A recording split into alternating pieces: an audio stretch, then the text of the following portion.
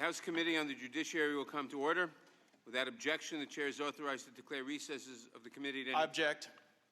Objection noted. The quorum is present. We are conducting this hearing on the impeachment inquiry into President Donald J. Trump, presentations from the House Permanent Select Committee on Intelligence and the House Judiciary Committee pursuant to House Resolution 660 and the Special Judiciary Committee procedures that are described in Section 4A of that resolution. Here is how the committee will proceed for this hearing. I will make an opening statement, and then I will recognize the ranking member for an opening statement. After that, we will hear two sets of presentations. We will hear 30-minute opening arguments from counsels for the majority and the minority of this committee.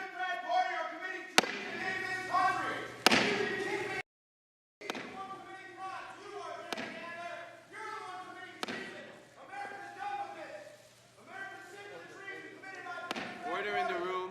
Order in the room. Order in the committee room. We voted for Donald Trump, and they're simply removing it because they don't like it. Americans are sick of your impeachment scandal. They're sick of the Democrat treason. We know who committed the crimes, and it wasn't Trump. Trump is innocent.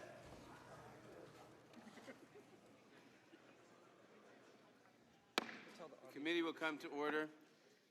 Obviously, I shouldn't have to remind everyone present that the audience is here to observe, but not to demonstrate, not to indicate agreement or disagreement with any witness or with any member of the committee. The audience is here to observe only, and we will maintain decorum in the hearing room. And again, I will say, here is how the committee will proceed for this hearing. I will make an opening statement, and then I will recognize the ranking member for an opening statement. After that, we will hear two sets of presentations. We will hear 30-minute opening arguments from counsels for the majority and the minority of this committee. Then we will hear 45-minute presentations of evidence from majority and minority counsel from the Permanent Select Committee on Intelligence, followed by 45 minutes of questioning by the chair and ranking member, who may yield to counsel for questioning during this period. Finally, all of our members will have the opportunity to question the presenters from the Intelligence Committee under the 5-minute rule. I would note that the President's counsel was given the opportunity to participate today, but the White House has declined the invitation. I will now recognize myself for an opening statement. No matter his party or his politics, if the President places his own interests above those of the country, he betrays his oath of office. The President of the United States, the Speaker of the House, the Majority Leader of the Senate, the Chief Justice of the Supreme Court, and the chairman and ranking members of the House Committee on the Judiciary all have one important thing in common. We have each taken an oath to preserve, protect, and defend the Constitution of the United States. If the President puts himself before the country, he violates the President's most basic responsibility. He breaks his oath to the American people. If he puts himself before the country in a manner that threatens our democracy, then our oath, our promise to the American people, requires us to come to the defense of the nation. That oath stands even when it is politically inconvenient, even when it might bring us under criticism, even when it might cost us our jobs as members of Congress. And even if the President is unwilling to honor his oath, I am compelled to honor mine. As we heard in our last hearing, the framers of the Constitution were careful students of history and clear in their vision for the new nation. They knew that threats to democracy can take many forms, that we must protect against them. They warned us against the dangers of would-be monarchs, fake populists, and charismatic demagogues. They knew that the most dangerous threat to our country might come from within, in the form of a corrupt executive who put his private interests above the interests of the nation. They also knew that they could not anticipate every threat a president might someday pose, so they adopted the phrase treason, bribery, and other high crimes and misdemeanors to capture the full spectrum of possible presidential misconduct. George Mason, who proposed the standard, said that it was meant to capture all manner of great and dangerous offenses against the Constitution. The debates around the framing make clear that the most serious such offenses include abuse of power, betrayal of the nation through foreign entanglements, and corruption of public office. Any one of these violations of the public trust would compel the members of this committee to take action.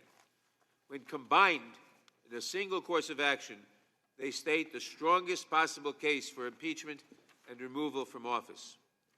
President Trump put himself before country. Despite the political partisanship that seems to punctuate our hearings these days, I believe that there is common ground around some of these ideas. Common ground in this hearing room and common ground across the country at large. We agree, for example, that impeachment is a solemn, serious undertaking. We agree that it is meant to address serious threats to democratic institutions like our free and fair elections. We agree that when the elections themselves are threatened by enemies foreign or domestic, we cannot wait until the next election to address the threat. We surely agree that no public official, including and especially the President of the United States, should use his public office for private gain. And we agree that no president may put himself before the country. The Constitution and his oath of office, his promise to America's citizens, require the president to put the country first. If we could drop our blinders for just one moment, I think we would agree on a common set of facts as well. On July 25th, President Trump called President Zelensky of Ukraine and asked him for a favor. That call was part of a concerted effort by President Trump to compel the government of Ukraine to announce an investigation, not an investigation of corruption writ large, but an investigation of President Trump's political rivals, and only his political rivals. President Trump put himself before country. The record shows that President Trump withheld military aid allocated by the United States Congress from Ukraine. It also shows that he withheld a White House meeting from President Zelensky. Multiple witnesses, including respected diplomats, national security professionals, and decorated war veterans, all testified to the same basic fact. President Trump withheld the aid and the meeting in order to pressure a foreign government to do him that favor. President Trump put himself before country. And when the president got caught, when Congress discovered that the aid had been withheld from Ukraine, the president took extraordinary and unprecedented steps to conceal evidence from Congress and from the American people. These facts are not in dispute. In fact, most of the arguments about these facts appear to be beside the point. As we review the evidence today, I expect we will hear much about the whistleblower who brought us concerns about the July 25th call to the Inspector General of the intelligence community. Let me be clear. Every fact alleged by the whistleblower has been substantiated by multiple witnesses, again and again, each of whom has been questioned extensively by Democrats and Republicans alike. The allegations also match up with the president's own words, as released by the White House, words that he still says were perfect. I also expect to hear complaints about the term quid pro quo, as if a person needs to verbally acknowledge the name of a crime while he is committing it for it to be a crime at all. The record on this point is also clear. Multiple officials testified that the president's demand for an investigation into his rivals was a part of his personal political agenda and not related to the foreign policy objectives of the United States. Multiple officials testified that the president intended to withhold the aid until Ukraine announced the investigations. And yes, multiple officials testified that they understood this arrangement to be a quid pro quo for the president's personal political benefit. President Trump put himself before country. The president's supporters are going to argue that this whole process is unfair. The record before us is clear on this point as well. We invited the president to participate in this hearing, to question witnesses, and to present evidence that might explain the charges against him. President Trump chose not to show. He may not have much to say in his own defense, but he cannot claim that he did not have an opportunity to be heard. Finally, As we proceed today, we will hear a great deal about the speed with which the House is addressing the President's actions. To the members of the committee, to the members of the House, and to my fellow citizens, I want to be absolutely clear.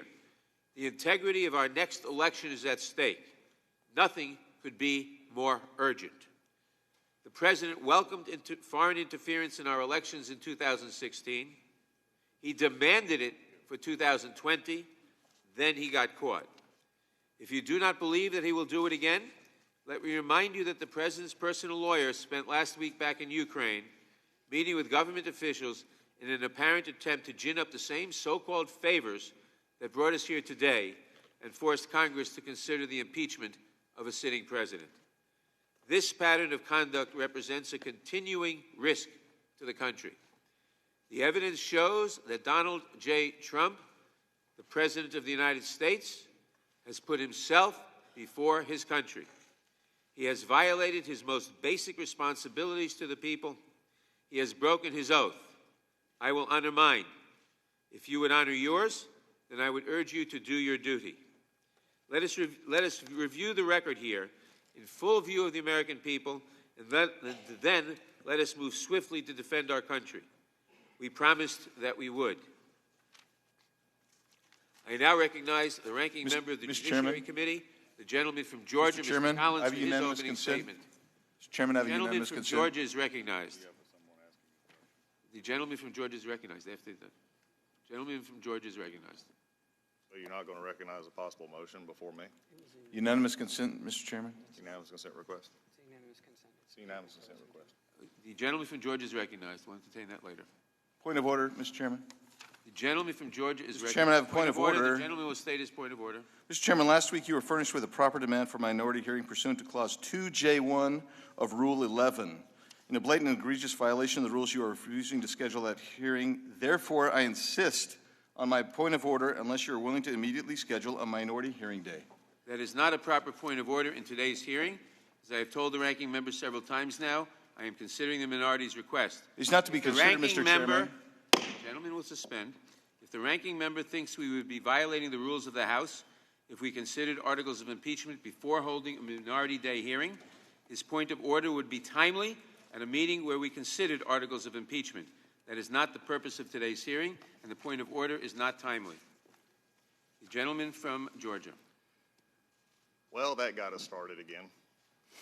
The chairman completely not answering a question. It is timely, and it's frankly not up to his discretion, but again, we've not really cared about that from the start to begin with. So my question is just schedule the hearing, but undoubtedly that's not what they want out there.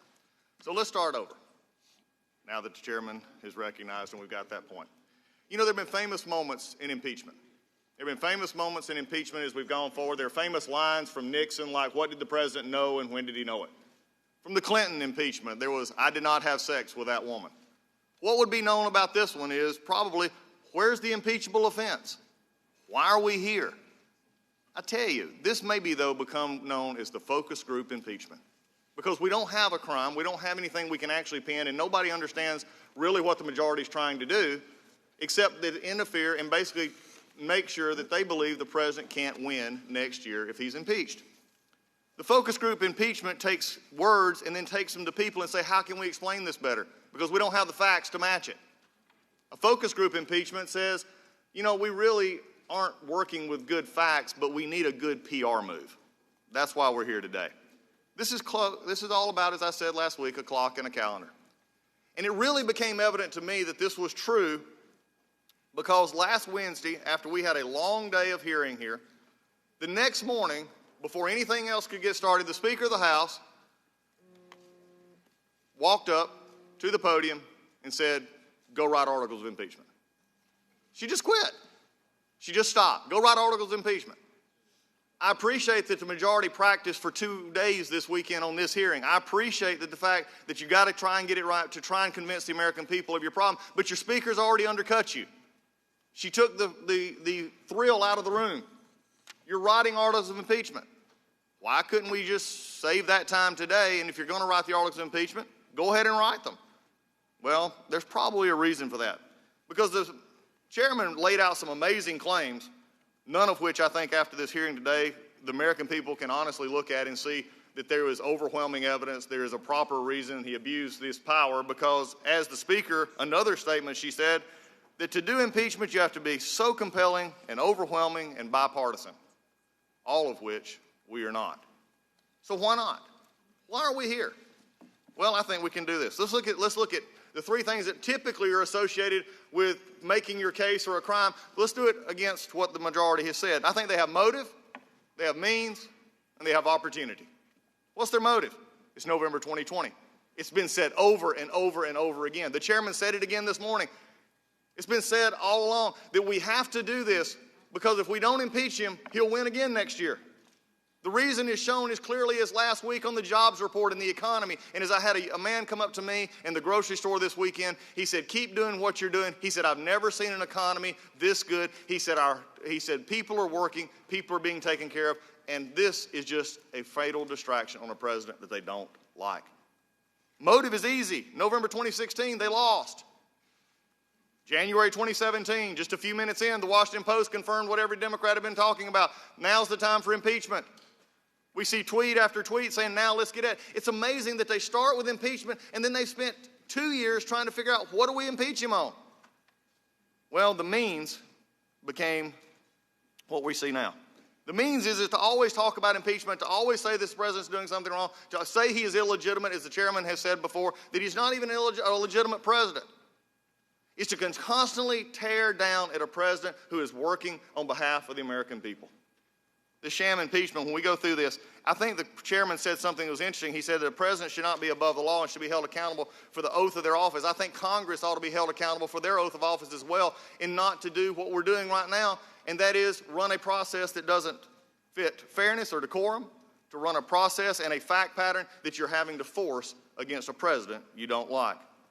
But what was the opportunity? The opportunity came last November when they got the majority and they began their impeachment run. They began in the process, even as selecting the chairman said that I would be the best person for impeachment. This is November of last year. Before we had any hearings, before we had even were sworn in to this Congress. For anyone, the media or watching on TV or watching in this room, for anyone to think that this was not a baked deal is not being honest with themselves. You see, presumption has now become the standard instead of proof. It should cause anyone to begin to question, because the entire case is built on a presumption, or as we found out last week from 3 scholars, that inference is okay. If you just infer that that's what they mean, then we'll take that. That was an interesting line. You know, it was interesting. They made their whole case built on Gordon Sondland. You're going to see that a lot today. He testified that he presumed that the aide was connected to an investigation, but he said nobody ever told him that. When Sondland even asked the president directly, he said, what do you want? The president said, I want nothing. I want Zelensky to do what he ran on. Ukraine did nothing and got the aid anyway. But you know how I know that this is also a problematic experience? Just look over the past 3 weeks. When the chairman of the Intelligence Committee, who, by the way, is absent today, I guess he can't back up his own report, but he started his own hearing by making up the factual call. When he made it up, he started the fairy tale that we're having today. If you can't even put the transcript in the right context, just read it. Chairman Schiff couldn't even read the transcript. He had to make it up, because if he didn't make it up, it didn't sound as bad. It didn't sound as bad. He said, listen, he said, let's make up some dirt. That's not what was said. The transcript, the chairman misled the American people. As an attorney, as a chairman, as a member of Congress who swore an oath to tell, basically to be honest with the American people and to uphold the Constitution, that was such a massive malpractice I've never seen. Because you know why? Again, they don't care about what actually was in the transcript. They don't actually care what happened. And we heard last week from witnesses, they don't even care that the aid was released. They're simply looking at the facts to make it fit their narrative. But what else happened? You know, this is also the Chairman Schiff who also said that he had seen collusion in plain sight. That it was already there before the Mueller report ever came out, that all of this was going to happen. But you know, I guess maybe I might need to just not stop commenting on Chairman Schiff and his guidance, because I may end up on the next phone records subpoena as we go forward. You see, we've taken a dangerous turn in this Congress. Subpoenas are fine, properly done, and should be done properly, but they should never be at the expense of a political vendetta. Professor Turley testified last week, presumption is no substitute for proof. The current legal case for impeachment is not just woefully inadequate, but in some respects dangerous and the basis for impeachment of an American president. Today, what we were supposed to get was like I love my friends on the majority of this committee said Mueller. When we got the Mueller report, it didn't go real well. So we had a lot of hearings, didn't go real well. Then we finally got Bob Mueller, and they said this is going to be the movie version. In fact, what happened, they did, my colleagues on the majority had live readings from Capitol Hill. They made dramatic podcasts. They even wrote a comic book rendition that breathed life into the Mueller report, and it didn't work. So they brought Bob Mueller. This was the movie version. They told us Robert Mueller's testimony would be the thing that people watched and would be convinced. Guess what? They wasn't convinced. In fact, it fell flat. But you know, today, I guess, is the movie version of the Schiff report. Except one thing, the star witness failed to show up. Mr. Nunez is here. His staff is here. The leading headline is there, Schiff report. But where's Mr. Schiff? And Mueller, Robert Mueller testified. The Ken Starr report, Ken Starr testified. The author of the Schiff report is not here. Instead, he's sending his staff to do his job for him. I guess that's what you get when you're making up impeachment as you go. So as we look forward here, there's going to be plenty of time to discuss the factual case for this and the statements that are not being made. What is very detrimental to me, though, is this. This committee is not hearing from a factual witness. This committee is not doing anything past hearing from law school professors and staff. We've not been given, the chairman said something about the president not being able to come. Show me where he would actually have a proper process in this that's not talking to staff and not talking to law school professors, when we could actually have witnesses that will be called by both sides. But I want to say this in ending. I love this institution. I was here as a 19-year-old kid,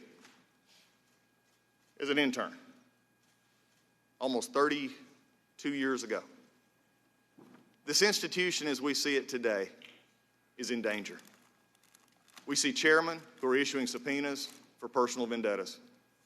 We see committees, such as the Judiciary Committee, that has held many, many substantive hearings, has been the very center point of impeachment, being used as a rubber stamp because we get not our marching orders from this committee and what it should be doing, but from the Speaker and the Intelligence Committee chairman. We're not able to do what we need to do because we're a rubber stamp.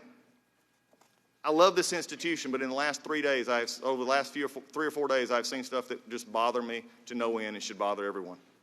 The Speaker of the House, after hearing 1 day of last 3 days, over the last 3 or 4 days, I've seen stuff that just bother me to no end and should bother everyone.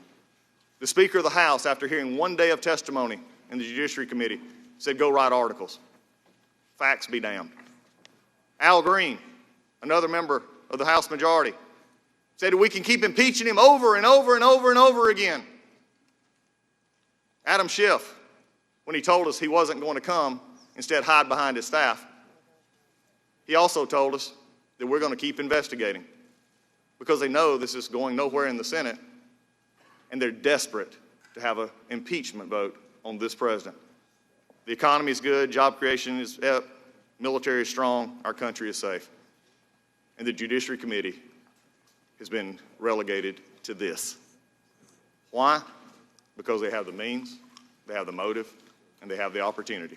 And at the end of the day, all this is about a clock and a calendar because they can't get over the fact Donald Trump is president of the United States and they don't have a candidate that they think can beat him. It's all political. And as we have talked about before, this is a show.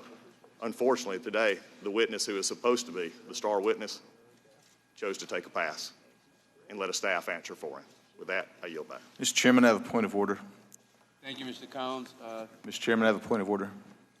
The gentleman will state his point of order. Mr. Chairman, Clause 2J1 of Rule 11 requires you to schedule a minority hearing day, not to consider it, not to meet to discuss it, but to schedule one, and to schedule it at a reasonable time, not after articles have been drawn, not after there's been a vote on articles of impeachment. I inquire and insist, Mr. Chairman, that you immediately schedule a minority hearing day or tell us why you are ignoring the rules.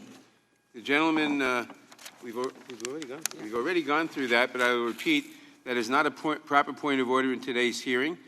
As I've told the ranking minority member several times, I'm considering the minority's request. If you think we would be violating the rules of the House if we considered articles of impeachment before holding a minority day hearing, that point of order would be timely at a meeting where we considered such articles. It's not the purpose of today's hearing, and the point of order is not in order. Mr. Chairman, since I've been implicated in this, I'd like to ask without objection, our comments have not without objection, all other opening statements will be included in the record. Reserve my point of objection on that. Okay, the point of objection. I have a question. You've brought my name into this. The gentleman. You have brought my name into this. The gentleman will suspend. The gentleman is recognized. Okay, thank you, Mr. Chairman. It's telling me that you're considering something you have nothing to consider, and you have told me that, I'll admit on record, is nowhere close to actually following your duty as a chairman to follow the rules. And so I think the point of order is very well taken. I think the issue that we have is not, I think your timing is, I mean, show me please in the rule, have your parliamentarian show me in the rules where you come to a time of actually being able to deny this up at a certain point. Further reserving the right to object. As I have said, Further reserving the right to object. I have said the point of order would be in order at the meeting where we are considering articles. Further reserving the right to object. We will now hear presentations. Mr. Chairman, I appeal the decision of the chair. There's no decision to appeal. There was not a ruling and a motion. We will now hear presentations. There's a ruling on the point of order. You made a ruling on the point of order. Yeah, you made a ruling on the point of order, Mr. Chairman. You can't then not allow us to appeal the ruling of the chair. The gentleman will suspend. It was not a cognizable point of order. It was not a cognizable point of order. It was not in order at this time to make that point of order. There is no ruling to appeal. But Mr. Chairman, the rule was the obligation, not consideration. You are obligated to schedule, not to consider. Made a ruling. It is in order to appeal. The gentleman will suspend. We are doing what we have to do under the rules. We will now hear presentations of evidence. Mr. Chairman, the gentleman is not recognized. We will now hear presentations of evidence. I have a parliamentary inquiry. I haven't removed my objection yet. I will not recognize a parliamentary inquiry at this time. We will now hear presentations of evidence from counsels to the judiciary. Is this when we just hear staff ask questions of other staff and the members get dealt out of this whole hearing? And for the next 4 hours, you're going to try to overturn the result of an election with unelected people giving testimony? Gentlemen will suspend. This hearing will be considered in an orderly fashion. The gentleman will not yell out, and he will not attempt to disrupt the proceedings. We will now hear presentations of evidence from counsels to the Judiciary Committee for up to 60 minutes, equally divided. I've not removed my objection yet. Barry Burke will present for the majority, and Stephen Castor will present for the minority. Each of you will have 30 minutes to present. To help you stay within that time, there is a timing light on your table. When the light switches from green to yellow, you have 1 minute to conclude your testimony. When the light turns red, it signals your time has expired. Mr. Burke, you may begin. Mr. Chairman, you do realize I've never withdrawn my objection. Gentleman will suspend. I've not withdrawn my objection. You've not asked me to talk to my objection. I want everybody to have an opening statement. Gentleman will. I'm objecting to your opening statement comment, nothing else. Mr. Burke is recognized. Steamroll continues. Mr. Burke has the floor. Thank you, Mr. Chairman, Ranking Member Collins, and all the members. Before I had the great honor of being a counsel for this committee, my young son asked me a question.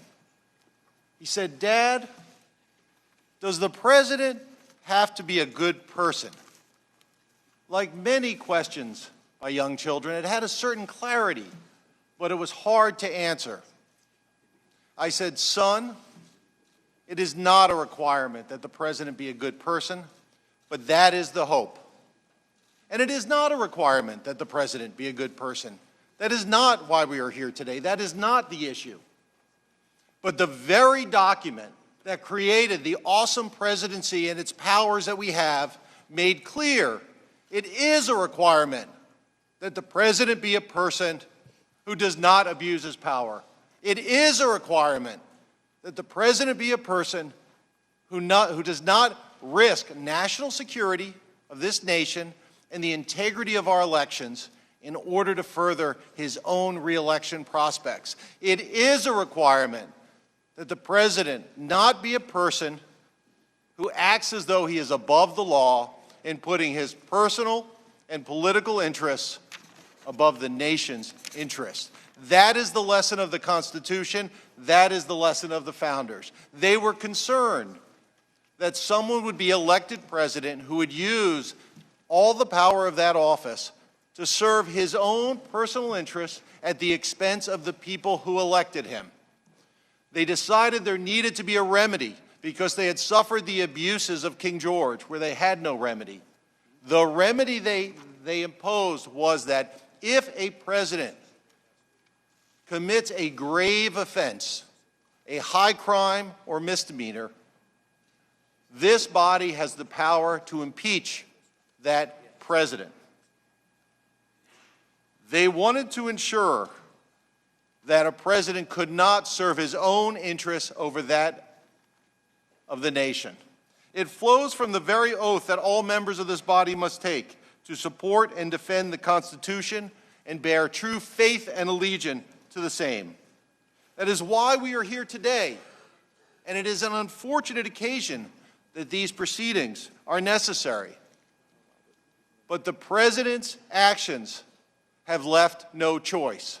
The founders were very clear in spelling out what they saw to be the greatest abuses that would raise the most concerns for our nation. They spelled them out as warning signals that if a president violated or committed one of these, that would be a reason to potentially impeach that president.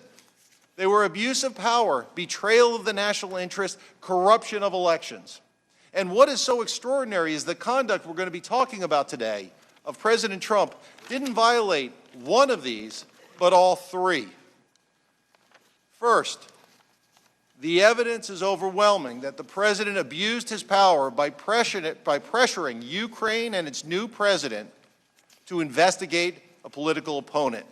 The evidence is overwhelming that the president abused his power by ramping up that pressure, by conditioning a wanted White House meeting and a needed military aid that had been approved in order to get that president to investigate a political rival. It is clear and overwhelming that in abusing that power, the president betrayed the national interest by putting his own political prospects over the national security of our country. It is clear that the president risked corrupting our elections by inviting foreign interference to knock out an adversary to help his prospects in re-election.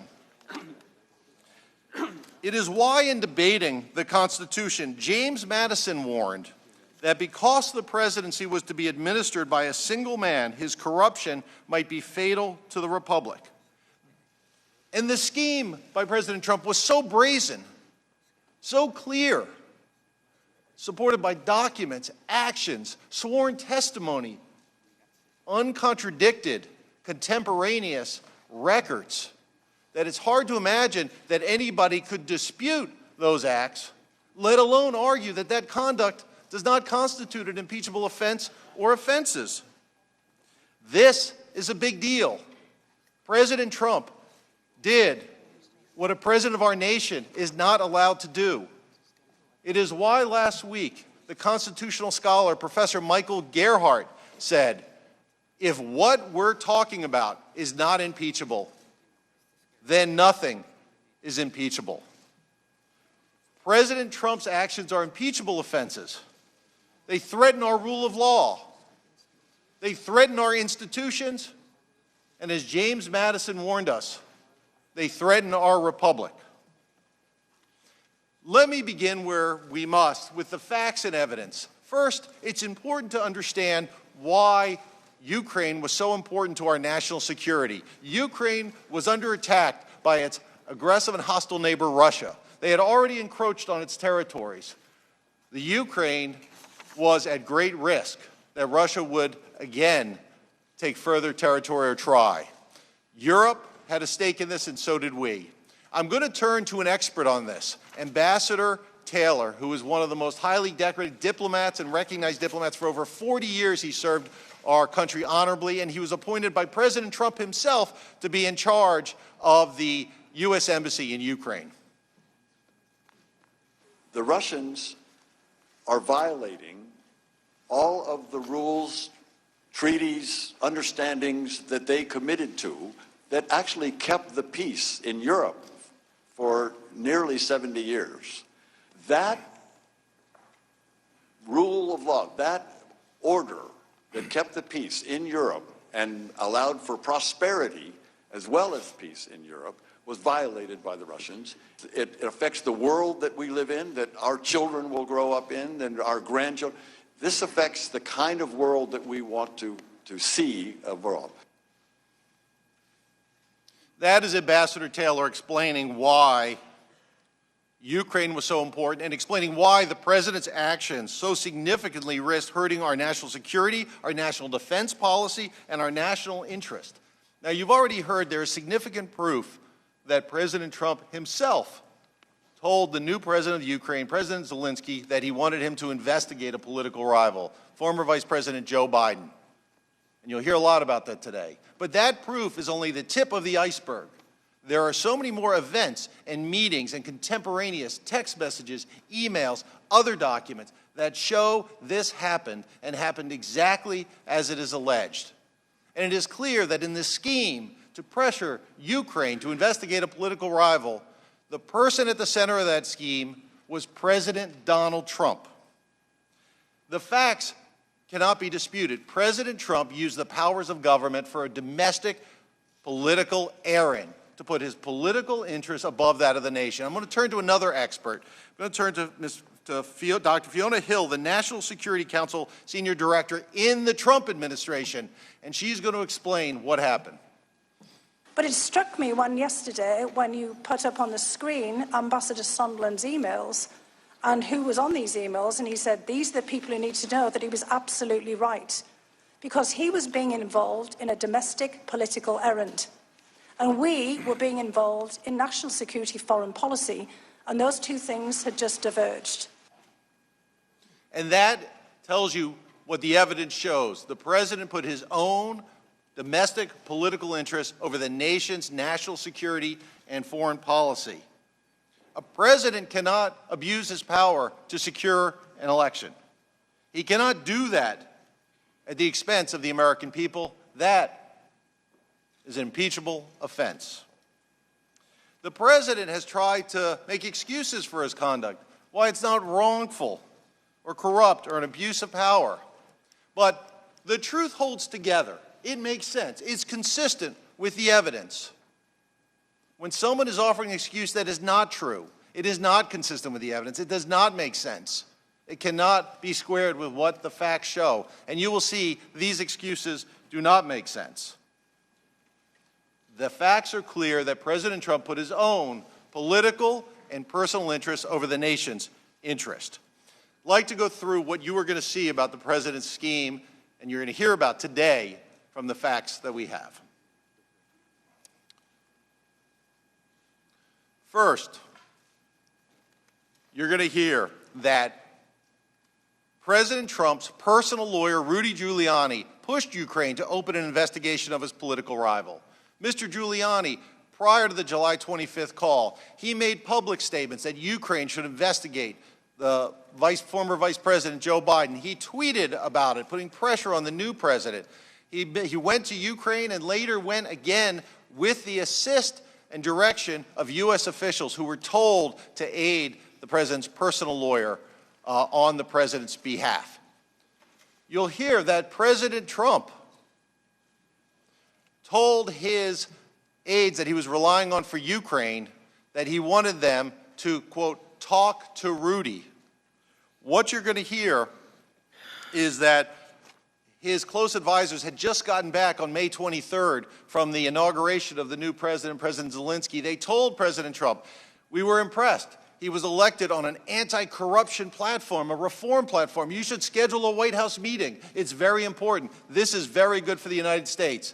And the president's response was, talk to Rudy, who had been out there claiming what the Ukrainian president had to do was investigate his political rival. You'll hear that President Trump's advisors told President Zelensky that President Trump would not schedule the wanted White House meeting unless he announced a Ukrainian investigation of former Vice President Biden. There are documents, there's sworn testimony. This happened, and there is no question from the evidence that the president did this. And President Zelensky desperately needed a White House meeting, both to show Russia that the U.S. was still supporting Ukraine and for his own credibility as a new president. You'll hear then, to ramp up the pressure, what President Trump did is he told his agencies to withhold military and security aid that had been approved and was supposed to be released to Ukraine, hundreds of millions of dollars, in order to put more pressure on Ukraine. All the agencies involved, State Department, Defense Department, National Security Council, said it should be released, that it had been approved, it was going to be released, until President Trump personally stopped it. And again, contemporaneous evidence and documents show it and prove it. People said that they were shocked. Ambassador Taylor said he was in astonishment. Your witness said that it was illogical to do this, and the president never offered an explanation. But ultimately, it was discovered why he did it.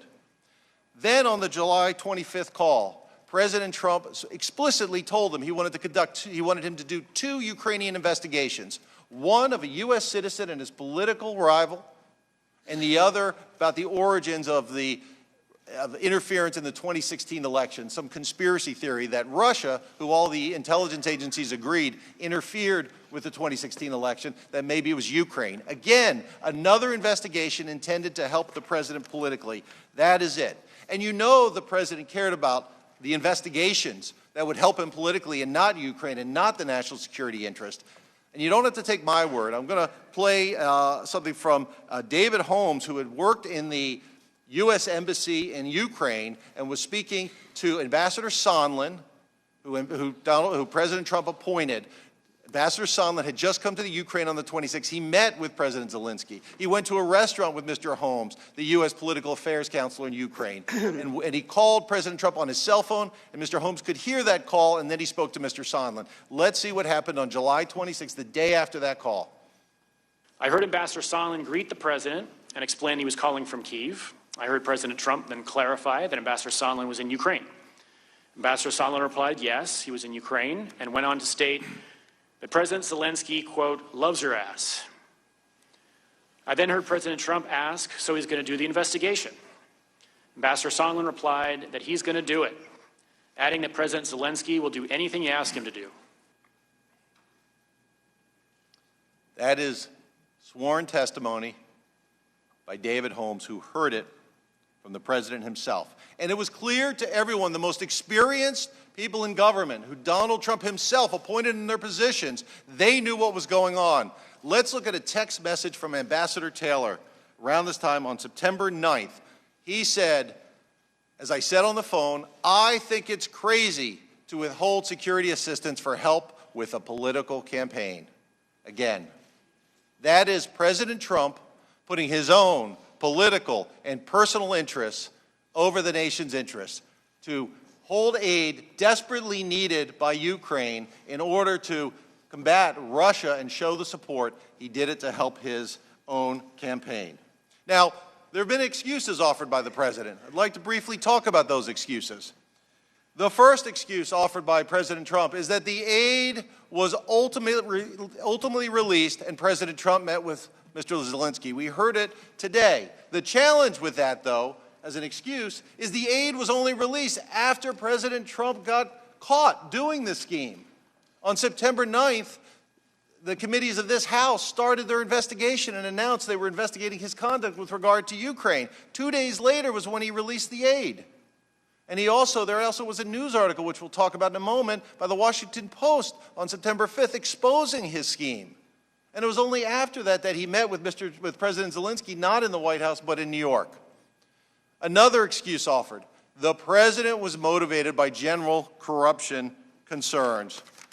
And again, the evidence shows that is not true, that that's what caused him to withhold the aid. President Zelensky, in fact, was elected on an anti-corruption platform. He was a reform candidate. His own people told him again and again, President Zelensky is a hope. He's doing it the right way. They urged him to be supportive. On his call with President Zelensky on July 25th, President Trump ignored the talking points that were prepared to talk about corruption. He only wanted to talk about 2 things, the 2 investigations that helped him politically. Every intelligence agency unanimously supported releasing the aid to Ukraine, that it was appropriate. They did a study, a corruption study. They said, release it. The White House never provided an explanation. The aid had already been approved, and it was not for any corruption issues that President Trump withheld it. The next is Ukraine was not pressured. And the argument about that is, well, today they haven't said they were pressured. Well, Ukraine was pressured then and still is pressured. They are desperately in need of the United States support as they battle the threat of Russia. So, of course, they have to be careful what they said. But contemporaneous documents, emails, texts from the Ukrainian officials themselves show the pressure they felt, showed they knew what the President Trump was doing, showed what they had to do. This is one from Bill Taylor to, again, Ambassador Gordon Sondland and Ambassador Kurt Volker. Gordon, one thing Kurt and I talked about yesterday was Sasha Danilek, a senior aide of President Zelensky's, point that President Zelensky is sensitive about Ukraine being taken seriously, not merely an instrument in Washington's domestic re-election politics. They not only felt the pressure, they got the message. They were not going to get a White House meeting. They were ultimately not going to get military aid unless they furthered President Trump's re-election efforts. That is a corrupt abuse of power. Another argument that's made is that Trump never said quid pro quo. And what you're going to hear is on a call with Ambassador Sondland after a Washington Post article came out on September 5th, which we will look at. After that, there was a Washington Post article that came out that, again, exposed the Ukrainian scheme. Days after that, President Trump was on a phone call with Ambassador Sondland and without prompting said there was no quid pro quo because he got caught. So he's offering his defense. But even Ambassador Sondland in his sworn testimony didn't buy it because ultimately then President Trump not only was not dissuaded, he again described what he wanted. He didn't want Ukraine to actually conduct these investigations. He wanted them to announce the investigations of his political rival, to help him politically. He continued, and you'll hear more about that. Again, none of these excuses hold any water, and they are refuted by testimony, contemporaneous records, and more. Now, some have suggested that we should wait to proceed with these impeachment proceedings because we've not heard from all of the witnesses or obtained all the documents. But the reason we have not heard from all the witnesses or documents is because President Trump himself has obstructed the investigation. He's directed his most senior aides who are involved in some of these events not to come testify, to defy subpoenas. He has told every one of his agencies with records that could be relevant not to produce those records to us, to try to obstruct our investigation. Now, this is evidence that President Trump is replaying the playbook used in the prior Department of Justice investigation. In that investigation, he directed his White House counsel to create a false, phony record and document and lie, denying that President Trump had told him to fire the special counsel. He did many other things to try to interfere with that investigation. He attacked the investigators and witnesses and called them horrible names, just as he has done here. And President Trump thought he got away with it.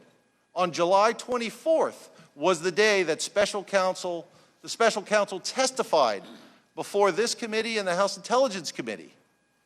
The 24th. It was exactly the following day, the 25th, that President Trump spoke to President Zelensky in furtherance of his Ukrainian scheme. He thought he got away with it. Not only that, he thought he could use his powers to interfere with that investigation. So he could do what he wanted. He could act like he was above the law. And if he got caught, he would again use his powers to try to obstruct the investigation and prevent the facts from coming out. And that's exactly what he did. But fortunately, because of the true American patriots who came forward to testify despite the threats by President against the people who worked in his own administration, they told the story.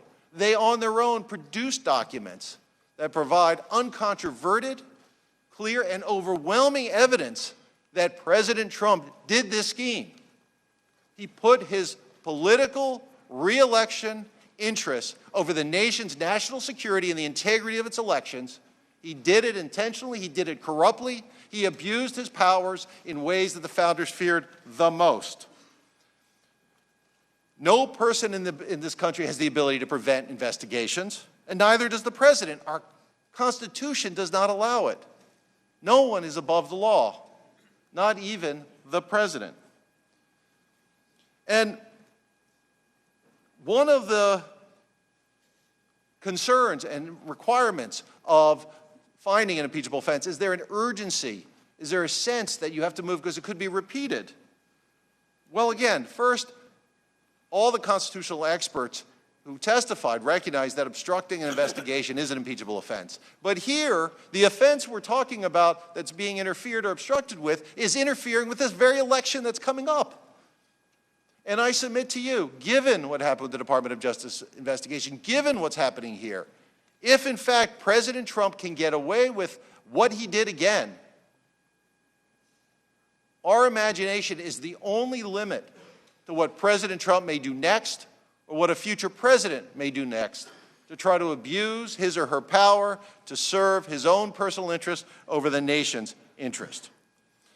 I'd like to turn back to what the founders most cared about when we talk about the ABCs of potential presidential abuses. It is extraordinary that the president's conduct was a trifecta, checking all three boxes. Let's begin with abuse of power. What that means, it's to use the power of the office to obtain an improper personal benefit while ignoring or injuring the national interest, or acts in ways that are grossly inconsistent with and undermine the separation of powers that is the foundation of our democratic system. Now, this question of whether a president engaged in abuse of power came up before, when this Congress considered the impeachment of President Nixon. And after action was taken, President Nixon famously said, if the president does it, it is not illegal. And this body rejected that because that's not so. That goes directly contrary to what the founders said. But President Trump has said the same thing in responding to the prior investigation by the Department of Justice and defending his conduct. Here's what he said. Then I have an Article 2 where I have the right to do whatever I want as president. That he has the right to do whatever he wants as president. That is as wrong as when President Nixon said a similar thing. That is not what the Constitution provides. That is not what the country demands. He does not have the right to do whatever he wants. Turning to the second abuse of power I'm most concerned, betrayal of the nation involving foreign powers. The American people have suffered that foreign influence when President Trump treated military aid that had been approved, taxpayers' dollars, and decided to treat it as his own checkbook to try to further his own re-election chances. That reflects what the founders were concerned about. And finally, corruption of our elections. The framers knew that corrupt leaders, or leaders acting corruptly, concentrate their powers to manipulate elections and undercut adversaries.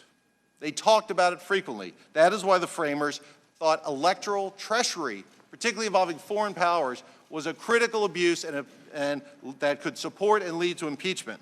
Now, the American people learned last election how dangerous foreign intervention in our elections can be.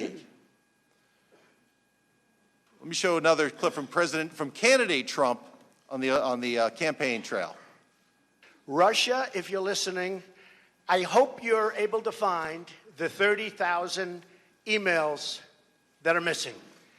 I think you will probably be rewarded mightily by our press. And Russia was listening. Within approximately 5 hours of President Trump's invitation to Russia to interfere in our election by trying to hack and obtain the emails of his political opponent. Russia, in fact, tried to do that for the first time. The very officers who were then indicted by the Department of Justice for that conduct, they took candidate Trump's invitation. Now, the American people learned a lesson. President Trump, unfortunately, apparently learned a different lesson. Let's look.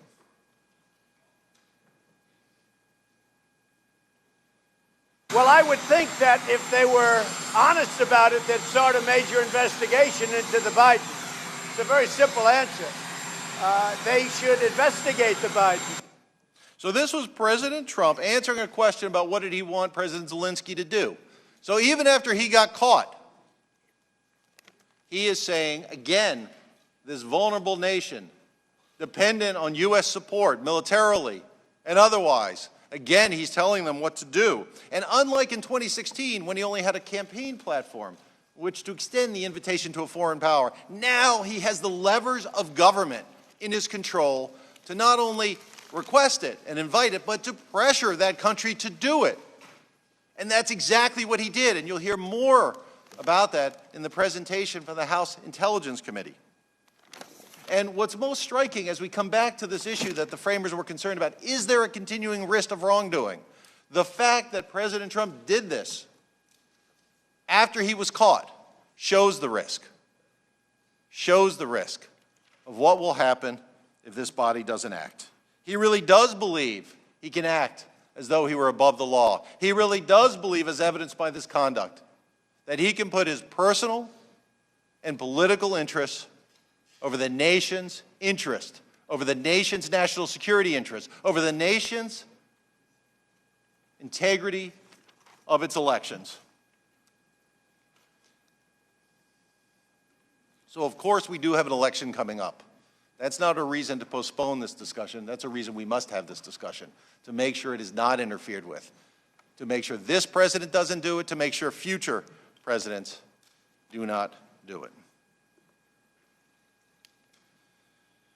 It is the hope that in these discussions, you can put aside political rancor, disagreements, and have a fair discussion about the facts and this conduct, not just as it relates to President Trump, but as to the presidency itself and future presidents. My son, our children, our grandchildren, they will study this moment in history. They will read all of your remarks. They will learn about all of your actions. And that is not a reason to vote for or against impeachment. For that, of course, you must vote your conscience. But that is a reason for us to have a fair debate about what the undisputed facts show, to recognize that it is wrong, it is very wrong, and it cannot happen again with this president or any president.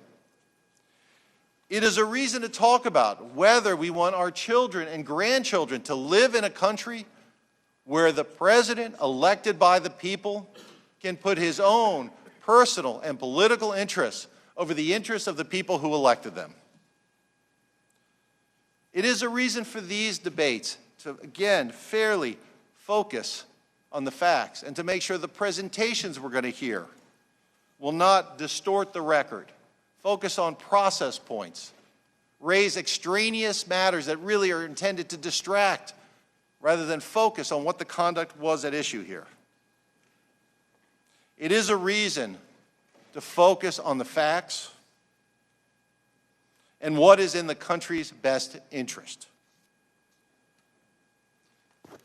History, future generations will be the judge.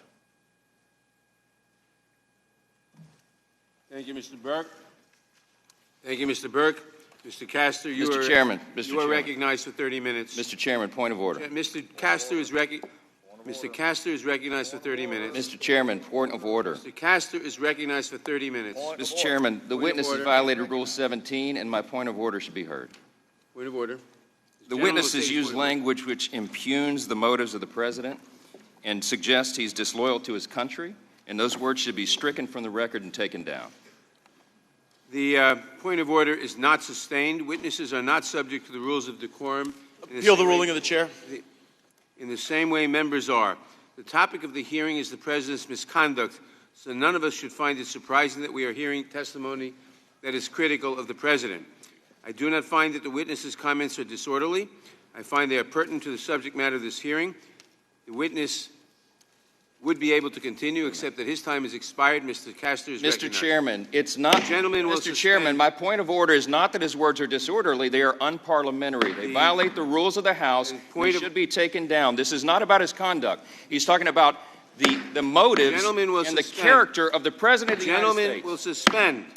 The rules of decorum apply to members of the House, not to witnesses. The gentleman may proceed. So I appeal the ruling of the chair. That is not a ruling. There was no. It is a ruling on a point of order. It's appealable. That is a rule. Subject to a vote. And that's a rule. The point of order is not sustained. And he appeals the ruling of the chair. Appeals the ruling of the chair. I move to table The motion is made to table the appeal of the ruling of the chair. The motion Move the motion to table is made in writing. Motion to table. Move the motion is made in Motion to writing. table is not in debate. Is not. All in favor of the motion to table. All in favor of the motion to table will say aye. Aye. Point. Opposed? No. No. The motion to table. She has to put it in writing first, then you can call the vote. The motion to table is. At least you're following the rules. The motion to table is sustained. Roll call. The clerk will call the roll. Mr. Nadler? Aye. Mr. Nadler votes aye. Ms. Lofgren? Aye. Ms. Lofgren votes aye. Ms. Jackson-Lee? Aye. Ms. Jackson-Lee votes aye. Mr. Cohen? Mr. Cohen votes aye. Mr. Johnson of Georgia? Mr. Johnson of Georgia votes aye. Mr. Deutsch? Mr. Deutsch votes aye. Ms. Bass? Ms. Bass votes aye. Mr. Richmond? Mr. Richmond votes aye. Mr. Jeffries? Aye. Mr. Jeffries votes aye. Mr. Cicilline? Aye. Mr. Cicilline votes aye. Mr. Swalwell? Aye. Mr. Swalwell votes aye. Mr. Liu? Aye. Mr. Liu votes aye. Mr. Raskin? Aye. Mr. Raskin votes aye. Ms. Jayapal? Aye. Ms. Jayapal votes aye. Ms. Demings? Aye. Ms. Demings votes aye. Mr. Correa? Aye. Mr. Correa votes aye. Ms. Scanlon? Aye. Ms. Scanlon votes aye. Ms. Garcia? Aye. Ms. Garcia votes aye. Mr. Neguse? Aye. Mr. Neguse votes aye. Ms. McBath? Aye. Ms. McBath votes aye. Mr. Stanton? Aye. Mr. Stanton votes aye. Ms. Dean? Aye. Ms. Dean votes aye. Ms. McCarcel-Powell? Aye. Ms. McCarcel-Powell votes aye. Ms. Escobar? Aye. Ms. Escobar votes aye. Mr. Collins? Nope. Mr. Collins votes no. Mr. Sensenbrenner? Mr. Sensenbrenner votes no. Mr. Shabbat? Mr. Shabbat votes no. Mr. Gomert? Mr. Gomert votes no. Mr. Jordan? Mr. Jordan votes no. Mr. Buck? Mr. Ratcliffe? Mr. Ratcliffe votes no. Ms. Roby? Ms. Roby votes no. Mr. Gates? No. Mr. Gates votes no. Mr. Johnson of Louisiana? Mr. Johnson of Louisiana votes no. Mr. Biggs? Mr. McClintock? No. Mr. McClintock votes no. Ms. Lesko? No. Ms. Lesko votes no. Mr. Rechtenthaler? Mr. Klein? No. Mr. Klein votes no. Mr. Armstrong? No. Mr. Armstrong votes no. Mr. Stubbe? No. Mr. Stubbe votes no. Mr. Chairman, how am I recorded? Mr. Biggs, you are not recorded. He said no. Mr. Biggs votes no. Has every member voted who wishes to vote? The clerk will report. Got it? 15 noes. Mr. Chairman, there are 24 ayes and 15 noes. Motion to table is carried. Mr. Chairman, parliamentary inquiry. May I make a parliamentary Mr. inquiry? Castor is recognized. I will not recognize a parliamentary inquiry at this time. Mr. Castor is recognized for 30 minutes. Good morning, Chairman Nadler, Ranking Member Collins, members of the committee, and members of the staff. My name is Steve Castor. I'm a congressional staff member. I serve with the Oversight Committee on the Republican staff with Mr. Jordan.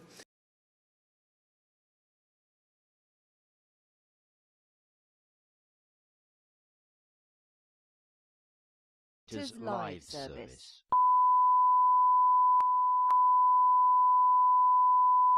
This is the primary audio circuit for the Reuters live service.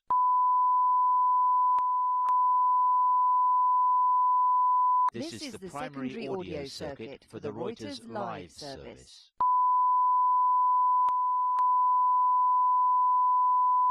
This is the primary audio circuit for the Reuters live service. Or obstructed Congress.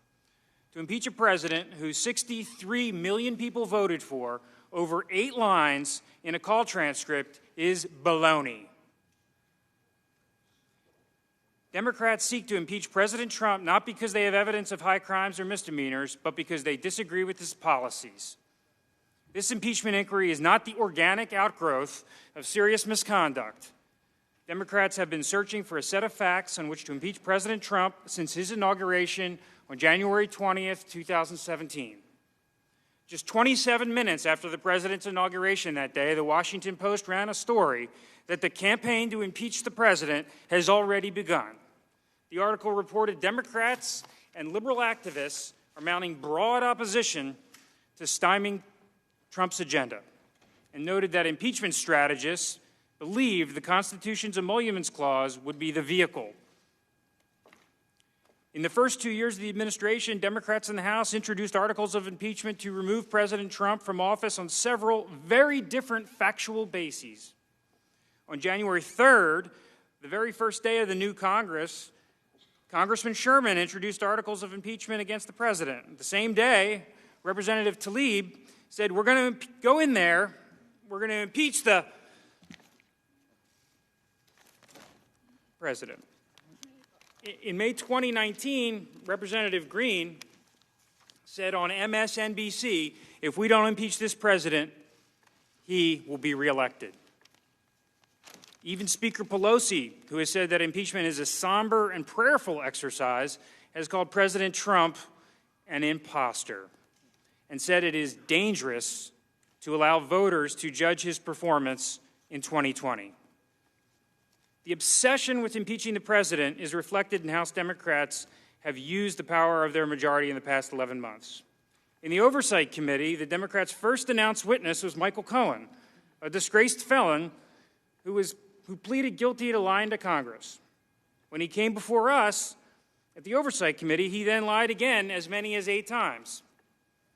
Oversight Committee Democrats demanded information about the president's personal finances and even subpoenaed the president's accounting firm Mazars for large swaths of sensitive and personal financial information about the entire Trump family. The subpoena was issued over the objection of committee Republicans and without a vote. In the Ways and Means Committee, Democrats demanded the president's personal tax return information.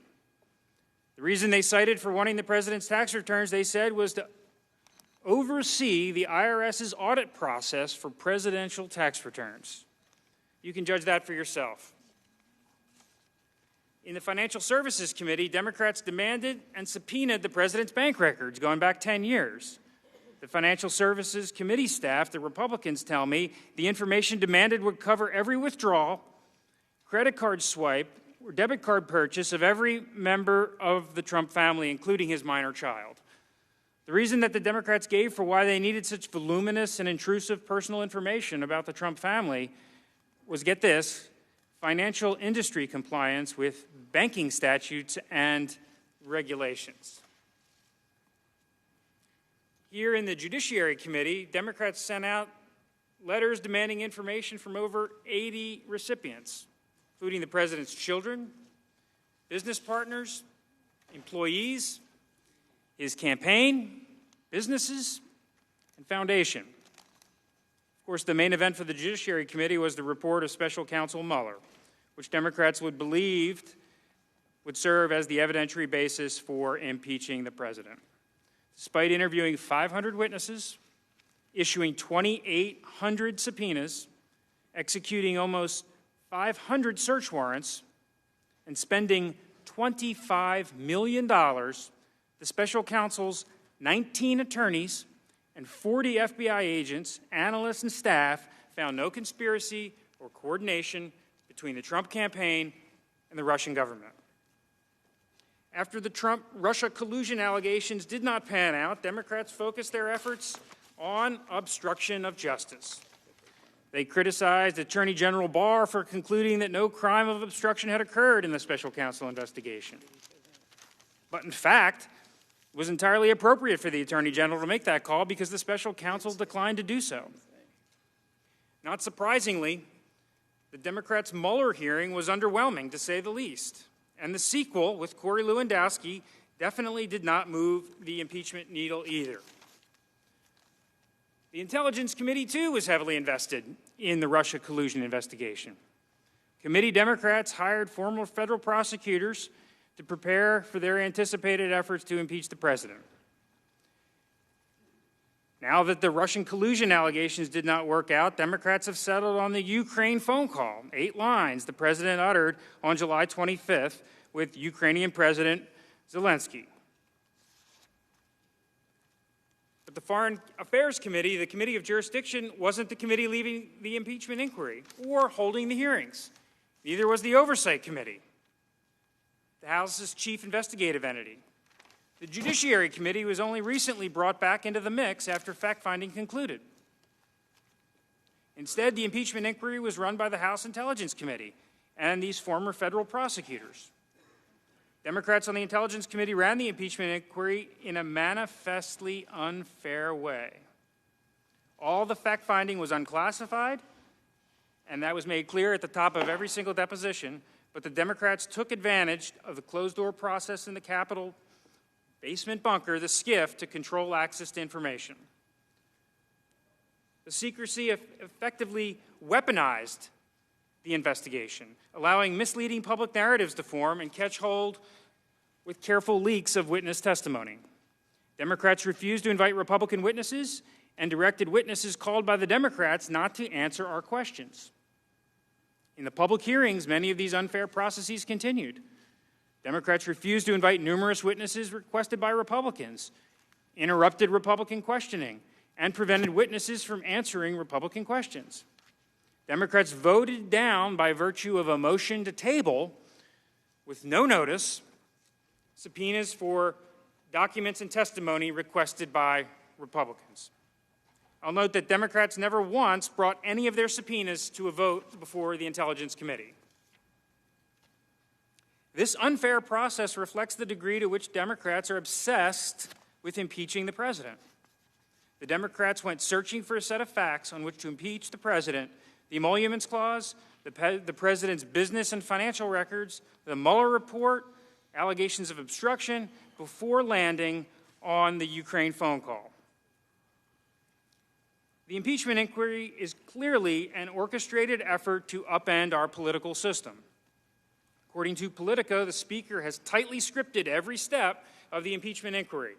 Democrats have reportedly convened focus groups to test which allegations, whether it be quid pro quo or bribery or extortion, were most compelling to the American public. Speaker Pelosi said Democrats must strike while the iron is hot on impeaching the president. The entire duration of the impeachment inquiry, from the time Speaker Pelosi announced it on September 24th until today, has been 76 days. As Professor Turley testified last Wednesday, this impeachment would stand out among modern impeachments as the shortest proceeding with the thinnest evidentiary record and the narrowest grounds ever used to impeach a president. The artificial and arbitrary political deadline by which Democrats are determined to finish impeachment by Christmas leads to a rushed process and missed opportunities to obtain relevant information. Democrats avoided the accommodations process required by federal courts in disputes between Congress and the executive. Democrats declined to attempt to negotiate with the administration for the production of documents and witnesses. Democrats did not exhaust all their options to entice witnesses or agencies to cooperate, such as allowing witnesses to appear with agency lawyers or initiating contempt proceedings. Sometimes the threat of a contempt proceeding gets you a different result. Sometimes the witnesses choose to appear when contempt is on the table.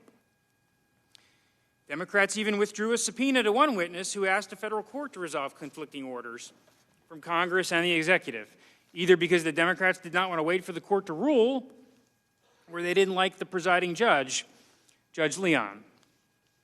Instead, Democrats made their demands and refused to budge. Democrats told witnesses at the outset that their refusal to cooperate in full would be used against them and the president. Democrats threatened federal employees that their salaries could be withheld for not meeting committee demands. These tactics are fundamentally unfair and counterproductive for gathering information in any serious inquiry. This rushed and take-it-or-leave-it approach to investigating is contrary to how successful congressional investigations typically work. Congressional investigations take time. There is no easy button. In this job, you must take the information that's offered even if you don't like the terms. You should not say no to taking a witness's testimony because you would prefer the agency counsels not present. If that's the only means of obtaining the testimony, you should take it. Your priority must not be on blocking information out, it must be on seeking information. In all recent major congressional investigations, for example, Chairman Goodlatte and Gowdy's investigation into the Justice Department's decision during 2016, the IRS targeting investigation, the Benghazi investigation, and Fast and Furious, there have been give and take between Congress and the executive. In the Goodlatte-Gowdy investigation, for example, it took 2 months. 2 months of negotiations before the committees conducted the first witness interview with Deputy Director McCabe. The Justice Department only began producing documents to the committee after many more months of discussions. In none of these investigations did Congress get everything it wanted right at the beginning, certainly not within 76 days, but with persistence and patience, we eventually did receive enough information to do our work. And contrary to talking points, the Trump administration has in fact cooperated with and facilitated congressional oversight and investigations. For example, earlier this year, the Oversight Committee conducted an investigation into security clearances at the White House. The central allegation put forward was that the White House deviated from established procedures to grant clearances to certain White House staff. The Democrats sought to interview career staff who performed these security clearance reviews, but declined the witness initially to appear with agency counsel. The House and the White House were at an impasse. However, after a little bit of time, we, the Republican staff, with the help of Mr. Jordan, convinced the witness to appear with agency counsel for our own transcribed interview, and the Democrats came along. The subsequent interviews in the security clearance investigation were conducted with agency counsel. The testimony allowed the committee to obtain the evidence, to get to the bottom of what was going on, and it wasn't what was alleged. Nobody outside the security clearance office was handing out clearances. Certainly not to senior White House staffers. In this impeachment inquiry, however, Democrats have turned away information that could be valuable to the inquiry by disallowing agency counsel to accompany witnesses. Democrats have turned away information by declining to negotiate in good faith with the administration about the scope of document requests. As a result of these failures, the evidentiary record in the impeachment inquiry is incomplete and, in many places, incoherent. The failure to exhaust all avenues to obtain information severely risks undermining the legitimacy of any articles of impeachment. As Professor Turley said to the committee last week, I'm concerned about lowering impeachment standards to fit a paucity of evidence and an abundance of anger. I believe this impeachment not only fails the standard of past impeachments, but would create a dangerous precedent for future impeachments. Professor Turley elaborated that the current lack of proof is another reason why the abbreviated investigation into this matter is so damaging for the case of impeachment. The substantive case for impeaching President Trump as a result of an artificial, arbitrary, and political schedule relies heavily on ambiguous facts, presumptions, and speculation. President Turley warned here, too, that impeachments have been based on proof, not presumptions. The Democrats do not have the proof. Now, my Democrat counterparts on the Intelligence Committee are talented attorneys. I'm sure they will tell you a riveting story about a shadow or irregular foreign policy apparatus and a smear campaign designed to extort Ukraine for the president's political benefit. They'll tell you about President Trump and how he put his own political interests ahead of national security by mentioning former Vice President Joe Biden by name and raising the allegations of Ukrainian influence in the 2016 election on the July 25th call. They'll try to convince you that the Trump administration, the same administration Democrats regularly accuse of being incompetent, orchestrated an international conspiracy at the highest levels. None of this adds up. It may be a great screenplay, but it's not what the evidence shows. The Democrats' impeachment inquiry ignores all of the evidence that does not advance their story. The Democrats' impeachment narrative resolves all ambiguous facts and conflicting evidence in a way that is most unflattering to the president. The Democrats' impeachment narrative ignores public statements from senior Ukrainian officials that contradict the narrative. As you listen to the Democrat presentation later today, I urge you to keep these points in mind.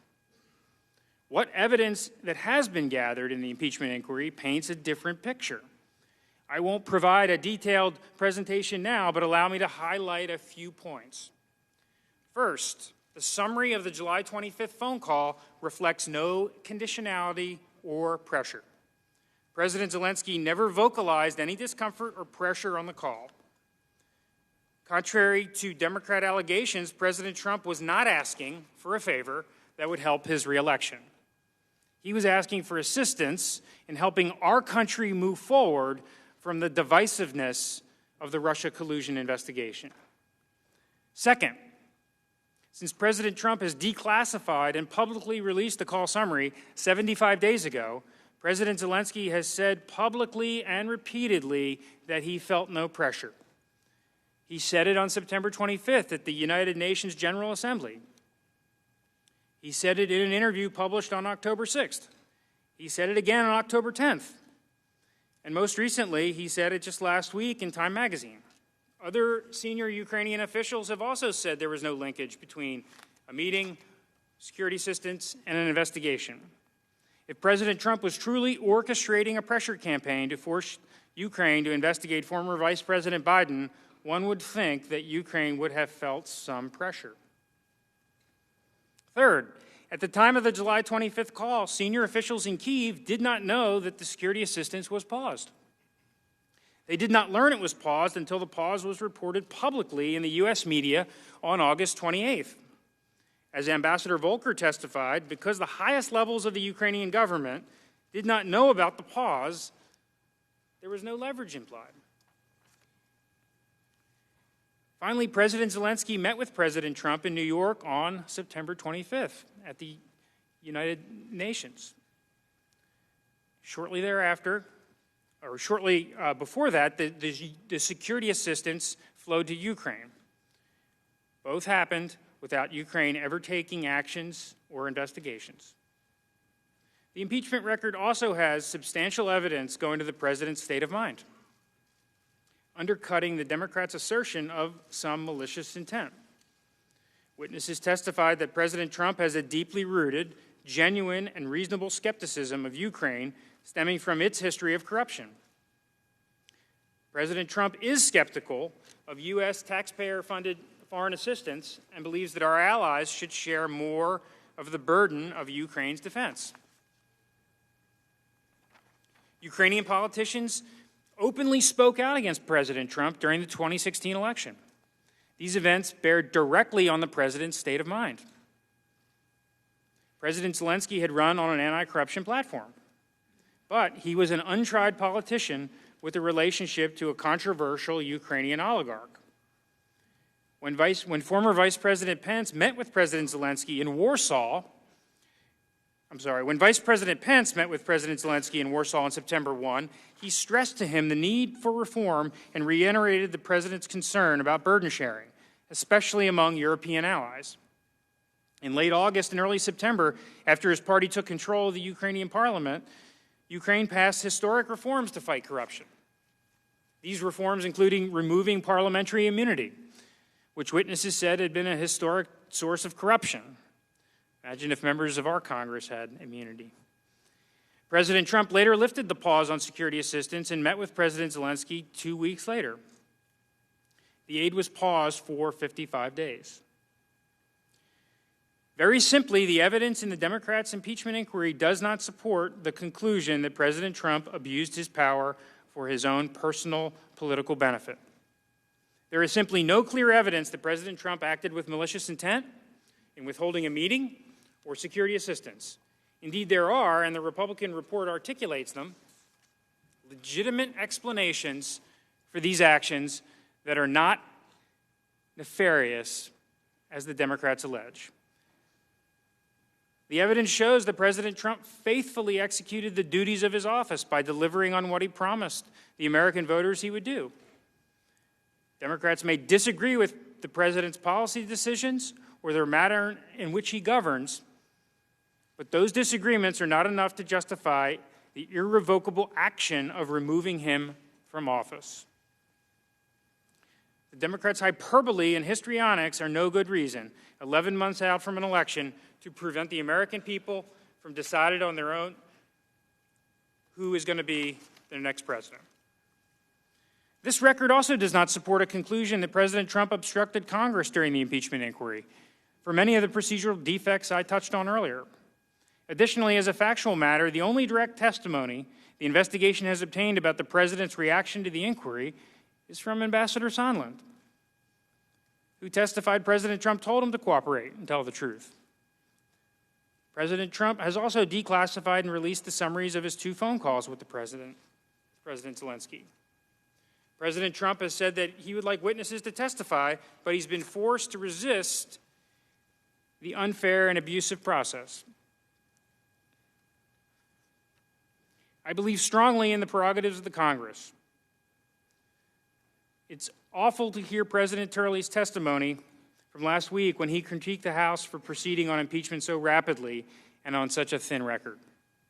Professor Turley said to set this abbreviated schedule, demand documents, and then impeach because they haven't been turned over when they go to court, I think is an abuse of power. The impeachment of a duly elected president, as Chairman Nadler said in 1998, is the undoing of a national election. Now, I understand Democrats issued a report over the weekend arguing that contrary to the chairman's statement in 1998, impeachment is not undoing an election. I would just respond by saying that I don't think many of the 63 million Americans from all around the country who voted for President Trump in 2016 would agree. By impeaching President Trump, the House would essentially be nullifying the decision of those Americans. And the House would be doing it in less than 11 months before the next election. There still is no compelling argument for why Democrats in the House must take this decision out of the hands of the voters and do it before Christmas.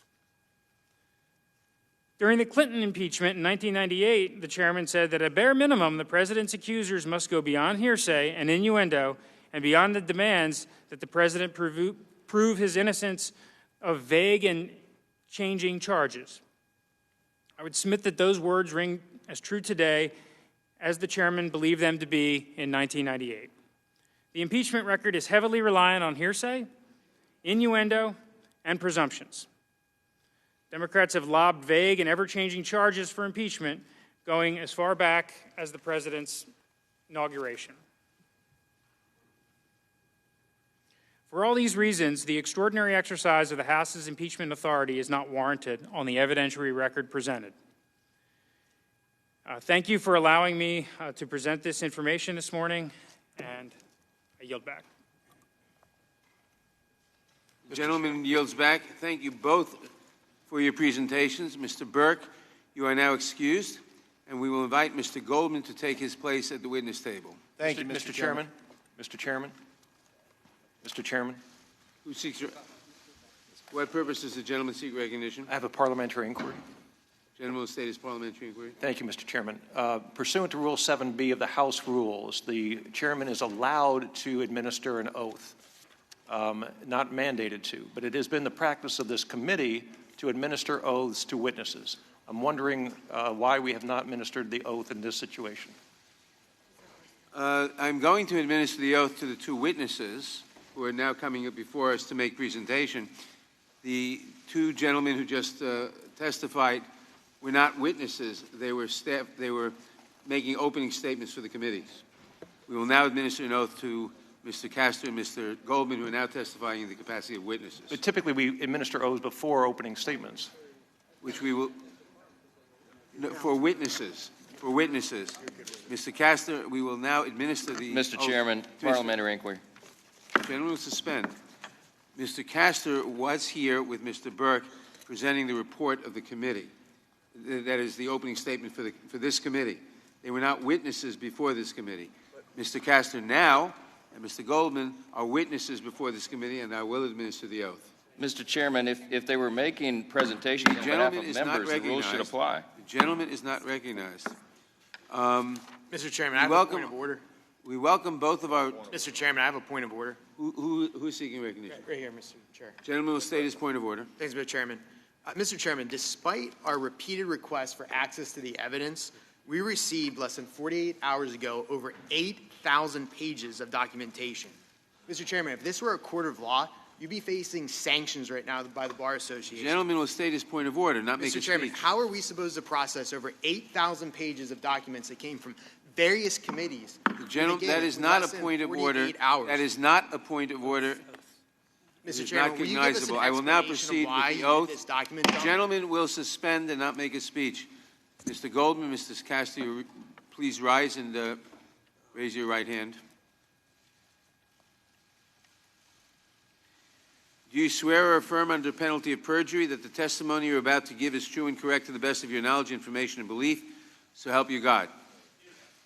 Let the record show the presenters answered in the affirmative. Thank you, and please be seated. Each of you will have 45 minutes to present. To help you stay within that time, there is a timing light on your table. When the light switches from green to yellow, you have 1 minute to conclude your testimony. When the light turns red, it signals your time has expired. Mr. Goldman, you may begin. Mr. Chairman, I have a point of order. Mr. Chairman, you have to recognize Gentleman will state his point of order. Mr. Chairman, my point of order is this. In the previous point of order issued by Mr. Johnson of Louisiana, you ruled against his point of order because you said that Mr. Burke was a witness. You have just told us he was not a witness, but he was a staffer. As such, a staffer must avoid impugning motivations. And if you're the gentleman will Will you let him finish his point of order, please? Made his point of order. No, Mr. Chairman, I haven't completed yet. The rule requires that members and staff not impugn the motivations of the president. What you ruled was that he was a witness. You've just told us he wasn't a witness. My point of order is that you were out of order in your ruling. The point of order is not sustained. I've already ruled on it. He was not a witness. These two gentlemen I appeal now the decision of the chair. That is not a It most certainly It is. is appealable, yes it is. Ms. Lofgren knows it is. The ruling is not, the point of order is not sustained. I appeal the decision of the chair. I move to table The motion, the appeal of the ruling of the chair is tabled. The clerk, Get it. Save it for next time. all in favor of the motion table say aye. Aye. Opposed, nay. No. No. Motion table is approved. I seek a roll call vote. Roll call vote. The clerk will call the roll. Mr. Nadler? Aye. Mr. Nadler votes aye. Ms. Lofgren? Aye. Ms. Lofgren votes aye. Ms. Jackson-Lee? Aye. Ms. Jackson-Lee votes aye. Mr. Cohen? Mr. Cohen votes aye. Mr. Johnson of Georgia? Mr. Johnson of Georgia votes aye. Mr. Deutsch? Mr. Deutsch votes aye. Ms. Bass? Ms. Bass votes aye. Mr. Richmond? Mr. Richmond votes aye. Mr. Jeffries? Aye. Mr. Jeffries votes aye. Mr. Cicilline? Aye. Mr. Cicilline votes aye. Mr. Swalwell? Aye. Mr. Swalwell votes aye. Mr. Liu? Aye. Mr. Liu votes aye. Mr. Raskin? Aye. Mr. Raskin votes aye. Ms. Jayapal? Ms. Jayapal votes aye. Ms. Demings? Ms. Demings votes aye. Mr. Correa? Ms. Scanlon? Ms. Garcia? Aye. Ms. Garcia votes aye. Mr. Neguse? Aye. Mr. Neguse votes aye. Ms. McBath? Aye. Ms. McBath votes aye. Mr. Stanton? Aye. Mr. Stanton votes aye. Ms. Dean? Aye. Ms. Dean votes aye. Ms. McCarcel-Powell? Aye. Ms. McCarcel-Powell votes aye. Ms. Escobar? Aye. Ms. Escobar votes aye. Mr. Collins? Mr. Collins votes no. Mr. Sensenbrenner? Mr. Sensenbrenner votes no. Mr. Shabbat? Mr. Shabbat votes no. Mr. Gomert? Mr. Jordan? Mr. Gomert votes no. Mr. Jordan? Mr. Jordan votes no. Mr. Buck? Mr. Buck votes no. Mr. Ratcliffe? Mr. Ratcliffe votes no. Ms. Roby? Ms. Roby votes no. Mr. Gates? Mr. Gates votes no. Mr. Johnson of Louisiana? Mr. Johnson of Louisiana votes no. Mr. Biggs? Mr. McClintock? Mr. McClintock votes no. Ms. Lesko? Ms. Lesko votes no. Mr. Reschenthaler? No. Mr. Reschenthaler votes no. Mr. Klein? Mr. Klein votes no. Mr. Armstrong? Mr. Armstrong votes no. Mr. Stubbe? Mr. Stubbe votes no. Mr. Chairman. Mr. Biggs, you are not recorded. Mr. Biggs votes no. Has everyone voted? No. Has everyone who voted who wishes to vote? How am I recorded? Ms. Scanlon, you are not recorded. Aye. Ms. Scanlon votes aye. Mr. Correa? Mr. Correa, you are not recorded. Mr. Correa votes aye. Does anyone else wish to vote who hasn't voted? The clerk will report. Mr. Chairman, there are 24 ayes and 17 noes. The ayes have it, and the motion to table is agreed to. Mr. Goldman, you may begin. Thank you, Mr. Chairman. Chairman Nadler, Ranking Member Collins, members of the committee. We are here today because Donald J. Trump, the 45th President of the United States, abused the power of his office, the American presidency, for his political and personal benefit. President Trump directed a months-long campaign to solicit foreign help in his 2020 re-election efforts, withholding official acts from the government of Ukraine in order to coerce and secure political assistance and interference in our domestic affairs. As part of this scheme, President Trump applied increasing pressure on the President of Ukraine to publicly announce 2 investigations helpful to his personal re-election efforts. He applied this pressure himself and through his agents, working within and outside of the U.S. government, by conditioning a desperately sought Oval Office meeting and $391 million in taxpayer-funded, congressionally appropriated security assistance, vital to Ukraine's ability to fend off Russian aggression. And he conditioned that on the announcement of these 2 political investigations that were helpful to his personal interests. When the president's efforts were discovered, he released the military aid, though it would ultimately take congressional action for the money to be made fully available to Ukraine. The Oval Office meeting still has not happened. And when faced with the opening of an official impeachment inquiry into his conduct, President Trump launched an unprecedented campaign of obstruction of Congress, ordering executive branch agencies and government officials to defy subpoenas for documents and testimony. To date, the investigating committees have received no documents from the Trump administration pursuant to our subpoenas. Were it not for courageous public servants doing their duty and honoring their oath to this country and coming forward and testifying, the president's scheme might still be concealed today. The central moment in this scheme was a telephone call between President Trump and Ukrainian President Volodymyr Zelensky on July 25th of this year. During that call, President Trump asked President Zelensky for a personal favor: to initiate the 2 investigations that President Trump hoped could ultimately help his re-election in 2020. The first investigation involved former Vice President Joe Biden and was an effort to smear his reputation as he seeks the Democratic nomination in next year's presidential election. The second investigation sought to elevate an entirely debunked conspiracy theory promoted by Russian President Vladimir Putin that Ukraine interfered in the last presidential election to support the Democratic nominee. In truth, as has been made clear by irrefutable evidence from throughout the government, Russia interfered in the last election in order to help then-candidate Trump.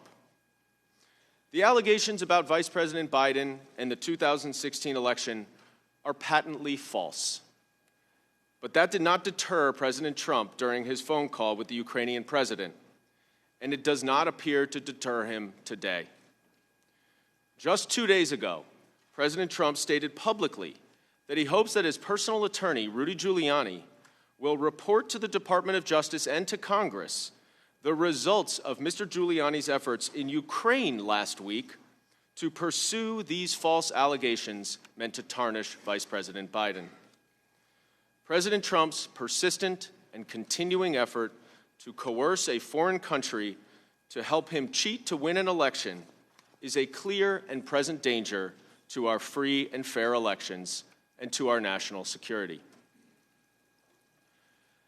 The overwhelming evidence of this scheme is described in detail in a nearly 300-page document entitled the Trump-Ukraine Impeachment Inquiry Report, formally transmitted from the House Permanent Selecting Committee on Intelligence to this committee a few days ago. The report relies on testimony from numerous current and former government officials, the vast majority of whom are nonpartisan career professionals responsible for keeping our nation safe and promoting American values around the globe. The evidence from these witnesses cannot seriously be disputed. The president placed his personal interests above the nation's interests in order to help his own re-election efforts. Before I highlight the evidence and the findings of this report, I want to take just a moment to introduce myself and discuss today's testimony. I joined the House Intelligence Committee as Senior Advisor and Director of Investigations at the beginning of this year. Previously, I served for 10 years as a prosecutor in the Southern District of New York when I joined the Department of Justice under the George W. Bush administration. The team that I led on the intelligence community includes other former federal prosecutors, a retired FBI agent, and investigators with significant national security expertise.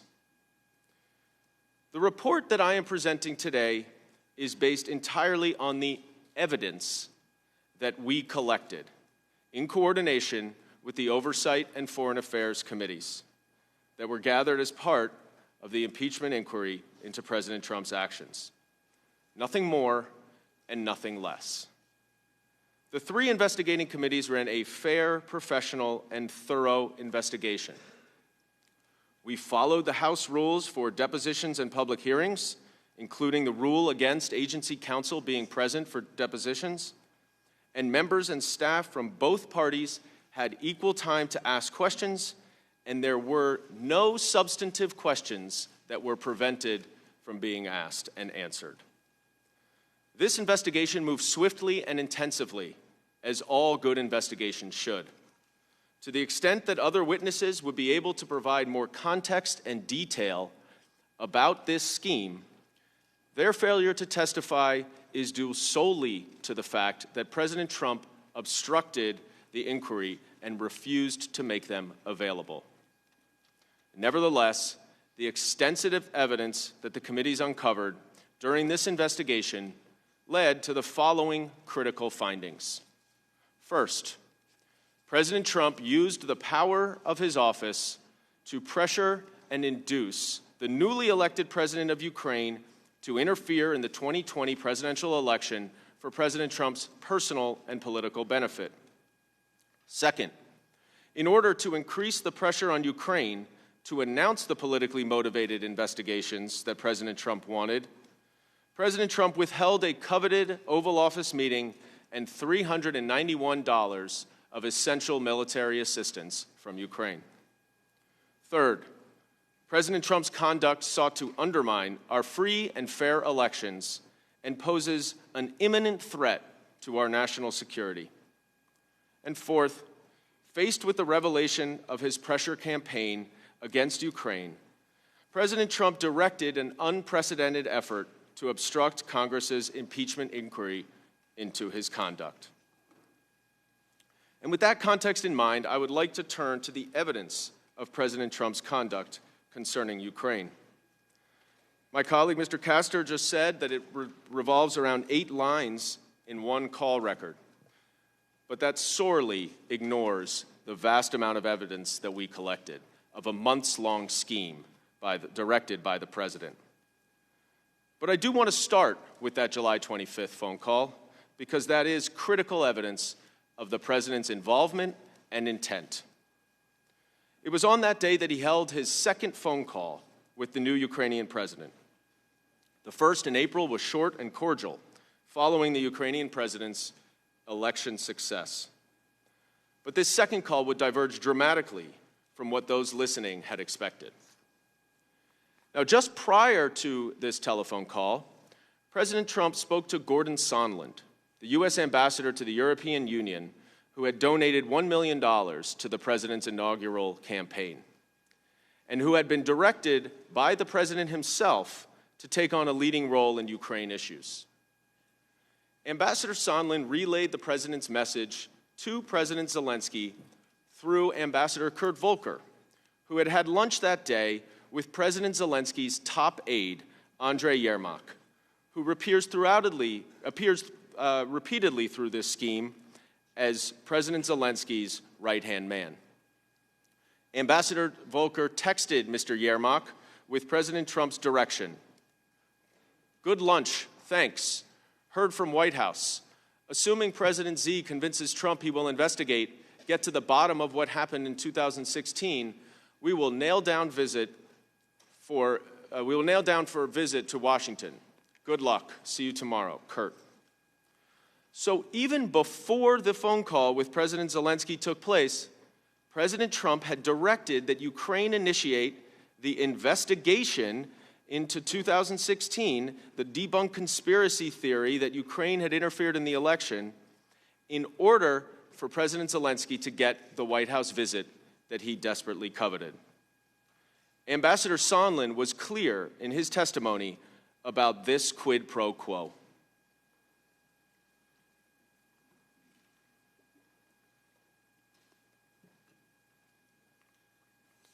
Frequently frame these complicated issues in the form of a simple question. Was there a quid pro quo? As I testified previously, with regard to the requested White House call and the White House meeting, the answer is yes. During this call with the Ukrainian leader, President Trump did not discuss matters of importance to the United States, such as Ukraine's efforts to root out corruption. Instead, President Trump veered quickly into the personal favor that he wanted President Zelensky to do. 2 investigations that would help President Trump's re-election effort. Witnesses who listened to the call described it as unusual, improper, inappropriate, and concerning. 2 of them immediately reported their concerns to White House lawyers. Now let me just take a few minutes walking through that important call step by step, because it is evidence that is central to the president's scheme. Near the beginning of the call, President Zelensky said, "I would also like to thank you for your great support in the area of defense. We are ready to continue to cooperate for the next steps. Specifically, we are almost ready to buy more javelins from the United States for defense purposes." The great support in the area of defense included the nearly $400 million of U.S. military assistance to Ukraine, which one witness testified was nearly 10% of Ukraine's defense budget.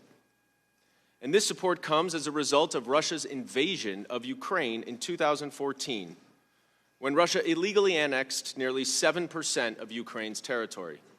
Since then, the United States and our allies have provided support for Ukraine, an emerging post-Soviet democracy, to fend off Russia in the East. Yet just a few weeks before this July 25th call, President Trump had inexplicably placed a hold on military assistance to Ukraine without providing any reason to his own cabinet members or national security officials. The evidence the committees collected showed that there was unanimous support for the aid from every relevant agency in the Trump administration. Nevertheless, during the call, President Trump complained that U.S. support for Ukraine was not reciprocal, that somehow Ukraine needed to give more to the United States. What did he mean? Well, it became clear, because immediately after President Zelensky brought up U.S. military support and purchasing Javelin anti-tank weapons, President Trump responded, "I would like you to do us a favor, though, because our country has been through a lot and Ukraine knows a lot about it."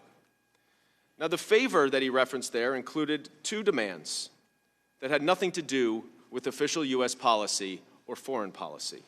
First, President Trump said, "I would like you to find out what happened with this whole situation with Ukraine.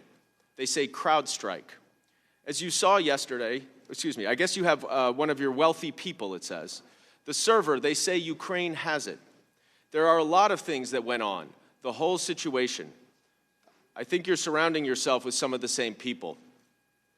And he went on later, "I would like to have the Attorney General call you or your people, and I would like you to get to the bottom of it.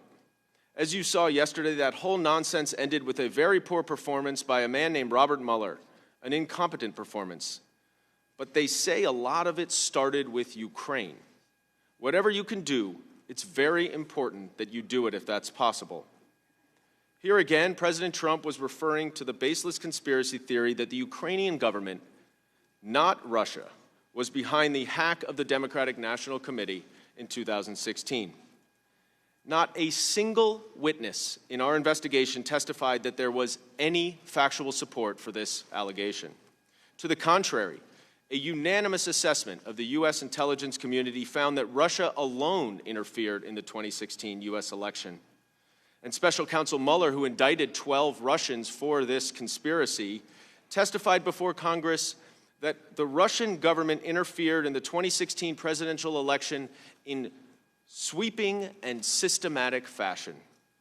Dr. Fiona Hill, an expert on Russia and President Putin who served on the National Security Council until July, testified that the president was told by his own former senior advisors, including his Homeland Security advisor and his former National Security advisor, that the alternative theory that Ukraine had interfered in the election was false.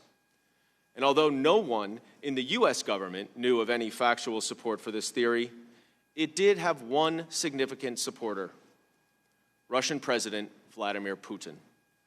In February of 2017, President Putin said, "Second, as we all know, during the presidential campaign in the United States, the Ukrainian government adopted a unilateral position in favor of one candidate. More than that, certain oligarchs, certainly with the approval of the political leadership, funded this candidate, or female candidate to be more precise. And if there was ever any doubt about who benefits from this unfounded theory put forward by President Trump and his associates, President Putin made it clear very recently when he said, 'Thank God no one is accusing us anymore of interfering in U.S. elections. Now they're accusing Ukraine.'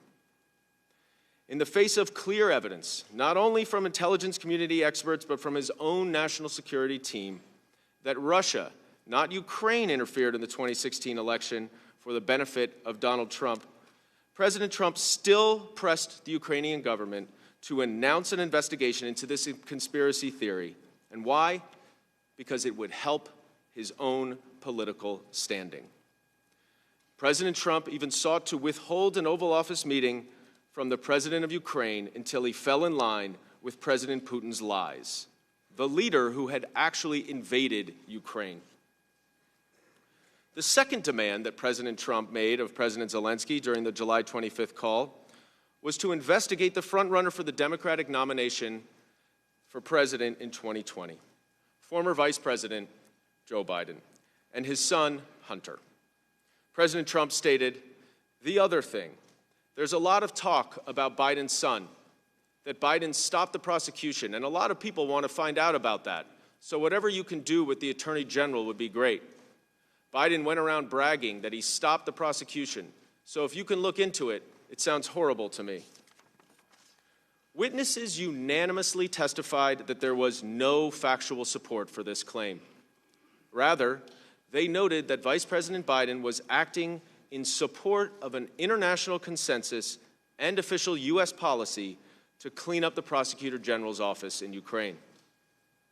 Despite these facts, by the time of the July 25th call, Mr. Giuliani had been publicly advocating for these two investigations for months, while also using back channels to press Ukrainian officials to initiate them in support of his client, Donald Trump. Ambassador Sondland understood Mr. Giuliani's role very clearly. He testified, "Mr. Giuliani was expressing the desires of the President of the United States, and we knew these investigations were important to the President." To others, Mr. Giuliani was working at cross purposes with official policy channels toward Ukraine, even as he was working on behalf of President Trump. According to former National Security Advisor, Ambassador John Bolton, Mr. Giuliani was a, quote, hand grenade who's going to blow everybody up, unquote. Near the end of the July 25th call, President Zelensky circled back to the pre-cooked message that Ambassador Volker had relayed to President Zelensky's top aide before the call.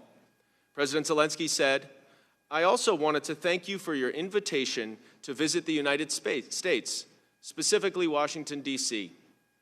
On the other hand, I also wanted to assure you that we will be very serious about the case and we will work on the investigation.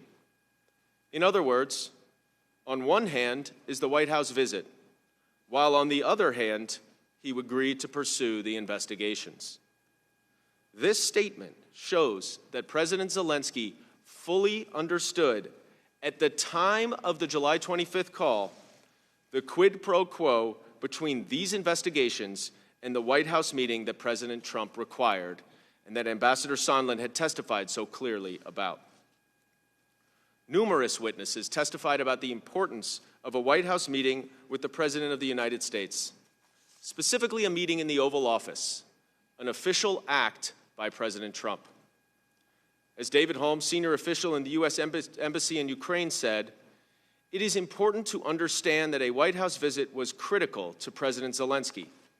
President Zelensky needed to show U.S. support at the highest levels in order to demonstrate to Russian President Vladimir Putin that he had U.S. backing, as well as to advance his ambitious anti-corruption reform agenda at home." In other words, the White House visit would help Zelensky's anti-corruption reforms.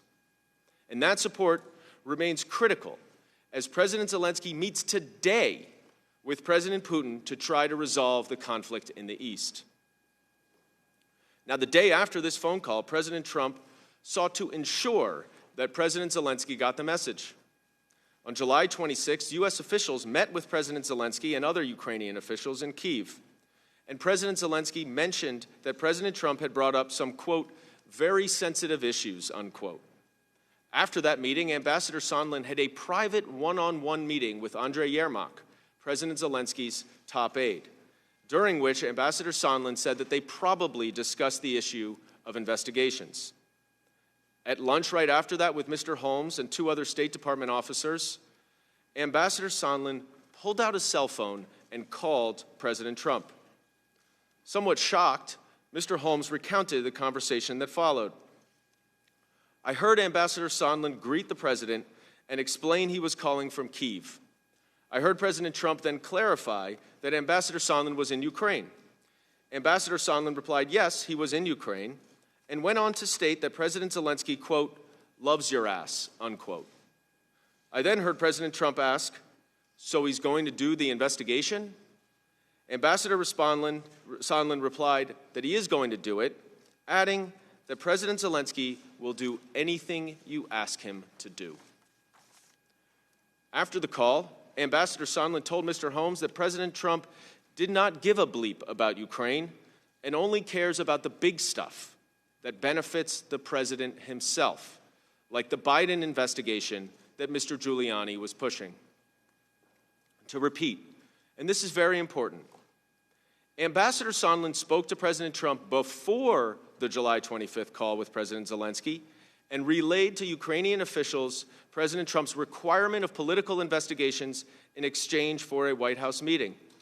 And during that call, President Trump asked for the favor of these two political investigations immediately after the Ukrainian president brought up U.S. military support for Ukraine, which President Trump had recently suspended or put on hold.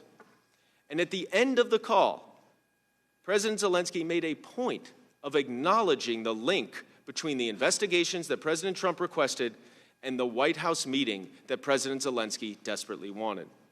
And then the following day, Ambassador Sondland confirmed to President Trump on the telephone in person that the Ukrainians would indeed initiate the investigations discussed on the call, which was the only thing about Ukraine that President Trump cared about.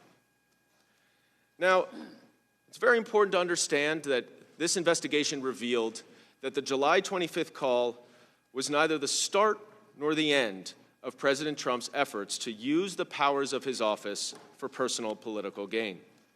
And you have to look at all of the evidence in context as a whole. Prior to the call, the president had removed the former ambassador, Marie Yovanovitch, to clear the way for his 3 handpicked agents to spearhead his corrupt agenda in Ukraine. Secretary Perry, Ambassador Sondland, and Ambassador Volker, all of whom attended President Zelensky's inauguration on May 20th. All political appointees, they proved to be more than willing to engage in what Dr. Hill later described as an improper domestic political errand for the president. On April 21st, President Zelensky won the Ukrainian election with 73% of the vote, and he had two primary platforms: to resolve the war in the East with Russia and to root out corruption. That same day, President Trump called to congratulate him on his win.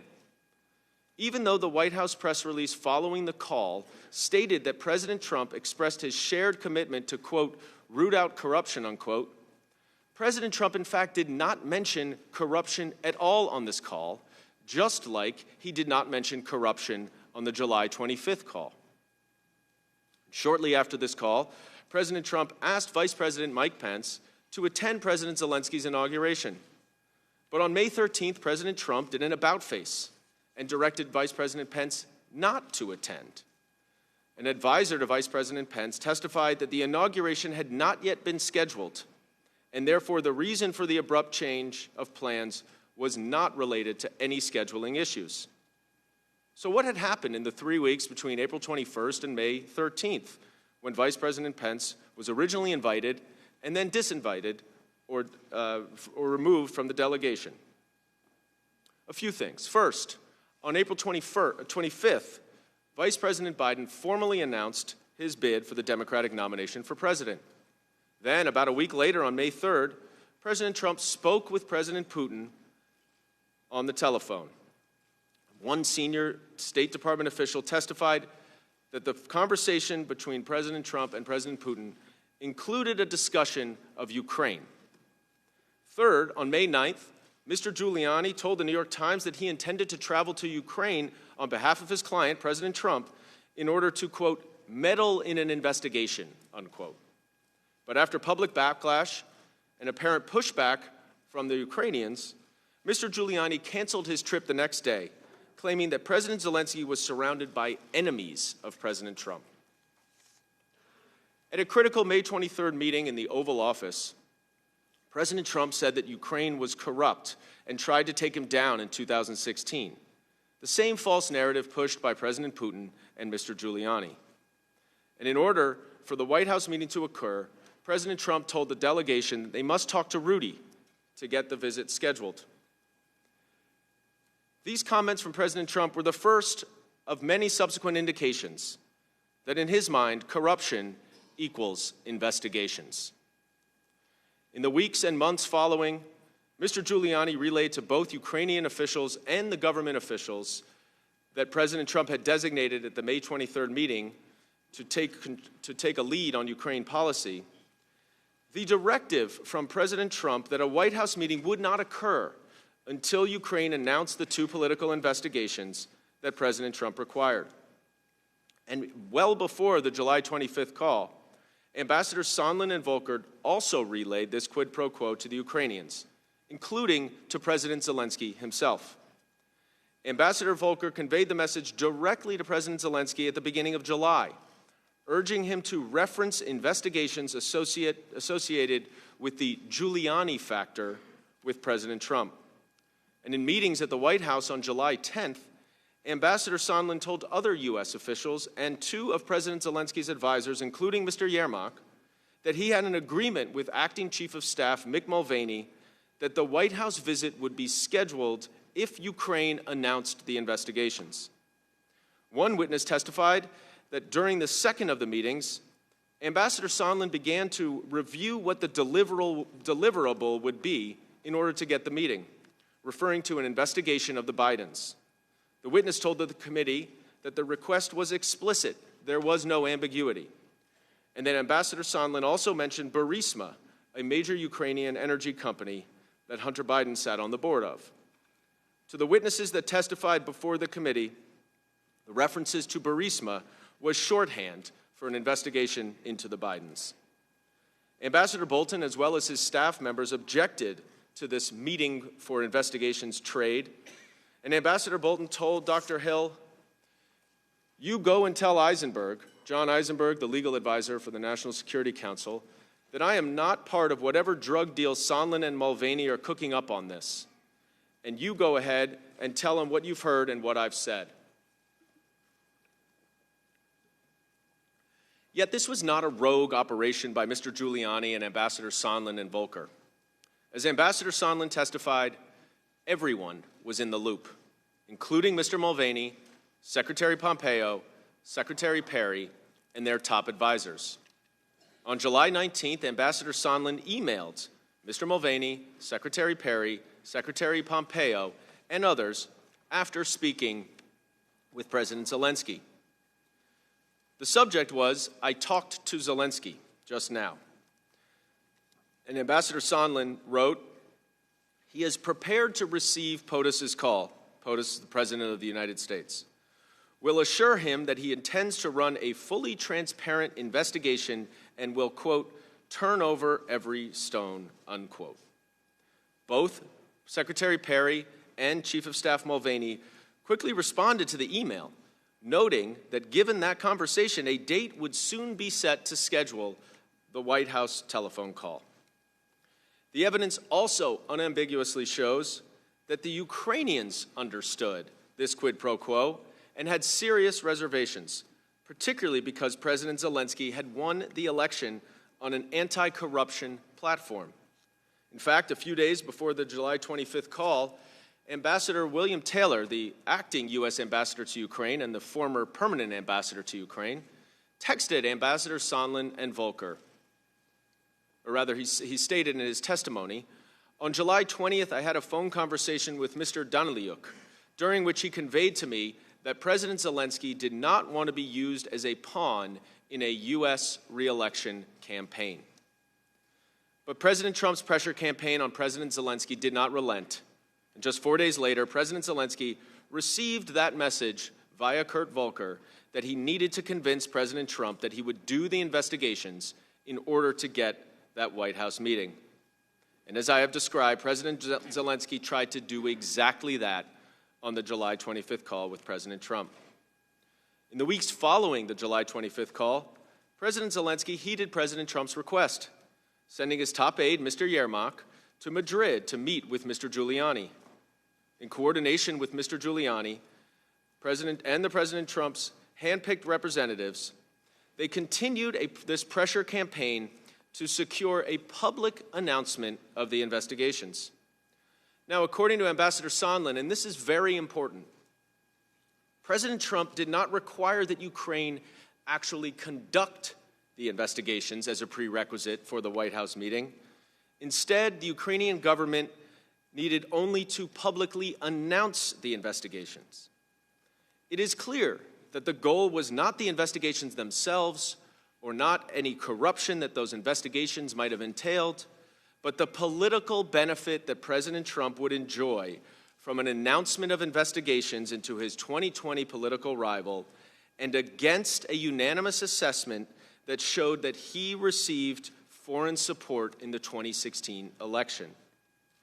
And for that reason, the facts didn't actually matter to President Trump because he only cared about the personal and political benefit from the announcement of the investigation. Over the next couple of weeks, Ambassadors Sondland and Volker worked with President Trump's aide, Mr. Yermak, to draft a statement for President Zelensky to issue. When the aide proposed a statement that did not include specific references to the investigations that President Trump wanted, the Burisma and Biden investigation and the 2016 election investigation, Mr. Giuliani relayed that that would not be good enough to get a White House meeting. And here you can see a comparison on the left of the original statement drafted by Mr. Yermak, the top aide to President Zelensky, and on the right, a revised statement with Mr. Giuliani's requirements.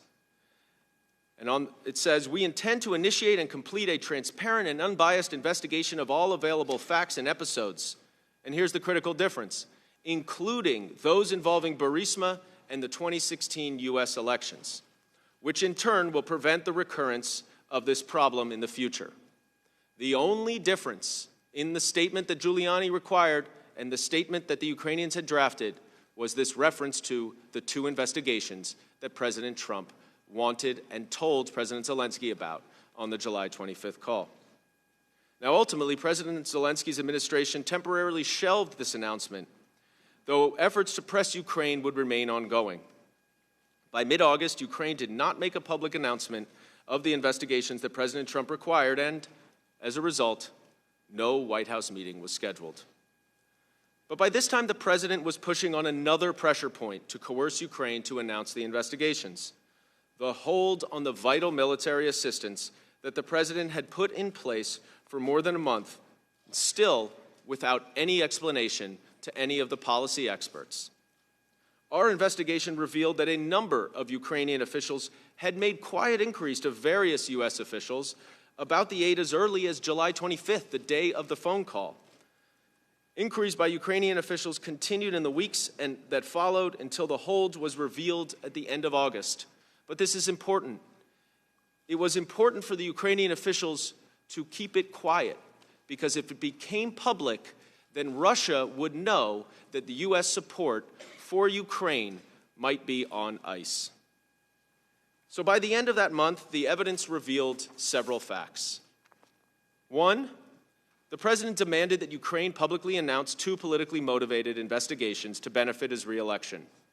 2, a coveted White House meeting was expressly conditioned on Ukraine announcing those investigations. 3, President Trump had placed a hold on vital military assistance to Ukraine without any explanation, and notwithstanding the uniform support for that assistance from the relevant federal agencies and Congress. Ambassador Taylor testified that this quid pro quo between the investigations President Trump wanted and the security assistance that President Trump needed was crazy. And he told Ambassador Sondland, "As I said on the phone, I think it's crazy to withhold security assistance for help with a political campaign." Now, in an effort to move the White House meeting and the military aid along, Ambassador Sondland wrote an email to Secretary Pompeo on August 22nd. He wrote, "Mike, should we block time in Warsaw for a short pull-aside for POTUS to meet Zelensky? I would ask Zelensky to look him in the eye and tell him that once Ukraine's new justice folks are in place, parentheses, mid-September, President Zelensky, should be able to move forward publicly and with confidence on those issues of importance to POTUS and to the U.S. Hopefully, that will break the logjam." Ambassador Sondland testified that this was a reference to the political investigations that President Trump discussed on the July 25th call, which Secretary Pompeo ultimately admitted to that he listened to in real time. Ambassador Sondland hoped that this would help lift the logjam, which he meant the hold on critical security assistance to Ukraine and the White House meeting. And what was Secretary Pompeo's response 3 minutes later? Yes. After the hold on military assistance became public on August 28th, senior Ukrainian officials expressed grave concern.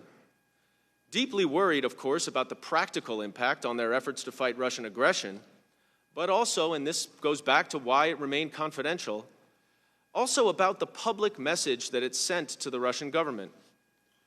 On September 1st, at a pre-briefing with Vice President Pence before he met with President Zelensky, Ambassador Sondland raised the issue of the hold on security assistance. He said, "I mentioned to Vice President Pence before the meetings with the Ukrainians that I had concerns that the delay in aid had become tied to the issue of investigations. Vice President Pence simply nodded in response, expressing neither surprise nor dismay at the linkage between the two." And following Vice President Pence's meeting with President Zelensky, Ambassador Sondland went over to Mr. Yermak again, President Zelensky's top aide, and pulled him aside to explain that the hold on security assistance was also now conditioned on the public announcement of the Burisma Biden and the 2016 election interference investigations. Ambassador Sondland then explained to Ambassador Taylor that he had previously made a mistake in telling Ukrainian officials that only the White House meeting was conditioned on a public announcement of the political investigations beneficial to President Trump. In truth, everything, the White House meeting and the vital security assistance to Ukraine, was now conditioned on the public announcement. President Trump wanted President Zelensky in a public box. A private commitment was not good enough. Nearly 1 week later, on September 7th, the hold remained, and President Trump and Ambassador Sondland spoke on the phone. The president immediately told Ambassador Sondland that there was no quid pro quo, but, and this is very important, President Zelensky would still be required to announce the investigations in order for the hold on security assistance to be lifted, and he should want to do it. In effect, this is the equivalent of saying there is no quid pro quo, know this for that, before then demanding precisely that quid pro quo. And immediately after this phone call with President Trump, this was the precise message that Ambassador Sondland passed directly to President Zelensky. According to Ambassador Taylor, Ambassador Sondland also said that he had talked to President Zelensky and Mr. Yermak and had told them that although this was not a quid pro quo, if President Zelensky did not clear things up in public, we would be at a stalemate. And I understood a stalemate to mean that Ukraine would not receive the much-needed military assistance. Needing the military assistance and hoping for the White House meeting, President Zelensky finally relented to President Trump's pressure campaign, and arrangements were soon made for the Ukrainian president to make a statement during an interview on CNN where he would make a public announcement of the two investigations that President Trump wanted, in order for President Zelensky to secure the White House meeting and for Ukraine to get that much-needed military assistance. And although there is no doubt that President Trump had ordered the military aid held up until the Ukrainians committed to the investigations, on October 17th, Acting Chief of Staff Mick Mulvaney confirmed in public that there was such a quid pro quo. Let's watch what he said. Those were the driving factors. Did he also mention to me in the past the corruption related to the DNC server? Absolutely, no question about that. But that's it, and that's why we held up the money. Now, there was a report. So the demand for an investigation into the Democrats was part of the reason that he ordered to withhold funding to Ukraine. The look back to what happened in 2016 certainly was part of the thing that he was worried about in corruption with that nation. And that is absolutely appropriate. There you have it. By early September, the president's scheme was unraveling. On September 9th, the Intelligence Oversight and Foreign Affairs Committees announced an investigation into President Trump and Mr. Giuliani's efforts in Ukraine. And later that same day, the Intelligence Committee learned that a whistleblower had filed a complaint nearly a month earlier related to some unknown issue, but which the president and the White House knew was related to Ukraine and had been circulating among them for some time. And then 2 days later, on September 11th, in the face of growing public and congressional scrutiny, President Trump lifted the hold on security assistance to Ukraine. As with the implementation of the hold, no reason was provided. Put simply, President Trump got caught, so he released the aid. But even since this investigation began, the president has demonstrated no contrition or acknowledgement that his demand for a foreign country to interfere in our election is wrong. In fact, he has repeatedly called on Ukraine to investigate Vice President Biden, his rival. These and other actions by the president and his associates demonstrate that his determination to solicit foreign interference in our election continues today. It did not end with Russia's support for Trump in 2016, which President Trump invited by asking for his opponent to be hacked by Russia, and it did not end when his Ukrainian scheme was exposed in September of this year. President Trump also engaged, once this investigation began, in an unprecedented effort to obstruct the inquiry. And I look forward to answering your questions about that unprecedented obstruction. But in conclusion, I want to say that the Intelligence Committee has produced to you a nearly 300-page report. And I am grateful that you have offered me the opportunity today to walk you through some of the evidence underlying it. Admittedly, it is a lot to digest. But let me just say this. The president's scheme is actually quite simple, and the facts are not seriously in dispute. It can be boiled down to 4 key takeaways. First, that President Trump directed a scheme to pressure Ukraine into opening 2 investigations that would benefit his 2020 re-election campaign and not the U.S. national interest. Second, President Trump used his official office and the official tools of U.S. foreign policy, the withholding of an Oval Office meeting and $391 million in security assistance to pressure Ukraine into meeting his demands. Third, everyone was in the loop, his chief of staff, the Secretary of State, and Vice President. And fourth, despite the public discovery of this scheme, which prompted the president to release the aid, he has not given up. He and his agents continue to solicit Ukrainian interference in our election, causing an imminent threat to our elections and our national security. Members of the committee, President Trump's Regular order, actions- Mr. Chairman. Gentlemen's- Time has elapsed. Point of order. Gentleman's time has expired. Mr. Deitch, Mr. Chairman, I have a motion. gentleman will state his motion. I move the committee shall be in recess, subject to the call of the chair.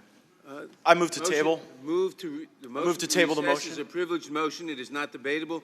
All those in favor of the committee recess. I seek a recorded vote. The chair will say aye. Aye. Opposed, nay. No. No. The ayes have it. The committee. Roll call. The clerk will call the roll. Mr. Nadler? Aye. Mr. Nadler votes aye. Ms. Lofgren? Ms. Lofgren votes aye. Ms. Jackson-Lee? Ms. Jackson-Lee votes aye. Mr. Cohen? Mr. Cohen votes aye. Mr. Johnson of Georgia? Mr. Johnson of Georgia votes aye. Mr. Deutsch? Aye. Mr. Deutsch votes aye. Ms. Bass? Ms. Bass votes aye. Mr. Richmond? Mr. Richmond votes aye. Mr. Jeffries? Mr. Jeffries votes aye. Mr. Cicilline? Aye. Mr. Cicilline votes aye. Mr. Swalwell? Aye. Mr. Swalwell votes aye. Mr. Liu? Aye. Mr. Liu votes aye. Mr. Raskin? Aye. Mr. Raskin votes aye. Ms. Jayapal? Ms. Jayapal votes aye. Ms. Demings? Ms. Demings votes aye. Mr. Correa? Aye. Mr. Correa votes aye. Ms. Scanlon? Aye. Ms. Scanlon votes aye. Ms. Garcia? Aye. Ms. Garcia votes aye. Mr. Neguse? Mr. Neguse votes aye. Ms. McBath? Ms. McBath votes aye. Mr. Stanton? Aye. Mr. Stanton votes aye. Ms. Dean? Aye. Ms. Dean votes aye. Ms. McCarcel-Powell? Aye. Ms. McCarcel-Powell votes aye. Ms. Escobar? Aye. Ms. Escobar votes aye. Mr. Collins? Mr. Collins votes no. Mr. Sensenbrenner? Mr. Shabbat? Oh, Mr. Sensenbrenner votes no. Mr. Shabbat? Mr. Shabbat votes no. Mr. Gomert? Mr. Gomert votes no. Mr. Jordan? Mr. Jordan votes no. Mr. Buck? Mr. Radcliffe? No. Mr. Radcliffe votes no. Ms. Roby? No. Ms. Roby votes no. Mr. Gates? No, this is so they can have a press conference before Mr. Gates, Castro gets the chance to offer rebuttal. Nobody asked for this break, The gentleman Mr. will suspend. The roll call is in progress. Mr. Johnson of Louisiana? No. Mr. Johnson of Louisiana votes no. Mr. Biggs? No. Mr. Biggs votes no. Mr. McClintock? Mr. McClintock votes no. Ms. Lesko? Ms. Lesko votes no. Mr. Reschenthaler? No. Mr. Reschenthaler votes no. Mr. Klein? Mr. Klein votes no. Mr. Armstrong? Mr. Armstrong votes no. Mr. Stubbe? Mr. Stubbe votes no. Has everyone voted the wishes to vote? The clerk will report. Mr. Chairman, there are 24 ayes and 16 noes. The motion to recess at the call of the chair is How long do we adopted. anticipate the recess? How long is the recess? Well, the gentleman will suspend. I'd just like to know how The long. the recess gentleman plan will is. suspend. It's until they're done with their press The conference. gentleman will suspend. The committee will stand in recess for 15 minutes. I will announce also that we've been in session about 2.5 hours. After the conclusion of the testimony and the cross-exams, will be about another 2.5 hours. We'll probably stand in recess then before the commencement of the 5-minute round of questioning. I would ask that people remain in their seats while the two witnesses are given an opportunity to leave. I would remind people in the audience that if they leave, they may not have their seats back when we reconvene. The committee will stand in recess and will reconvene in 15 minutes.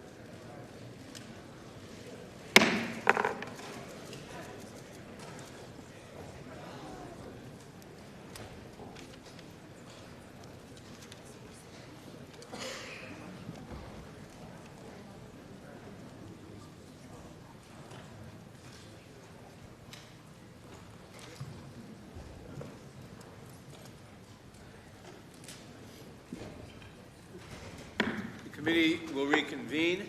When we recessed, we were about to hear from Mr. Castor. Mr. Castor, you are recognized for 45 minutes. Afternoon, Chairman, Ranking Member Collins, members of the committee, members of the staff. Thank you again for having me back and giving me the opportunity to testify about the evidence gathered during our the impeachment inquiry. At the outset, let me say that the evidence does not support the allegations that my Democrat colleagues have made. And I don't believe the evidence leads to the conclusions they suggest. I'm hopeful to add some important perspective and context to the facts under discussion today. The chief allegation that the Democrats' impeachment inquiry has been trying to assess over the last 76 days is this: whether President Trump abused the power of his office through a quid pro quo, bribery, extortion, or whatever, by withholding a meeting or security assistance as a way of pressuring Ukrainian President Zelensky to investigate the president's political rival, former VP Biden, for the president's political benefit in the upcoming election. The secondary allegation that has been levied is whether President Trump obstructed Congress during the inquiry. The evidence obtained during the inquiry does not support either of those allegations. The Republican report of evidence lays out the reasons in more detail, but I will summarize. I will begin with the substantive allegation about an abuse of power. The inquiry has returned no direct evidence that President Trump withheld a meeting or security assistance in order to pressure President Zelensky to investigate former VP Biden. Witnesses who testified in the inquiry have denied having awareness of criminal activity or even an impeachable offense. On the key question of the president's state of mind, there is no clear evidence that President Trump acted with malicious intent. Overall, at best, the impeachment inquiry record is riddled with hearsay, presumptions, and speculation. There are conflicting and ambiguous facts throughout the record, facts that could be interpreted in different ways. To paraphrase Professor Turley from last week, the impeachment record is heavy on presumptions and empty on proof. That's not me saying that, that is Professor Turley. So let me start with the best direct evidence of any potential quid pro quo or impeachable scheme. This is President Trump's phone call with Zelensky, for which the National Security Council and the White House Situation Room staff prepared a call summary. According to testimony from Tim Morrison at the NSC, the summary was accurate and complete. NSC staff member Lieutenant Colonel Alexander Vindman testified that any omissions in the summary were not significant and that editing was not done maliciously. President Trump has declassified and released the call summary so the American people can review it and assess it for themselves. I'll make a few points that seem to have gone undernoticed. The call summary reflects absolutely no pressure or conditionality. President Zelensky vocalized no concerns with the subject matters discussed. And there is no indication of bribery, extortion, or other illegal conduct on the call. The call summary shows President Trump and President Zelensky engaged in pleasantries and cordialities. The call summary reveals laughter. Simply put, the call is not the sinister mob shakedown that some Democrats have described. President Trump raised his concerns about European allies paying their fair share in security assistance to Ukraine, a concern that President Trump would continue to raise both publicly and privately. There is no discussion on the call, I repeat, no discussion on the call about the upcoming 2020 election or security sector assistance to Ukraine. Beyond the call summary, the next best piece of evidence are the statements from the two participants on the call. President Zelensky has said he felt no pressure on the call. On September 25th at the United Nations, he said, "We had, I think, a good phone call. It was normal. Nobody pushed me." On October 6th, President Zelensky said, "I was never pressured and there were no conditions being imposed." 4 days later, on October 10th, President Zelensky said again, "There was nothing wrong with the call, no blackmail. This is not corruption. It was just a call." And just recently in Time magazine, President Zelensky said, "I never talked to the president from a position of a quid pro quo." Because President Zelensky would be the target of any alleged quid pro quo scheme, his statements denying any pressure carry significant weight. He is, in fact, the supposed victim here.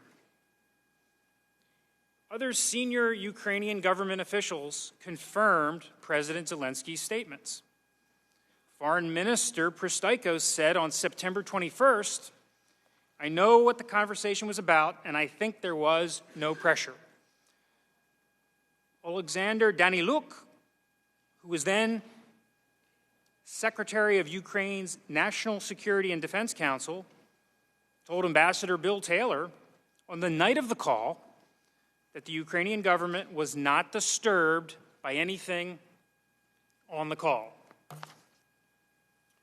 President Trump, of course, has also said that he did not pressure President Zelensky. On September 25th, President Trump said there was no pressure. When asked if he wanted President Zelensky to do more to investigate the former VP, President Trump responded, "No, I want him to do whatever he can. But whatever he can do in terms of corruption, because corruption is massive, that's what he should do." Several witnesses attested to the president's concerns about Ukrainian corruption. The initial readouts of the July 25th call from both the Ukrainian government and the State Department raised no concerns. Although Lieutenant Colonel Vindman noted concerns, those concerns were not shared by National Security Council leadership. They were not shared by General Keith Kellogg, who listened on the call. Lieutenant General Kellogg said in a statement, "I heard nothing wrong or improper on the call. I had and have no concerns." Lieutenant Colonel Vindman's superior, Tim Morrison, testified that he was concerned the call would leak and be misused in Washington's political process. But he did not believe that anything discussed on the call was illegal or improper. Much has also been made about President Trump's reference on the July 25th call to Hunter Biden's position on the board of Burisma, a corrupt Ukrainian energy company, and the actions of certain Ukrainian officials in the run-up to the 2016 election. Democrats dismiss these conspiracy theories to suggest that the president has no legitimate reason, other than his own political interests, to raise these issues with President Zelensky. The evidence, however, shows that there are legitimate questions about both issues. With respect to Burisma, Deputy Assistant Secretary George Kent testified that the company had a reputation for corruption. The company was founded by Mykola Zlochevsky, who served as Ukraine's Minister of Ecology and Natural Resources. When Zlochevsky served in that role, his company, Burisma, received oil exploration licenses without public auctions. Burisma brought Hunter Biden onto its board of directors, according to the New York Times, as part of a broad effort by Burisma to bring in well-connected Democrats during a period when the company was facing investigations backed not just by domestic Ukrainian forces, but by officials in the Obama administration. George Kent testified about these efforts. Hunter Biden reportedly received between $50,000 and $83,000 a month as compensation for his position on Burisma's board. At the time that Hunter Biden joined the board, his father, the former VP, was the Obama administration's point person for Ukraine. Biden has no specific corporate governance expertise, and we don't believe he speaks Ukrainian or Russian. We don't believe he moved there. So he's getting this gigantic paycheck for what? The Washington Post wrote at the time of Biden's appointment to Burisma's board that it looked nepotistic at best, and the Washington Post said, nefarious at worst. According to the Wall Street Journal, anti-corruption activists in Ukraine also raised concerns that the former VP's son received money from Zlochevsky and worried that that would mean Zlochevsky would be protected and not prosecuted. Witnesses in the impeachment inquiry noted Hunter Biden's role on the board and how it presented at minimum a conflict of interest. Lieutenant Colonel Vindman testified that Hunter Biden did not appear qualified to serve on Burisma's board. Witnesses testified that Hunter Biden's role on the board was a legitimate concern to raise. In fact, George Kent explained that in 2015, he raised a concern to the office of former Vice President Biden that Hunter Biden's role on Burisma's board presented a potential conflict of interest. However, Hunter Biden's role did not change, and former Vice President Biden continued to lead U.S. policy in Ukraine. On this record, there is a legitimate basis for President Trump to have concern about Hunter Biden's role on Burisma's board. The prospect that some senior Ukrainian officials worked against President Trump in the run-up to the 2016 election draws an even more visceral reaction from most Democrats. Let me say very, very clearly that election interference is not binary. I'm not saying that it was Ukraine and not Russia. I'm saying that both countries can work to influence an election. A systemic, coordinated Russian interference effort does not mean that some Ukrainian officials did not work to oppose President Trump's candidacy, did not make statements against President Trump during the election. Ambassador Volker testified in his public hearing that it is possible for more than one country to seek influence in U.S. elections. Dr. Hill testified likewise at her public hearing. Contemporaneous news articles in 2016 noted how President Trump's candidacy led Kyiv's wider political leadership to do something they would never have attempted before: intervene, however indirectly, in a U.S. election. In August 2016, the Ukrainian ambassador to the U.S. published an op-ed in The Hill criticizing candidate Trump. Other senior Ukrainian officials called candidate Trump a clown and other words. They alleged that he challenged the very values of the free world. One prominent Ukrainian parliamentarian explained that the majority of Ukraine's political figures were on Hillary Clinton's side. A January 2017 Politico article lays out in more detail efforts by the Ukrainian government officials to oppose President Trump's candidacy. The article notes how Ukraine worked to sabotage the Trump campaign by publicly questioning his fitness for office.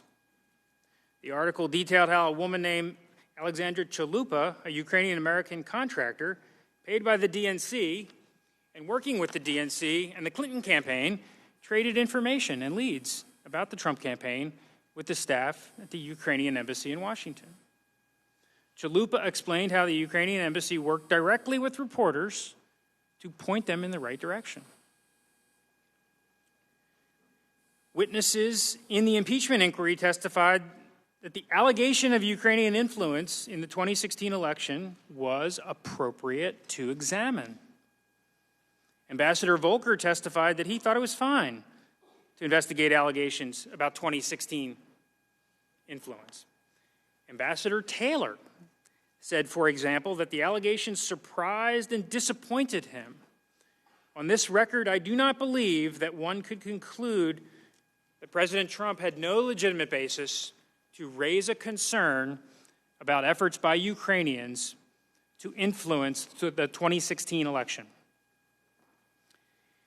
Let me now turn to the first assertion that President Trump withheld a meeting with President Zelensky as a way of pressuring him to investigate the former VP. Here, it is important to note Ukraine's long, profound history of endemic corruption. Several witnesses in the inquiry have testified about these problems. Ambassador Marie Yovanovitch, for example, said Ukraine's corruption is not just prevalent, but frankly is the system. Witnesses testified to having firsthand knowledge that President Trump is deeply skeptical of Ukraine due to its corruption, dating back years, and that this skepticism contributed to President Trump's initial hesitancy to meet with President Zelensky.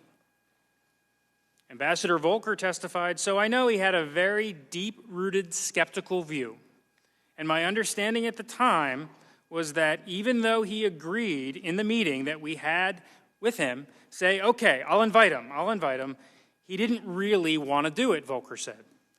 And that's why the meeting kept getting delayed. Another relevant set of facts here is the effort of some Ukrainian officials to oppose President Trump's candidacy in the 2016 election. Some of these Ukrainian politicians initially remained in government when President Zelensky took over. Witnesses testified that these Ukrainian efforts in 2016 colored how President Trump viewed Ukraine. It's also important to note that President Zelensky was a relatively unknown quantity for U.S. policymakers. Ambassador Yovanovitch called him an untried politician. Dr. Hill testified that there were concerns within the National Security Council about Zelensky's relationship with Igor Kolomoisky, a controversial oligarch in Ukraine. Although President Zelensky ran on a reform platform, President Zelensky appointed Kolomoisky's lawyer, Mr. Bodon, as his chief of staff. Both Ambassador Volker and Senator Ron Johnson noted that this appointment raised concerns. These facts are important in assessing the president's state of mind in understanding whether President Zelensky was truly committed to fighting corruption in Ukraine. The evidence shows that President Trump invited President Zelensky to meet at the White House on 3 separate occasions, all without any conditions. The first was on April 21st during the initial congratulatory phone call. The second was via letter on May 29th. This letter followed an Oval Office meeting on May 23rd with the U.S. delegation to the inauguration. During this meeting, President Trump again expressed his skepticism about Ukraine. Ambassador Volker recalled the president saying, "These are terrible people and a corrupt country." Ambassador Sondland similarly testified that Ukraine, in the president's view, tried to take him down in the 2016 election. Senator Ron Johnson confirmed this testimony in his submission to the impeachment inquiry. Finally, the third time that President Trump invited Zelensky to meet, again without any preconditions, was during the July 25th phone call. Although some time passed between May 2019, when the president formally invited Zelensky to meet, and September 25th, when the presidents met, the evidence does not show that the Ukrainian government felt additional pressure due to this delay. To the contrary, Ambassador Volker testified that the Ukrainian regime felt pretty good about its relationship with the Trump administration in this period. During those 4 months, senior Ukrainian government officials had at least 9 meetings or phone calls with President Trump, Vice President Pence, Secretary Pompeo, National Security Advisor Bolton, and U.S. ambassadors. The evidence does not support a conclusion that President Trump conditioned a meeting with President Zelensky on investigating former Vice President Biden.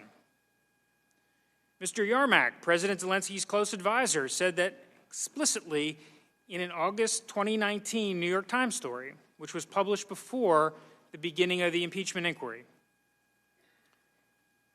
In this article, Yarmak said that he and Mayor Giuliani did not discuss a link between a presidential meeting and investigations. Witness testimony confirms Yarmak's statement. Ambassador Volker testified there was no linkage between a potential meeting and investigations. Although Ambassador Sondland testified that he believed there was a quid pro quo, his testimony is not as clear as it has been portrayed. In his deposition, Ambassador Sondland testified that he believed the meeting was conditioned on a public anti-corruption statement, not on investigations themselves, a distinction that during his deposition he was keen to note. Ambassador Sondland said then that nothing about the request raised any red flags. In his public testimony, Ambassador Sondland clarified that he had no firsthand knowledge of any linkage coming from the president and never discussed any preconditions with the president. He merely presumed there were preconditions. I'd also like to address the July 10th meeting in Ambassador Bolton's office with two senior Ukrainian officials. Allow me to submit that here, too, there is conflicting evidence about the facts. Both Dr. Hill and Lieutenant Colonel Vindman testified that Ambassador Sondland raised investigations during this meeting, causing Ambassador Bolton to abruptly end the meeting. Dr. Hill testified she confronted Ambassador Sondland over his discussion about investigations.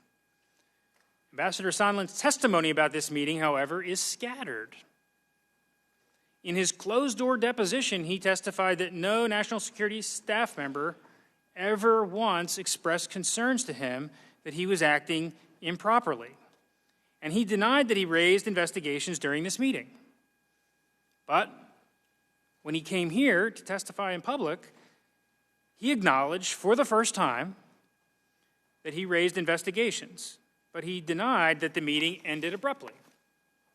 He maintained that Dr. Hill never raised concerns to him and that any discussion of investigations did not mention anything specific, such as Biden or 2016. Let me lastly address the allegation that President Trump directed Vice President Pence not to attend President Zelensky's inauguration as another way of pressuring Ukraine to investigate former Vice President Biden. Jennifer Williams, a senior advisor in the Office of the Vice President, testified that a colleague, she said it was the Chief of Staff's assistant, told her, the Chief of Staff's assistant, that President Trump had directed Vice President Pence not to attend the inauguration. However, Williams had no firsthand knowledge of any such direction or the reasons given for any such direction. If indeed such a direction was given, it's not clear from the evidence why it was done, because the Vice President's office was juggling other potential trips during that time, and the Ukrainian parliament scheduled the election on an extremely short time frame. It was just 4 days' notice. Williams explained that there was a window. There was a window of dates, May 30th through June 1st, during which the Vice President could attend the inauguration, and that was communicated. And that if it wasn't one of those dates, it would be difficult or impossible to attend the inauguration. Separately, the Office of the Vice President was also planning an unrelated trip to Canada to promote the USMCA during the same window. The USMCA was and still is a significant priority for the administration. Vice President Pence has done a number of public events in support of it. President Trump was also planning foreign travel during this time period. And as Dr. Hill testified, both President Trump and Vice President Pence cannot both be out of the country at the same time. Williams explained that these factors created a narrow window for the Vice President's participation in the inauguration. Dr. Hill testified that she had no knowledge that the Vice President was directed not to attend. On May 16th, the outgoing Ukrainian parliament scheduled the inauguration for May 20th, only 4 days later. May 20th was not one of the 3 dates that Vice President Pence's office had provided for his availability. Williams testified that this early date surprised the Vice President's office because we weren't expecting the Ukrainians to look at that time frame. George Kent at the State Department said that this short notice from the Ukrainians forced the State Department to scramble to find a U.S. official to lead the delegation, finally settling on Secretary of Energy Rick Perry. On May 20th, the date of President Zelensky's inauguration, Vice President Pence was in Jacksonville, Florida, for an event promoting USMCA. Finally, on September 25th, President Trump and President Zelensky met during the United Nations General Assembly. The two met without Ukraine ever taking action on investigations, and according to Ambassador Taylor, there was no discussion of investigations during this meeting. I will now turn to the second assertion that President Trump withheld taxpayer-funded security assistance to Ukraine as a way of pressuring Zelensky to conduct these investigations. Here, too, context is critically important. President Trump has been skeptical of foreign assistance in general and believes quite strongly that our European allies should share more of the burden for regional defense. That's an assertion he made on the campaign trail, something he's raised consistently since. It's also important to note that U.S. security assistance is conditioned to countries around the world, and that U.S. aid, including aid to Ukraine, has been temporarily paused in the past for various reasons, and even for no reason at all. Ambassador Volker testified the 55-day pause on security assistance did not strike him as uncommon, and that the pause was not significant. Dr. Hill and State Department official Catherine Croft both testified that security assistance to Ukraine specifically had been temporarily paused in the past. In fact, Ambassador David Hale, the Undersecretary of State for Political Affairs, the third most senior person at the State Department, testified that the National Security Council had launched a review of U.S. foreign assistance across the world to make sure taxpayer dollars were spent in the national interest and to advance the principle of burden sharing by our allies. Dr. Hill testified that as she was leaving the NSC in July, there had been a directive for a whole-scale review of our foreign policy assistance. She said there had been more scrutiny on security assistance as a result. Another important data point is President Trump's willingness to take a stronger stance in supporting Ukraine against Russian aggression, and compared to the previous administration. Several witnesses testified that President Trump's willingness to provide Ukraine with lethal defensive assistance, Javelin anti-tank missiles, was a substantial improvement, a stronger policy, and a significant decision. When we discuss Democrat allegations that President Trump withheld vital security assistance dollars from Ukraine, we should also remember that it was President Trump and not President Obama who provided Ukraine with lethal defensive weapons. I make all of these points here because there are relevant pieces of information that bear on how the House should view the evidence in question. Although the security assistance was paused in July, the evidence is virtually silent on the definitive reason for the pause. In fact, the only direct evidence of the reason for the pause comes from OMB official Mark Sandy, who testified that he learned in September that the pause was related to the president's concern about other countries contributing more to Ukraine. He explained how OMB received requests for information on what other countries were contributing to Ukraine, which OMB provided in the first week of September. The aid, of course, was released September 11th. Several witnesses have testified that security assistance was not linked to Ukraine's investigations. Ambassador Volker's testimony is particularly relevant on this point because he was a key intermediary with Ukrainian government and someone who they trusted and sought for advice. Ambassador Volker testified that he was aware of no quid pro quo, and the Ukrainians never raised such concerns to him. When Ambassador Taylor raised the possibility of a quid pro quo to Ambassador Volker, Volker said he replied, "There's no linkage here." During his deposition, Chairman Schiff tried to pin him down on this point, but Ambassador Volker was clear there was no connection. In his public testimony, Ambassador Volker reiterated there was no linkage. Similarly, George Kent at the State Department said he did not associate aid to investigations, and he relayed how Ambassador Taylor told him that Tim Morrison and Ambassador Sondland also believed the two were not linked. Ambassador Sondland's testimony, as we have seen already, is a bit more scattered. In his deposition, he said that he was never aware of preconditions on security assistance, or that the security assistance was tied to investigations. Ambassador Sondland then later provided a written statement supplementing his deposition in which he explained for the first time that in the absence of any clear explanation, he presumed a link between security assistance and an anti-corruption statement were linked. Ambassador Sondland also attested in his written supplement that he likely voiced this concern to Mr. Yarmak, a close advisor of President Zelensky, on September 1st in Warsaw. Mr. Yarmak, however, in a subsequent news account published on November 22nd, disputed Ambassador Sondland's account and said he doesn't remember any reference to the military aid. In his public testimony, Ambassador Sondland reiterated that his testimony was based on a presumption, acknowledging to Congressman Turner that no one on the planet told him that security assistance to Ukraine was conditioned on investigations. Ambassador Taylor is the other relevant actor here. He testified in his deposition that he had a clear understanding that Ukraine would not receive the security assistance until President Zelensky committed to the investigations.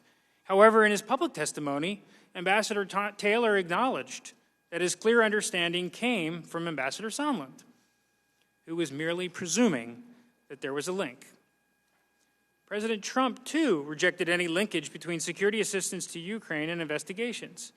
The president's statements in this regard ought to be persuasive because he made the same statement in two separate private conversations with two different U.S. officials 10 days apart. There would be no reason for the president to be anything less than candid during these private conversations. On August 31st, President Trump spoke by phone with Senator Johnson, who was traveling to Ukraine in the coming days, and sought the president's permission to tell President Zelensky that the security assistance would be forthcoming. President Trump responded that he was not ready to do that, citing Ukrainian corruption and burden sharing among European allies. When Senator Johnson raised the potential linkage between security assistance and investigation, President Trump vehemently denied any connection, saying, "No way. I would never do that. Who told you that?" In closing the call, President Trump told Senator Johnson that we're reviewing it now, referring to the security assistance, and guess what? You'll probably like my final decision. He told that to Senator Johnson on August 31st. This statement strongly suggests that President Trump was already leaning toward lifting the aid.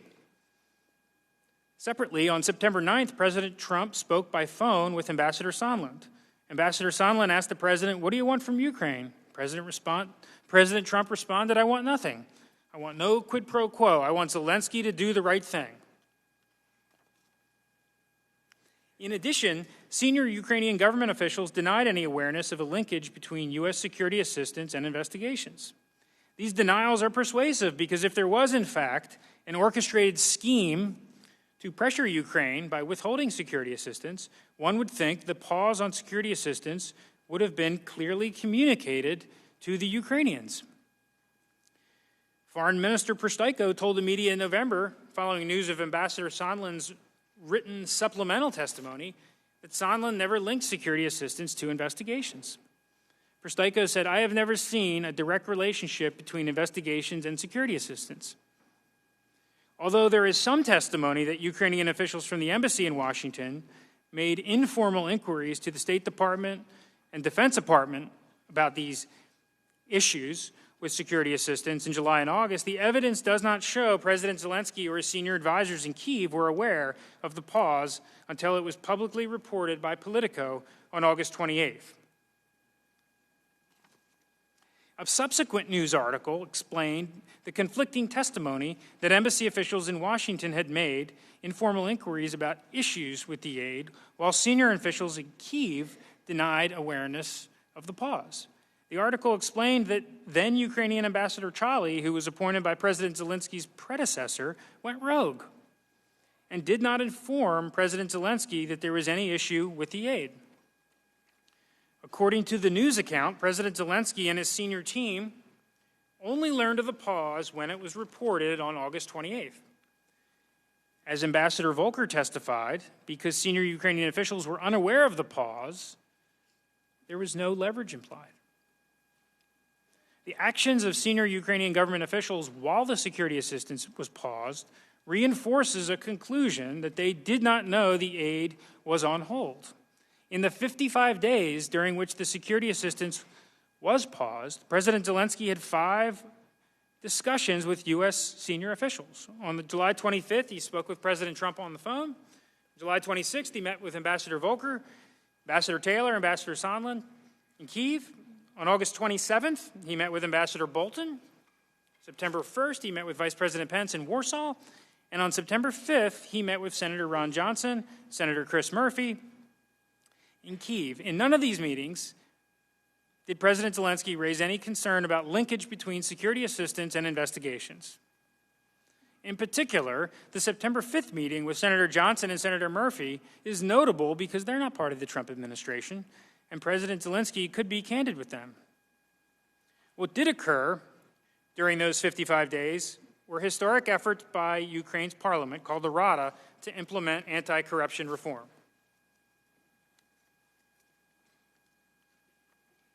Vice President Pence had pressed President Zelensky about these reforms during their September 1st meeting. In their depositions, Ambassador Taylor lauded President Zelensky's rapid reforms, and National Security Council official Morrison testified that during a meeting in Kyiv, they noted that everyone on the Ukrainian side of the table was exhausted because they'd been up all night working on these reforms. On September 11th, President Trump discussed the matter with Vice President Pence, Senator Portman, and Acting Chief of Staff Mulvaney. According to Tim Morrison's testimony, they discussed whether Ukraine's progress on anti-corruption reform was enough to justify releasing the security assistance. Morrison testified that Vice President Pence was obviously armed with the conversation he had with President Zelensky, and they convinced the president that the aid should be dispersed immediately. The president then lifted the hold. In concluding this point, we have considerable evidence that President Trump was skeptical of Ukraine due to its corruption. We have evidence the president was skeptical of foreign assistance in general, and that he believes strongly our allies should share the burden for regional defense. We know the White House was reviewing foreign assistance in general to ensure it furthered U.S. interests, and that OMB researched and provided information about which foreign countries were contributing money to Ukraine. President Trump told Senator Johnson on August 31st, "We're reviewing it now, and you'll probably like my final decision." He told Ambassador Sondland on September 9th, "I want Zelensky to do what he ran on." President Zelensky, who ran on an anti-corruption platform, was an untried politician with ties to a potential controversial oligarch. Vice President Pence reiterated President Zelensky that on September 1st, the need for reform was paramount. After President Zelensky passed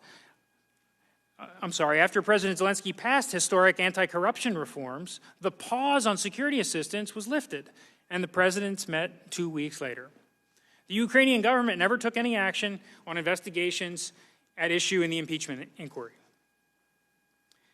Much has been made about a so-called shadow or irregular foreign policy apparatus that President Trump is alleged to have orchestrated as a mechanism to force Ukraine to initiate investigations. The allegation is President Trump conspired to recall Ambassador Yovanovitch from Ukraine so his agents could pursue a scheme to pressure Ukraine to conduct these investigations. But there are logical flaws with these arguments. First, every ambassador interviewed in the impeachment inquiry acknowledged the president has an absolute right to recall ambassadors for any reason or no reason. It's apparent that President Trump lost confidence in Ambassador Yovanovitch, and it's simply not an abuse of power for him to recall her. Beyond that, the Trump administration replaced Ambassador Yovanovitch with Ambassador Bill Taylor, who became one of the first State Department officials to voice concerns discussed during the course of our inquiry here. In fact, Ambassador Taylor played a prominent role in some of the hearings last month. If President Trump truly sought to remove Ambassador Yovanovitch as part of a nefarious plan, he certainly would not have replaced her with someone of the likes of Ambassador Bill Taylor. Second, the three U.S. officials who comprise the so-called shadow foreign policy apparatus, Ambassador Volker, Sondland, and Secretary Perry, can hardly be called irregular, and certainly not outlandish. All were senior U.S. officials with official interests in Ukraine policy. The three kept the State Department and the NSC informed of their activities. Finally, there is evidence that Mayor Giuliani did not speak on behalf of the president. According to a news story on November 22nd, Mr. Yarmak asked Ambassador Volker to connect him with Mayor Giuliani because the Zelensky team was surprised by the mayor's negative comments about Ukraine. They wanted to change his mind. Both Ambassador Volker in his deposition and Yarmak in an August New York Times article denied that Mayor Giuliani was speaking on behalf of President Trump as his agent. Instead, as Ambassador Volker explained, the Ukrainian government saw Giuliani as a conduit through which they could change the president's mind. The second allegation at issue, of course, is whether the president obstructed Congress by not agreeing to all the demands for documents and testimony. As somebody with experience with congressional investigations and I strongly believe in Congress's Article 1 authority, but this impeachment inquiry has departed drastically from past bipartisan precedents for presidential impeachment, as well as the fundamental tenets of fair and effective congressional oversight. First, process matters. The bipartisan Rodino-Hyde precedents guaranteed fundamental fairness and due process to the president. It allowed substantive minority participation and participation from the president's counsel in the fact-finding process. Neither aspect was present here. Democrats denied us witnesses. Democrats voted down subpoenas we sought to issue for both documents and testimony. And I'll note Democrats never brought to a committee vote any of the subpoenas that were issued. They were all tabled. Democrats directed witnesses not to answer our questions. And these sorts of actions delegitimize the inquiry and do not give the witnesses or the president confidence that the inquiry is fair. Second, the president or any potential witness to this impeachment inquiry should be allowed to raise defenses without it being used as an adverse inference against him. Courts have held that the Constitution mandates an accommodations process between the branches. For this reason, congressional oversight is a time-intensive endeavor. It certainly takes longer than 76 days. Here, however, the initial letters from the Democrats instructed potential witnesses that if they did not cooperate in full, it shall constitute evidence of obstruction. Democrats wanted all their demands honored immediately and were unwilling to consider the executive branch's privileges or defenses.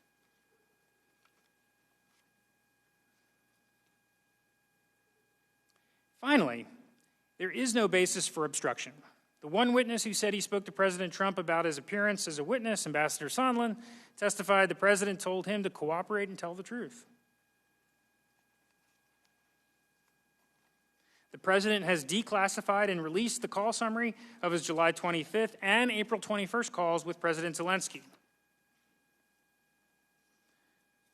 The White House wrote to Speaker Pelosi to say that it was willing to cooperate further if the House returned to a well-established, bipartisan, constitutional-based impeachment process.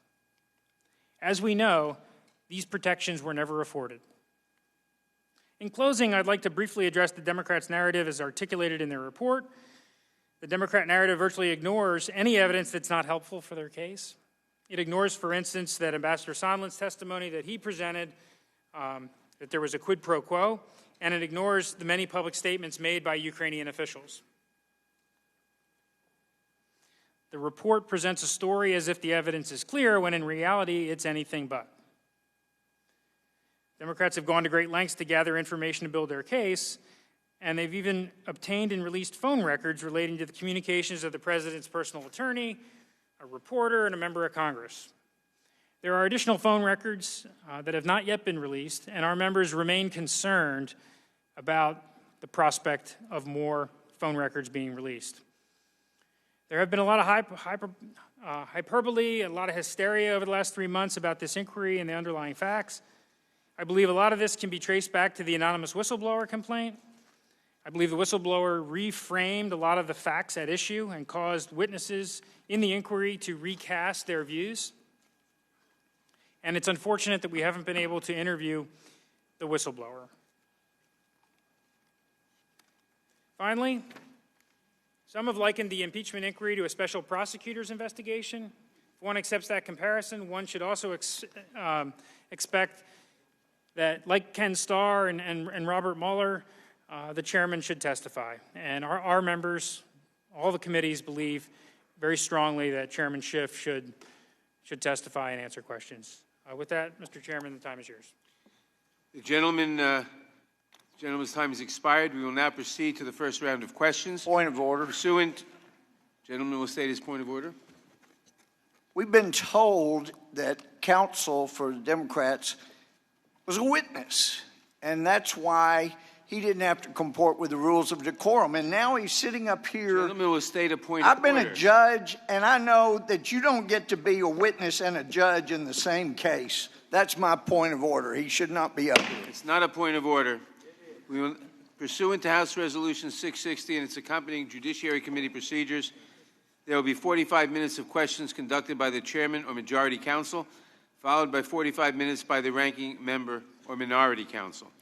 Only the chair and ranking member and their respective counsels may question witnesses during this period.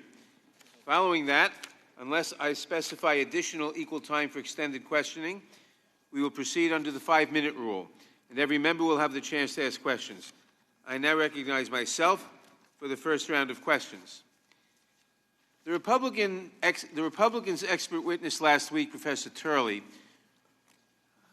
wrote in an article that, quote, there is no question that the use of public office for personal gain is an impeachable offense, including the withholding of military aid in exchange for the investigation of a political opponent. You just have to prove it happened, close quote. That was Mr. Turley's comment.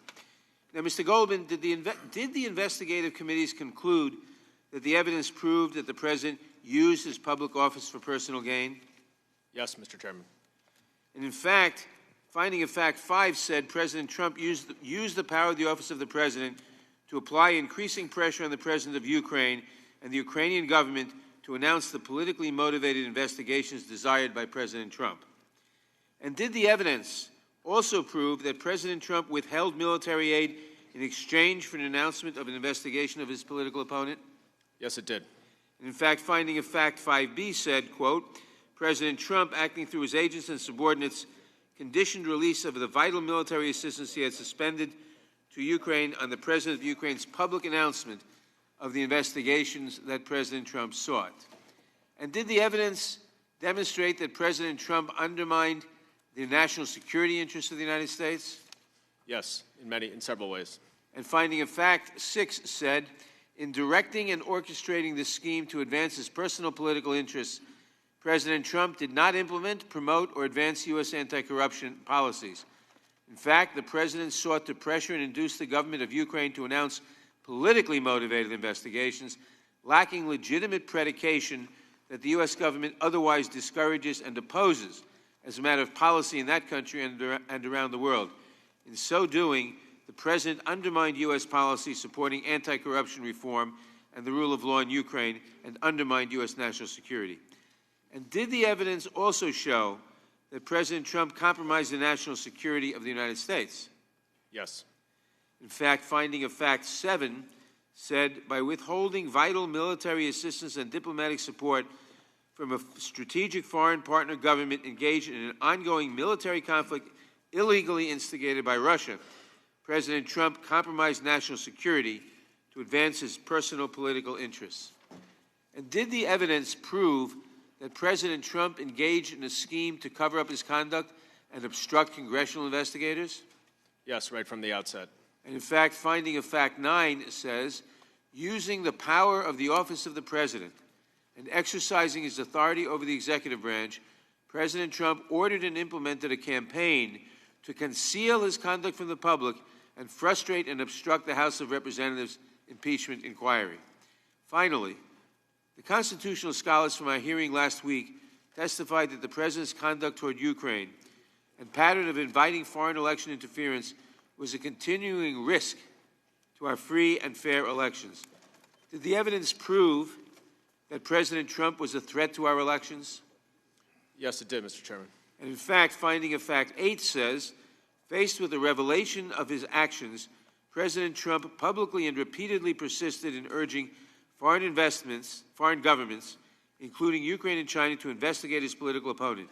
This continued solicitation of foreign interference in a U.S. election presents a clear and present danger that the President will continue to use the power of his office for his personal political gain, close quote, I would add, in the next election. I now yield to my counsel, Mr. Burke, for additional questioning. Thank you, Mr. Chairman. Mr. Castro, as an experienced investigator, would you agree that it's relevant to look at evidence bearing on the President's state of mind that may help explain the President's actions? I think the evidence that we talked about show. Microphone. Use your mic, please. Sir, my only question to you is that a relevant thing to consider? Right, like the call he had with Senator Johnson. It's relevant to consider. Sir, would you agree that Joe Biden was a leading Democratic contender to face President Trump in 2020? I wouldn't agree with that. You disagree with it. So, sir, it's your testimony too early that President Trump did not view President Biden to be a legitimate contender. I don't know what President Trump believed or didn't believe, but it's too early. Sir, as part of your inquiry, did you determine whether President Trump tweeted at all about former Vice President Joe Biden between January and July 25th, and how many times? I didn't look at Twitter. I try to stay off Twitter lately. Did you know President Trump tweeted about former Vice President Joe Biden over 25 times between January and July 25th? No, I didn't look at those tweets. Did you look at how many times President Trump mentioned Vice President Biden in a speech or rally leading up to the July 25th call? Hey, President Trump goes to a lot of rallies. He does a lot of tweeting. I think it's pretty difficult to draw too many conclusions from his tweets or his statements at rallies. Mr. Chairman. Well, sir, Mr. Chairman, parliamentary inquiry. The gentleman is not recognized for parliamentary inquiry.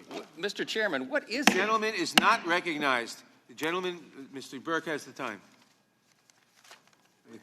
We're going to ignore the rules and allow witnesses to ask the questions. Then how many other rules are you just going to disregard? Gentlemen will suspend. Parliamentary inquiries are not in order at this time. Well, how about a point of order? This is not appropriate to have a witness be a questioner of somebody that was a witness when he was. The gentleman will suspend. It's just wrong.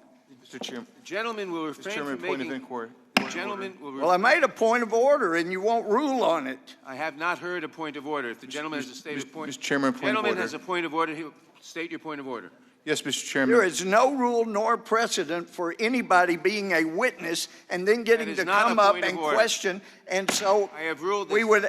The point of order is he's inappropriate to be up here asking questions. That is not a point of order. He's here in accordance with Rule 6.6. How much money do you have to give to get to do that? The gentleman will not cast aspersions on members of staff of the committee.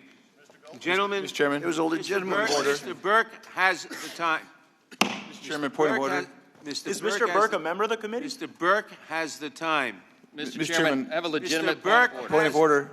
Mr. Burke has the time. You have to recognize point of order. Point of order. The gentleman will state a point of order. This gentleman is presenting his opinions as a witness. He's supposed to present the material facts in the report, not to appear for his opinions. Is that right or not? The gentleman, that is not a point of order. It is Mr. Burke's time pursuant to it's Rule 6.6. It's inappropriate testimony to the committee. It is.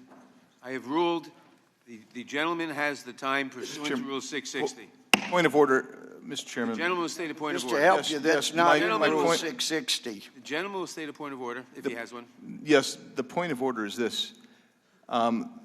We operate by rules. If there's nothing specifically in the rule permitting this, we go by precedent. It is unprecedented for a person to come and sit who you've described as a witness to then return to the bench and begin The questioning. gentleman has stated, that is a point of order. The gentleman has stated that it is not a point of order, but I will point out, it's not a cognizable point of order. I will point out that the gentleman has been designated by me to do this questioning pursuant to Rule 660, House Resolution 660, which is part of the rules of the House. Why didn't you do a soliloquy then? It is in accordance with the rules of the House, and the gentleman's time will resume. Mr. Burke. Thank you, Mr. Chairman. Mr. Castro, you are aware that President Trump announced his candidacy for re-election in 2020, and he announced it the month before the July 25th call on June 21st? Okay. Did you find that? Did you look at that in your investigation as part of looking at President Trump's intent and what he intended on the July 25th call? I mean, the date he announced his, I mean, he's obviously running for re-election. What is the date he announced his intent to run for re-election matter? And, sir, you knew that President Biden had already announced his intent to run in April of that year, too, correct? It's been related to me. I don't know when Vice President Biden indicated he was going to run, as I sit here today. Sir, you would agree with me that if the Ukraine announced a corruption investigation of former Vice President Joe Biden, that would hurt his credibility as a candidate. Would you agree with that basic principle, sir? Well, nobody... Yes or no, sir? Would you agree with that principle? Well, I slightly disagree with the predicate, with the premise of your question, because Chairman, we're talking about Hunter object Biden. to the question that requests opinion evidence. The gentleman is not fact. recognized. The gentleman has the floor. Well, I object to the question. The gentleman, Rule on whether the question's in order or not. The question is in order. The gentleman will continue. Why? The gentleman will continue. It's his time. Let's get back to the fact that we're talking about 8 ambiguous lines in a call transcript. The president was not asking for a personal favor. He was speaking on behalf of the American people. He said, and I'll read it, I'd like you to find out what happened with the whole situation in Ukraine. They say crowd strike. I guess you have one of your wealthy people. Sir, I'm not asking you to read that. Let me. If you want to talk about the transcript, I want to talk to you about some of it. You said it's 8 lines. Let's look at slide 3, if we may. The reference to Biden.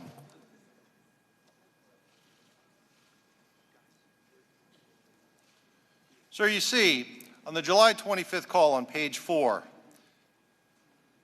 isn't it the fact that President Trump, in his call with President Zelensky, said that he heard that former Vice President Joe Biden had stopped the prosecution of his son? Is that correct, sir? Yes or no? It says the other thing. There's a lot of talk about Biden's son, that Biden stopped the prosecution. Well, that is correct. He said he stopped the prosecution. Point of order. He's entitled to answer the question fully, Mr. Chairman. The gentleman have you seen that recognized. There's a video of the former VP. I think that's what the president's referring to. He was at the Council on Foreign Relations, and it was a little bit of a, the former VP was a little bit audacious in how he described. He went over to the. I'm only asking you what it says on the transcript. Is that what it says, sir? It says the other thing. There's a lot of talk about Biden's son, and that Biden stopped the prosecution. It says that, correct? That's what it says here. Yes. And then it also says, it goes on to say, President Trump asked President Zelensky if you can look into it. Correct? Is that the words? If you can look into it. Correct?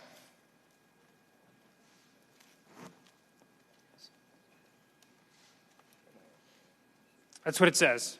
And then he says, so President Trump, am I right? President Trump was asking Ukrainian President Zelensky to have the Ukrainian officials look into Vice President Joe Biden, correct? Is that correct, yes or no?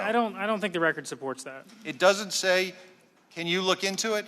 President Trump is not asking him to say that? I don't think it supports that. I think it's ambiguous. Mr. Goldman, you're an experienced federal prosecutor. I know that firsthand. Is this President Trump asking President Zelensky to investigate his political rival, Joe Biden? I don't think there's any other way to read the words on the page than to conclude that. And Mr.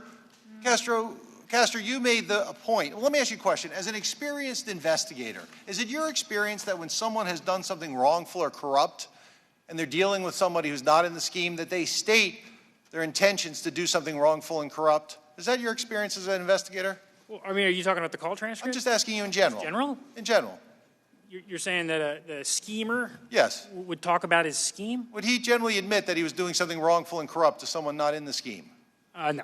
In fact, you made a big point, sir, in your presentation that on that call, President Trump did not go further and tell President Zelensky that he wanted the investigation announced to help his 2020 election. Well, he definitely did not talk about 2020. Yeah. And Mr. Goldman, would you agree that if President Trump was acting corruptly, wrongfully, abusing his power, that it was unlikely he was going to confess to President Zelensky that he was asking for the investigation explicitly to help his 2020 election prospects?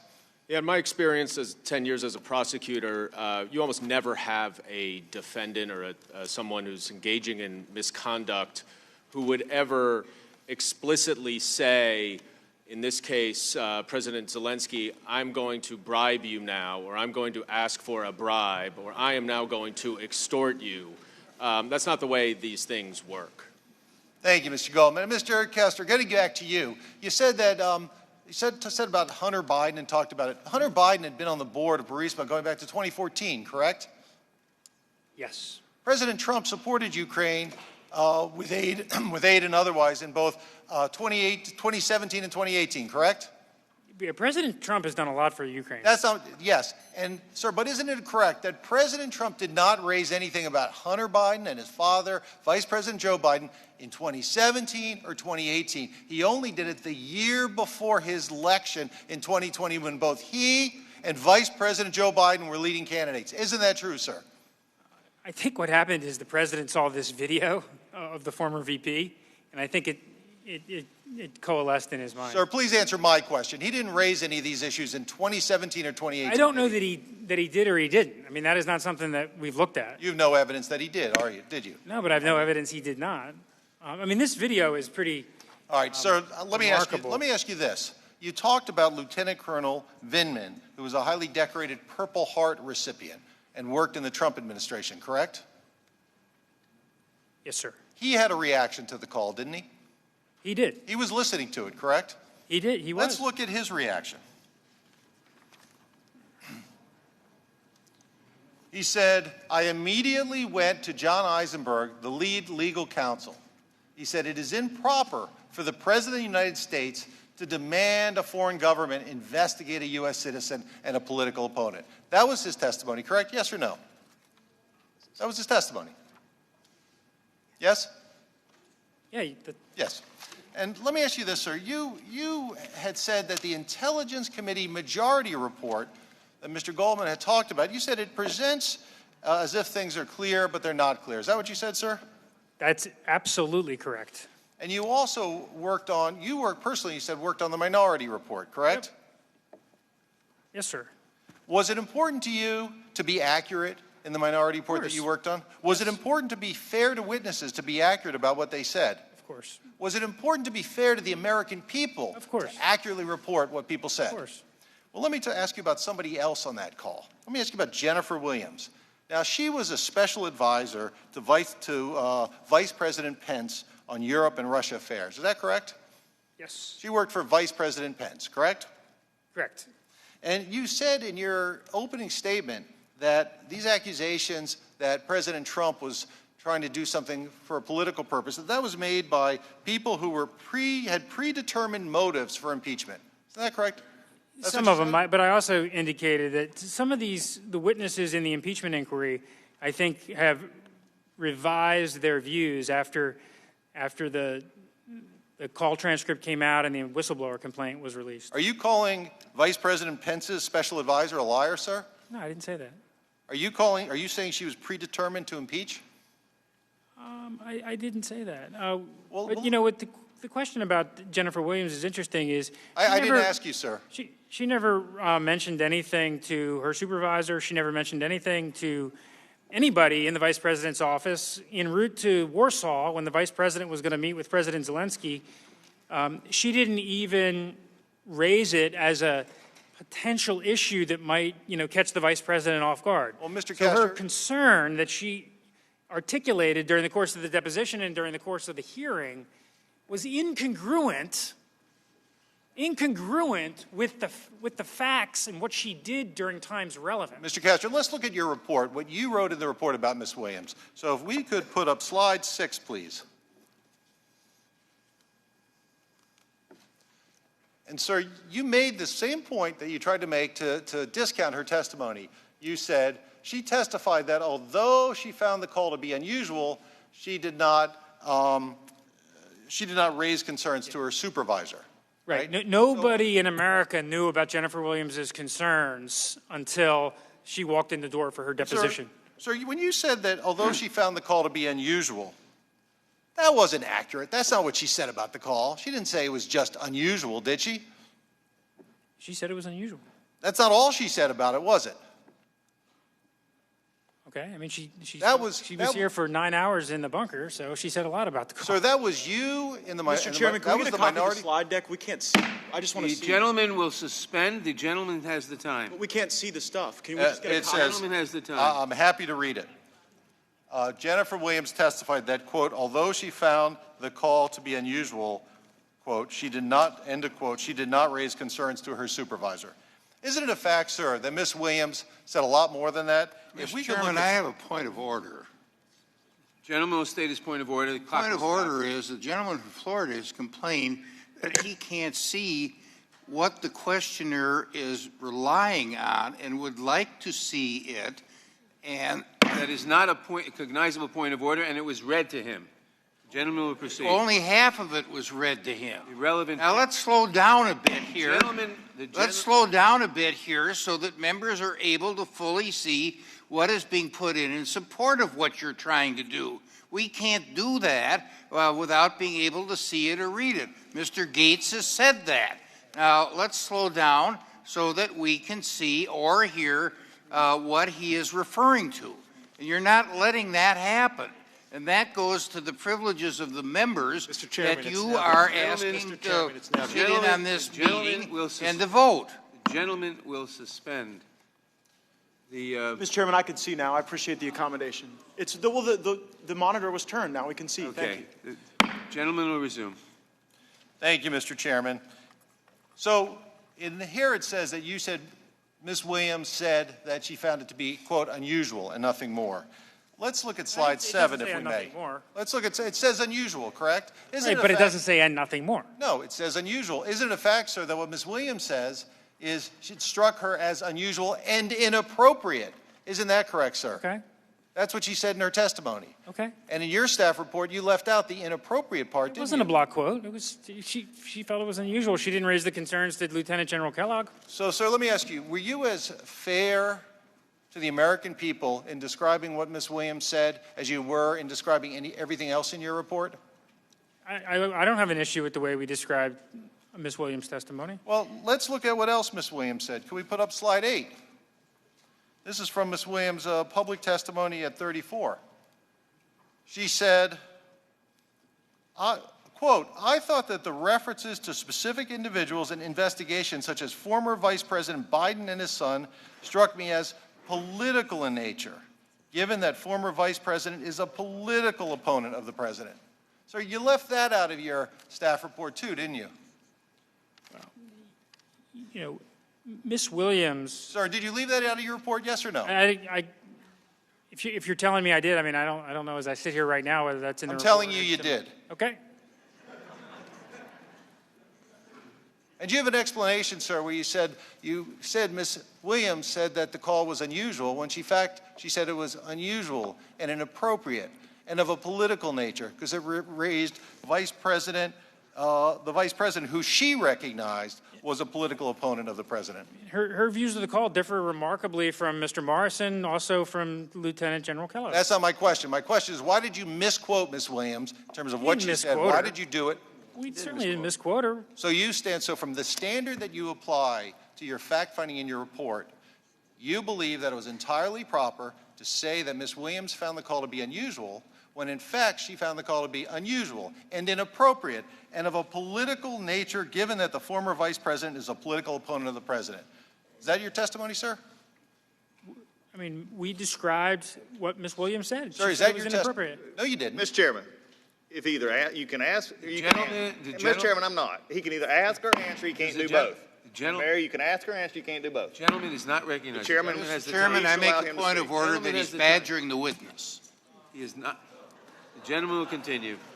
And sir, you invoked, Mr. Mr. Moore. Chairman, can you rule on my point of order that he's badgering the witness, because he's doing that? Sir, you invoked Mr. That is not a cognizable motion. It does not call for a ruling, and the time belongs to the gentleman. A point of order, the committee is not in order, and the chairman is not in order. That is not a point of order. The committee is in order. Well, would you rule on my original point of order? The original point of order was not cognizable and does not necessitate a ruling. That the Chairman, lawyer is badgering the witness? We have to have some decorum in here, and you have your rules of decorum, which aren't comporting with everybody else's rules of I will say that sharp cross-examination of a witness is not badgering the witness. The gentleman will continue. Mr. Chairman. It is if it's Gentleman by will another continue. witness. No one. The gentleman has the time. Mr. Chairman, point of order. Gentleman will state a point of order. Under Resolution 660, we're supposed to follow the federal rules of evidence. Is that right? No. What is it? No, it is not correct. What are the rules? What are the objections that we're able to not make? that is not a point of order. It is a point of order. There's no rules. It is not a point of order. The gentleman will continue. Where's the list of rules? The gentleman will continue. Thank you, to Mr. Chairman. The gentleman will continue. Thank you, Mr. Chairman. Mr. Castor, you just invoked Tim Morrison. He was someone on the call too, correct? Yep. And let me put up slide 9 of Mr. Morrison's testimony on page 38 of his public testimony. And Mr. Morrison said, well, the question by Mr. Goldman.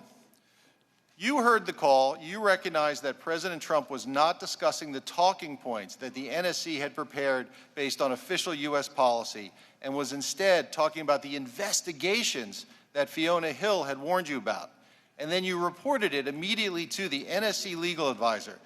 Is that the correct claim of events here? And Mr. Morrison said, that's correct. Before I ask you, Mr. Castor, let me ask you, Mr. Goldman. Earlier, before your presentation, we showed a testimony of Ms. Hill where she referred to what President Trump was trying to do as running a domestic political errand. Is that what you understand? Is that what you intended to ask Mr. Morrison about in your question to him? Yes, it was about these two specific investigations that President Trump ultimately did discuss and ask President Zelensky to do. These are the same two investigations that were discussed and were the only two investigations that were at issue throughout the entirety of the scheme.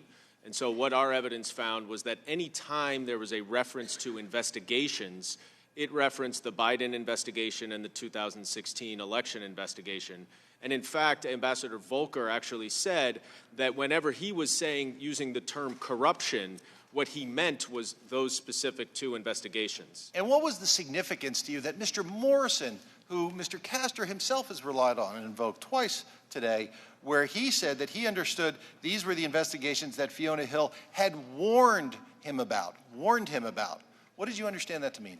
When Dr. Hill left and Tim Morrison replaced her, they had transition meetings. And during one of those transition meetings, Dr. Hill told Tim Morrison about what she believed to be this irregular channel that Ambassador Sondland was operating, where they were pushing for Ukraine to do these investigations. And Dr. Hill in particular was very concerned because, as she said, as you pointed out, that was a domestic political errand, and what she was working on and the National Security Council was working on related to national security and foreign policy, and those were two entirely separate things. And was she expressing the view that President Trump had chose his own personal political interests over the foreign policy positions that Ms. Hill was trying to pursue? At the time that she said that to Tim Morrison, she was not aware of whether President Trump had actually endorsed these investigations, but she did testify that after she read the call transcript, which she only read after it was released like the rest of us, she said that she put 2 and 2 together and realized that that is exactly what he was talking about. And what was 2 and 2 again? It equals 4. And what is 4 in this investigation, sir? Well, it was used by 2 witnesses, Ambassador Sondland and David Holmes, as the only logical conclusion to explain why the security assistance was being withheld from Ukraine. And based on all of the various factors and their direct involvement in issues related to Ukraine, they concluded that the security assistance was being withheld to put pressure and as a condition on the initiation of the 2 investigations that are referenced here. Yep. Turning to you, Mr. I got to clear a couple things up here. I got to clear a couple things up here, if I may. First of all, Morrison was concerned. Morrison didn't think the call was there's no question. The gentleman has the time, not the witness. I mean, sir, Morrison was concerned about leaks. Sir, let me ask you, sir. Sir, you said By the way, Volker never meant. The gentleman has the time. The clock will stop if he's interrupted. Will this witness be able to cross-examine Mr. Burke like he's being able to cross-examine the opposing witness? That's a point of inquiry. Will not shout out in the middle of testimony. You need to call balls and strikes the right way. You don't interrupt either one of them, Mr. Chairman. You're questioner or the witness. Bang it harder. It still doesn't make the point that you're not doing it right. The gentleman will continue. Sir, I believe it was your testimony, as I wrote it down. The Democrats are about blocking info when they should be seeking information. Oh, my goodness. That is absolutely right. Okay. And then you said that the Trump administration has, in fact, cooperated and facilitated congressional oversight investigations. Is that correct, sir? Am I just yes or no? Is that correct? Absolutely. The Trump administration has participated in oversight during the entire Congress until it got to this impeachment inquiry. So let me ask you about this call, sir. Robert Blair. The terms are just not fair. Robert Blair, who was on this call, the Trump administration, the president himself directed him not to appear and give testimony, correct? Robert Blair, I'm glad you No, I'm asking you, did the president direct him not to appear and give testimony, yes or no?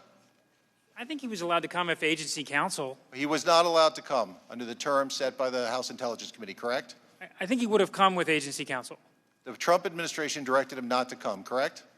He would have provided testimony, I think, if agency counsel could have come. I mean, it's really expensive to hire these outside lawyers. John Eisenberg was directed not to come, correct? The lawyer. Eisenberg presents another set of But he was directed not to come. The lawyer who Lieutenant Colonel Vindman went to, correct? Okay, Eisenberg is he may have been able to come with agency counsel, but he presents some complexities. I mean, he's the chief legal advisor for Ambassador Bolton. So he was directed not to come, correct? He may have been able to come with agency counsel, but his testimony does present complexities. Sir, let me ask you this. Was it U.S. policy on July 26 to request that Ukraine investigate former Vice President Joe Biden?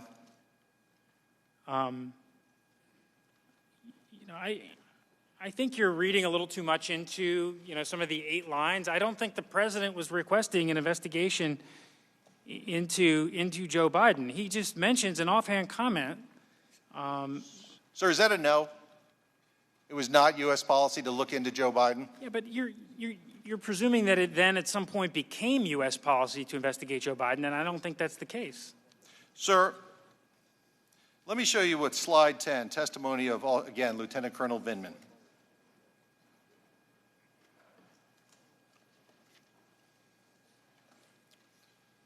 And he was asked, are you aware of any written product from the National Security Council suggesting that investigations in the 2020 election, the Bidens or Burisma, are part of the official policy of the United States? No, I'm not. Now let me go also to Tim Morrison, who you invoked. If we could go to slide 11. Mr. Morrison was asked by our own Congressman Swalwell, who was also on the Intelligence Committee, and said, just going to pick up in the middle of that long question, it said, you listened to the one call that you listened to between the President of the United States and the President of Ukraine. The President of the United States' priorities were to investigate the Bidens. And I'm asking you, sir, why didn't you follow up on the President's priorities when you talked to the Ukrainians? Mr. Morrison said, sir, I did not understand it as a policy objective. Mr. Goldman, let me ask you, there was a package prepared before that call of what President Trump was supposed to talk about with President Zelensky, correct? Yes. And am I correct, sir, that one of the things that he was supposed to talk about and was in his prepared remarks was the anti-corruption platform of President Zelensky that he ran and won on, correct? Yes, the witnesses testified that that is a consistent and persistent policy objective for the United States. Did President Trump mention corruption once in his call with Mr. Zelensky? No, he did not. Did he mention looking into anything other than the 2 investigations that were politically helpful to him, the 2016 election investigation and the investigation of his political rival, former Vice President Joe Biden? No, he did not. Mr. Castor. Add something there? No, you can't. Mr. Castor, let me ask you a President question. Trump did mention. Are you going to let him answer? He did mention that there's some very bad people there. You can yell. The gentleman spent. The time is the questioner's, and he can ask the questions of whoever he wants. And when you question, you'll have the same rules. And Mr. Castor, in fairness, you'll be able to answer questions asked by minority counsel when it's their turn. Okay, but, I have 45 minutes, so let me ask you. Come on, Barry. In fairness here, President Trump talks about very bad people. Mr. Castor, if I can finish. And that was, let me finish, sir. Let me ask you this, sir. Sir, there were two lawyers mentioned on the call.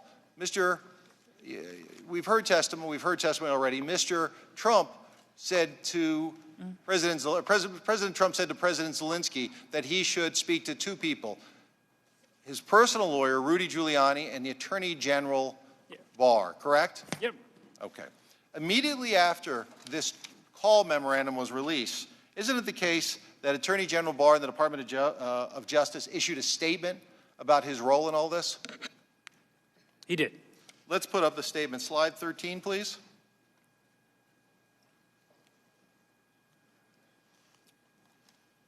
The Department of Justice. The President has not spoken with the Attorney General about having Ukraine investigate anything relating to former Vice President Biden or his son. The President has not asked the Attorney General to contact Ukraine on this or any other matter. The Attorney General has not communicated with Ukraine on this or any other subject. So, Mr. Goldman, is it fair to say that the Attorney General didn't want anything to do with these investigations that President Trump had raised with President Zelensky on the call? I think it goes actually even a little further. I think whether the Attorney General wanted anything to do or not is in addition to the fact that the Attorney General said he had nothing to do with Ukraine, and in fact that there were no ongoing investigations at the time of this call or in August. And that became an issue in the investigation. There is a formal channel that the Department of Justice has and the United States government has to obtain evidence related to an ongoing investigation.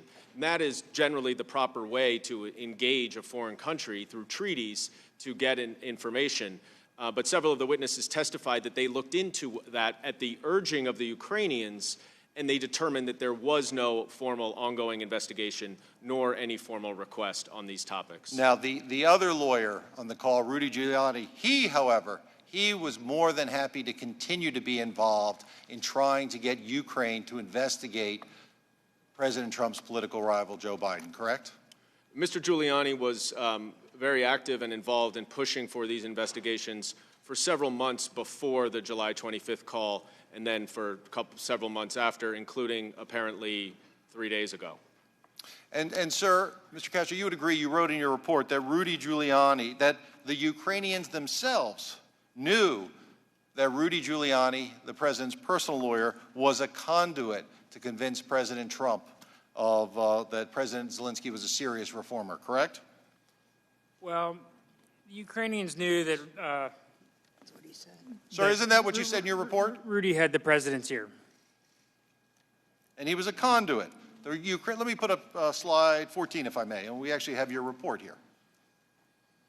And it says the Ukrainians knew that he, meaning Rudy Giuliani, was a conduit to convince President Trump that President Zelensky was serious about reform. Isn't that what you wrote in your report, sir? Okay. And in fact, during the call, President Trump asked President Zelensky to speak directly to his personal lawyer about Ukrainian matters that President Trump was interested in, correct? You referred him to Rudy, yeah. Yes.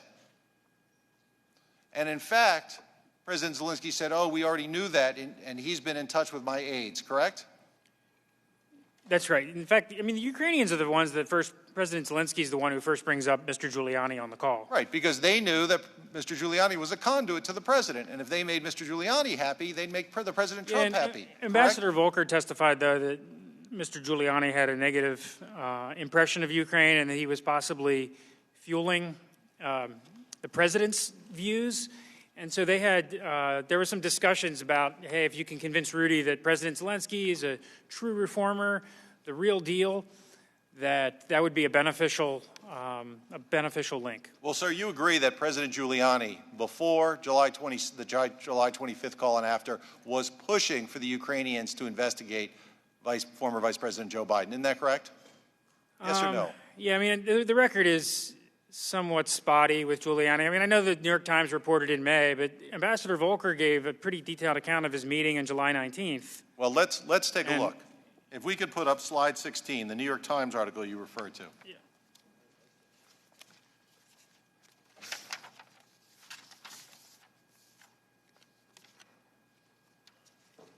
Right, and the article says, I'll read it.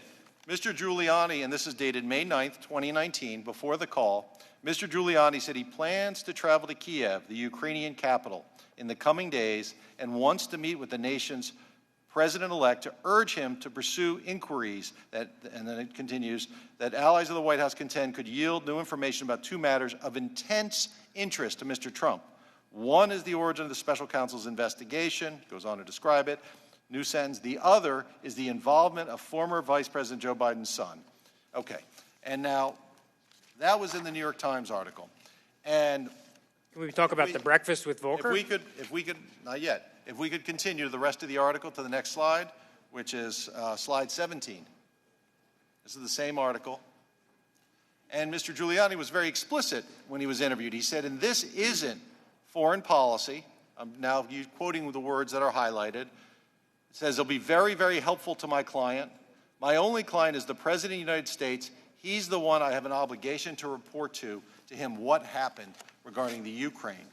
Now, sir, were you aware on that same day Mr. Giuliani gave an interview about what he intended to do? And let's go to slide 18. This is from Real Clear Politics, and it should be on the screen in front of you as well.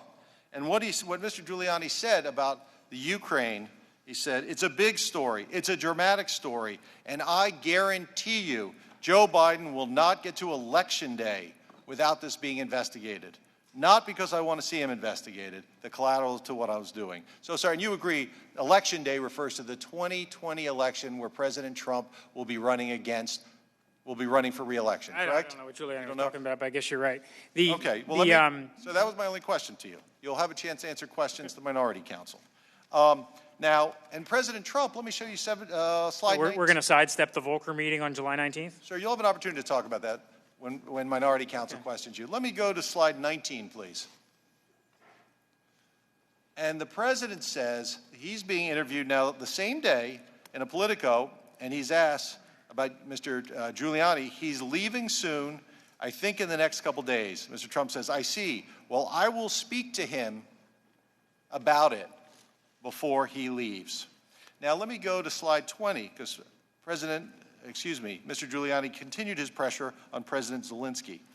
In this one, it's actually a tweet that he put out on June 21st, 2019, roughly a month before the call. He says, new president of Ukraine, still silent on investigation of Ukrainian interference in 2016 election and alleged Biden bribery of the prior president. And again, sir, as you said, the Ukrainians knew that Mr. Giuliani had the ear of his client, President Trump. Isn't that correct, sir?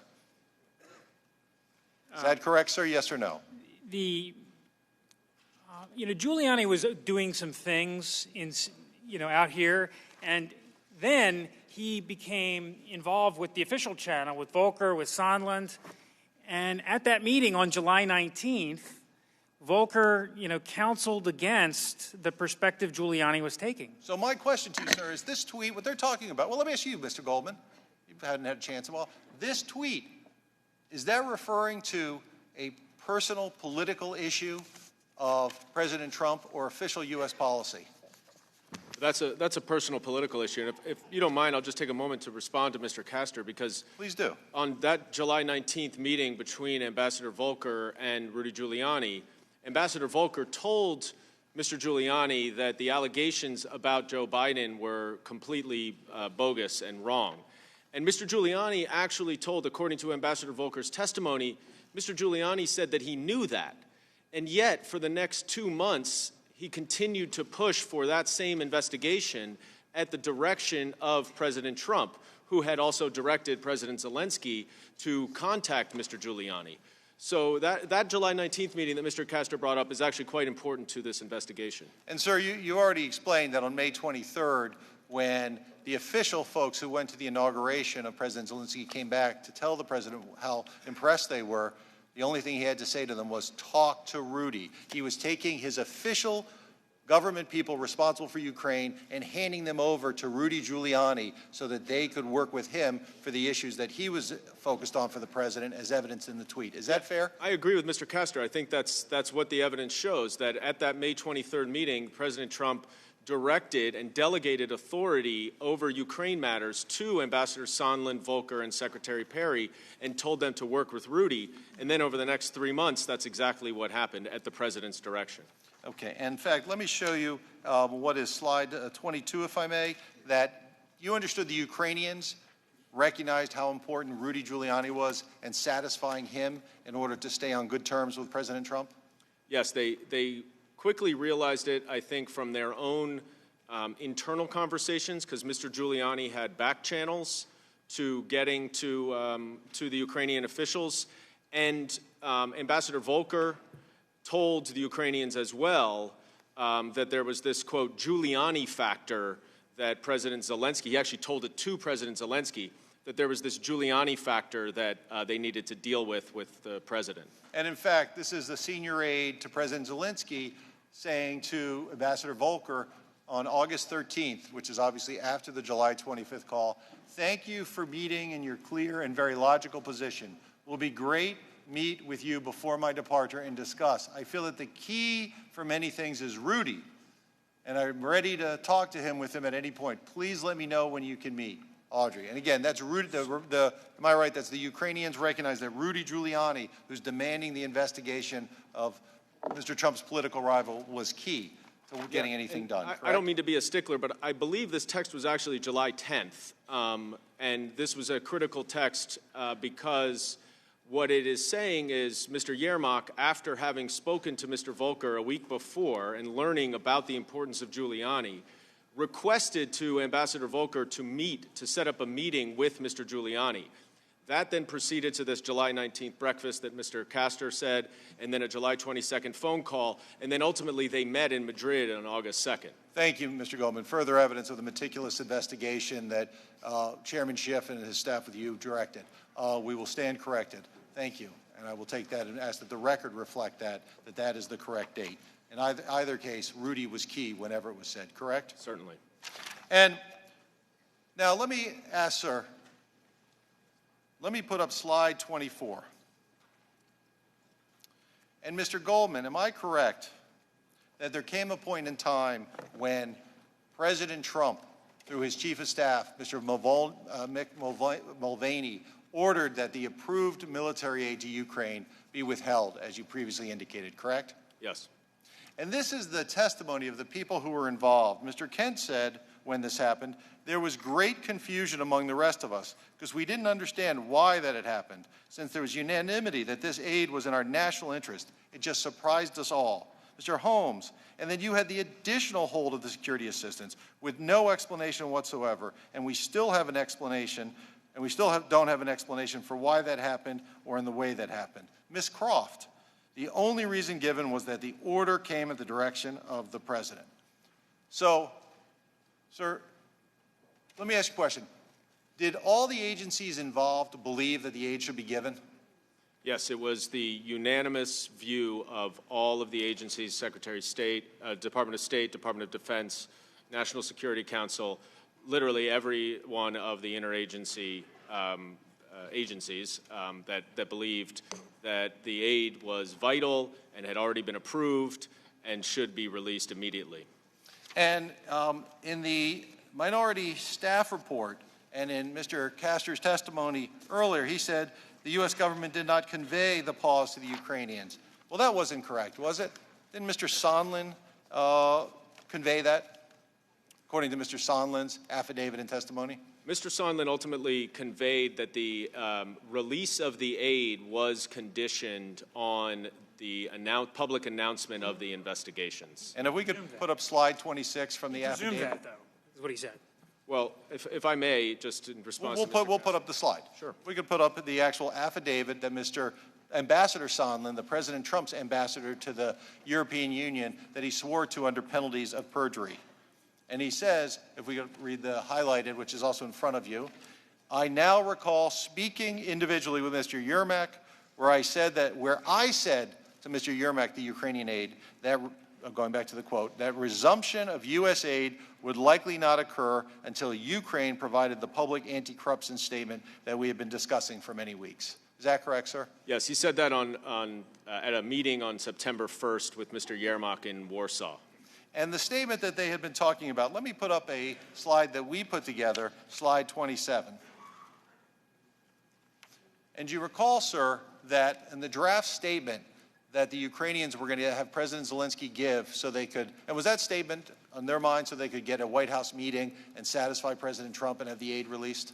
Yes, Ambassador Sondland testified to that, and Ambassador Volker also testified to that. And am I correct that Mr. Yermak gave a statement where he did not make any reference to Vice President Biden, correct? Correct. And then was that Rudy Giuliani who said in the second one that it had to include a reference that they were going to investigate Burisma in the 2016 election? That's right. And what did Burisma stand for? Did all your witnesses say they had an understanding of what that meant? Or did the witnesses say that? So every single witness said, after reading the phone call on July 25th, that it was clear Burisma equaled Biden, that they were one and the same. There were only two witnesses who said that they did not know that until that time. And there was ample testimony. There was a lot of testimony from people involved in all aspects of Ukraine policy who indicated that it was completely unrealistic and unlikely that anyone who had anything to do with Ukraine would not know that the Burisma investigation related to the Bidens. And is that why, and that's how Mr. Giuliani publicly referred to it often, as Burisma and Vice President Biden, correct? Correct, yes. And did the Ukrainians complain repeatedly, we talked a little bit about it, that they didn't want to be a pawn in U.S. democratic politics by helping President Trump's reelection campaign by making such a statement? They said that in July, and in August, ultimately, they didn't give the statement in large part because they had reservations, given that President Zelensky was an anti-corruption reformer. They had reservations about engaging in U.S. domestic politics. That's right. Okay. I want to go back to you, Mr. Castor. You said that when President Trump said to Ambassador Sondland on September 17th that he had no quid pro quo, you said he had no reason. You said September 9th. You said he had no reason to be any less than candid. That's what you said. No reason to be any less than candid. Let me show you, sir, what happened, though, on September 5th. Let me show you slide 52.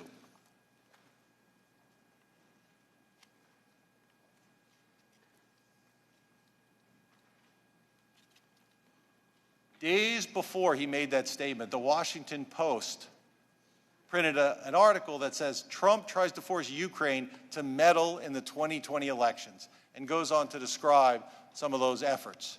And, sir, let me show you whether President Trump was aware of that article before he volunteered no quid pro quo as a defense. Let me show you a tweet by President Trump on slide 53. Now, and again, he is putting out a tweet that is essentially saying the Democrats, following up the article, that they are pursuing impeachment. Again, showing awareness that this has now been reported on. So, Mr. Goldman, is it fair to say what Mr. Castor said, that President Trump had no reason to be any less than candid about saying no quid pro quo?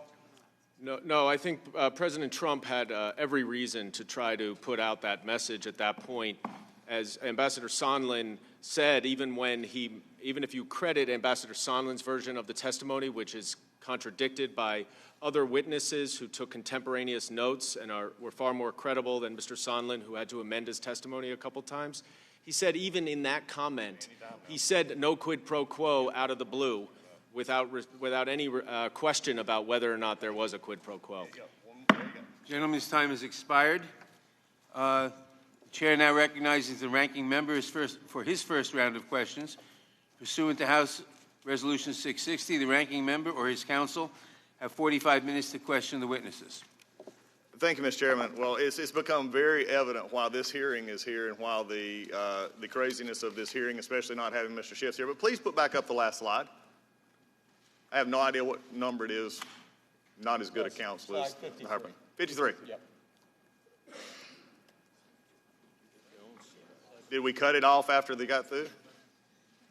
It was 11 seconds. 11 seconds. Okay, well, while we're doing this, I mean, I think it's just that the most amazing statement came out there. We're proofing the tweet that said that he thought that the Democrats were concerned about impeachment. There's nothing the Democrats have not been concerned about for 2.5 years. Since November 2016.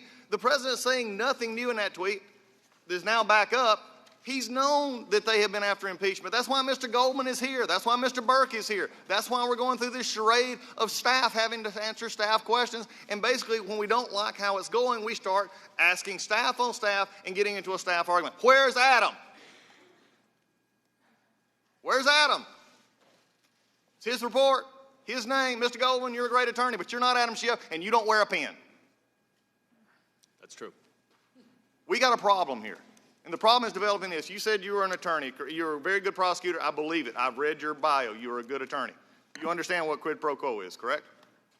I do. You understand what asking for something in exchange for something actually means, correct? I do. You know about the conversation of Mr. Biden when he asked and he said, I'm not going to give you the $1 billion. You know about that conversation, correct? You want me to read it to you, or do you know it? One second. Are you talking about in 2015? No, I'm talking about the one from the national, where you did I'll read it to you since you're having trouble. As I remember going over to the Ukraine, convincing our team, our leaders, convincing them that we should provide for loan guarantees. I went over, I guess the 12th or 13th time to Kiev. I was supposed to announce that there was a $1 billion loan guarantee.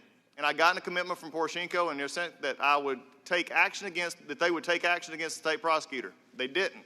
So they said they were walking out to the press conference. I said, nah, I'm not going to, or we're not going to give you the $1 billion. They said, you have authority. You have no authority. You're not the president. The president said, I said, call him. Laughter. I said, I'm telling you, you're not getting the $1 billion. I said, you're not getting the $1 billion. I'm getting ready to be leaving here. And I think about 6 hours. I looked at them and said, I'm leaving here in 6 hours. If the prosecutor is not fired, you're not getting the money. Well, son of a bitch, he got fired. Did he ask for something, request something, and hold something of value? He did. George Kent testified that was... I think I'll do what you did. George Kent testified. I'm asking about not George Kent. I'm asking about this question. Right, but it's important context. It's not. Answer this question. Did he or did he not? Either Joe Biden's a liar, telling a story to make people impressed, or he actually did this. Which is it? He did it pursuant to U.S. official policy. So he did it in withholding, actual dollars, actual thing, holding this out there. So Joe Biden, of everybody that we discussed about, is the only one that's done a quid pro quo. He's the only one that's used taxpayer dollars to actually threaten a foreign government. And yet we're sitting here pretending that this is not happening? We're sitting here pretending that a president of the United States now would not be concerned? Look, you look at it this way. Joe Biden's a terrible candidate. He can destroy himself on the campaign trail, but he can't get by this. And it doesn't matter who brings it up. It doesn't matter who does it, because this is what happened. And you can whitewash it all you want. You can go over whatever you want, but that's what he did. He's either a liar or he did it, and he did it. I want to continue on. Question is a question that you had earlier. You rely on approximately how many times do you rely on Gordon Sondland's testimony in your report? Oh, it's nearly a 300-page report. Would you be amazed if it was 600 times or better? You wouldn't have any idea or not? I have no idea. Okay? You did.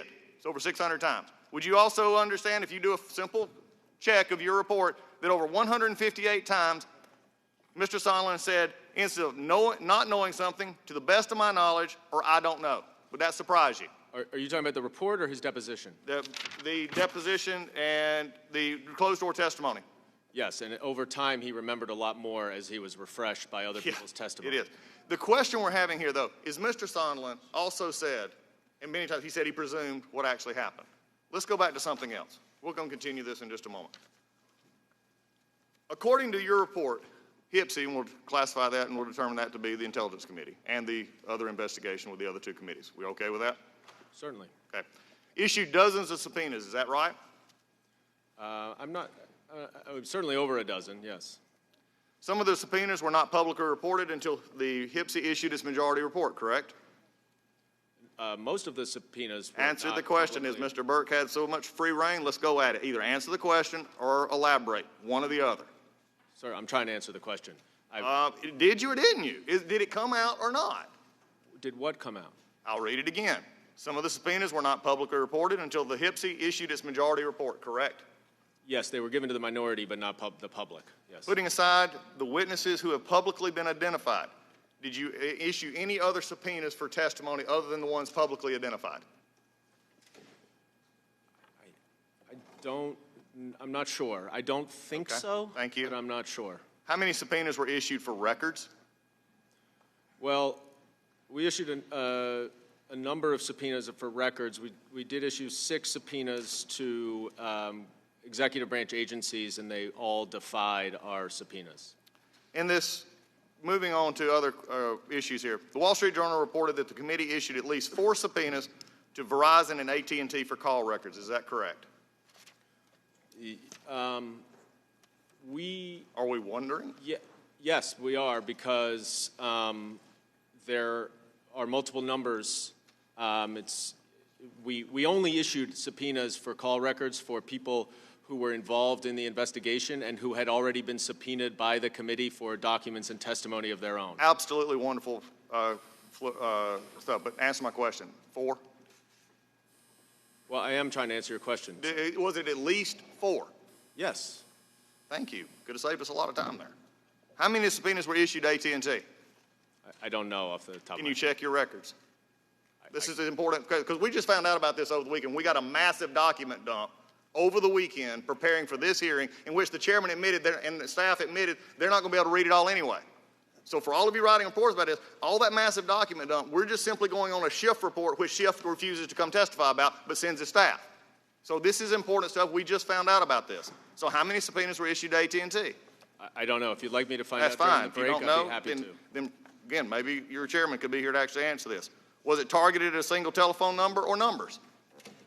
We subpoenaed for call records, multiple numbers. How many? I don't know. None of, this is very important though. None of members of Congress, none of staff of Congress. Oh, we're getting to that. None of journalists. We're getting to that. We only did it to the subjects who were involved in the investigation, which is a very routine and standard investigative practice. Sir. And you're not going to hear anything from me about a subpoena and the legality of a subpoena. My problem is this. Who on the committee asked that those numbers that you actually did put into for a subpoena and get those numbers back? Who was it that asked that they be cross-checked for members of the media and members of the Congress? Who ordered that? I don't think that's how we did it, sir. No, whoa. You came out with a report that actually showed these people, such as Mr. Chairman Nunez and others, were actually on these calls. Yes. Now, someone, and you and I, we're not going to play cute here. Somebody took the 4 records that you asked for, at least 4, took those numbers, and then said, hey, let's play match game. Who ordered the match game for members of Congress and the press? Was it you? I don't think anyone did, sir. Then how did you get, okay, come on, that's the most ridiculous item I've ever heard. You don't just all of a sudden pick up numbers in which you have to match those numbers to actually show where they are, and you don't come up with them. Who ordered them to actually match for members of Congress and the press? That's actually what you just described is exactly how it happens.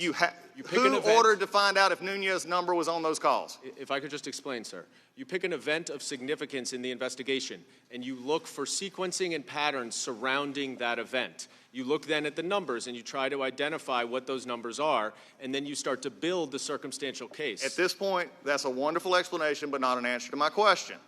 Those are you looking for the 4 numbers you asked for and to see how they're connected. I understand the subpoena that you issued. My question directly, was it you or was it Chairman Schiff that said, while we're doing this, let's see if this matches Chairman Nunez's number. Let's see if this matches a member of the press's number. Somebody along the way just didn't all of a sudden have an epiphany, unless you're getting ready to throw a low-level staffer under the bus, that these numbers might match. So who did it? Was it Chairman Schiff or was it you? Be careful, you're under oath.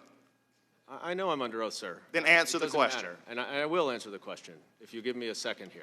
It's not a simple answer. The same second that was not afforded to my witness, by the way. Well, I think he was allowed to Who decided to leak it, by the way? If you're not going to tell me the other story, while you're thinking about how you're going to answer that question, who decided to leak it? the information? Why did you include it in the report? That's not a leak, sir. Why did you include it in the report? After not saying anything else about this, not publicly known. So 2 questions are hanging out that everybody's looking for an answer for, including me. Who ordered it? Was it you or was it Chairman Schiff? And then why was it decided, except for nothing but smear purposes, to be included in the Schiff report?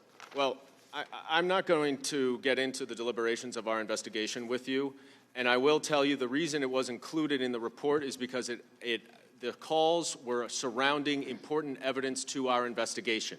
And I think that your question is frankly not better directed not at me, but at the people who were having conversations. Oh, no, we're not going to play that game. No, we're not going to play that game. You're as good as Mr. Burke. You're not going to play that game. You're not answering the question. And every member of the media, everybody here, when you start going into the decorum of this House, when you start looking at members' telephone numbers, you start looking at reporters' telephone numbers, which they ought to be scared about, you took a subpoena for 4. And then you decided to play match game. You found numbers that you thought were like, some of them actually didn't exist because they claimed that they were for the White House Budget Office, and they were not. So we're throwing stories out there because nobody was out there acting. So I go back to my question. Are you going to go on record in front of everybody here today and say that you will not tell who ordered this, you or Mr. Goldman? Mr. Goldman, you or Mr. Schiff?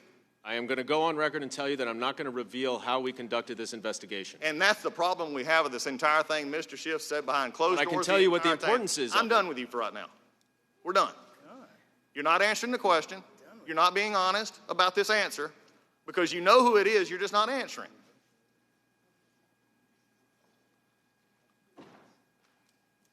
Mr. Castor. I have some information on the subpoenas. Let's go. We did receive copies of the subpoenas, and we tracked this. There were 6, as I understand it. And let me just say at the outset, our members have concerns about this exercise for 3 reasons. The subpoenas yielded information about members of Congress. Whether they're subpoenaed the members' phone records or not, it's a concern when the information yields member of Congress's phone records, and then the information is publicized. Second is with journalists. It's just generally a very tricky area to start investigating journalists' call records. And the third is with regard to Mr. Giuliani, who was serving as the president's personal attorney. But there's 6 subpoenas, as we understand it. The first went to AT&T for the Giuliani numbers. The second was in regard to Igor Fruman, to a company, CSC Holdings. The third related to Mr. Sondland. That was off to Verizon. The fourth was back to AT&T, seeking information on a certain number. The fifth was back to AT&T, and the sixth was seeking subscriber information, which impacted the veteran journalist John Solomon.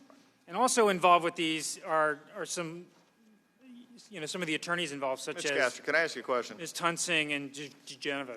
Mr. Castor, you've been a veteran of the Hill investigators for 15 years, and this is crazy. I've never seen anything like this. You never have either. Would it be interesting to note, because Mr. Goldman chooses not to answer because he doesn't want to incriminate, I believe, either himself or the chairman or somebody else. Would it be interesting to you to find, as you've dealt with committee staff for a long time, somebody to just have an epiphany just to do those match records on their own, or were they under direction by somebody to do that? Well, it's obviously they were trying to figure something out. That's it. All right, one last, well, I'm getting ready to, wait, I have one thing for Mr. Goldman. Mr. Goldman, we're used to committees and people and witnesses taking gratuitous shots at people they don't like. And earlier today, in your testimony, you made a comment that really goes to an interesting thing, and I'll even go back to the chairman questioning motive. When your testimony, you said, as you were discussing Mr. Sondland, you made a very snide comment, your facial expression showed that he was $1 million donor to the president. The implication being he either got his job because he bought it, or his implication was he was loyal to the president and say anything about it. Be very careful about how you throw around dollars in giving, because you and Mr. Burke are real heavy donors to the Democratic Party, and I'm not going to say it questions your motive or your position here today, but we need to make sure that this thing is already blown out of proportion. We're already not answering questions, and you are here without a pen because your chairman will not testify. That says all we need to hear. He don't even stand behind his own report, and he sends you. I hope it works out for you. I'm done. At this point, I turn it over to Ashley. Could I respond? Are you trying to say that I What are you trying to say? What is the implication here? But by the way, I didn't give anything close to $1 million remotely, so I don't know. The implication is we want Schiff in that chair, not you. The implication is the person that wrote the report is the person that should come and present it, and you weren't elected by anybody, and you're here giving this testimony in place of the chairman. I hope that clears up the implication. The gentleman does not have the time, and the gentleman has been warned before. He cannot simply yell out and disrupt the committee. The gentleman, Mr. Collins, has the time. I think you understand exactly what you did. And I called it out for just the way you did. You thought you were going to get by with it, and you didn't. That's all I'm saying. Ms. Cowan. Well, I would like to just say one other thing. Yeah, I am done. Point of order. There's I am no done. question before the gentleman. I mean, you're casting aspersions. No, as you did, Mr. Goldman. Point of order. As you did, Mr. Sunderland. Now, according to the chairman's own ruling just a few minutes ago, I'm done asking questions, and I'm not asking you to elaborate because I'm not asking you any more questions. I've asked all. You won't answer the question on who told the committee to actually check these numbers. You won't say if it's you or if it's Mr. Schiff. You won't answer my questions, so we're done. We're going to Ms. Cowan. You have, as was Mr. Burke said, you'll have plenty of time with helpful majority counsel to answer the Does question. the gentleman yield his time to Ms. Cowan? Yes. The gentlelady is recognized. Thank you, Mr. Ms. Cowan, if I may. Yes, so sorry. certainly. I have a number of things I think I need to clear up, if I may. Yes, certainly. And you have to bear with me because I have a number of them here. First of all, on the call, Tim Morrison, General Kellogg have a totally different view of the call than Lieutenant Colonel Vindman and Jennifer Williams, going to the point that the call is ambiguous. So that's the first thing. Tim Morrison testified that he went to the National Security Council lawyers for a very different reason. He did not say he went to the NSC lawyers because he was concerned about the call. He went to the National Security Council lawyers for two reasons. Number one, they weren't on the call, so he wanted to update them about it. But number two, he was concerned about leaks. And he was concerned that if this call leaked out, how it would play in Washington's polarized environment, which is exactly what we have here. He was also concerned that if the call leaked, that it might affect bipartisan support in Congress. You know, issues of Ukraine have traditionally been one of the few issues where Republicans and Democrats share interests. And the third reason was that he didn't want the Ukrainians to get a distorted perception of what actually happened on the call, because on the call, we're talking about 8 lines of concern and a lot of ambiguity.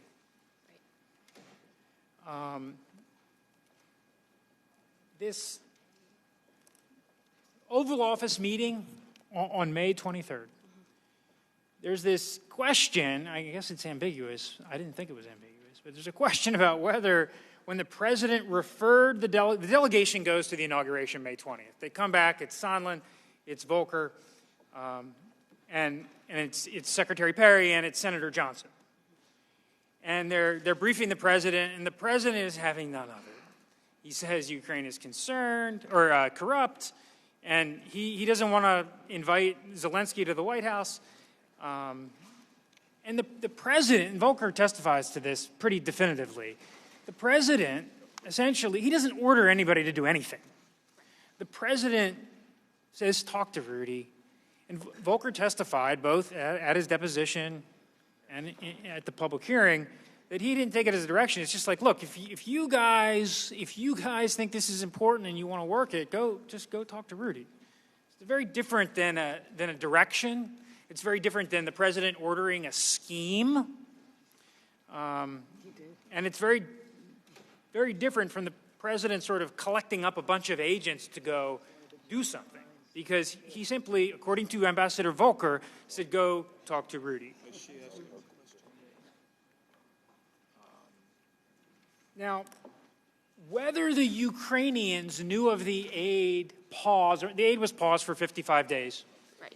Whether the Ukrainians knew about it or not has been, Laura Cooper from DOD and, some State Department witnesses testified about light queries that they had received. There was an article on November 22nd in Bloomberg, and the Zelensky administration said they never knew about the hold in the aid until August 28th Politico article. And they said in the article, and Yarmak is the principal person they're relying on here, Yarmak says that they believe the embassy was keeping information from them. Another interesting thing Mr. Yarmak says in that November 22nd Bloomberg article is that he recounts the Holiside meeting with Sondland, which has become very significant, apparently. In the Holiside meeting, he says he doesn't recall it the way Ambassador Sondland recalled it. Now, keep in mind, Mr. Yarmak speaks English, but it's not his first language. And so he does not recall the Holiside meeting, which, by the way, happened on the way to an escalator after the meeting with the vice president. So he recalls it very differently. So the question and the facts of what happened between Ambassador Sondland and Mr. Yarmak on the way to the escalator remain in dispute.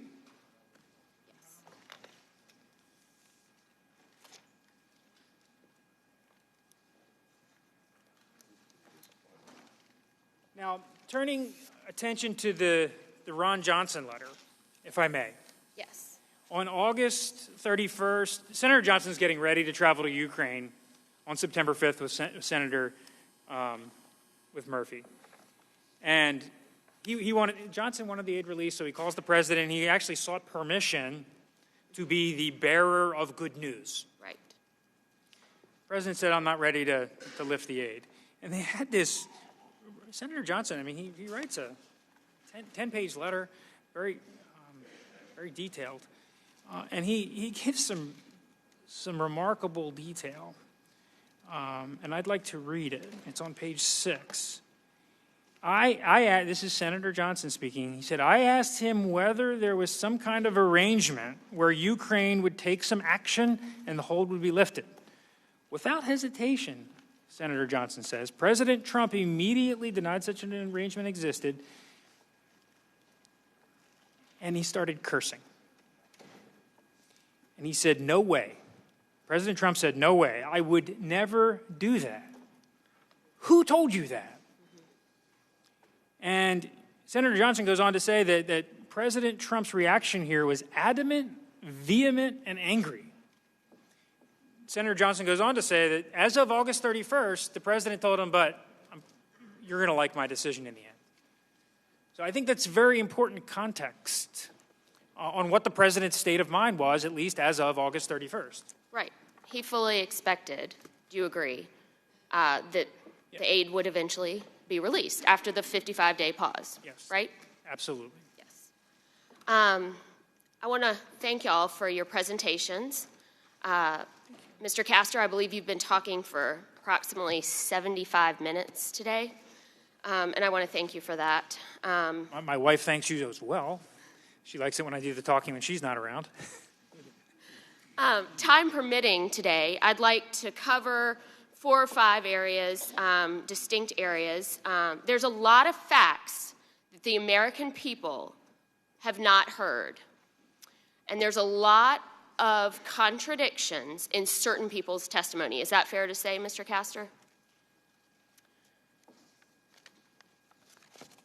And I'd like to talk about some of the people in this story that have firsthand knowledge of the facts. We have Ambassador Volker, Ambassador Sondland, and Secretary Perry. You had the opportunity to talk to 2 of those 3 people. Is that correct? Yes. And the Democrats' report would like us to believe that these 3 individuals were engaged in some sort of cabal or some sort of nefarious venture. But that's not true, is it? No. In fact, these 3 people were at all relevant times, and even today, acting in the best interest of the American people. Is that true? That's right, and with the highest integrity. That's right. I think everyone testified that Ambassador Volker is one of the most experienced diplomats in our foreign service. Across the board, all the witnesses, including Ambassador Yovanovitch, talked about the integrity that Ambassador Volker brings to the table. But there's a lot of people with firsthand knowledge that we didn't talk to. Is that correct? Yes. Now I want to talk about the president's skepticism of foreign aid. The president is very skeptical of foreign aid. Is that correct? He is deeply skeptical of sending U.S. taxpayer dollars into an environment that is corrupt because it's as good as kissing it goodbye. And is that something new that he believes, or is that something he ran on? This is something that he has ran on. It's something that he has implemented policies as soon as he became president. Ambassador Hale, the third-ranking State Department official, told us about the overall review of all foreign aid programs, and he described it as almost a zero-based evaluation. Right. And you had the opportunity to take the deposition of Mark Sandy, who is a career official at OMB. Is that right? Correct. And he had some information about the reason for the pause. Is that true? I think that he had a conversation with an individual named Rob Blair, and Mr. Blair provided some insight into the reason for the pause. Sandy was one of the few witnesses that we had that was able to give us a firsthand account inside of OMB. The reason for the pause related to the president's concern about European burden sharing in the region. And in fact, in his conversations, the president's conversations with Senator Johnson, he mentions his concern about burden sharing. And I believe he referenced a conversation that he had with the Chancellor of Germany. And in fact, the whole first part of the July 24th transcript, he's talking about burden sharing and wanting the Europeans to do more. Senator Johnson and President Trump were pretty candid, and they believed that allies like Germany were laughing at us because we were so willing to spend the aid. Right.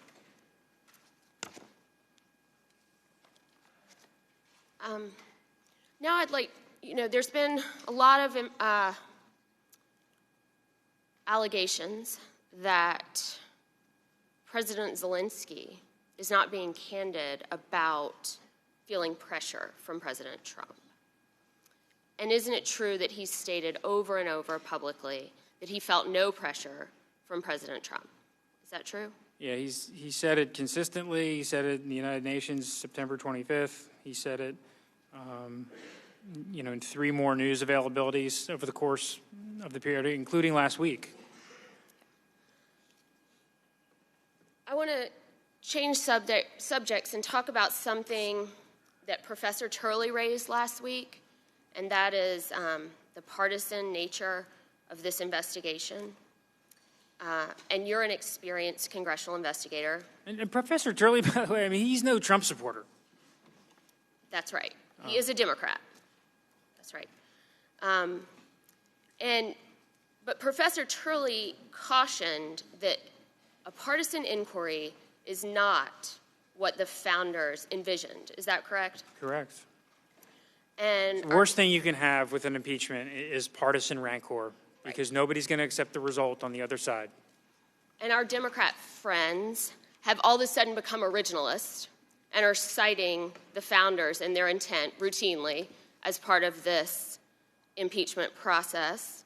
I think that goes to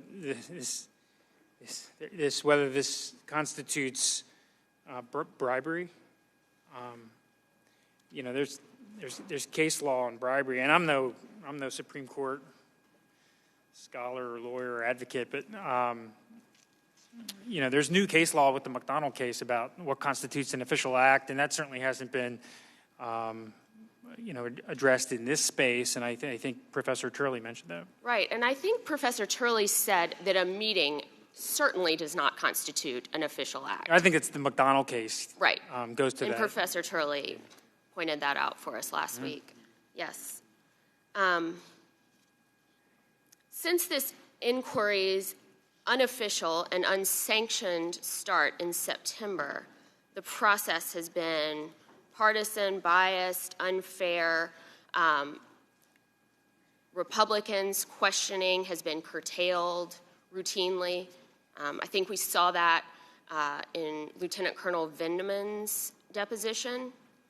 There were some, Yeah, we were barred from asking him questions about who he communicated his concerns to. Right. Very basic things like who, what, when, where.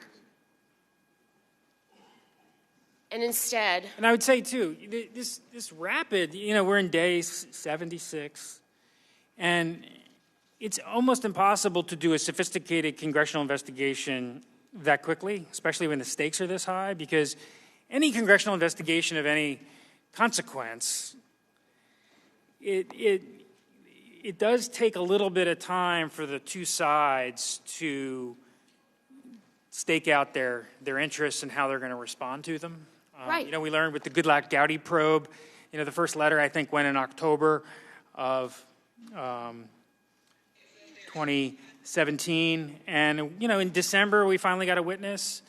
And it was the following spring, in the Goodlatte Gowdy probe, after a lot of pushing and pulling and a lot of tug of war, we reached a deal with DOJ where we went down to DOJ, and they gave us access to documents, and they gave us access to, I think, north of 800,000 pages. But they made us come down there. They made us go into a skiff, and these documents weren't classified. And it wasn't until May and June of that year that we started this process when the investigation had been ongoing. And that is disappointing. Obviously, we all wish there was an easy button. But congressional investigations of consequence take time. Right. And it took, I think, 6 months before the first document was even produced. And like you said, you had to go down there and review it in camera. And then going back even further to Fast and Furious, the investigation of the death of a Border Patrol agent. Yeah. I mean, Fast and Furious, we issued subpoenas. Mr. Issa sent some subpoenas, I think, in February of 2011. And we had a hearing in June with experts about proceeding to contempt. What does it take to go to contempt? And that was the first time in June when we got any production. And the production was largely publicly available information. And we spent most of the year trying to get information out of the Justice Department. At the time, we were also working with whistleblowers who were providing us documents. And Chairman Issa at the time, then in October, issued another subpoena that was to the Justice Department. And so the investigation had been ongoing most of the year. We were talking to whistleblowers, we're doing interviews, and we're doing our best to get documents out of the Justice Department through that channel. But these things take time. Right. Certainly not 76 days. Yes. And if you truly want to uncover every fact, as you should in an impeachment, do you agree? You have to go to court sometimes and enforce your subpoenas. And here, my understanding is we have a lot of requests for information, voluntary information. Will you please provide us with documents on XYZ? And I think that's great. But you have to back it up with something. Isn't that correct? There's a number of ways to enforce your requests. I mean, the fundamental rule of any congressional investigation is you rarely get what you're asking for unless and until the alternative is less palatable for the respondent. So, you issue a subpoena and you're trying to get documents. One technique you can use is try to talk to a document custodian or somebody in, the Leg Affairs function about what documents exist. Chairman Chaffetz, during his era, he used to have these document production status hearings where you'd bring in Leg Affairs officials and try to get the lay of the land, because Leg Affairs officials, at least nominally, are supposed to be directly responsible, serving the interests. You can saber rattle. It's legal to saber rattle about holding somebody in contempt. Oftentimes, witnesses who are reluctant to cooperate and come forward, when you attach a contempt proceeding or a prospective contempt proceeding to their name, a lot of times that changes the outcome. And with a contempt proceeding, you've got a couple different steps along the way. You could raise the prospect of a contempt proceeding. You could schedule a contempt proceeding. After you schedule a contempt proceeding, you could, hold the door open for documents or interviews, and then you could push it off. You could go through at the committee level. And these are all sort of milestone events which historically are unpalatable or less palatable for the administration that sometimes starts to move the needle. And with these types of disputes, once you get the ball rolling, with the Goodlatte Gowdy probe, we didn't get a witness, and it was Deputy Director Andrew McCabe in for, it was a couple months. But once we got Deputy Director McCabe in, a couple weeks later, we got Director Comey's Chief of Staff. A couple weeks later, the witnesses start. Once you get the ball rolling, again, you don't always like 100% of the terms. Sometimes you got to deal with agency counsel. Sometimes you got to go look in camera. But once you get the ball rolling, usually it leads to positive results and historically has allowed the Congress to do its work. And were any of those things done here? No. In fact, they decided we're not going to subpoena certain people that are important. Is that fair to say? And we're not going to go to court and enforce them. So these people have, these folks that are caught in an interbranch struggle. And that's an unfortunate position for any employee of the. Well, one of the concerning things is Dr. Kupperman, who has been described by Dr. Fiona Hill and a number of witnesses as a solid citizen, a good witness. He filed a lawsuit in the face of a subpoena, and a judge was assigned to it, Judge Leon. And the issues the Kupperman raised were slightly different than the Don McGahn issues, because Don McGahn is the the White House counsel. Kupperman, of course, is a national security official. Kupperman, filed the lawsuit seeking guidance. Kupperman wasn't asking the court to tell him not to come testify. To the contrary, Kupperman was seeking the court's guidance to facilitate his cooperation. And ultimately, the committee withdrew the subpoena, which raises questions about whether the committee is really interested in getting to the bottom of some of these issues. Right. Instead, the committee's chosen, the Intelligence Committee, has chosen to rely on Ambassador Sondland and his testimony. I think they rely 600 times in their report. I'll tell you what I did. I on this point, yesterday, I opened the Democrat report, and I did a Control F, Yes. Control F. Yes. And Sondland's name shows up, I think, 611 times. And in fairness, it's going to be double counted because, if it's in a sentence and then it's in a footnote, that's two. But in relative comparison to the other witnesses, Sondland's relied on big time. Yes. And I think Dr. Hill testified that she, at some point, confronted him about his actions. And The record is mixed on this front.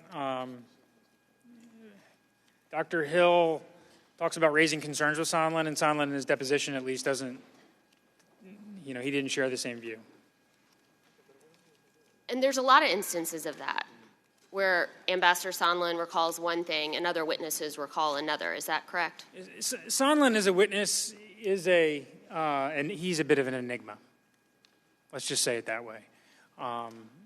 He was pretty certain in his deposition that the security assistance wasn't linked to anything. And then he submitted an addendum. Yes, I call that the pretzel sentence. And even in that addendum or supplement or whatever it's called. It's talk to him and her, and anyway, Sondland ends with, I presumed. Right. So it wasn't really any firsthand information. Right. We don't have a lot of firsthand information here. Is that correct? On certain facts, we don't. I mean, we have firsthand information on the May 23rd meeting in the Oval Office. We've got a lot of firsthand information, although all conflicting, on the July 10th meeting. There are, episodes, I think, during the course of this investigation that we have been able to at least get everyone's account. But the investigation hasn't been able to reveal, firsthand evidence relating to the president, other than the call transcript. And I think we've already talked about this, that Ambassador Sondland would presume things, assume things, and form opinions based on what other people told him, and then he would use those as firsthand. Is that correct?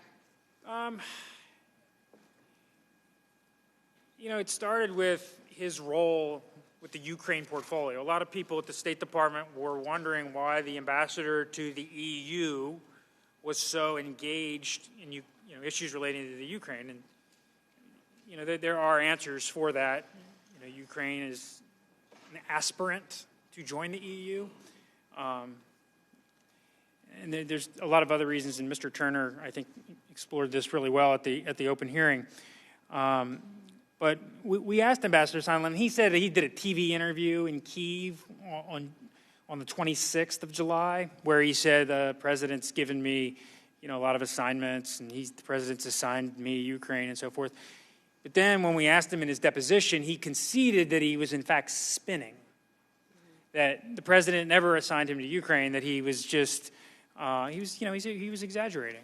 And I think at the public hearings you pointed out that in contrast to other witnesses, Ambassador Sondland isn't a note taker. In fact, he said, I do not recall dozens of times in his deposition. Let's say it this way. Ambassador Taylor walked us through his standard operating procedure for taking notes. He told us about having a notebook on his desk and a notebook in his coat pocket of his suit, and he brought it with us and he showed us.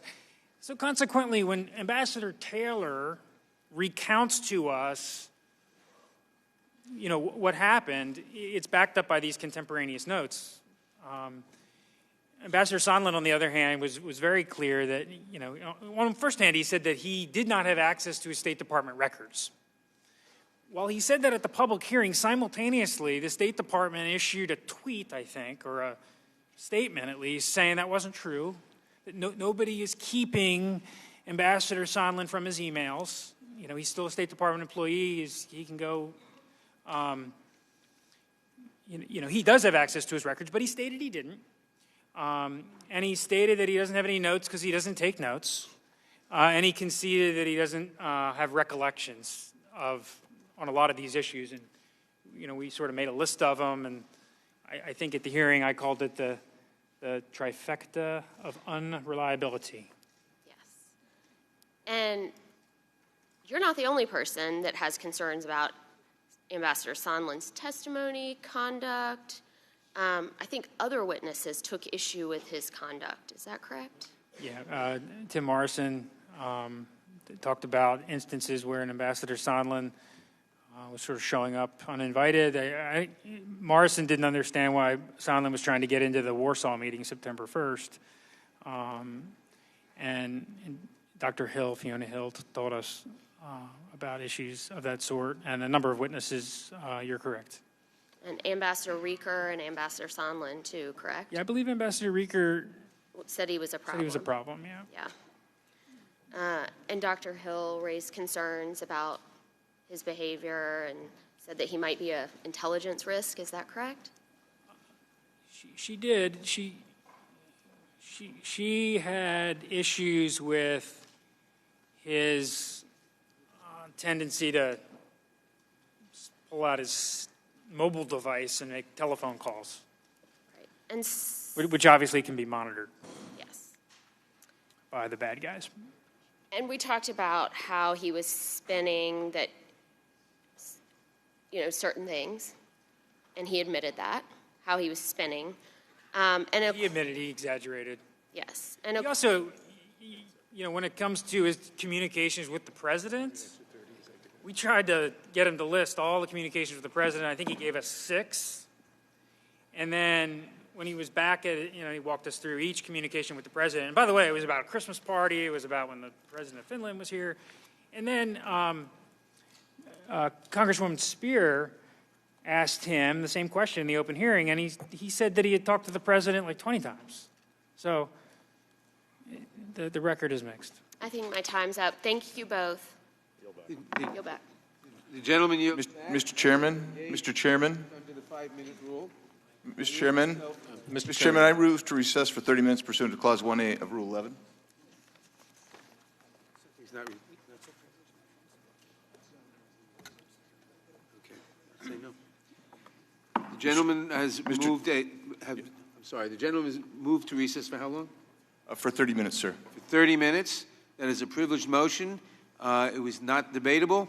All in favor say aye. Aye. No, no. No. The noes have it. The motion is not agreed to. Ask for a roll call vote, please. Roll call is requested. The clerk will call the roll. Mr. Nadler? No. Mr. Nadler votes no. Ms. Lofgren? No. Ms. Lofgren votes no. Ms. Jackson-Lee? No. Ms. Jackson-Lee votes no. Mr. Cohen? Mr. Johnson of Georgia? Mr. Johnson of Georgia votes no. Mr. Deutsch? Mr. Deutsch votes no. Ms. Bass? Ms. Bass votes no. Mr. Richmond? No. Mr. Richmond votes no. Mr. Jeffries? No. Mr. Jeffries votes no. Mr. Cicilline? No. Mr. Cicilline votes no. Mr. Swalwell? No. Mr. Swalwell votes no. Mr. Liu? Mr. Liu votes no. Mr. Raskin? No. Mr. Raskin votes no. Ms. Jayapal? Ms. Jayapal votes no. Ms. Demings? Ms. Demings votes no. Mr. Correa? Mr. Correa votes no. Ms. Scanlon? No. Ms. Scanlon votes no. Ms. Garcia? No. Ms. Garcia votes no. Mr. Neguse? No. Mr. Neguse votes no. Ms. McBath? No. Ms. McBath votes no. Mr. Stanton? No. Mr. Stanton votes no. Ms. Steen? No. Ms. Steen votes no. Ms. McCarcel-Powell? No. Ms. McCarcel-Powell votes no. Ms. Escobar? No. Ms. Escobar votes no. Mr. Collins? Aye. Mr. Collins votes aye. Mr. Sensenbrenner? Aye. Mr. Sensenbrenner votes aye. Mr. Shabbat? Mr. Shabbat votes aye. Mr. Gomert? Mr. Gomert votes aye. Mr. Jordan? Mr. Jordan votes yes. Mr. Buck? Mr. Ratcliffe? Mr. Ratcliffe votes yes. Ms. Roby? Ms. Roby votes aye. Mr. Gates? Mr. Gates votes aye. Mr. Johnson of Louisiana? Mr. Johnson of Louisiana votes aye. Mr. Biggs? Mr. Biggs votes aye. Mr. McClintock? Mr. McClintock votes aye. Ms. Lesko? Ms. Lesko votes aye. Mr. Reschenthaler? Aye. Mr. Reschenthaler votes aye. Mr. Klein? Mr. Armstrong? Mr. Armstrong votes yes. Mr. Stubbe? Mr. Stubbe votes yes. Mr. Chairman, how am I recorded? Mr. Cohen, you are not recorded. I'd like to be recorded as no. Mr. Cohen votes no. Are there any other members who wish to vote who have not voted? The clerk will report. Mr. Chairman, there are 15 ayes and 24 noes. The motion is not agreed to. Now we will engage in questions under the 5-minute rule. I yield myself 5 minutes for the purpose of questioning the witnesses. Mr. Goldman, can you please explain the difference between Vice President Biden's request to Ukraine a few years ago and President Trump's request to Ukraine earlier this year? Yes, when Vice President Biden pressured the Ukrainian president to remove the corrupt prosecutor general, he was doing so with an international consensus as part of U.S. policy. The entire European Union supported that. The IMF supported that. The IMF, which also gave the loans that he was referring to. And so he did that as part of the entire international community's consensus. And when President Trump is asking for this investigation of Joe Biden, all of the witnesses, every single one, testified that that had nothing to do with official U.S. policy. And Vice President Biden's request had no personal political benefit, whereas President Trump's request did? Yes, in fact, if the witnesses testified that if that corrupt prosecutor general were actually removed, it would be because he was not prosecuting corruption. So the witnesses said that by removing that prosecutor general and adding a new one, that there was an increased chance that corruption in Ukraine would be prosecuted, including as it related to the Burisma company, which his son was on the board of. Thank you. Now, Mr. Goldman, can you please explain exactly what happened with the phone records obtained by the Intelligence Committee? Yeah, thank you. I would like to set the record straight on that. This is a very basic and usual investigative practice where people involved in a scheme or suspected to be involved in a scheme, investigators routinely seek their records. And just to be very clear, this is metadata. It is only call to, call from, and length. It is not the content of the calls or the text messages. So there's no content, there's no risk of invading any communications with lawyers or journalists or attorney-client, that none of that exists, and there are no risks to that. And so what we did is for the people that, several of the people that we had investigated and subpoenaed and who were alleged to be part of the scheme, we got call records so that we could corroborate some of their testimony or figure out maybe there's additional communications that we were unaware of. What we then did is we took the call records and we match it up with important events that occurred during the scheme. And we start to see if there are patterns, because call records can be quite powerful circumstantial evidence. In this case, it just so happened that people who were involved in the President Trump scheme were communicating with the president's lawyer, who was also involved in the scheme, a journalist, a staff member of Congress, and another member of Congress. We, of course, did not at all seek in any way, shape, or form to do any investigation on anyone, a member of Congress or a staff member of Congress. It just happened to be that they were in communication with people involved in the president's scheme. And everything you did was basically standard operating procedure for a well-run investigation? Every investigation in 10 years that I did, probably, we got call records. Thank you. Mr. Goldman, did White House counsel make his view clear about witnesses and evidence requested by the investigating committees, and what was that view? We never heard from the White House counsel. Other than the letter, which basically just said, we will not at all cooperate with this investigation in any way, shape, or form. They never reached out to engage in this accommodation process. It was a complete stonewall. Not only will the White House not participate and not cooperate and not respond to the duly authorized subpoenas of Congress, but the White House says we are also going to direct every other executive branch agency to defy Thank you. this. Now I have a series of questions, and please keep your answers brief if you can. During last week's hearing, my Republican colleague said that Congress has not built a sufficient record to impeach the president at this stage. As a former prosecutor, you have spent years building substantial case records. What is the strength of the record here? I think we have moved fast, and I think that the evidence is really overwhelming. We have 17 witnesses with overlapping and consistent statements. And the committee managed to collect such a compelling record in the face of unprecedented obstruction by the president, correct? Yes. And was the obstruction so pervasive that the evidence pointed to a course of conduct or a plan to cover up any presidential misconduct?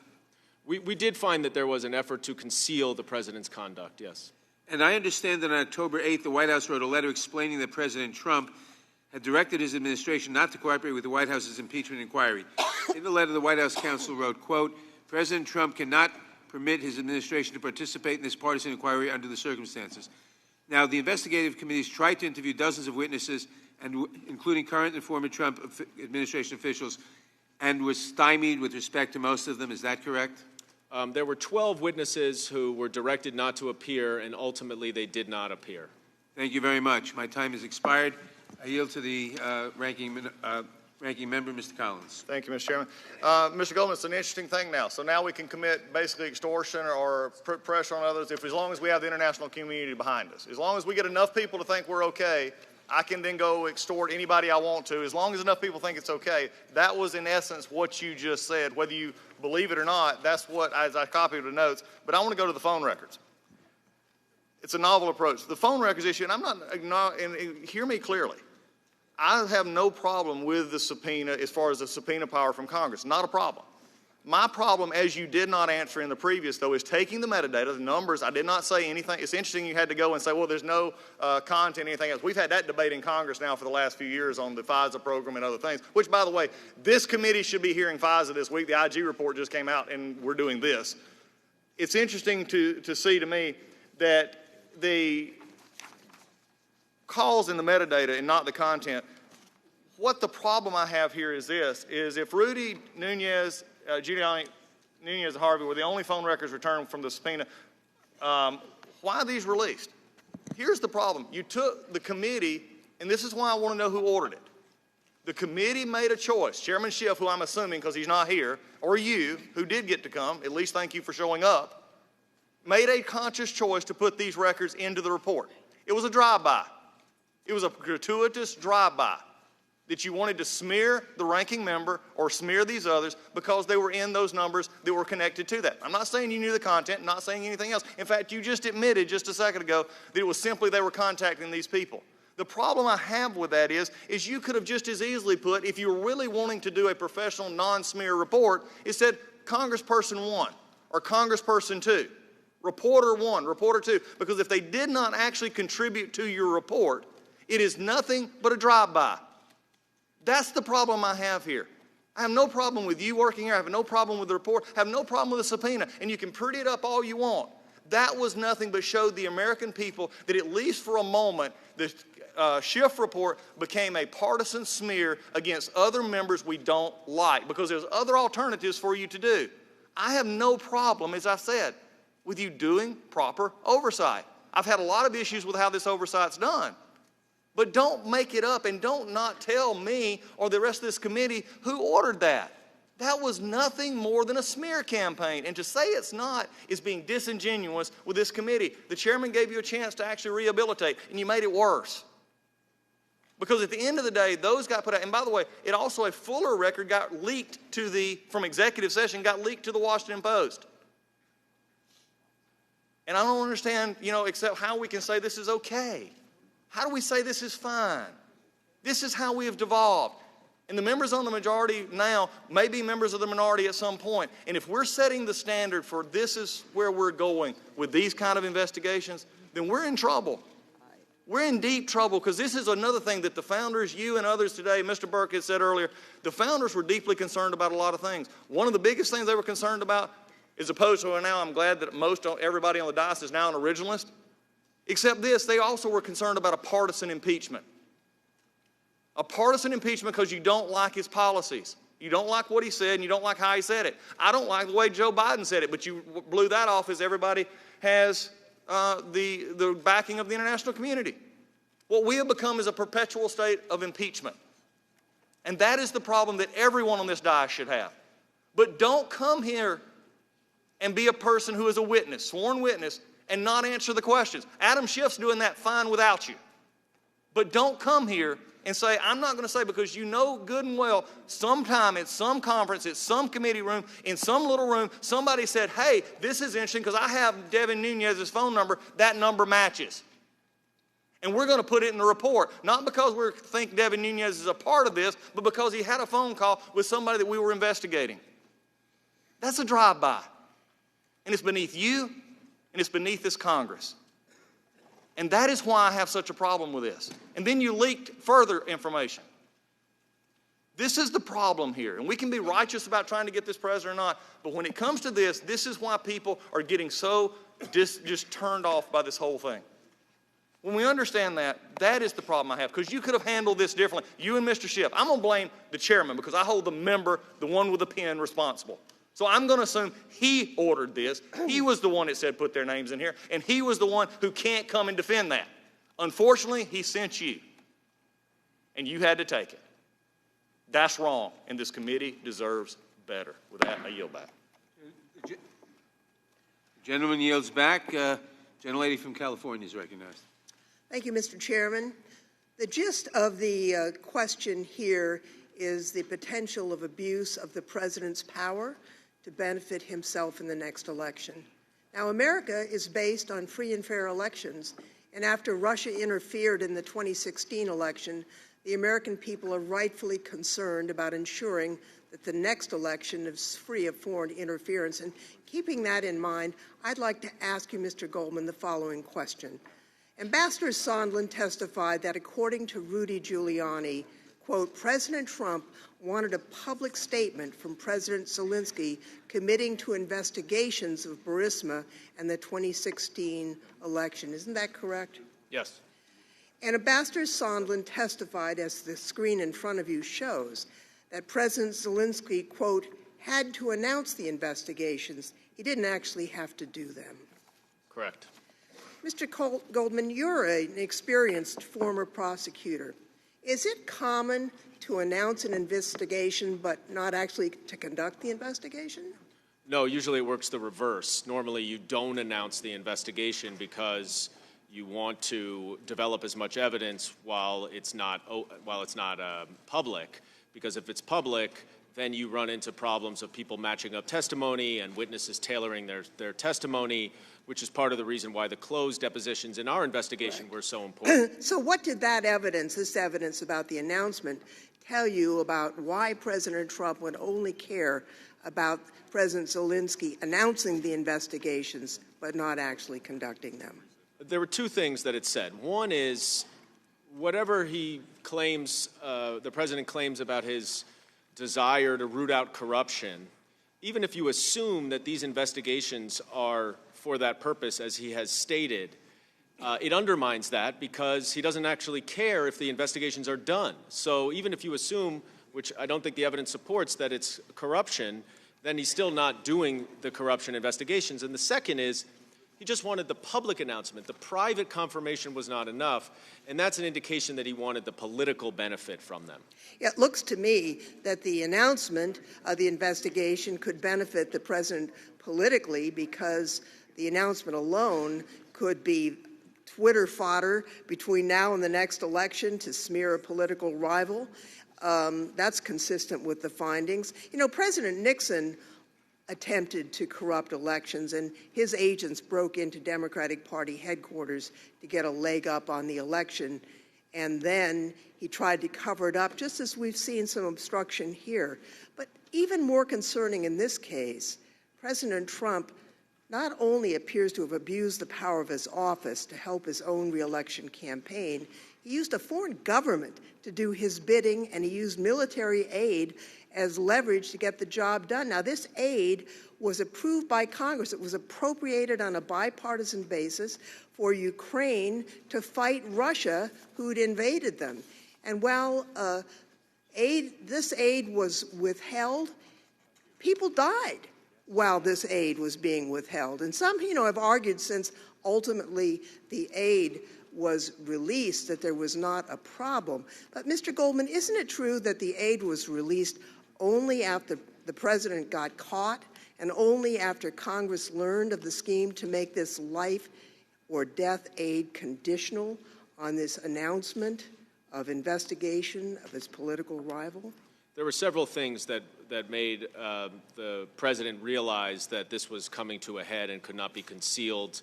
The whistleblower complaint was circulating around the White House. The congressional committees announced their own investigation, and then perhaps the Washington Post op-ed on September 5th linking the two, and then the Inspector General notified the committee that there was this whistleblower complaint that was being withheld by the Trump administration. Correct. Well, I've made it clear throughout this investigation that I didn't want to be part of a third impeachment inquiry, but the direct evidence is very damning. And the president hasn't offered any evidence to the contrary. We've asked, we've subpoenaed, we've invited the president, and nothing has come forward. If he had evidence of his innocence, why wouldn't he bring it forward? This is a very serious matter that strikes at the heart of our Constitution, and it's of concern that we are here, but I've heard over and over again that this is too fast. Well, Ms. Jackson-Lee and I were talking. We were both members of this committee during the Clinton impeachment. That took 73 days. We're here on the 76th day. We need to proceed. And I thank you, Mr. Goldman, for your hard work and for your presentation. I yield back, Mr. Chairman. Thank you. Without objection, the hearing will stand in recess for 15 minutes.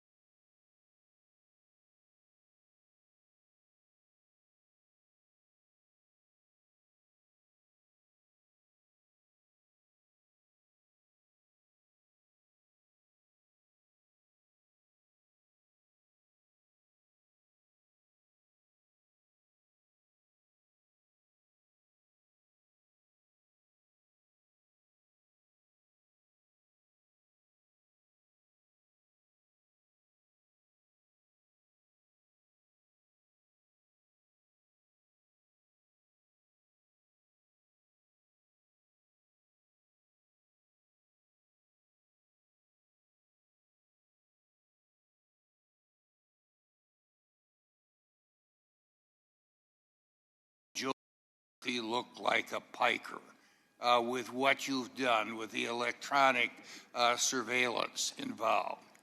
It is something that has to be put a stop to now. It is something that has to be fessed up to now, whether it's you, Mr. Goldman, that authorized the matching and the publication, or whether it was Chairman Schiff. I would have loved to put Chairman Schiff under oath so that he could be required to answer the same way you have, Mr. Golden, on how this all happened. But as one who has spent quite a bit of time curtailing the excesses of the Patriot Act, which I authored, with the Freedom Act, which I also authored, the surveillance state can get out of control. This is a major step in the surveillance state getting out of control in the hands of the Congress and in the hands of a majority party that wants to influence political decisions relative to politicians, in this case President Donald Trump, that they don't like. And they haven't liked him from the beginning of his term. They have tried to talk about impeachment since the beginning of his term. They thought that the Mueller report was going to be the smoking gun. It ended up being a cap pistol. Now they're working on this. And the steps that they have gone, the violation of common sense, the precedent that they have started, and looking at the way the chairman has conducted this hearing today and in the previous hearings, not even to allow Mr. Getz to make a point of order that he can't see what you put on the screen, I think goes against the entire fabric, of American democracy. Shame on those who have done it. And if we want to get back to something objective, maybe it's time to push the recess button. I yield back. Chairman Nadler, could I just respond quickly on the phone records? Respond. Only because it's now Mr. Chairman, I yielded back. No. I didn't ask him a question. I made a statement. The gentleman yielded back. The gentleman yielded back. Ms. Jackson-Lee is recognized. So, Mr. Goldman, let's get to the facts again. During the phone conversation on July 25th with President Zelensky, President Trump was narrowly focusing on his own political survival, using his public office for private and political gain. The truth matters. Then we heard counsel for the Republicans say the president's concerned about foreign aid because you could kiss it goodbye, assuming that's referring to anti-corruption. But let's look at the facts of the July 25th call. I happen to have read it just recently, which sharply illustrates the president's willingness to abuse the power of his office for his own personal benefit. The memorandum of that call is on the screen in front of you, and it shows that President Trump says, and by the way, right after President Zelensky spoke about defense support and the javelins, I would like you to do us a favor, though. So, this is the president's own behavior and words. Mr. Goldman, what was that favor? The favor was to investigate a debunked conspiracy theory related to Ukraine interference in the 2016 election. And Mr. Goldman, the investigative committees received evidence from multiple witnesses who testified that President Trump was provided specific talking points in preparation for the July 25th call geared toward protecting the American people's national security. Is that correct? The talking points certainly were part of the official U.S. policy, and they included anti-corruption efforts and national security efforts, yes. And those talking points were provided to help the president effectively communicate official U.S. policy interests during calls with foreign leaders. Is that right? That is correct. It's a routine process that the National Security Council does, but the president generally is able to use them or not use them. Witnesses said the president's not required to use them. What was so startling here is that he not only veered off from them, but that he went to his own personal interests. And it is fair to say such talking points signal the purpose of a given call, correct? Yes. Witnesses testified that the talking points for the July 25th call included recommendations to encourage President Zelensky to continue to promote anti-corruption reforms in Ukraine, which has a focus of American foreign policy in Eastern Europe. Is that correct? Yes. So to be clear, the talking points created for the president or other principals to discuss specific matters that really protect the American people. Is that accurate? Yes, generally. But witnesses such as Tim Morrison, the Deputy Assistant to the President and Senior Director for Europe, testified about what was not in those talking points.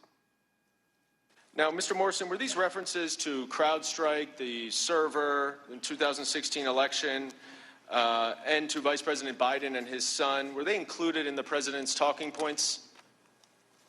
They were not. Are you aware of any witness who testified that investigating the Bidens was an objective of official U.S. policy? No, it was not before and it was not after this call. And anything ever found of those investigations that might have occurred?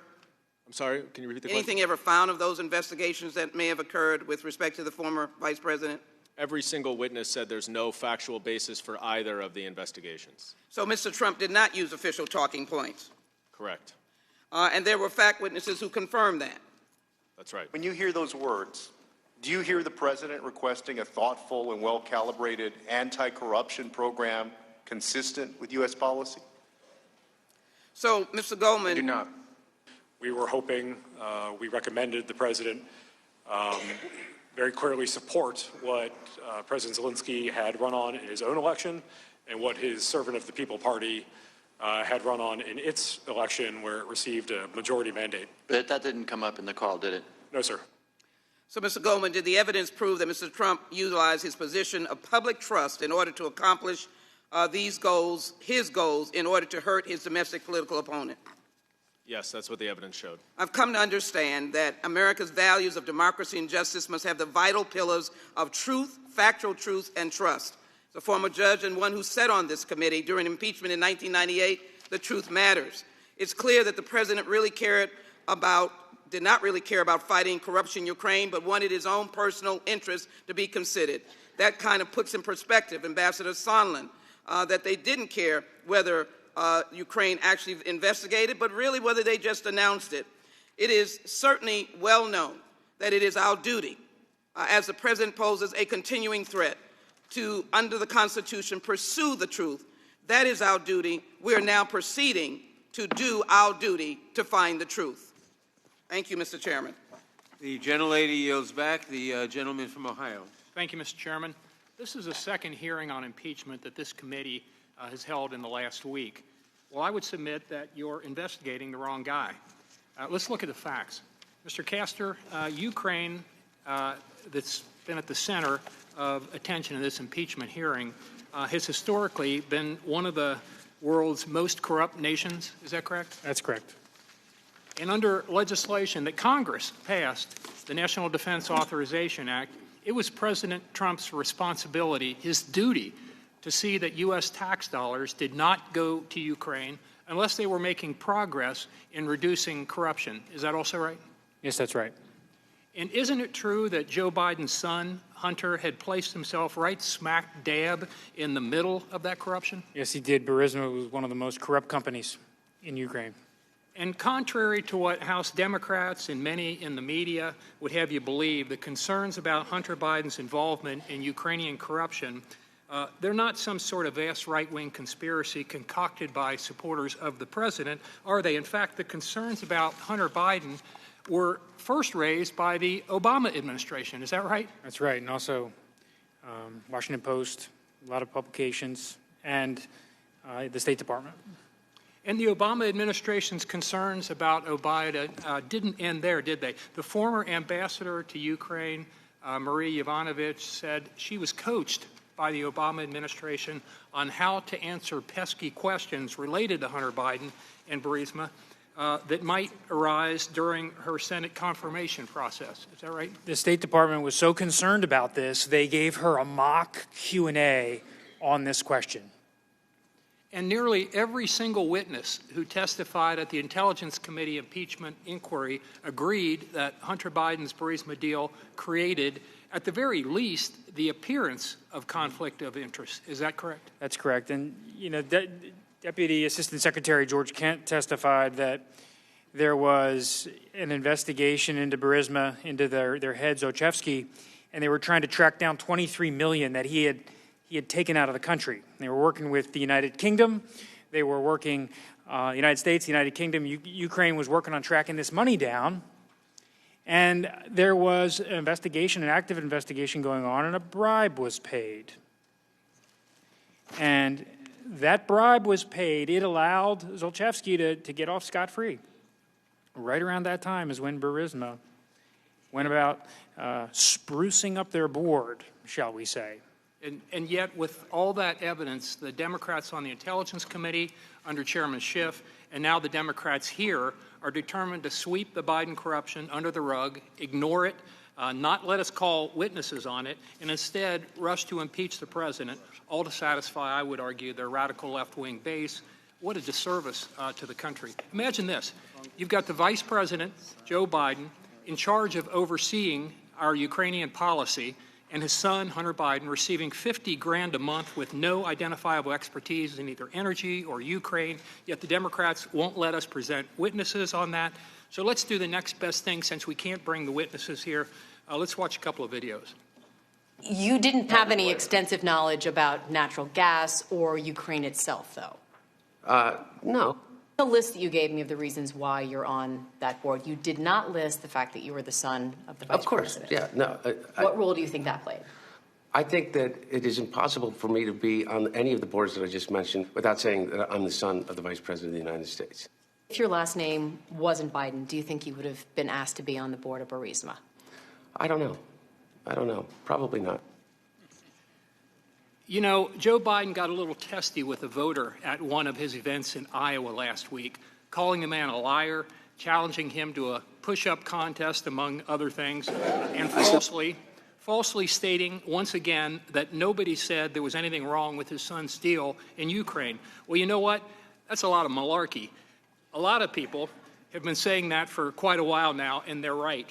And what's worse is that first the Intelligence Committee and now this committee are conducting an impeachment investigation against President Trump based on, as Professor Turley put it last week, wafer-thin evidence and ignoring evidence of a high-level U.S. official who actually did engage in a quid pro quo with the Ukrainian government, in fact, confessed to it in this video. I said, I'm telling you, you're not getting $1 billion. I said, you're not getting $1 billion. I'm going to be leaving here, and I think it was, 6 hours? I said, I'm leaving in 6 hours. If the prosecutor's not fired, you're not getting the money. Oh, son of a bitch. Got fired. You're investigating the wrong guy, Mr. Chairman.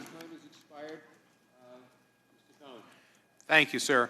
Mr. Goldman, I'd like to bring us back to the next president, not to this president, not the next president, and stay focused on the July 25 call and the president's abuse of office for his benefit and no one else's.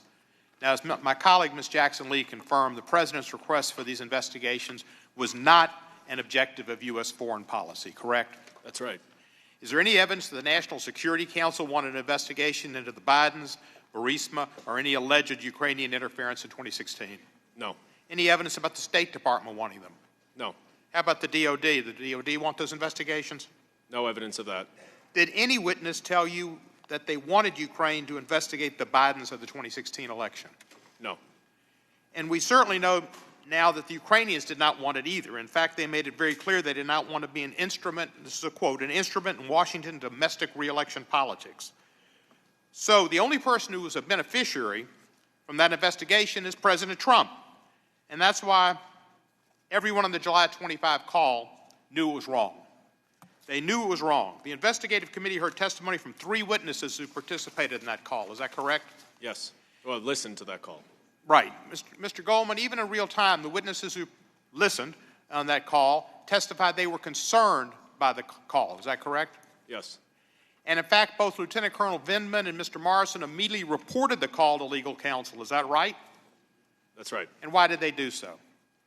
They did it for separate reasons. Lieutenant Colonel Vindman was concerned about the substance of the call, that it was improper.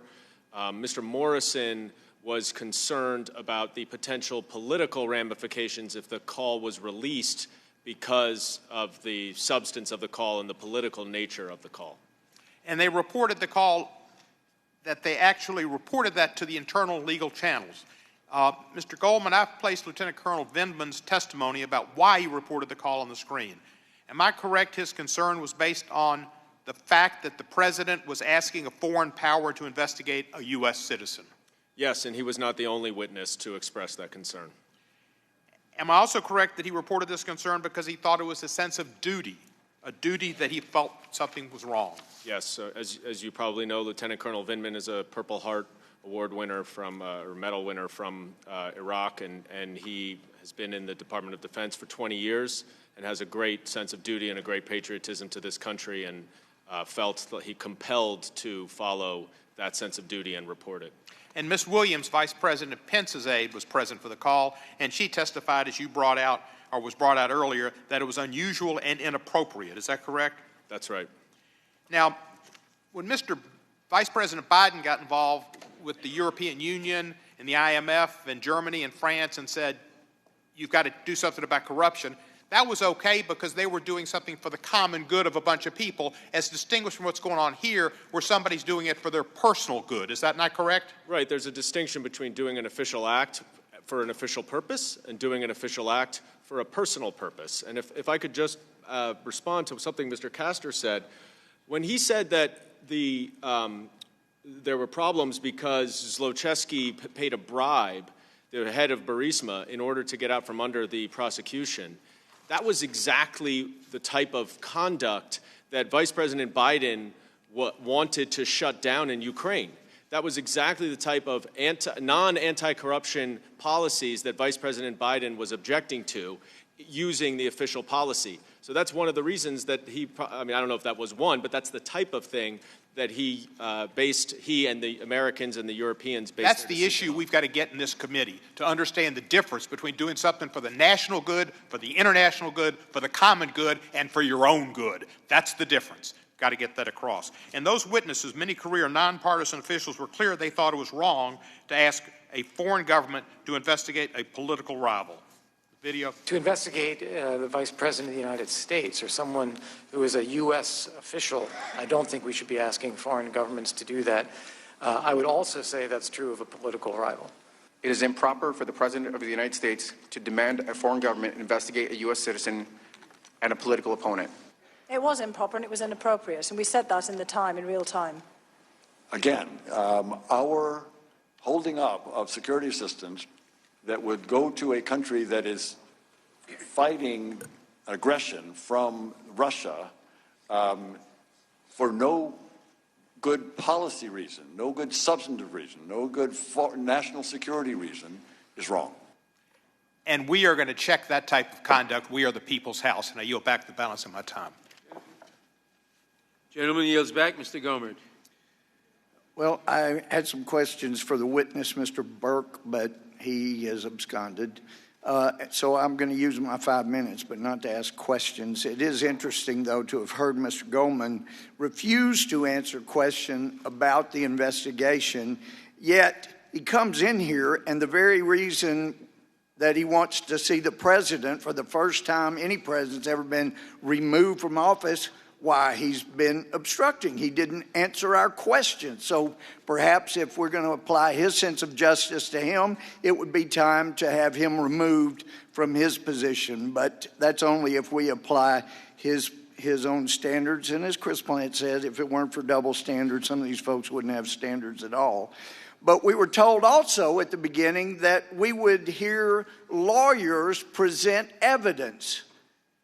Lawyers are going to come in here. Now, what normally happens, and I've been in some kangaroo hearings in courts, not my own when I was there, but I have been mistreated in hearings before, but I have never seen anything like this where we don't allow the fact witnesses to come in here. We have the lawyers come in and tell us what we're supposed to know about those witnesses and about their testimony and about their impression and what the law is. This is outrageous. My friend Jim Sensenbrenner said in 41 years he's never seen anything like what we have going on here to try to oust a sitting president. And it's also outrageous to hear people say, well, this man thought he was a king because he said he could do anything he wanted, when they know that that statement was in the context of whether or not he could fire Mueller. And of course he could fire Mueller.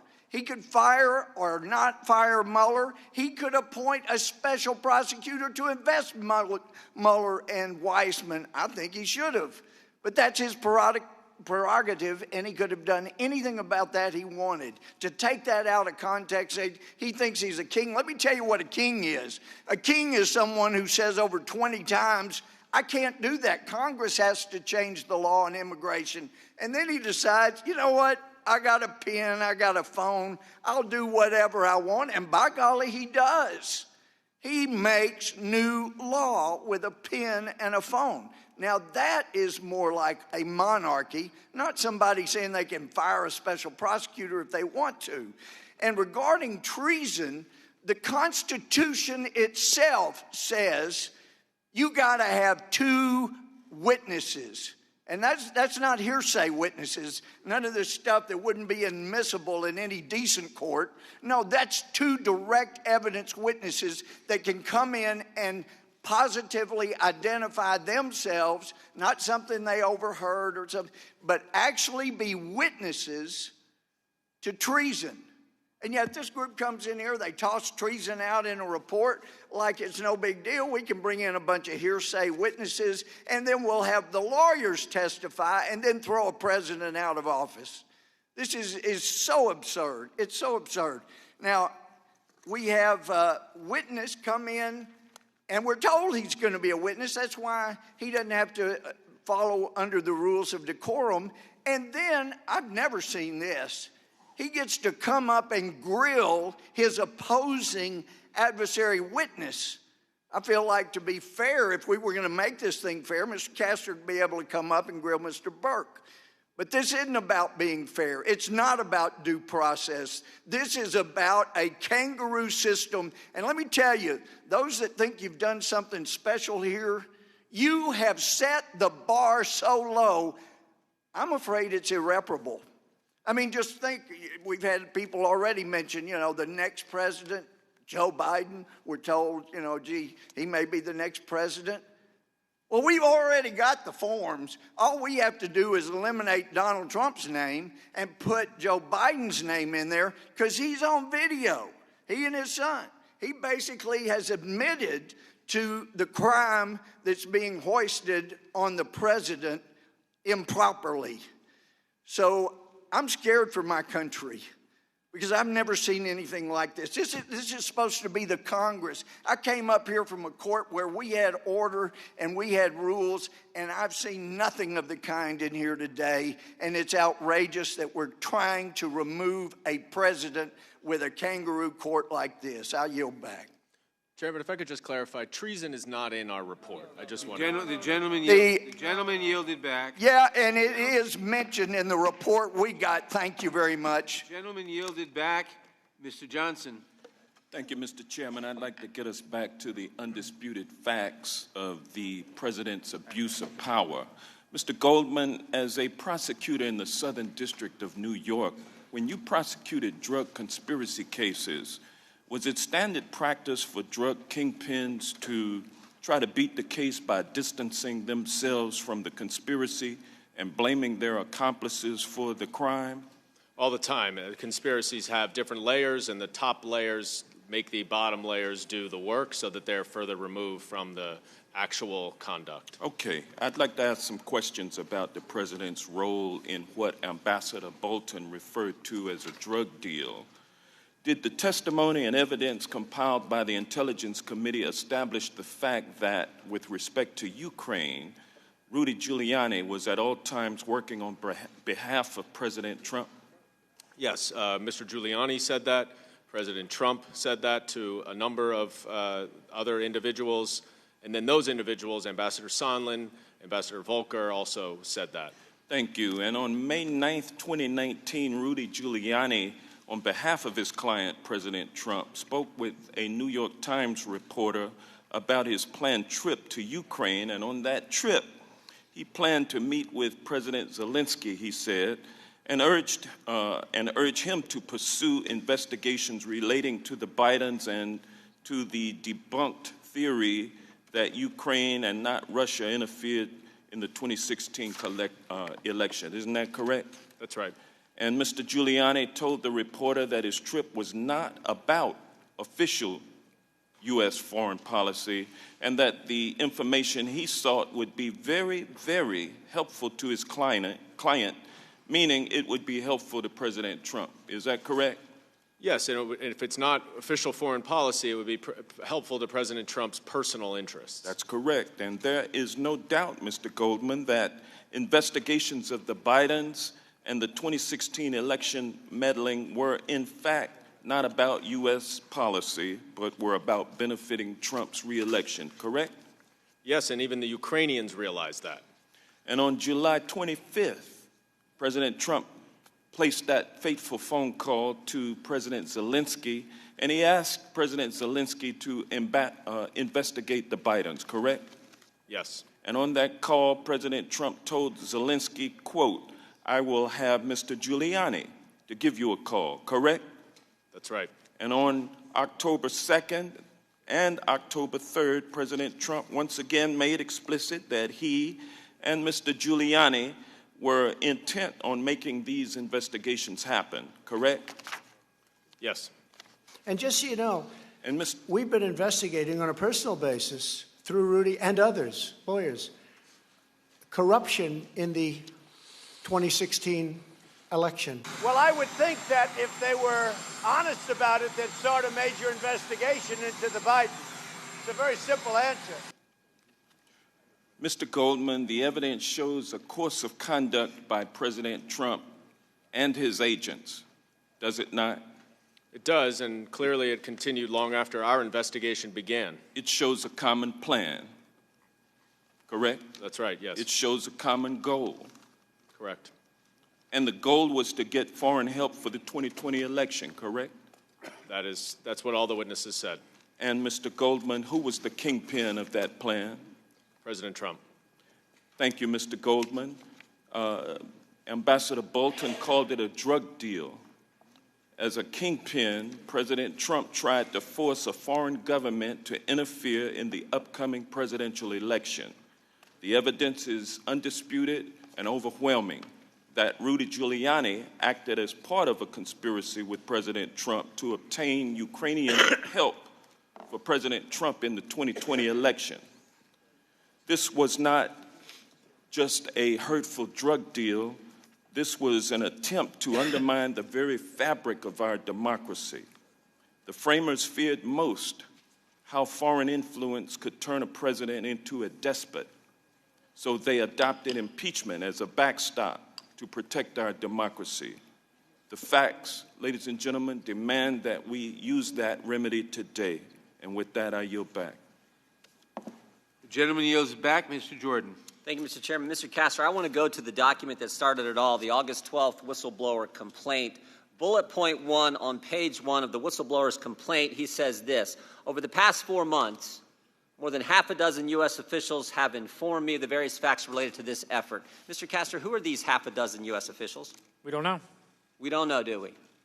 We had no chance to know for sure who these people were because we never got to talk to the whistleblower. Is that right, Mr. Castro? That's right. We needed to talk to the guy who started it all. We needed to talk to him to figure out who these more than half a dozen people were who formed the basis of his complaint, and we never got to. Adam Schiff's staff got to. Adam Schiff knows who he is, but we don't get to know, and therefore we don't get to know the original people, the 6 people who formed the basis of this entire thing we've been going through now for 3 months. But we did talk to 17 people, right, Mr. Castor? That's right. 17 depositions, and you were in every single one. You were the lawyer doing the work for the Republicans in every single one. Is that right? Yes, sir. And there's one witness who they relied on and built their report around. One witness. Who would that witness be? As I read their report, it's obviously one witness. Who's that witness, Mr. Ambassador Castor? Sondland. Ambassador Sondland. I think you said earlier his name was mentioned, I don't know, what did you say? 611 times. 611 times. More than Lieutenant Colonel Vindman, the guy who was on the call. More than Ambassador Taylor, their first witness, their star witness, the very first hearing in the Intelligence Committee. They relied on Sondland, not the whistleblower, not the more than half a dozen people who informed the whistleblower. They relied on Ambassador Sondland. Why'd they pick Sondland, Mr. Castor? That's probably the best they got.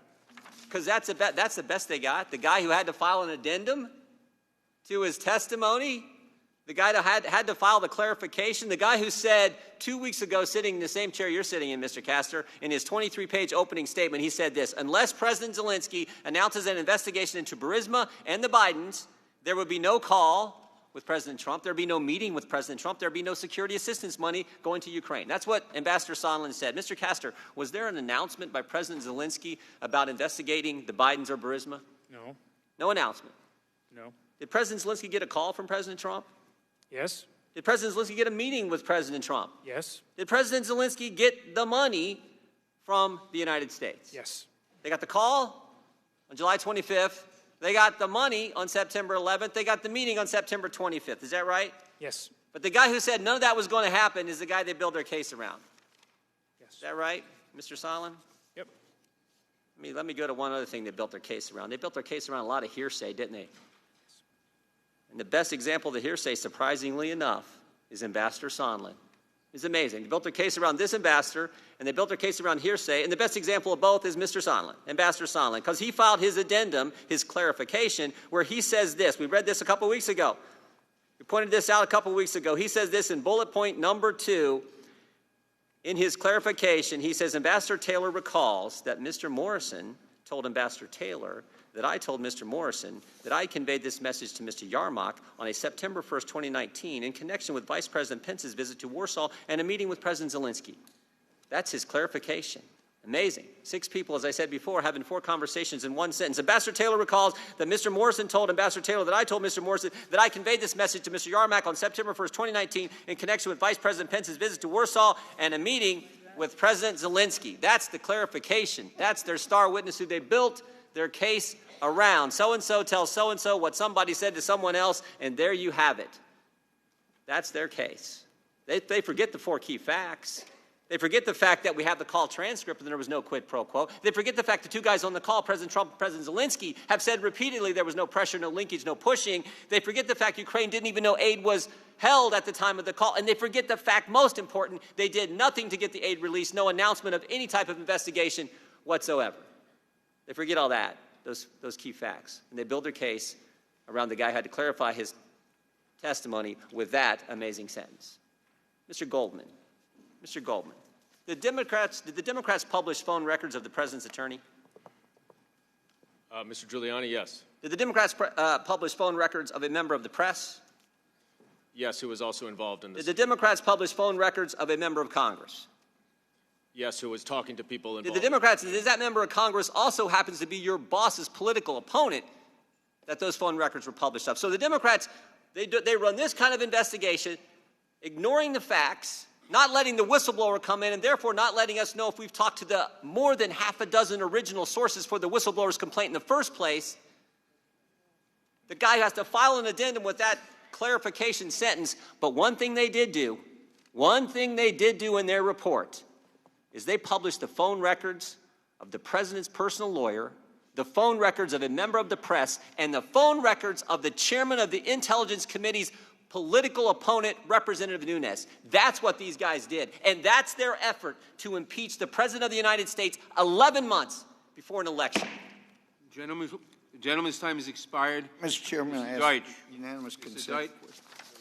Thank you, Mr. Chairman. Mr. Chairman, I'd like to focus on the facts surrounding the president's abuse of power. Gentlemen will state his unanimous consent request. I'd ask unanimous consent that the report by the majority staff of the House Committee on the Judiciary Constitutional Grounds for Presidential Impeachment that talks about treason and bribery be admitted for the record.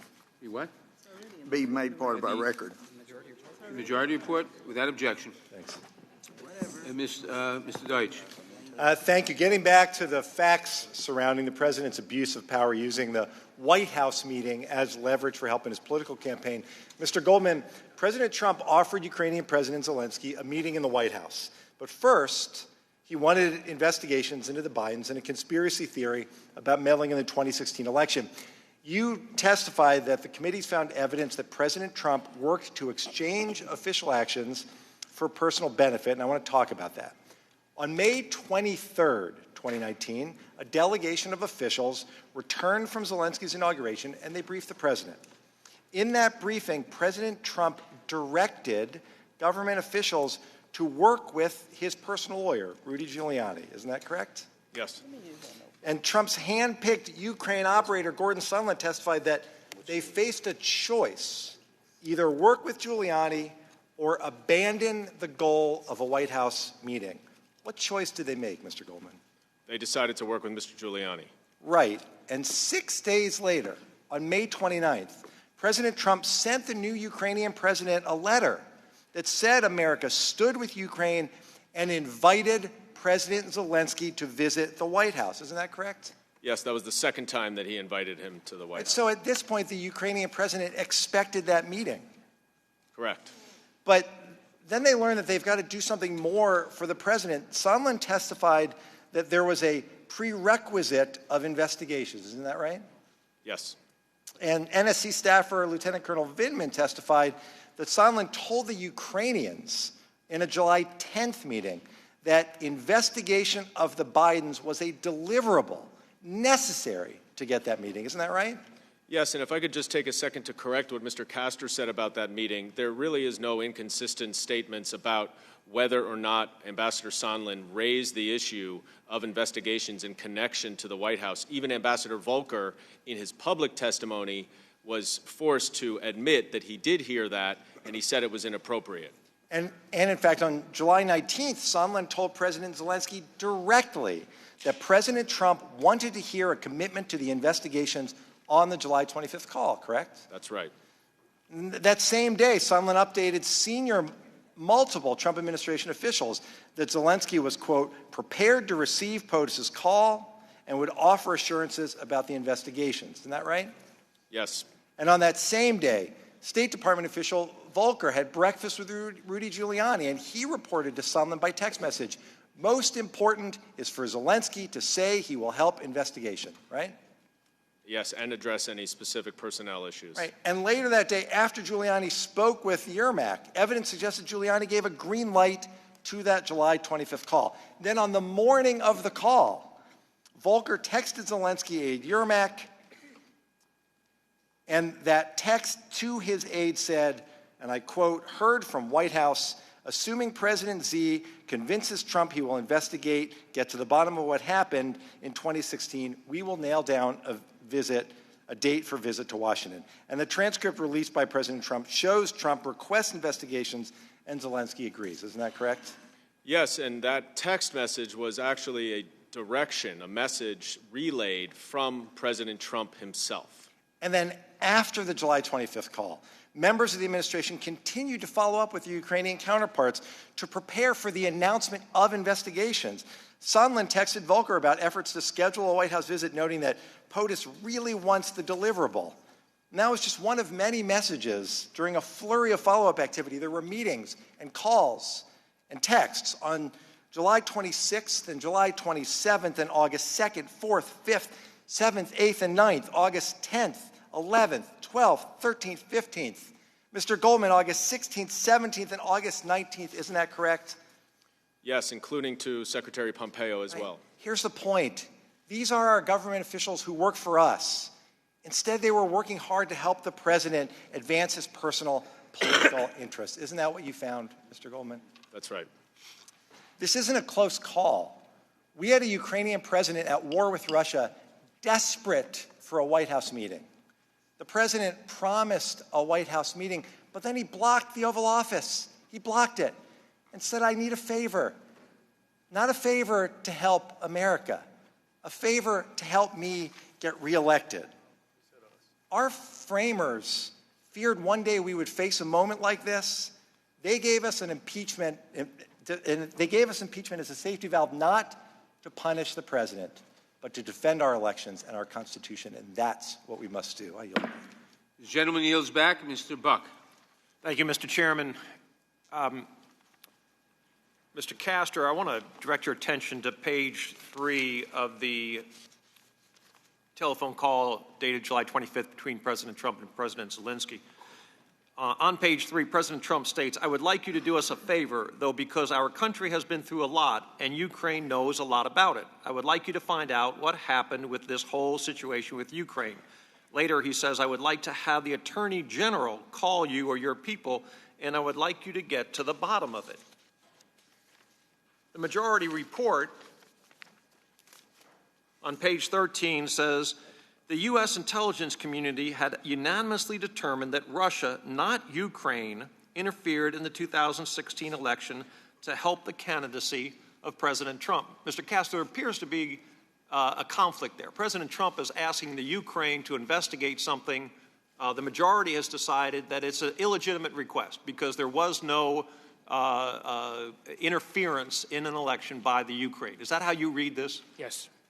And the press release from the majority on their report says, as part of this scheme, President Trump, acting in his official capacity and using his position of public trust, personally and directly requested that the President of Ukraine, that the government of Ukraine publicly announce investigations into, subsection 2, a baseless theory promoted by Russia alleging that Ukraine, rather than Russia, interfered in the 2016 U.S. election. Is that true? Yes. And Mr. Castro, I want to ask you something. Have you seen this article from Politico dated January 11, 2017? Yes, I have. And the title of that article is Ukrainian Efforts to Sabotage Trump Backfire. Is that correct? Yes. I want to read you the second paragraph.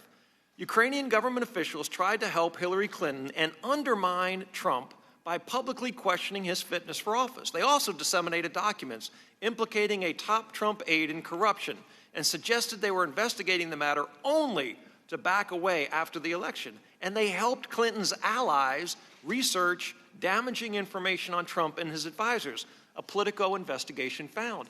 Isn't it true that President Trump had a legitimate reason to request help from the Ukraine about the 2016 election? And I'm not suggesting for a minute that Russia didn't interfere. Of course they interfered. But the Ukraine officials tried to influence the election. Yes. Let's move on to Ambassador Sondland. I only have 10 fingers and 10 toes, so I can't count above 20, Mr. Castor. But you know how many times Ambassador Sondland said that he did not know, did not recall, had no recollection, had limited memory, or failed to remember something in his October 17th testimony? You know how many times? 325. Does that surprise you? 325. Big number. And then he files a clarifying statement, and he clarifies a few things, I guess. But did you have any contact with Ambassador Sondland between the time of his deposition and the time of his clarifying statement? No. Did the majority? I have no idea. You have no idea. So they may have had influence on his testimony. I did. And that would be evidence of bias. That would be evidence of credibility. That would be evidence that we should take into account before. But we'll never know, will we? Because the majority counsel has a right to assert a privilege as to information that's relevant to this committee's decision. The majority counsel has a right to assert a privilege in any communications he has with the chairman, Adam Schiff, doesn't he? As does minority counsel. That's a privilege that we've reserved here in Congress, isn't it? Yeah. And the same thing is true of FOIA. The Freedom of Information Act does not apply to memos that majority counsel writes. Isn't that true? So we've demanded that of the executive branch, but we have allowed ourselves not to be part of FOIA, correct? Correct. Okay, so the majority has a privilege. The president also has a privilege. It's called executive privilege. He can meet with the Secretary of State, and that's a privileged conversation. He can meet with the Secretary of Defense. That's a privileged conversation. He can meet with the Secretary of Energy. That's a privileged conversation. Now, when the majority has subpoenaed those witnesses, and the president has refused to produce those witnesses or relevant documents, or what they consider relevant documents, they are charging him with an article of impeachment for obstruction. In fact, their report says, President obstructed the impeachment inquiry by instructing witnesses to ignore subpoenas. Why? Ms. Bass. Mr. Goldman, I want to pick up on the president using the powers of his office, in this case, in a meeting at the White House, to pressure a foreign country to investigate his political rival. Now that you've had time to step back from the investigation, is there any doubt that the president did, in fact, use a White House visit to pressure President Zelensky to announce investigations of his political rival to benefit his re-election campaign? I will answer that question in a minute, but I would like just to comment to Mr. Buck that the majority staff and no one had any contact with Ambassador Sondland after his deposition. But the answer to your question is yes, Ms. Bass. My colleague, Mr. Deutsch, mostly focused on the period prior to the July 25th call. I'd like to focus on the period after. Following the call, did President Zelensky come to the White House for a meeting? No, he's never come to the White House, and multiple witnesses said that there's a huge distinction between a White House meeting and a meeting on the sidelines of the UN General Assembly where they did meet on September 25th. So has a White House meeting been scheduled? No. So did the president and his associates essentially continue to withhold the White House meeting? And if so, why did they do that?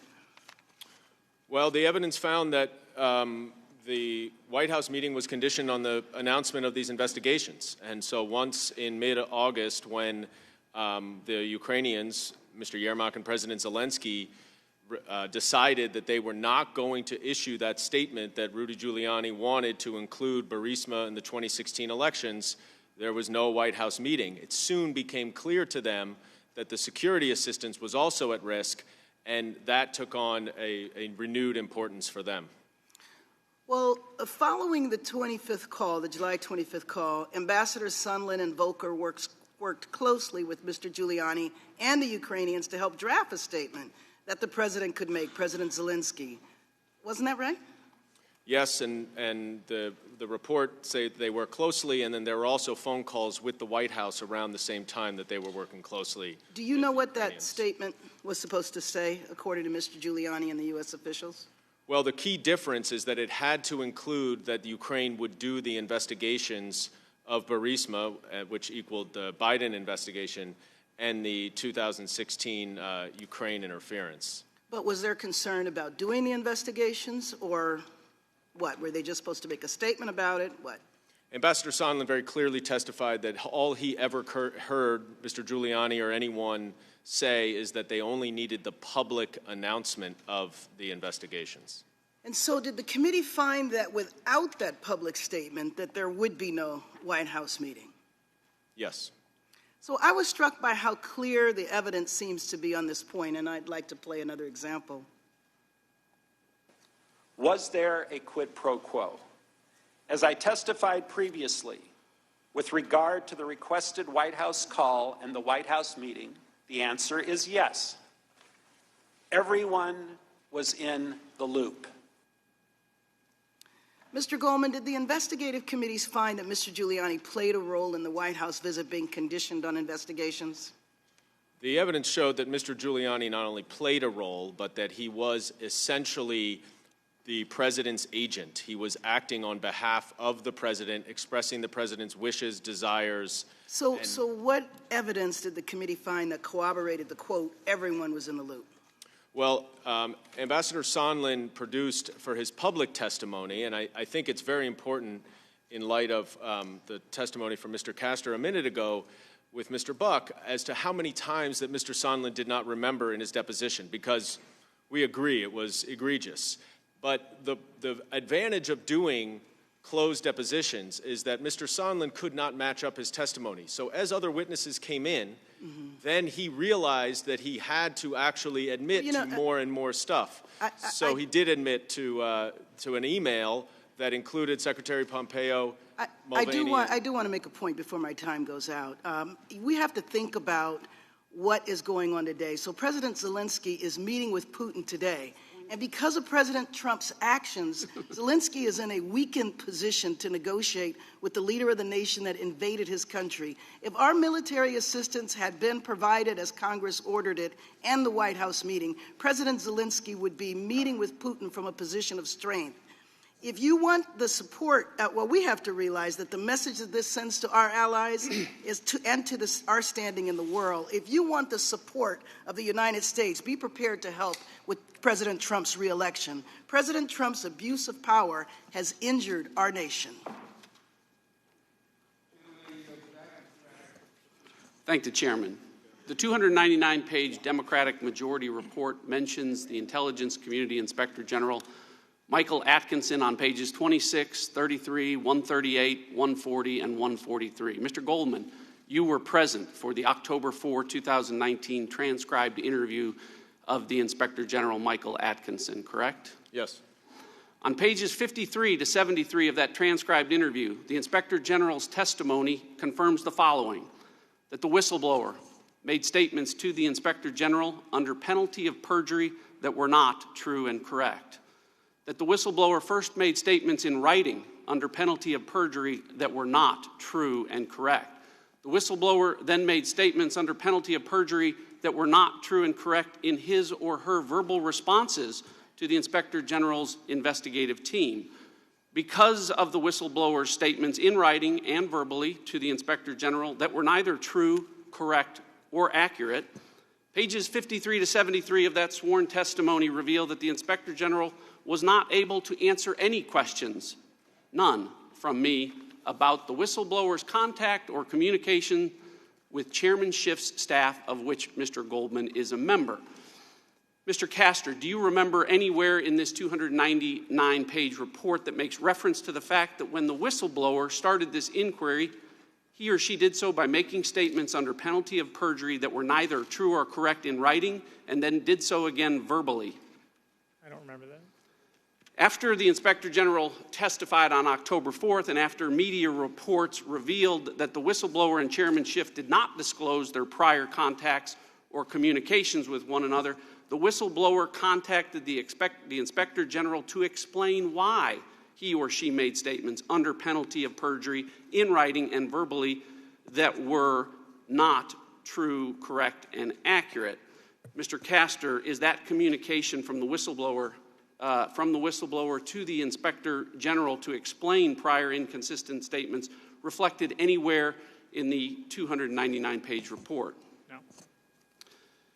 On October 2nd, Chairman Schiff's spokesman, Patrick Boland, acknowledged publicly that the outlines of the whistleblower's accusations against the president had been disclosed to the House intelligence staff and shared with Chairman Schiff. Mr. Castor, is that disclosure and Mr. Boland's admission of that disclosure anywhere in this report? I don't remember seeing it. It's not.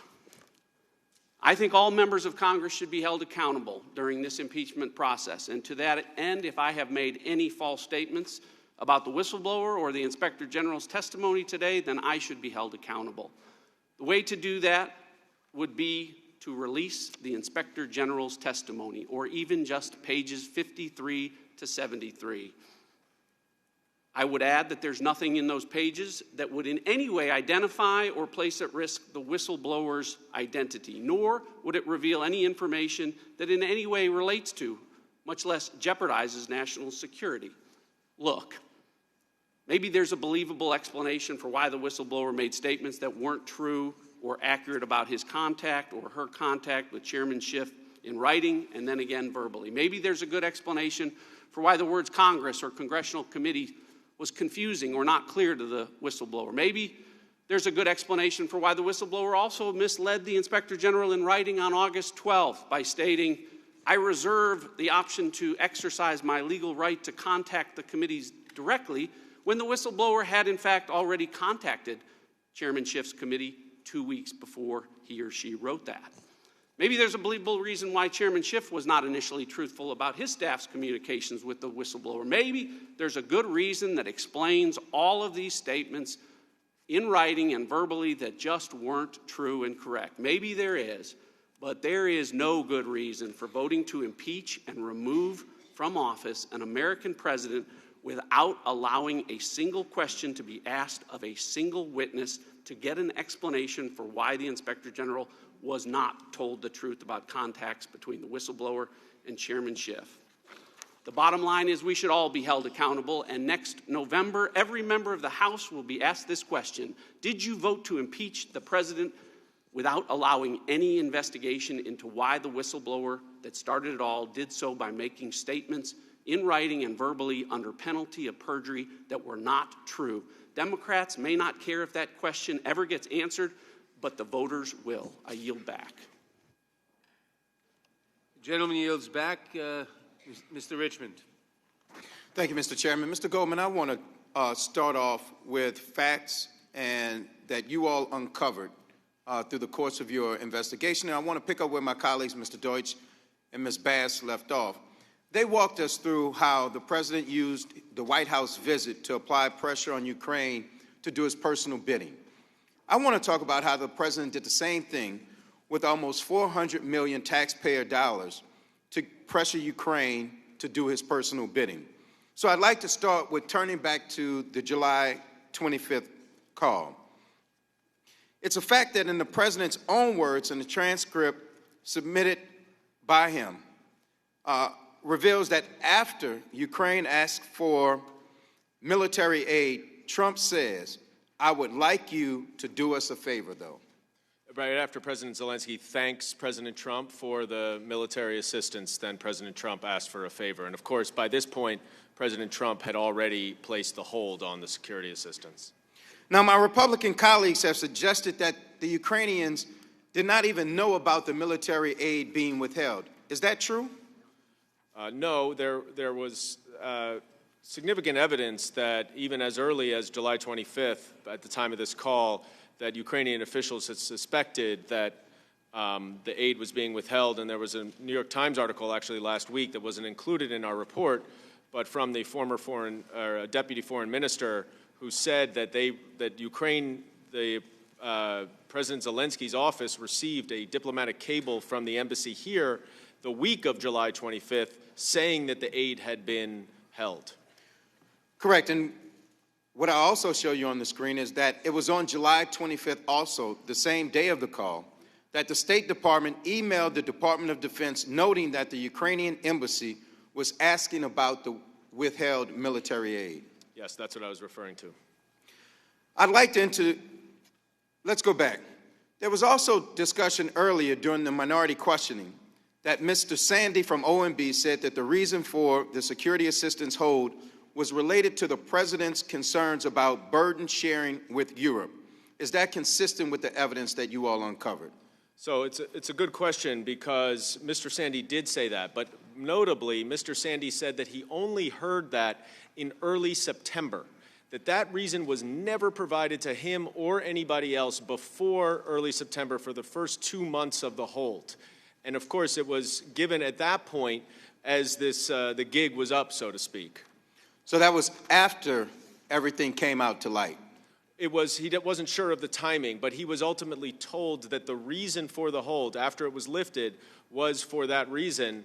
But that's, I think an after-the-fact excuse based on our evidence because no other witnesses were ever told of that reason during the entire time that it was held.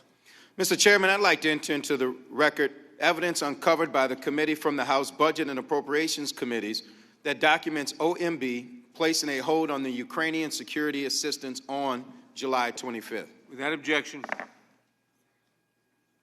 So let's review. On July 18th, OMB announced to all relevant agencies that the military aid would be withheld from Ukraine. On a call with Ukraine on July 25th, President Trump says, "Do us a favor, though, and ask Ukraine to investigate his political rival." Also on July 25th, in the hours following that call, both the Ukrainians and the Americans took action specifically related to that military aid. The Ukrainians began asking about the status of their military aid, and OMB took its first official action to withhold that aid. Mr. Goldman, I'm placing on the screen in front of you an email from Ambassador Sondland to members of the White House administration in which Ambassador Sondland says, "I would ask Zelensky to look him in the eye and tell him that once Ukraine's new justice folks are in place, Zelensky should be able to move forward publicly and with confidence on those issues of importance to the President and the United States. Hopefully, that will break the logjam."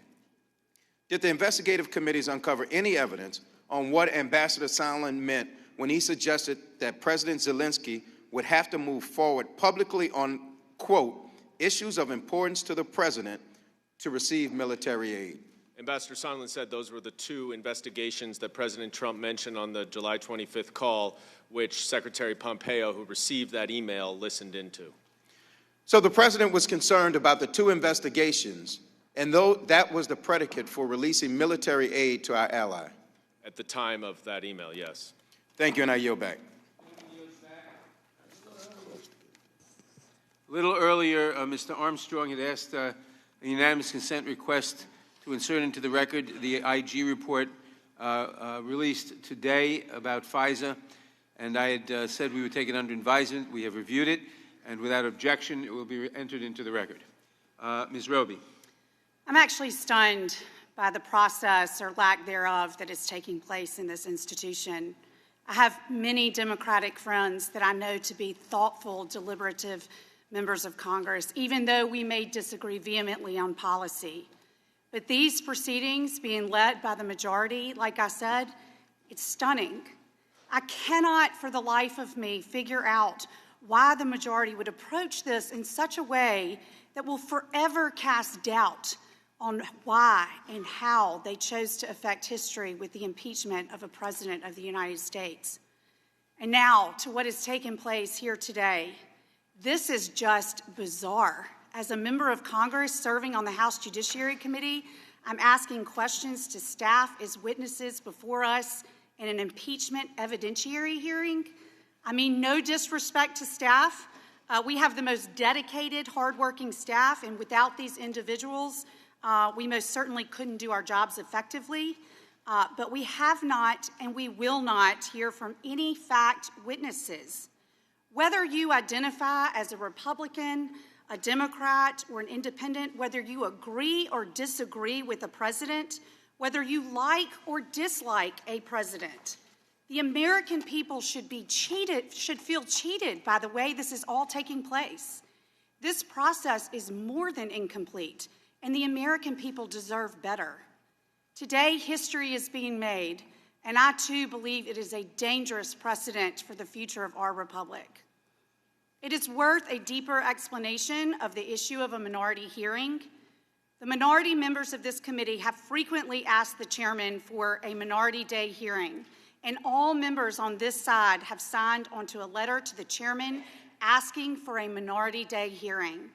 I'd like to quote House Rule 11, Clause 2, whenever a hearing is conducted by a committee on a measure or a matter, the minority members of the committee shall be entitled, upon the request to the chair by a majority of them before the completion of the hearing, to call witnesses selected by the minority to testify with respect to that measure or matter during at least one day of hearing thereon.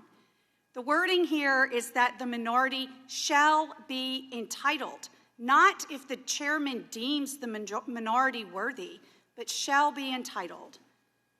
Mr. Castor, with all of your experience in investigations here in the Congress, is it your belief, based on that experience, that ignoring the minority's stated rights for a hearing under the rules of the House severely undermines the future of this institution? Yes. I'd like to quote what we heard from the Democratic staff, Mr. Burke, in his opening comments. It is the hope that in these discussions, we can put aside political rancor, disagreements, and have a fair discussion. That is far from what has happened here today or the days leading up to this. The American people deserve better than this. And I yield the remainder of my time to Mr. Collins. Thank you. Mr. Castor, we've heard a lot. This is always a good time, I think, to go back and remind people that there are 4 things that really haven't changed. Would you like to at least remind us of everything that's been discussed? Well, there's 4 things that will never change, and that is the transcript is complete and accurate. It shows no quid pro quo, no conditionality. That's number 1. Number 2, there was no pressure. Both Zelensky and Trump have said that repeatedly. President Zelensky said that at the United Nations on September 25th. He said it in subsequent news articles on October 6th, and October 10th, and December 1st. Number 3, the Ukrainians and Zelensky did not know about the pause in aid, at the very least, at the time of the call. And number 4, no investigations were announced, the aid was released, and the White House, afforded a meeting, and then President Trump met with Zelensky in New York. Do you find it amazing that the majority, one of their key prongs of this whole thing, is that they're making the elected leader of the Ukraine out to be a liar? Because if he says that there's no pressure, he's done it on many, many occasions since then, that undoubtedly they believe him not to be truthful. So doesn't that strike you as a little strange, especially in this circumstance? It's unfortunate. It is. It's sad that we're calling an elected leader who is actually working on corruption and other things like that, we're calling him a liar simply because they don't agree with the Democrats' theory of a partisan impeachment. With that, I yield back. The gentleman yields back. Mr. Jeffries. Let's focus on the aid to Ukraine. Mr. Goldman, Congress allocated on a bipartisan basis $391 million in military aid to the Ukraine. Is that correct? Yes, and it was signed by President Trump into law.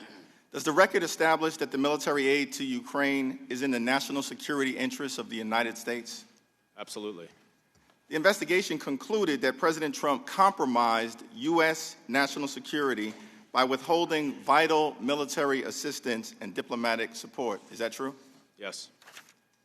President Trump and his defenders claim that he withheld military aid out of alleged concern with corruption in Ukraine. Let's explore this phony justification. Donald Trump first spoke to the president of Ukraine on an April 21st call, correct? That's right. President Trump never used the word corruption on that April 21st call, true?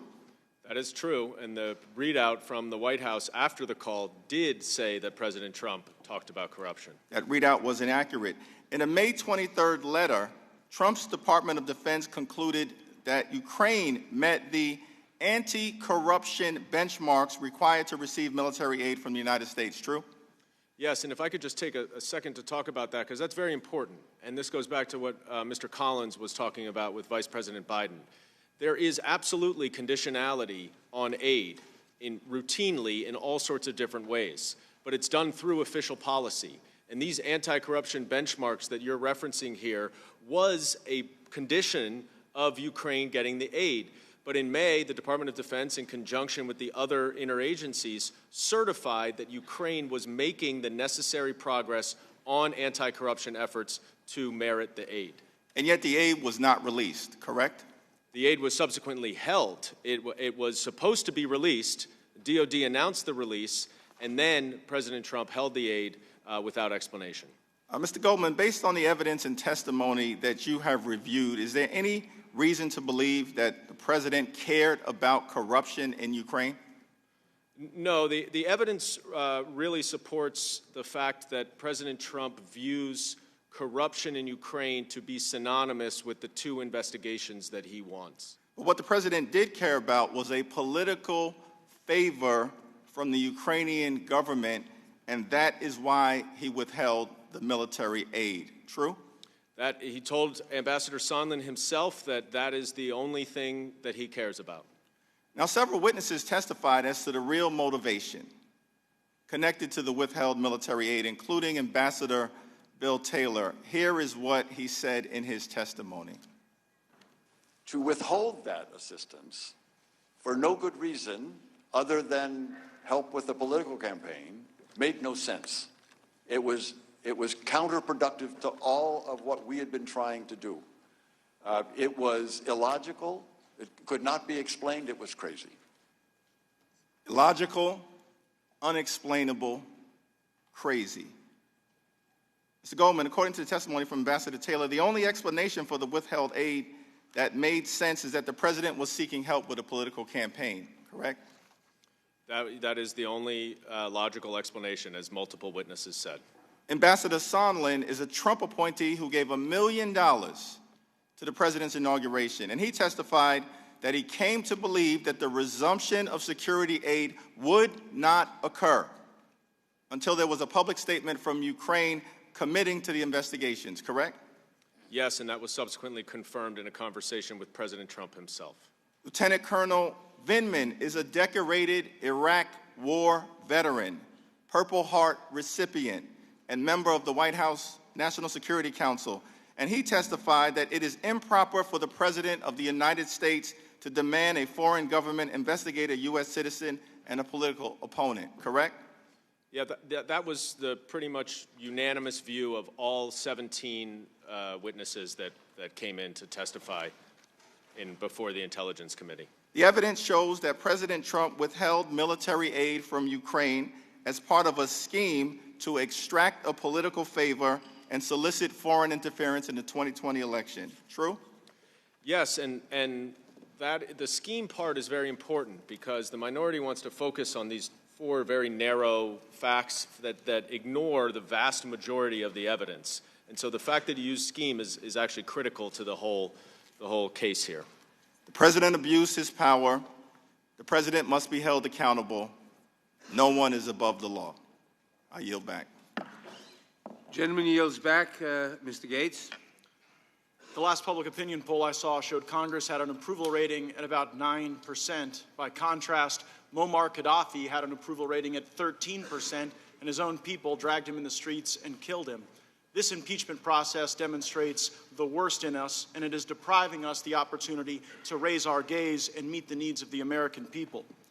Unless you have bipartisan consensus, impeachment is a divisive issue in the country. Many people would think it's being done for political reasons. Nancy Pelosi, May 2018.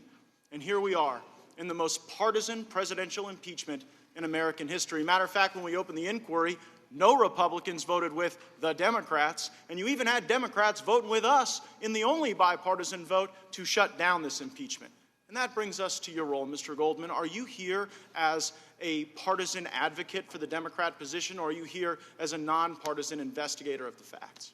I'm here to present the report that we did on our investigation, which was totally and completely reliant on the actual evidence that we uncovered, the witness testimony, and the documents. Are you a partisan? I am not a partisan. Mr. Castro, how long have you worked for the House? Since 2005. And same question, Mr. Goldman. For the House? Since earlier this year. Mr. Castro, do you make political donations? I don't remember any. Mr. Goldman, same question. Do you make political donations? I do, sir. I think it's very important. Matter of fact, you've given tens of thousands of dollars to Democrats, right? Sir, I think it's very important to support candidates for office. I think our Have you given over 100,000? Do you mind if I just want to know the number. I don't really care the basis. Have you given more than 100,000 You don't bucks to care Democrats? about it? The basis. I just want the number. So it's tens of. I think I Mr. don't know Burke. the number, Do you know how much money Mr. Burke has given Democrats? I don't know, and I don't. Would it see the surprise you if it's relevance. more than 100,000?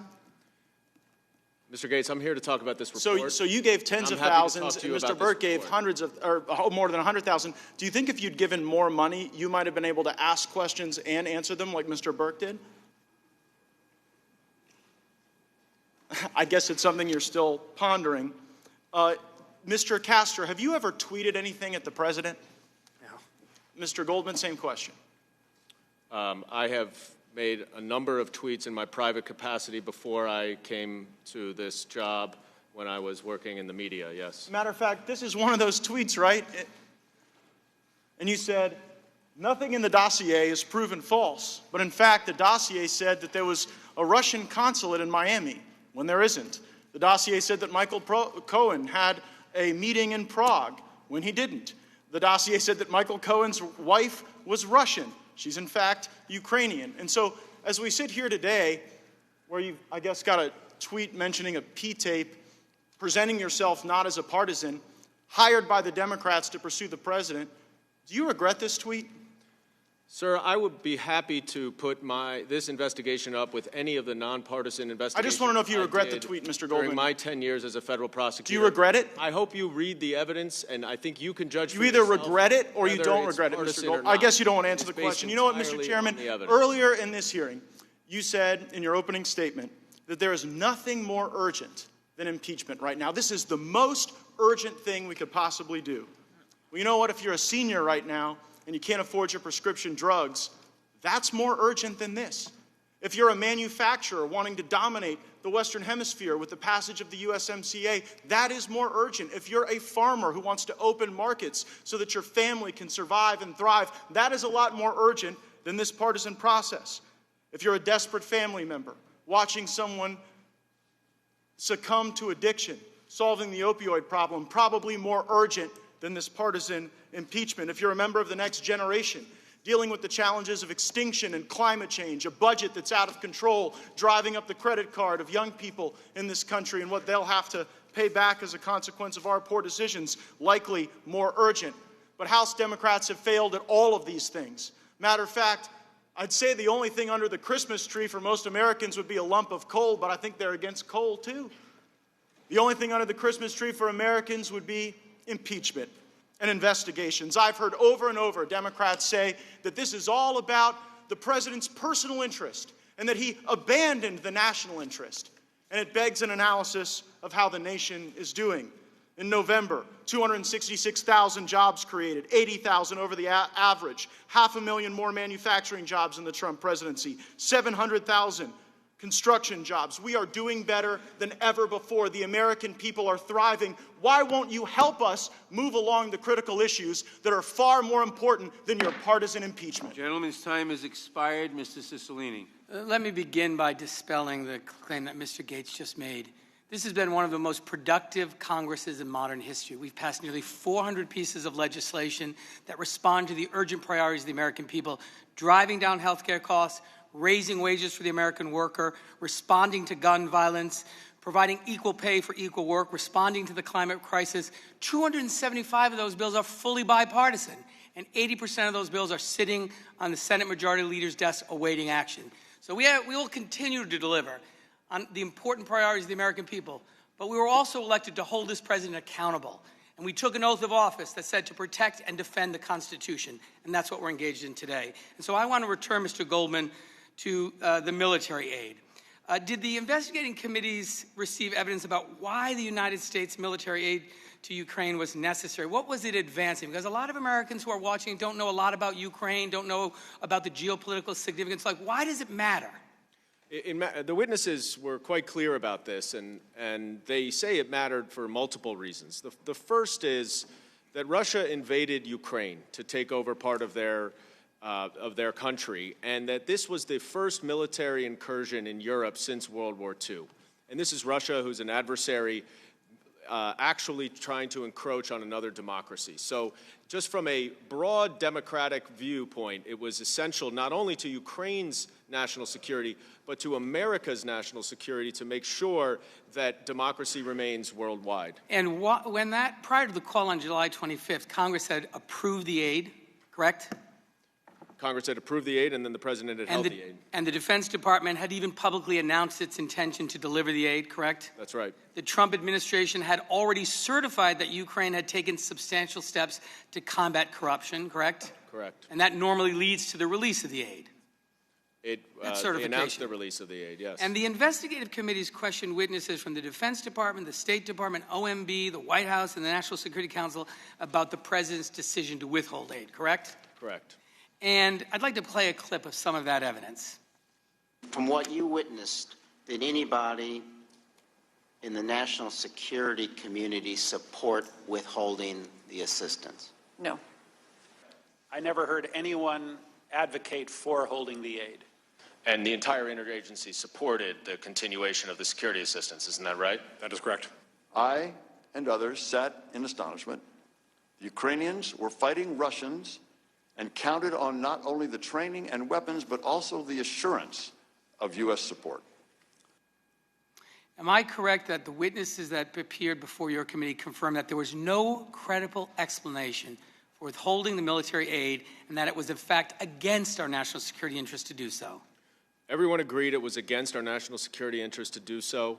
The only explanation that any witness provided was Mr. Sandy, who said that he had heard from Rob Blair, I believe, the assistant to Mick Mulvaney, that the reason was because of other countries' donations or contributions to Ukraine. But that was only in September, and of course there were no further commitments from any other country. And as we heard from Bill Taylor, who's a graduate of West Point and a decorated combat veteran who served in Vietnam, Ukraine then and now is in an active war with the Russians. Russia stole part of their country in Crimea and has killed more than 10,000 Ukrainians, and weakening Ukraine would only benefit Russia. Here's what Ambassador Taylor said. After our meeting with President Zelensky, Ambassador Volker and I traveled to the front line in northern Donbass to receive a briefing from the commander of forces on the line of contact. Arriving for the briefing in the military headquarters, the commander thanked us for the security assistance. But I was aware that this assistance was on hold, which made me uncomfortable.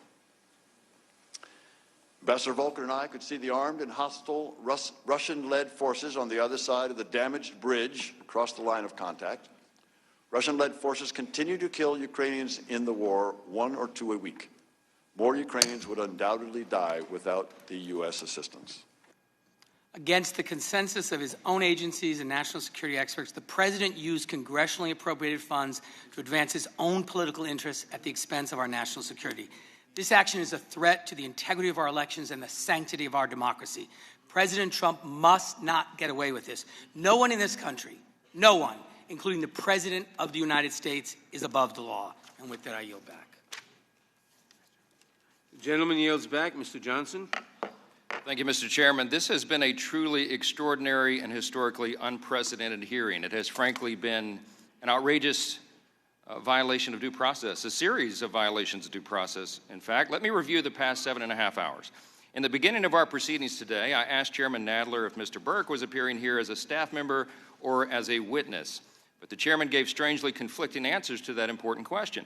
When I objected under House Rule 17 that Mr. Burke was repeatedly and brazenly steamrolling over House decorum rules and using language that impugned the motives of the President of the United States and suggested he is disloyal to his country, Chairman Nadler insisted that those words could not be taken down and stricken from the record, saying, quote, the rules don't apply here because Mr. Burke is merely appearing as a staffer. But later, Chairman Nadler stated the opposite and declared that Mr. Burke was appearing to present the Democrat member's report as their representative, which would of course mean that the member rules should apply. Then Mr. Burke was allowed to switch places and turn from witness to questioner. That's extraordinarily bizarre, of course, but it's entirely consistent with this whole impeachment circus. As everybody knows, Intel Chairman Adam Schiff was allowed in the opening act of this circus to serve as the judge, jury, prosecutor, witness coach, and case strategy chief all in one. So much for due process.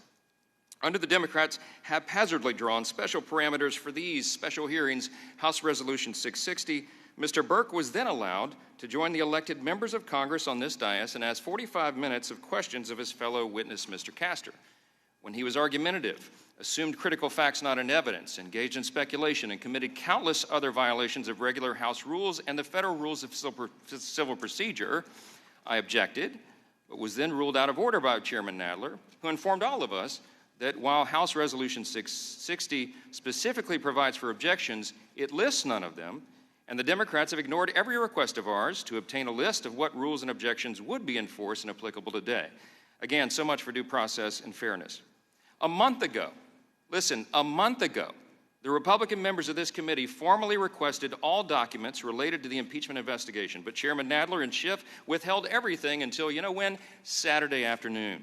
That's right, less than 48 hours before this hearing, they dumped approximately 8,000 pages of documentation on us while we were back home in our districts.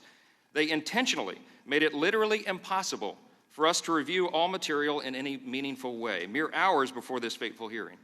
What's worse is that the documents they decided to dump on us are not all of the underlying records we need to review, but rather only a partial, redacted, and biased subset of information that they think will advance their false narrative. And as has been mentioned here, we're being allowed no minority day hearing, which is required by regular House rules. Now, I'd love to cross-examine Mr. Burke himself, but Chairman Nadler's special and still mysterious rules for this hearing won't allow it. I notice he's disappeared from the hearing room. I would love to ask him under oath about his own biases. Because, you know, he hammered here over and over today the importance of fairness and objectivity and accuracy, and he insisted that everything here has to be unbiased.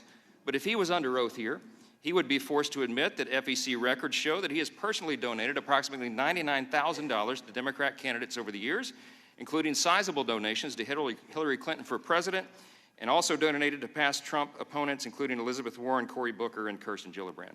Mr. Burke appeared here as a fact witness and a finder of fact, but in our system, a finder of fact is supposed to be fair and impartial. He's supposed to be an umpire. The problem with all this, and the problem that everybody at home can see with their own eyes, is that the umpires in this high-stakes game are parading around the field in the majority team's jerseys.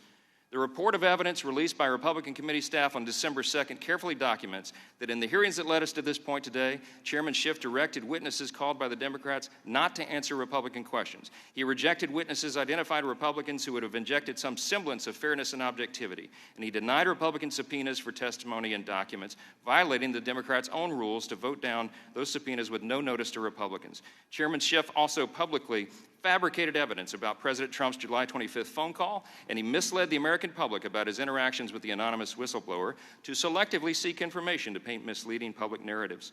The anonymous whistleblower reportedly acknowledged having a professional relationship with Vice President Biden, and obviously his motives, biases, and credibility are essential to this case, but we can't question it. This is not due process. This is not the rule of law, and this is not how to impeach an American president, and this is not how we're supposed to run a country. It can't be. 17 out of 24 of our colleagues over there already voted to proceed with impeachments before we started all this. They've already made up their minds. They were prejudiced before we walked in, but the American people are not. Fairness still matters, truth matters, and the people can see clearly that this is a sham. I yield back. The gentleman yields back. Mr. Swalwell. Mr. Goldman, would you welcome the problem of having 8,000 documents given to you from the White House? It would be a wonderful problem to have. How many have they given you? 0. Mr. Castor, you said earlier that they got the aid. They got the aid. No harm, no foul, they got the aid. But you would agree that although Mr. Sandy said that the presidential concern was European contributions, nothing changed from when that concern was expressed to when they actually got the aid, right? You agree on that? Europe didn't kick in a bunch of new money. Oh, but they did a study. I mean, they... Oh, a study. Okay, Yeah. but they didn't kick in new money. You agree on that? Ambassador Taylor discussed that they So researched... you talked a lot about the anti-corruption president that we have in Donald Trump, the person who had a fraud settlement relating to Trump University, the person who just recently, with his own charity, had a settlement related to fraud. Let's talk about that anti-corruption president of ours.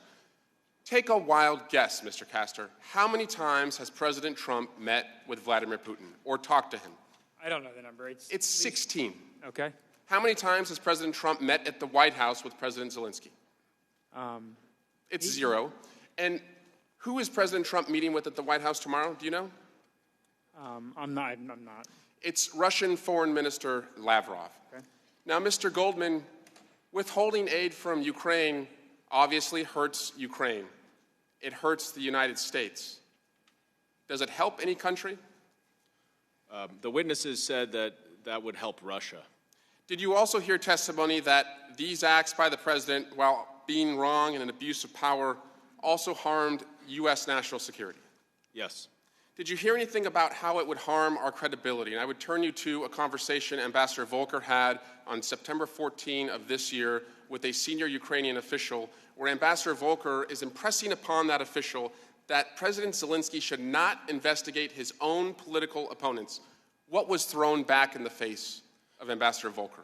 After Ambassador Volker suggested to Mr. Yermak again, who's here, that they should not investigate the prior president of Ukraine, Mr. Yermak said back to him, you're encouraging us to investigate Biden's and Clinton's.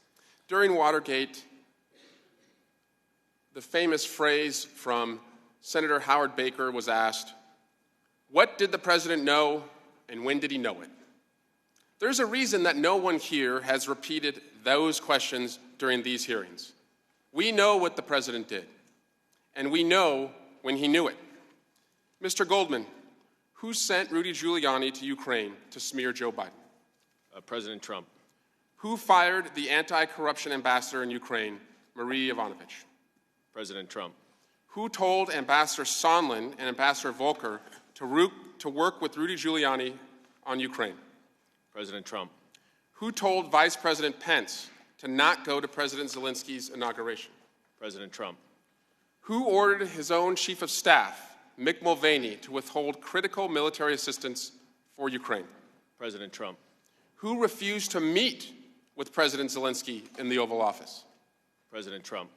Who ignored on July 25 his own National Security Council's anti-corruption talking points? President Trump. Who asked President Zelensky for a favor? President Trump. Who personally asked President Zelensky to investigate his political rival, Joe Biden? President Trump. Who stood on the White House lawn and confirmed that he wanted Ukraine to investigate Vice President Biden? President Trump. Who stood on that same lawn and said that China should also investigate Vice President Biden? President Trump. As to anything that we do not know in this investigation, who has blocked us from knowing it? President Trump and the White House. So as it relates to President Trump, Is he an incidental player or a central player in this scheme? President Trump is the central player in this scheme. There's a reason that no one has said, what did the president know and when did he know it? From the evidence that you have presented, Mr. Goldman, and the Intelligence Committee's findings, we know one thing, and one thing is clear. As it related to this scheme, the President of the United States, Donald J. Trump, knew everything. And I yield back. The gentleman yields back. Mr. Biggs. Mr. Castor, what's direct evidence? When a witness personally observes a fact and testifies to it. And what's hearsay evidence? Well, I think the out-of-court statement offered for the truth of the matter asserted is something that you learn in law school. Right. And under the federal rules of evidence adopted by most states, hearsay is inadmissible unless the testimony falls under defined exceptions. Is that right? That's right. There's about 23, plus the residual exception. And I believe you were present when every witness testified, including Mr. Sondland, right? Mm-hmm. And that's a yes? Yes. And much of the Democrats' report and impeachment narrative is based on the Sondland testimony. Is that a fair characterization? A lot of it is, yes. How many times Mr. Sondland mentioned in the Intel Committee's report? Like I said, I did a search, just to Control F, and the name Sondland shows up 611 times. Yeah, and just to refresh your mind, Sondland himself told the world that basically nobody else on the planet told him that Donald Trump was trying to tie aid to investigations. In fact, he also said everything that he'd been testifying to is simply his presumptions. Is that right? That is correct. And so when we consider what a presumption is, it's not direct, it's not circumstantial, it's not even hearsay. In fact, we typically, when we're trying a case, we consider it as speculation. Is that right? That's right. Do courts allow speculation in? No. Why not? Because it's not reliable. It's inherently unreliable. So, can you name any Democrat witness who asserted that he or she had direct evidence of those 17 that we've been hearing, that we heard from? We had some direct evidence on certain things. We had some direct evidence on the May 23rd meeting, and Sondland gave some direct evidence. But a lot of what we've obtained has been circumstantial. How about with regard to personal knowledge of the quid pro quo allegation? Well, we have not gotten to the bottom of that from a direct evidence standpoint. How about tying aid to investigations? That's correct, too. How about political motives in asking for investigations? The facts surrounding that are ambiguous. In the non-legalistic world, when we talk about speculation, we typically use words like gossip, rumor, innuendo. Is that right? Yep. And isn't it true that the only direct evidence that we have is that Ukraine received the aid without giving anything in return? President Zelensky has repeatedly stated no pressure, no problem with a phone call in the relationship with Mr. Trump, and that the president had a legitimate concern about Ukraine corruption. He did, and the burden sharing of European allies. So much has been made about the alleged desire for an announcement of an investigation.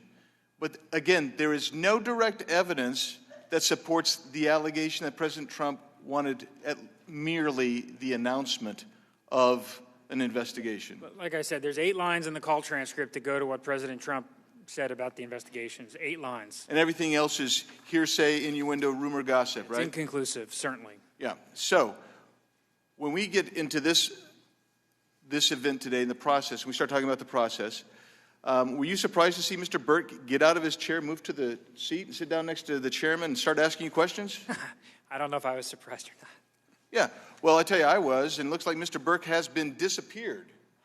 And so that's one of the outrageous things about this process, and it's been outrageous from start to finish. We've seen prejudice and bias against the president from start to finish. We have the lion's share, almost 2/3 of the members of the Democrats have already voted to impeach at least once, and that's before anything with regard to this July 25th telephone conversation ever took place. And we're left with a constant view that as on November 9th, 2016, Representative Green from Texas wanted to begin impeachment proceedings at that point. Is that correct? Yes. January 20th, 2017, Washington Post, headline, "Let the impeachment begin." Is that correct? Yes. 10 days later, Mr. Zaid, who is the attorney for the whistleblower, tweeted out, "Let the impeachment begin, let the coup begin, and victory to the lawyers." Is that right? Yes, I've seen that. Yeah. We had people who on this committee came out today and said that they went on TV and said, "We wanted to start impeachment earlier, but the speaker held us back." Did you see that? I haven't seen that, no. Yeah. You wouldn't be news reports today. Yeah, you wouldn't be surprised about that, though, would you? No. No, nobody should be surprised about that, because this is a sham hearing. 3 years that they've been trying to remove this president, and this is the culmination of a predetermined outcome. That's where we are today. And so with that, we bring it back to the same points. No pressure, no conditionality, and all of the aid, meetings, calls were received by the Ukrainians. With that, I yield back. Gentleman yields back. Mr. Liu. Thank you, Chairman Nadler. Let's just cut through all the Republican arguments today and make things very simple. No one else in America could do what Donald Trump did and get away with it. No American elected official can call up a foreign government official and ask for an investigation of a political opponent. No one sitting on this Judiciary Committee can call up a foreign government official and ask for help in a re-election campaign. If we did that and got caught, we would likely be indicted. Now let's focus on the president's abuse of power in this case, because it's actually worse than the examples I just gave. And I know that I first swore an oath to the Constitution when I joined the United States Air Force on active duty. And the 3 core values I learned were integrity first, service before self, excellence, and all we do. I'd like to focus on the first 2, integrity first and service before self, because it's ingrained in all military members that we cannot mix official duties with personal private gain. So, Mr. Goldman, in this case, the $391 million at issue, that wasn't Donald Trump's money. That was U.S. taxpayer funds. Is that right? Yes. And certainly the president should not use our taxpayer money for his own personal benefit, and especially not to leverage it for his own re-election campaign. Isn't that right? That's correct. The president's abuse of power is even worse in this case than just using official duties for private gain. It's also just flat out illegal. You cannot solicit foreign assistance for a re-election campaign. That is a violation of Federal Election Campaign Act. Multiple people have gone to prison for violating various sections of that act.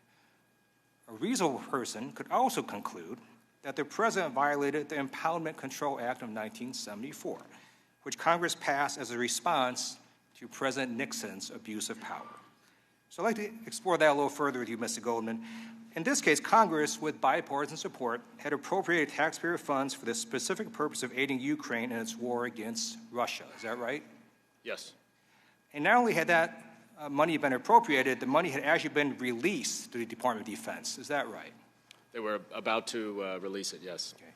And then, suddenly, without explanation, the president demanded that those taxpayer funds be withheld from an ally who desperately needed the aid. Mr. Right. Goldman, did the president notify Congress about his decision to withhold the aid? No, he did not. Okay. So the Impeachment Control Act was designed to prevent the president from secretly taking congressionally appropriated funds and doing whatever he wants with them. So is it true that in your intelligence report, you found the following in your findings of fact? President Trump ordered the suspension of $391 million in vital military assistance urgently needed by Ukraine, and the president did so despite his obligations under the Impeachment Control Act. Did you find that? Yes. All right. So not only did the president abuse his powers for personal gain, and not only was it illegal, his actions also harmed U.S. national security. So it's a fundamental tenet of U.S. national security to push back against Russian aggression. Ukraine's at the tip of the spear, pushing back against Russian aggression. Is it true, Mr. Goldman, that harming the Ukrainian military also harms U.S. national security? That's what pretty much every witness said. Last week, Professor Carlin confirmed that it is an impeachable offense to sacrifice the national interest for his own private ends. A slide shows what she said. Mr. Goldman, based on the evidence that you found in your report, is it fair to conclude that the president's actions both leverage taxpayer funds for his own private gain and sacrifice the national interest for his own private ends? That is what we found. I was also personally struck by Mr. Holmes' testimony because it makes it clear that the president did not care about our foreign policy or U.S. national security. He only cared about investigating his political opponent. Here's what Mr. Holmes said. Ambassador Sondland stated that the president only cares about big stuff. I noted there was big stuff going on in Ukraine, like a war with Russia. And Ambassador Sondland replied that he meant big stuff that benefits the president, like the Biden investigation that Mr. Giuliani was pushing. Look, here's the thing. If any military member used official acts for personal gain, that member would no longer be part of the military. And in fact, last year, a Navy commander was convicted for taking things of value in exchange for official acts. The U.S. attorney who prosecuted the case said that the commander, quote, put his own selfish interests ahead of the Navy and of our nation, unquote. We should not hold the commander-in-chief to a lower standard than regular military members. We should not hold the president to a different standard than any other elected official. No one is above the law. I yield back. Gentleman yields back. Mr. McClintock. Thank you, Mr. Chairman. You know, in every election, one side wins and the other loses. Democracy only works because the losing side always respects the will of the voters. The moment that social compact breaks down, democracy collapses into chaos. Now, that's only happened twice in our nation's history. It happened in 1860 when the Democrats refused to accept the legitimate election of Abraham Lincoln, and it happened again in 2016 when the Democrats refused to accept the legitimate election of Donald Trump. The issues before us today do indeed strike at the heart of our democracy.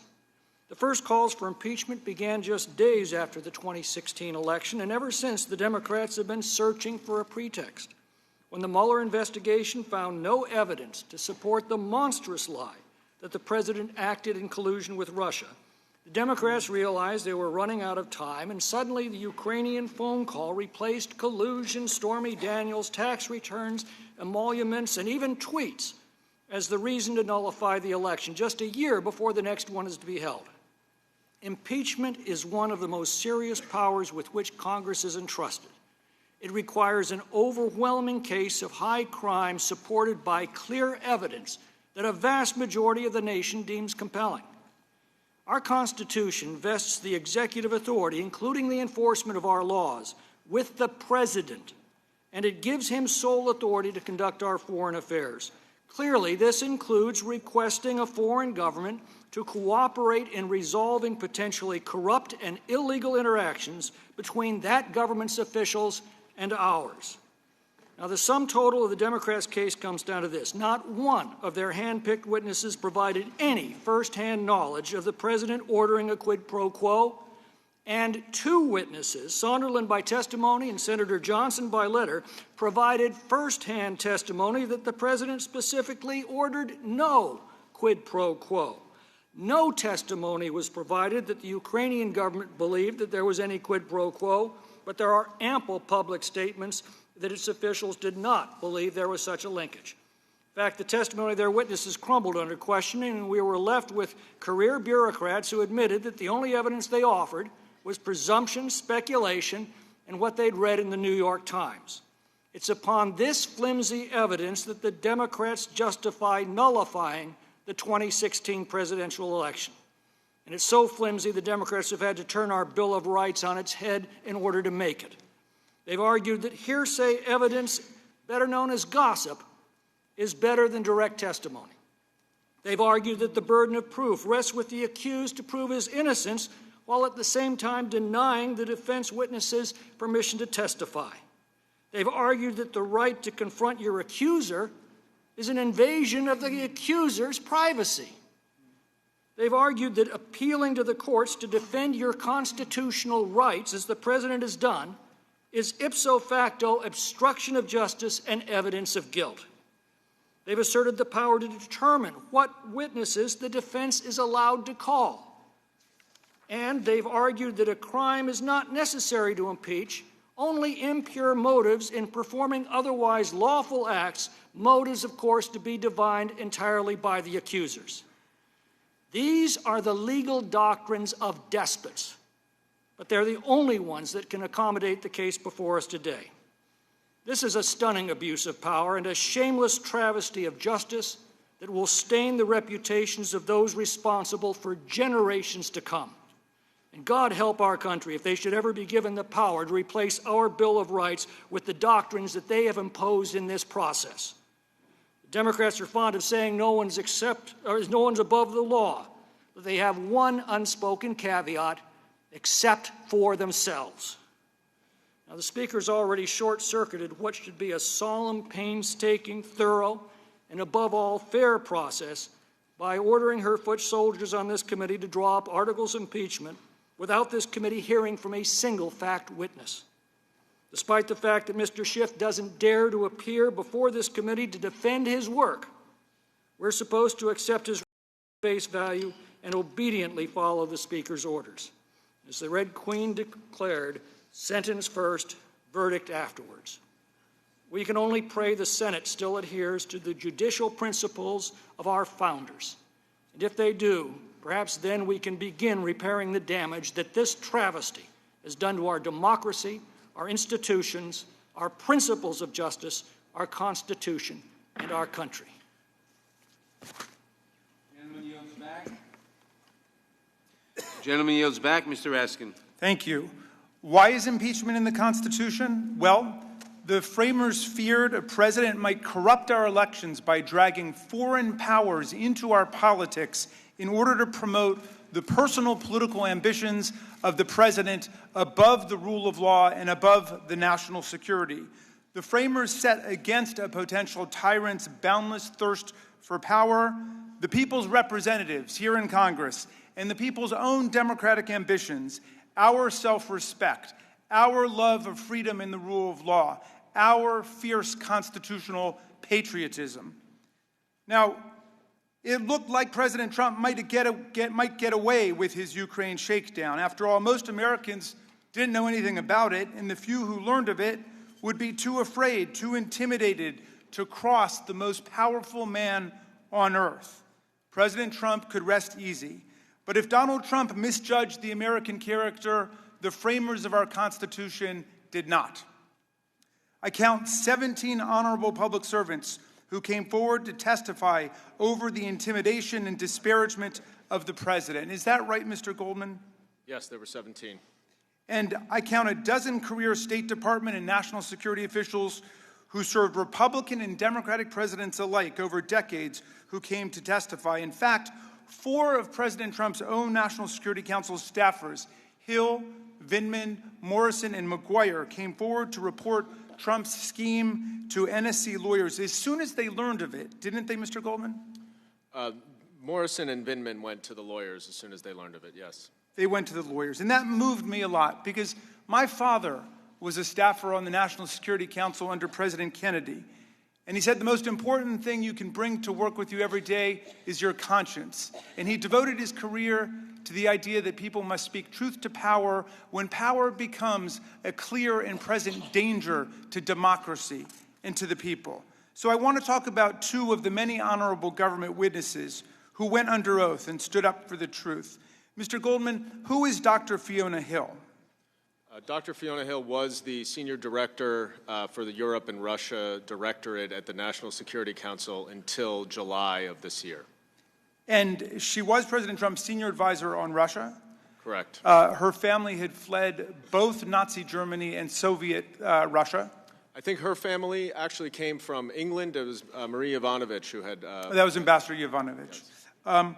Dr. Hill voiced her concerns to the NSC's lawyers on July 10 and July 11th, long before anyone on this committee knew about it. Why did she go to report what she had learned? What motivated her? She was concerned that Ambassador Sondland and Mick Mulvaney were entering into essentially a transaction whereby the Ukrainians would open up these investigations for President Trump's political interests in return for getting the White House meeting that President Trump had offered.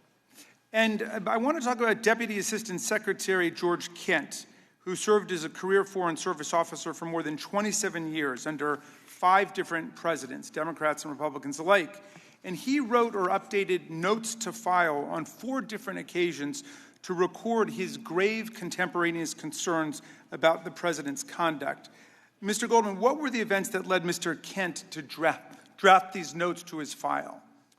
There were several. There was a conversation at the end of June where several American officials had indicated to President Zelensky that he needed to go forward with these investigations.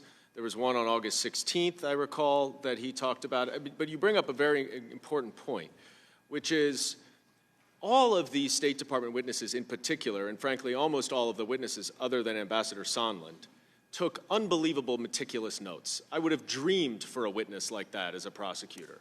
And it makes for a very clear and compelling record and clear and compelling evidence that's based on contemporaneous notes. So do we have Mr. Kent's notes in this process? We have no State Department records, including these memos to file, the notes, Ambassador Taylor's first-person cable, and emails. There's so many documents that the few that we have gotten have been so helpful to the investigation. Why do we not have them? The State Department refused to provide them, notwithstanding our subpoena, under the President's direction. You know, in authoritarian societies like Putin's Russia or the Kingdom of Saudi Arabia, people are terrified to speak out about the crimes of their political leaders. But in the United States, a lot of people are not afraid, even though President Trump has tried to intimidate or silence them. And he is trying to make our country more like Russia, and we can be thankful that you found a lot of heroes who stood up for the truth in our Constitution. I yield back. Gentleman yields back. Ms. Lesko. Thank you, Mr. Chairman. My first two questions are for the American people. America, are you sick and tired yet of this impeachment sham? And America, would you like Congress to get back to work and actually get something done? Because I sure would. Mr. Castor, the rest of the questions are for you, and I would like yes or no answers if possible. Mr. Castor, my first question is important. Did any of the Democrats' fact witnesses establish that the president had committed bribery, extortion, or a high crime or misdemeanor? Good heavens, no. Mr. Castor, the Deputy Assistant to the President of the National Security, Mr. Morrison, listened in on the phone call. He testified that he was not concerned that anything discussed on the phone call was illegal or improper. Is that correct? Yeah, he was worried about leaks. Several Democrat witnesses testified that it is fairly common for foreign aid to be paused for various reasons, including concerns that the country is corrupt and taxpayer dollars may be misspent. Ambassador Volker testified that this hold on security assistance to Ukraine was not significant. Is that correct? Yes, a number of witnesses also said the same thing. Former U.S. Ambassador to Ukraine, Marie Yovanovitch, testified that in Ukraine, and I quote, corruption is not just prevalent, but frankly is the system. Is that correct? Yes, all the witnesses confirmed the environment is very corrupt. Mr. Castor, Ukraine energy company Burisma Holdings had a reputation in Ukraine as a corrupt company. Is that correct? Big time. According to New York Times, Hunter Biden was part of a broad effort by Burisma to bring in well-connected Democrats during a period when the company was facing investigations. Is that correct? Yeah, the New Yorker also had a pretty extensive report on that as well. Obama's Deputy Assistant Secretary of State, George Kent, testified that he raised concerns directly to Vice President Biden's office about Hunter Biden's services on Burisma's board. Is that correct, yes or no? Yes. Mr. Castor, in the July 25th call, President Trump referenced Joe Biden bragging about how he stopped the prosecution. We all saw that video earlier today, where Joe Biden bragged about how he told Ukraine, if the prosecutor is not fired, you're not getting the money. Mr. Castor, is this the same prosecutor that looked into Burisma? It is.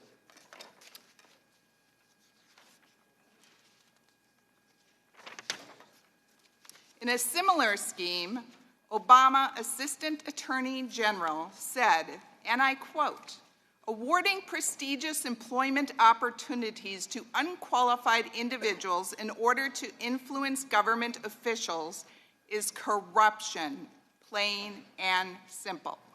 Mr. Castor, here is another key question. Given that, 1, Burisma had a reputation of being a corrupt company, 2, Obama's own State Department was concerned about Hunter Biden serving on Burisma's board at the same time that Vice President Biden was acting as the point person to Ukraine.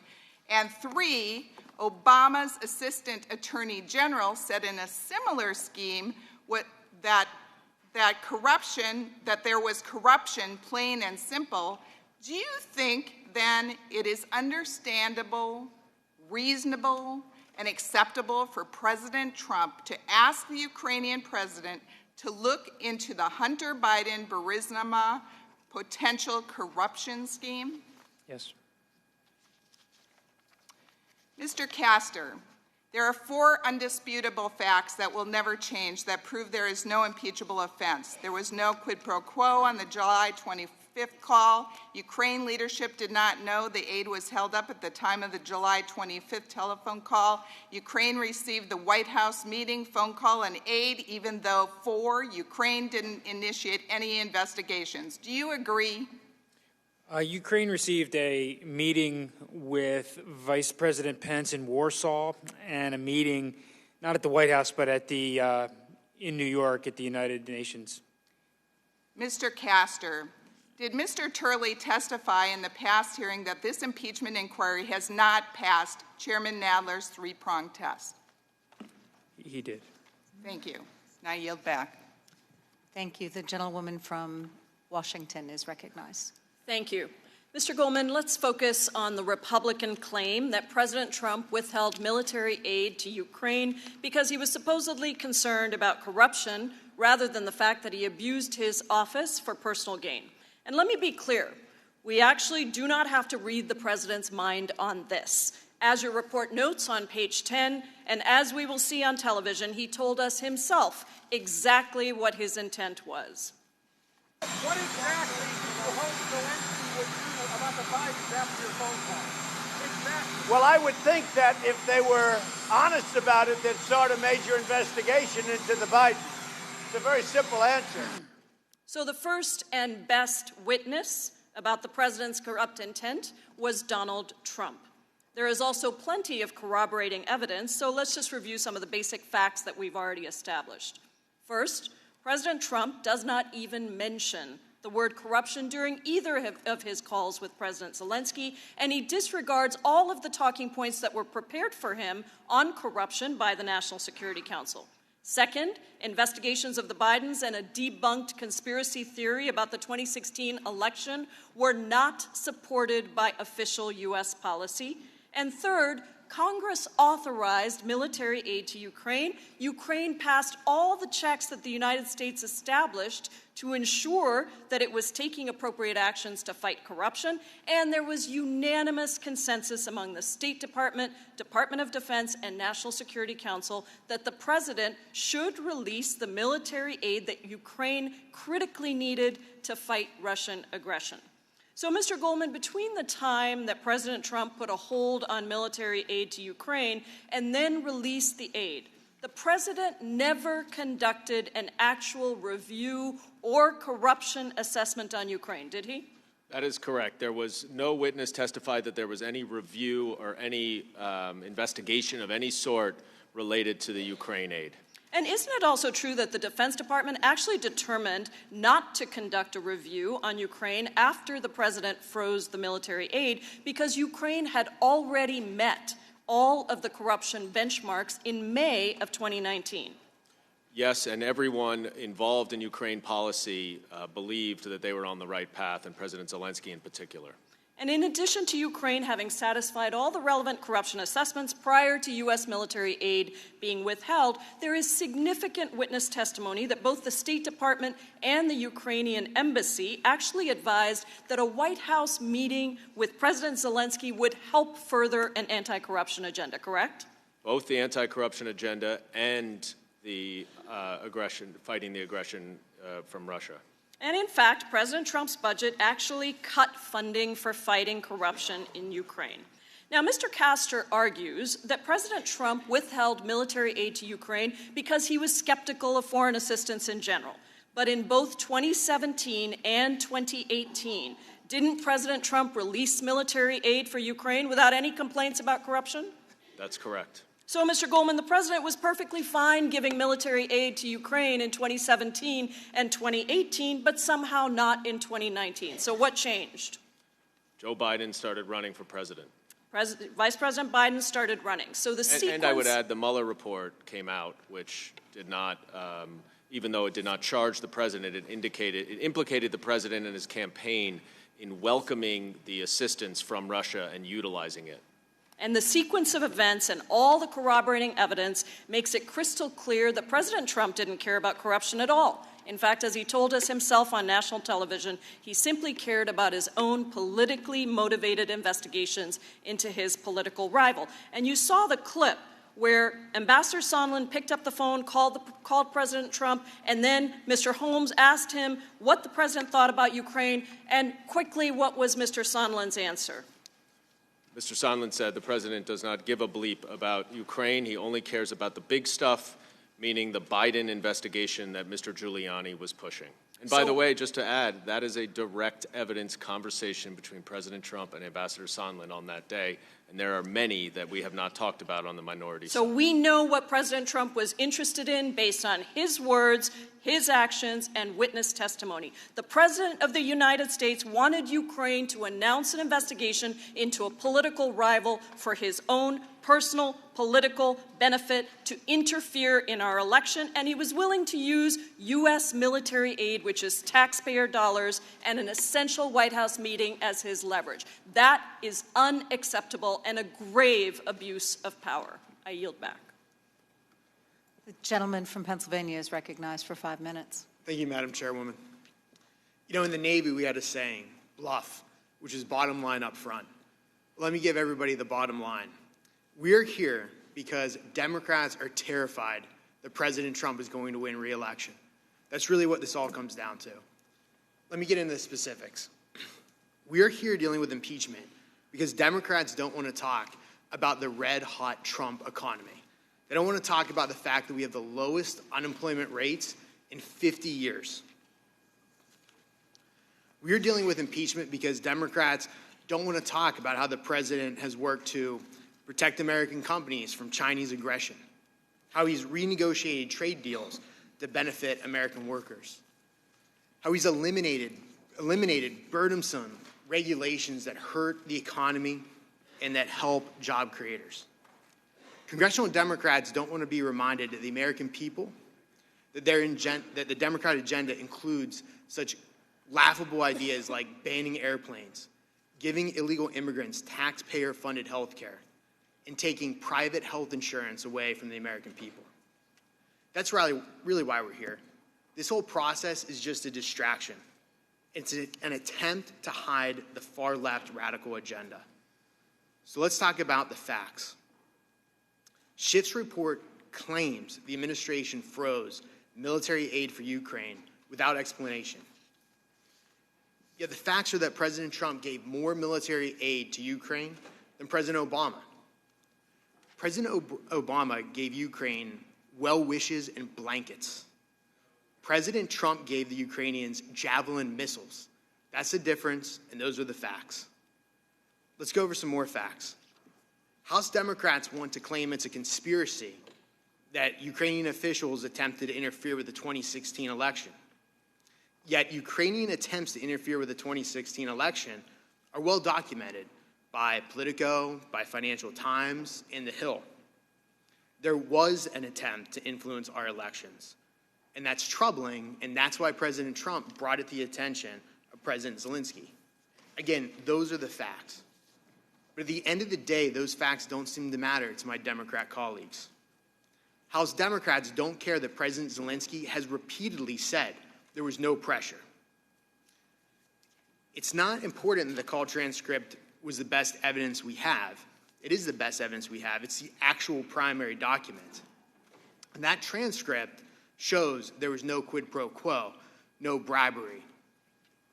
I got to remember we're calling it bribery after an old Latin phrase didn't pull well or test well in a Democrat focus group. My Democrat colleagues seem to really care about focus groups and polling. Unfortunately, again, they don't care about the facts. Because the fact is that Democrats were calling for impeachment before this investigation even began. Representative Tlaib said in January, I don't even think we were sworn in yet. She said in January, impeach the mother. Representative Green said in May, and I quote, I'm concerned that if we don't impeach this president, he will get reelected. These proceedings, this entire process, is nothing more than a political hit job. Well, unlike my Democrat colleagues, I actually do care about the facts, which is why I'm troubled that our committee did not hear from a single fact witness this entire time. We should be here hearing from Hunter Biden.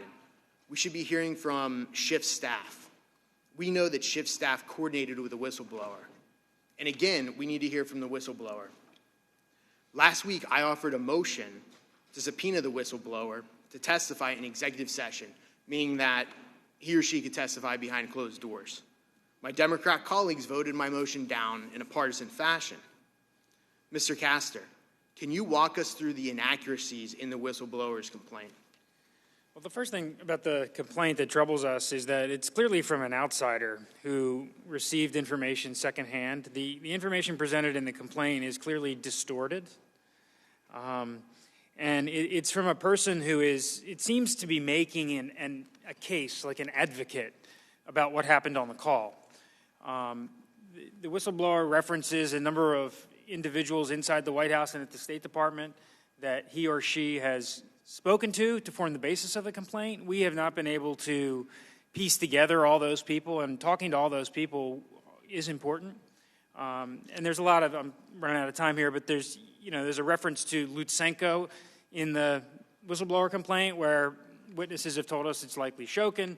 Vindman and Morrison's testimony about why they went to talk to the lawyers, very different reasons. Mr. Breckbuell. The gentleman's time has expired. I don't believe he was on the call. But. I recognize the gentlewoman from Florida for 5 minutes. Mr. Goldman, as a member of the Intelligence Committee, I saw significant firsthand evidence that President Trump conditioned our military aid on Ukraine announcing investigations into the 2016 election and the Bidens and betrayed our national security interests in the process. For example, Ambassador Sondland told us that once the Ukrainians found out about the aid being withheld, it was made, and I quote, abundantly clear to them that if they wanted the aid, and I quote, they were going to have to make these statements. Mr. Goldman, beginning on and around the 25th of July call through September, would you agree that, consistent with the testimony we just reviewed, Ukraine was made aware that to receive our military aid and the White House visit, that they were going to have to make a statement announcing the investigations? Not only were they made aware, but they were made aware either by President Trump's proxy, Rudy Giuliani, or from President Trump himself through Ambassador Sondland, who spoke to President Zelensky and Andrei Yermak on September 7th and told them what President Trump had confirmed to him, that the aid was conditioned on the investigations. And by the end of August, President Zelensky did in fact commit to making that statement on CNN. Is that correct? That's right. Finally, President Zelensky relented after months of trying to not get involved in what he called the domestic U.S. political process, and ultimately recognizing that he had no choice to break the stalemate, as Ambassador Sondland told them, that he ultimately agreed to go on television before before President Trump got caught and released the aid. I'd like to direct your attention to the screen in front of you, which displays, again, a Washington Post article from September 5th. The headline says, Trump tries to force Ukraine to meddle in the 2020 elections, and the article reports that President Trump is, and I quote, attempting to force Zelensky to intervene in the 2020 U.S. presidential election by launching an investigation of the leading Democratic candidate, Joe Biden. Mr. Trump is not just soliciting Ukraine's help with his presidential campaign, he is using United States military aid the country desperately needs in an attempt to extort it. So am I correct, Mr. Goldman, that by September 25th, allegations that President Trump was using military aid to pressure Ukraine to announce investigation was being widely reported? I'm sorry, by what date? September 5th. Yes, well, widely reported. There's certainly the aid being withheld was widely reported. And by September 9th, our investigative committees formally announced a congressional investigation into the president of these issues, into the president about these issues. And Mr. Goldman, what day did President Trump release the military aid? 2 days after the investigations were announced and 2 days after the IG, the Inspector General, told the Intelligence Committee that there was a complaint that was being withheld. So then am I correct that as the timeline on the screen in front of you shows, it wasn't until after the whistleblower complaint, after the Washington Post report, and after Congress launched the investigations that President Trump finally released the aid? That's right, and I would just add one thing briefly to the Congressman's point, that it is true that President Trump has given more military assistance than President Obama. And so one would wonder, if he does support military assistance so much, why then is he holding it up for more than 2 months? And matter of fact, Lieutenant Colonel Vindman testified that people at the NSC, in fact, discussed that Congress's investigation, quote, might have the effect of releasing the hold on Ukraine's military aid because it would be potentially politically challenging to justify the aid. Is that correct, Mr. Goldman? That was the testimony, yes. In other words, the aid was released after the president got caught. And what makes me angry is that this president, President Trump, thinks he can get away with it. But he got caught, and he tried to cover it up. But we won't let him do that. And we thank God, Mr. Goldman, for the true, courageous public servants who came forward in spite of intimidation and obstruction from the White House. You see, everybody counts. But everybody is accountable, up to and including the President of the United States. Thank you, and I yield back. Thank you. The chair. Okay. The chair recognizes the gentleman from Texas, Mr. Correa. I'm sorry, California. Thank you, Madam Chair. Mr. Goldman.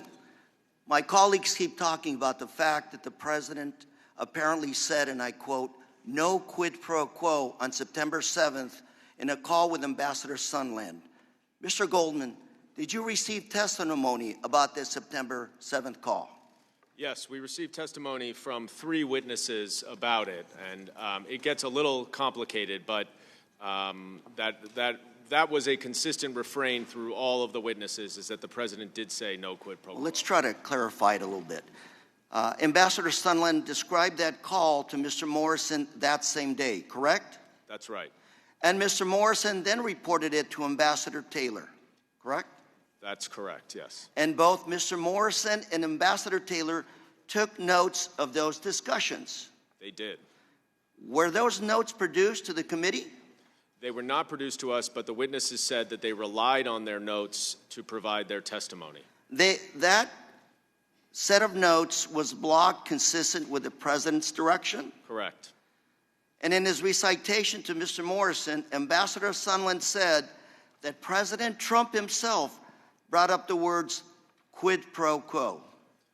That's right. Ambassador Sondland also said that too, yes. And Mr. Goldman, what did the committee make of this fact? Well, it was quite odd that the president would volunteer in response to nothing about a quid pro quo, that there was no quid pro quo. Go ahead. Well, I was just going to say what's even more important is that what he said immediately after that, which is effectively conduct that amounts to a quid pro quo. He said there's no quid pro quo, but you have to go to the microphone and make this announcement. Well, let's talk about that. What did the committee make of the fact that, according to Ambassador Taylor and Mr. Morrison, right after President Trump said no quid pro quo, President Trump then told Ambassador Sondland that Ukrainian President Zelensky would have to go to the microphone and announce the investigations of Biden and the 2016 election interference, and that President Zelensky should want to do that himself?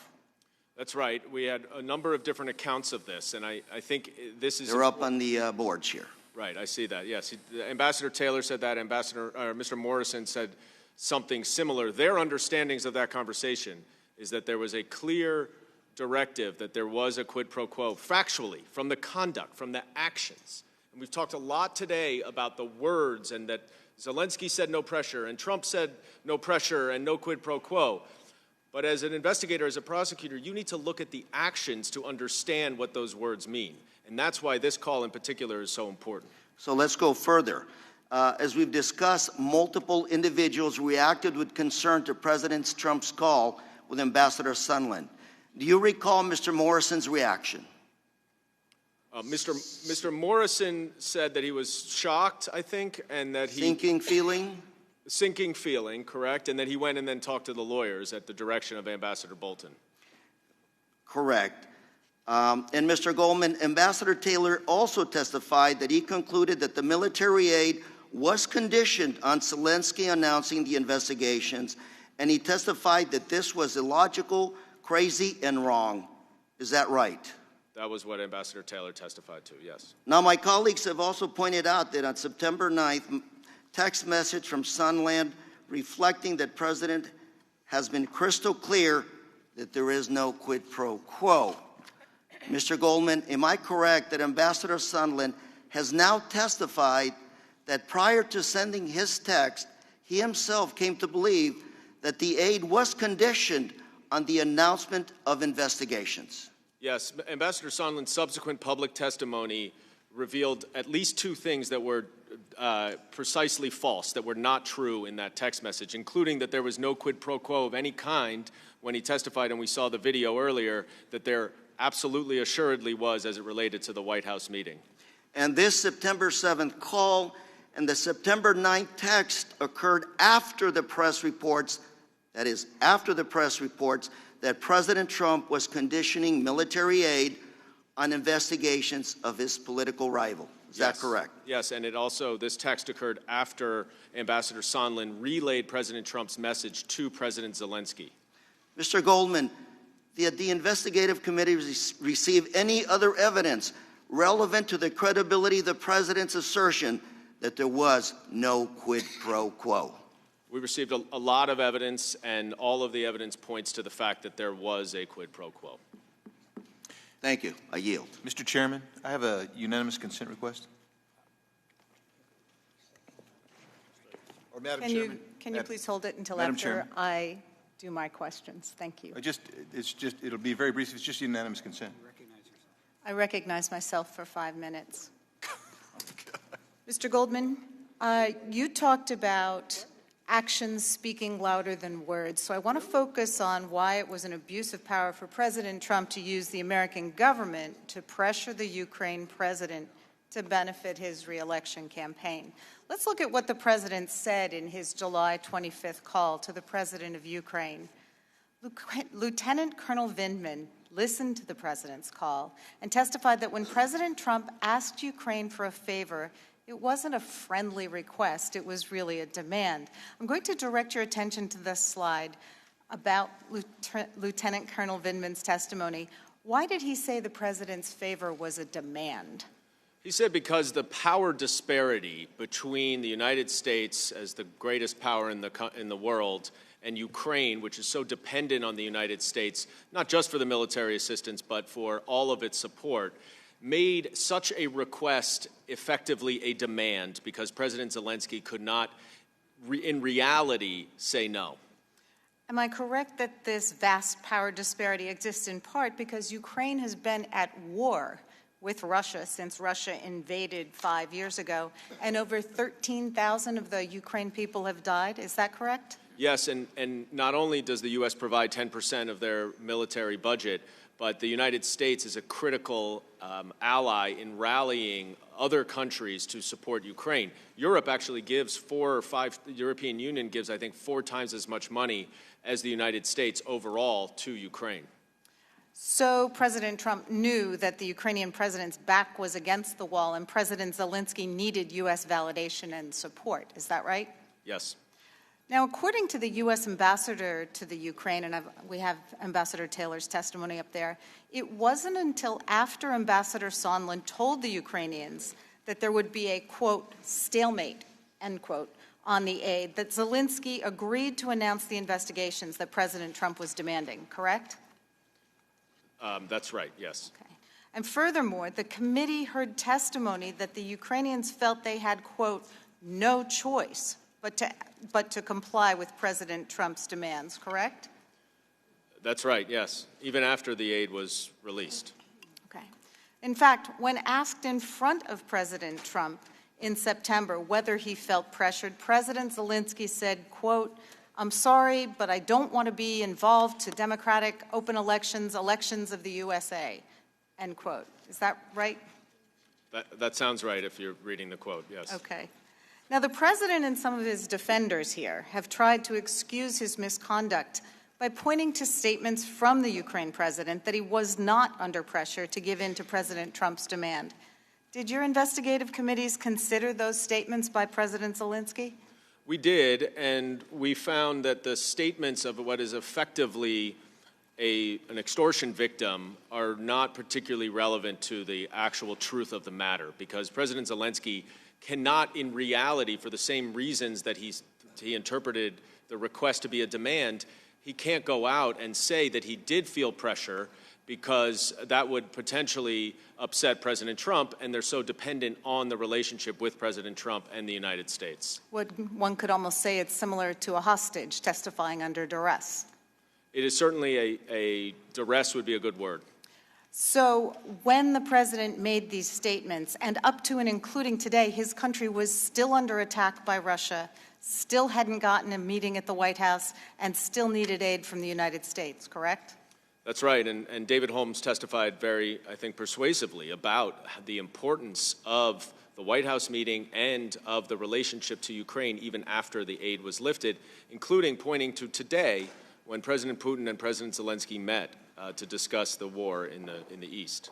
So the evidence is clear that President Trump knew he had the power to force Ukraine's hand and took advantage of that desperation and abused the powers of his office by using our taxpayer dollars, basically, to get what he wanted, right?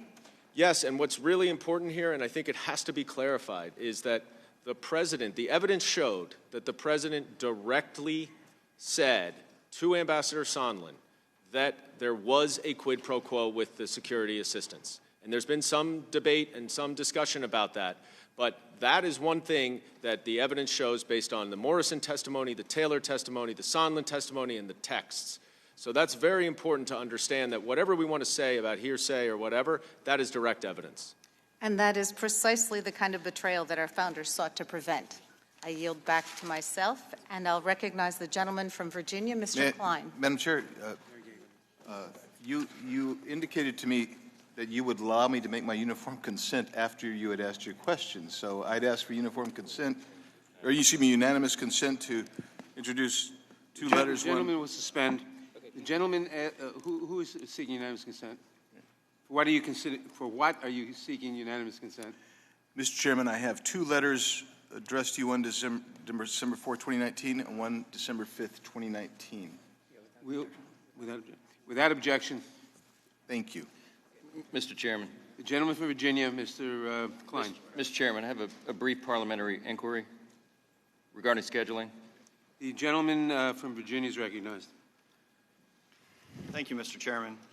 Last week I expressed concern regarding the deeply flawed and partisan process the Democrat majority has been undertaking during this impeachment inquiry. Mr. Chairman, I'm particularly reminded of your quote, "There must never be a narrowly voted impeachment or an impeachment substantially supported by one of our major political parties and largely opposed by the other.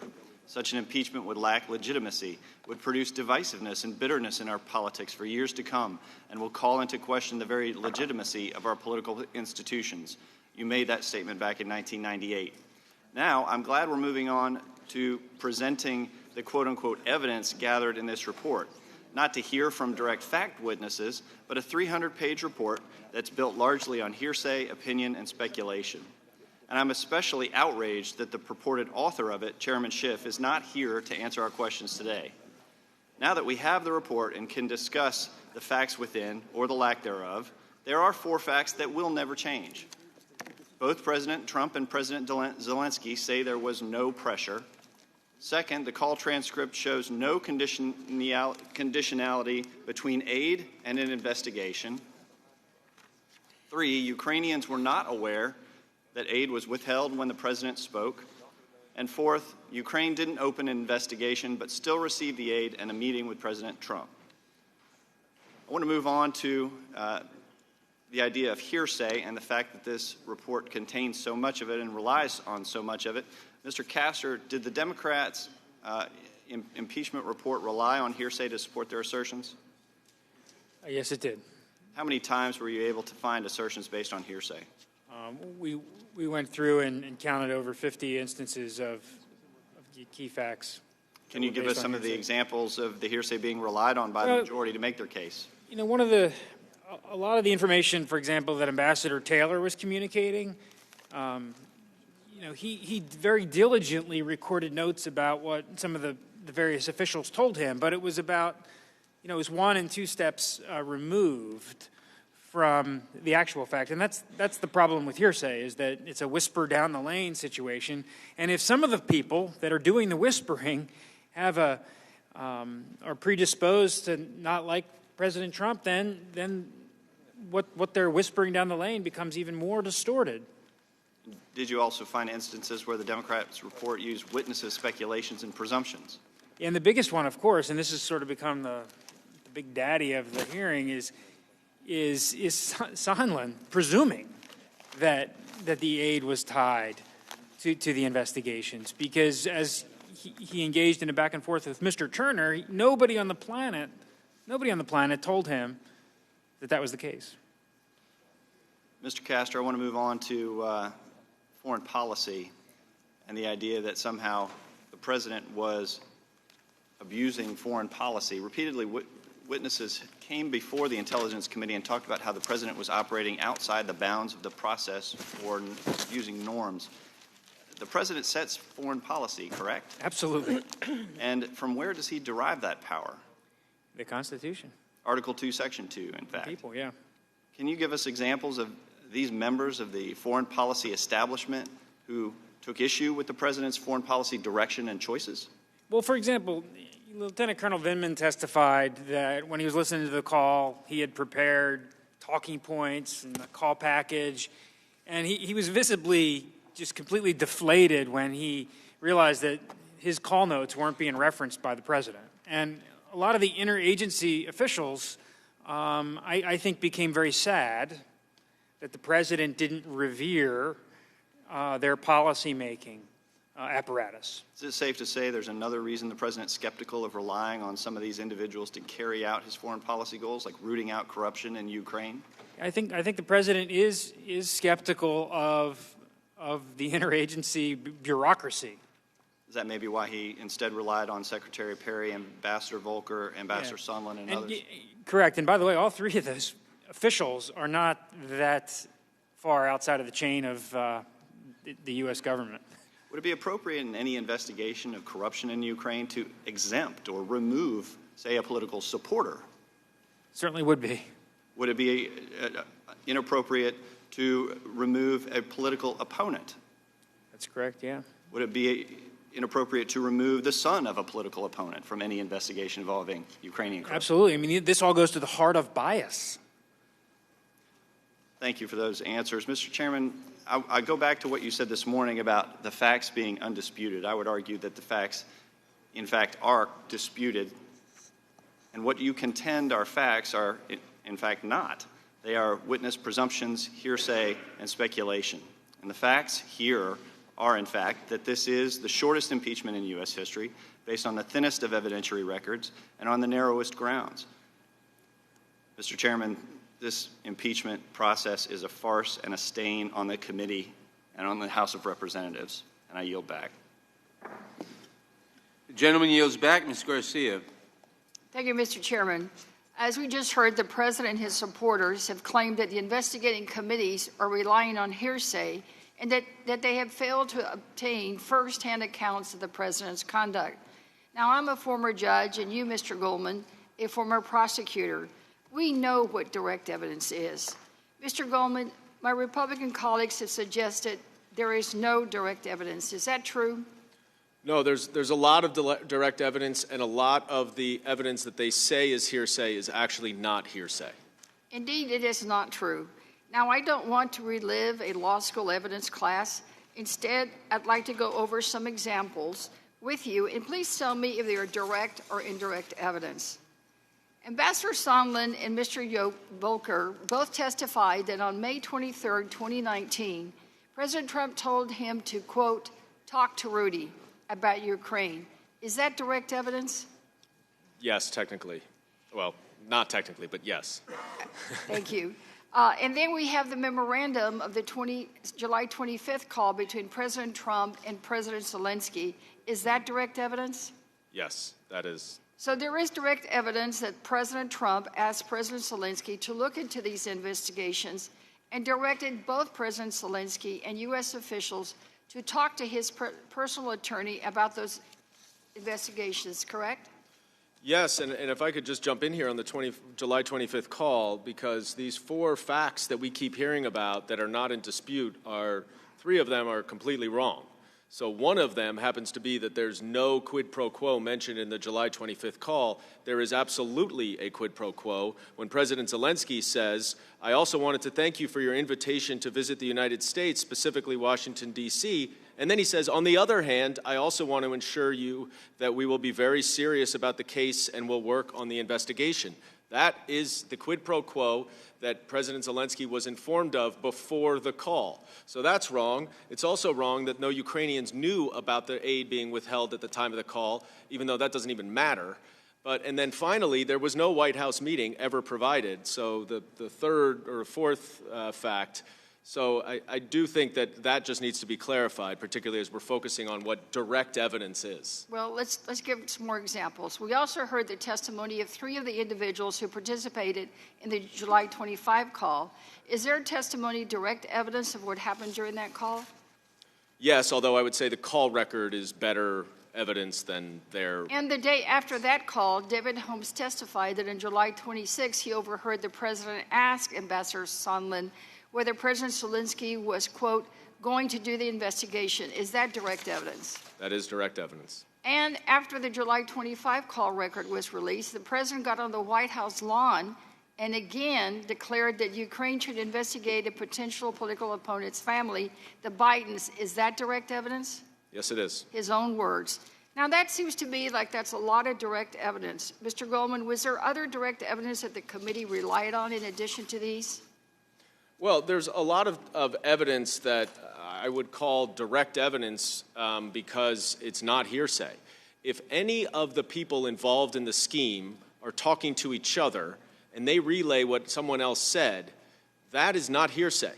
That would be in court a co-conspirator statement, and that would be admissible. So let's not get too far afield on talking about direct evidence. We don't want to relive that I understand, but it is very important because anything Mr. Giuliani says, anything Ambassador Sondland says, anything any of these people say is not hearsay and would be permitted under the federal rules of evidence. Of course, we don't follow the federal rules of evidence here, which is even more lenient, but that's an important point. Right. Well, is there anything wrong, Mr. Goldman, with drawing inferences from circumstances? Courts tell juries to draw inferences every single day in every single courtroom. That is how you determine what the evidence shows. So when Ambassador Sondland draws inferences from the fact that there is no explanation for the aid, the fact that the White House meeting has already been held up because of the investigations, and determines that that's the reason why the security assistance is also held up, that is a natural, logical inference that every jury draws across the country. Well, I agree with you. I'm just disappointed that rather than to respond to the serious, factual, direct, and undisputed evidence before us, my colleagues continue to make unfounded arguments about the process. What President Trump did here was wrong. It's unconstitutional. And if anyone else did this, they would be held accountable. I urge all my colleagues to face this evidence and uphold the oaths each of us have taken to protect our Constitution. Our democracy depends on ensuring that no one, not even the president, is above the law. I yield back. The gentlelady yields back. Mr. Neguse. Thank you, Mr. Chairman. And as we approach the 9th hour of this hearing, I want to thank both Mr. Goldman and Mr. Castor for being here today and for your testimony. There's been a lot of discussion about whether or not the facts in this matter are contested. I believe they are not contested. And so I'd like to level set here and give you both an opportunity to address some of the facts that I believe are not in dispute. And I want to begin by addressing something that I think we all know for certain, and that's that Russia interfered in our 2016 election. So, Mr. Goldman, after 2 years of investigation, the special counsel concluded that Russia interfered in our elections in, quote, sweeping and systemic fashion. Is that right? Yes. All right. Mr. Castor, is that right? Yes. And Mr. Goldman, am I correct that 0 intelligence agencies have publicly stated that Ukraine attacked our elections in 2016? Is that right? That's right. I don't even think that the minority is alleging that the Ukrainian government systematically in any meaningful way interfered. I think this is just based on a couple of news articles. Mr. Castor, correct? The president had a good faith belief there were some significant Ukrainian officials. I hear you, and you've said that previously. I guess I'm asking you. We haven't said that the Ukrainian government. And there are no intelligence agencies in the United States that have publicly stated that Ukraine has attacked our elections, right? You're not testifying that that's the case. I'm not, right, correct. Right. And in fact, President Trump's former Homeland Security Advisor, Tom Bossert, said that the idea of Ukraine, for example, hacking the DNC server, was, quote, not only a conspiracy theory, it is completely debunked. That's President Trump's Homeland Security Advisor that said those words that you see on the screen to my right. Is that right, Mr. Goldman? Yes, I saw that interview. Mr. Castor, you saw that interview? I'm aware of it, yes. In fact, isn't it true that none of the witnesses that appeared before your committee testified in support of the theory that Ukraine somehow interfered in our elections? Is that right, Mr. Goldman? That is absolutely correct. Mr. Castor? That's correct, but again... Thank you. No witnesses testified in support... I'll reclaim my time. No witnesses testified in support of that theory before your committee. Mr. Goldman, isn't it also true that your committee, in fact, received testimony indicating that there is evidence that Russia is, in part, perpetrating this false theory that Ukraine interfered in the 2016 elections because Russia wants to deflect blame for its own involvement? That is correct. We had evidence of that, and I think that it's very important to emphasize what is evidence and what is pure media reports or speculation, because there is no evidence in our investigation that Ukraine interfered in the 2016 election. And in fact, I'd like to put some of the testimony that I believe you might be referencing, Mr. Goldman, on the screen in front of you, both from Mr. Holmes as well as Dr. Fiona Hill. And I will quote from her testimony, "I am very confident, based on all the analysis that has been done," and again, I don't want to start getting into intelligence matters, "that the Ukraine government did not interfere in our election in 2016.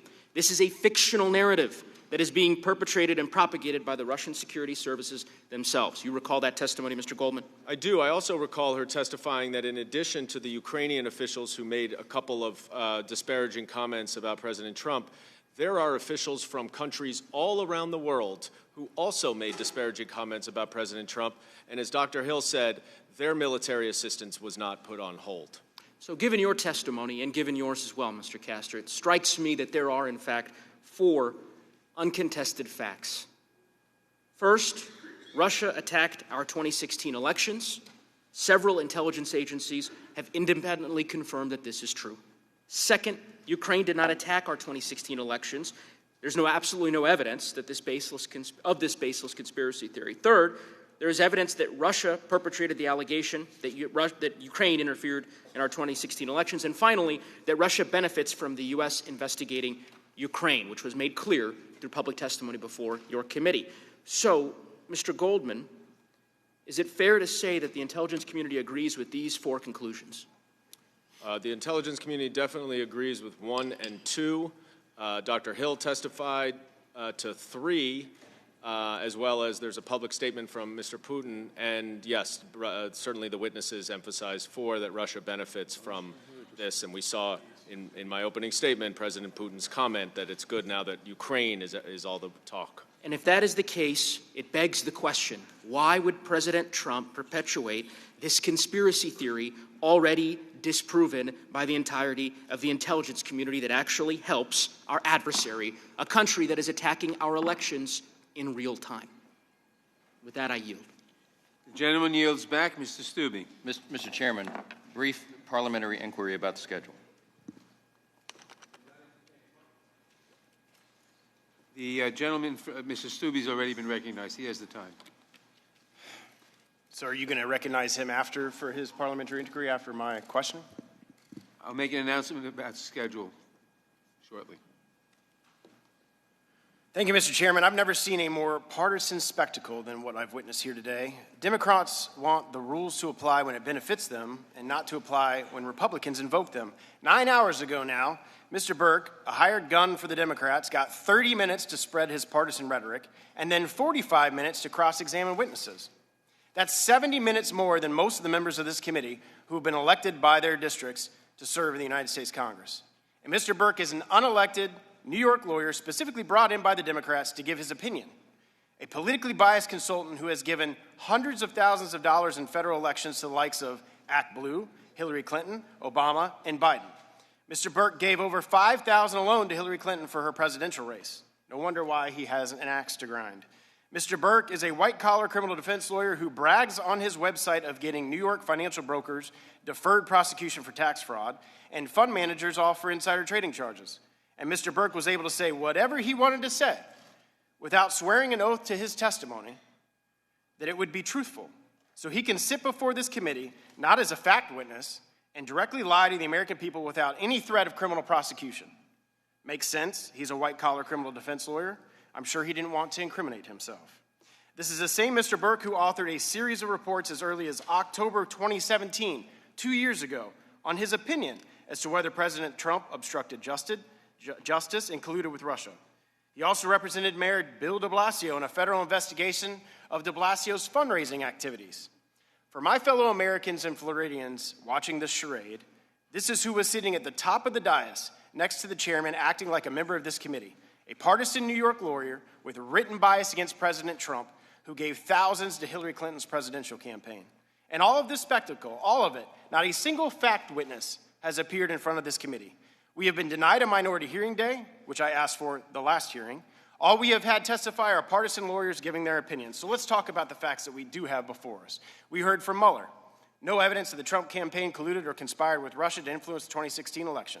No obstruction of justice. After denying the president to call witnesses in closed-door secret proceedings and denying Republicans from calling all their witnesses in closed-door proceedings, denying the president's counsel to cross-examine witnesses in intel hearings, the facts are this. Sondland stated when questioned, did the president tell you about any preconditions for anything?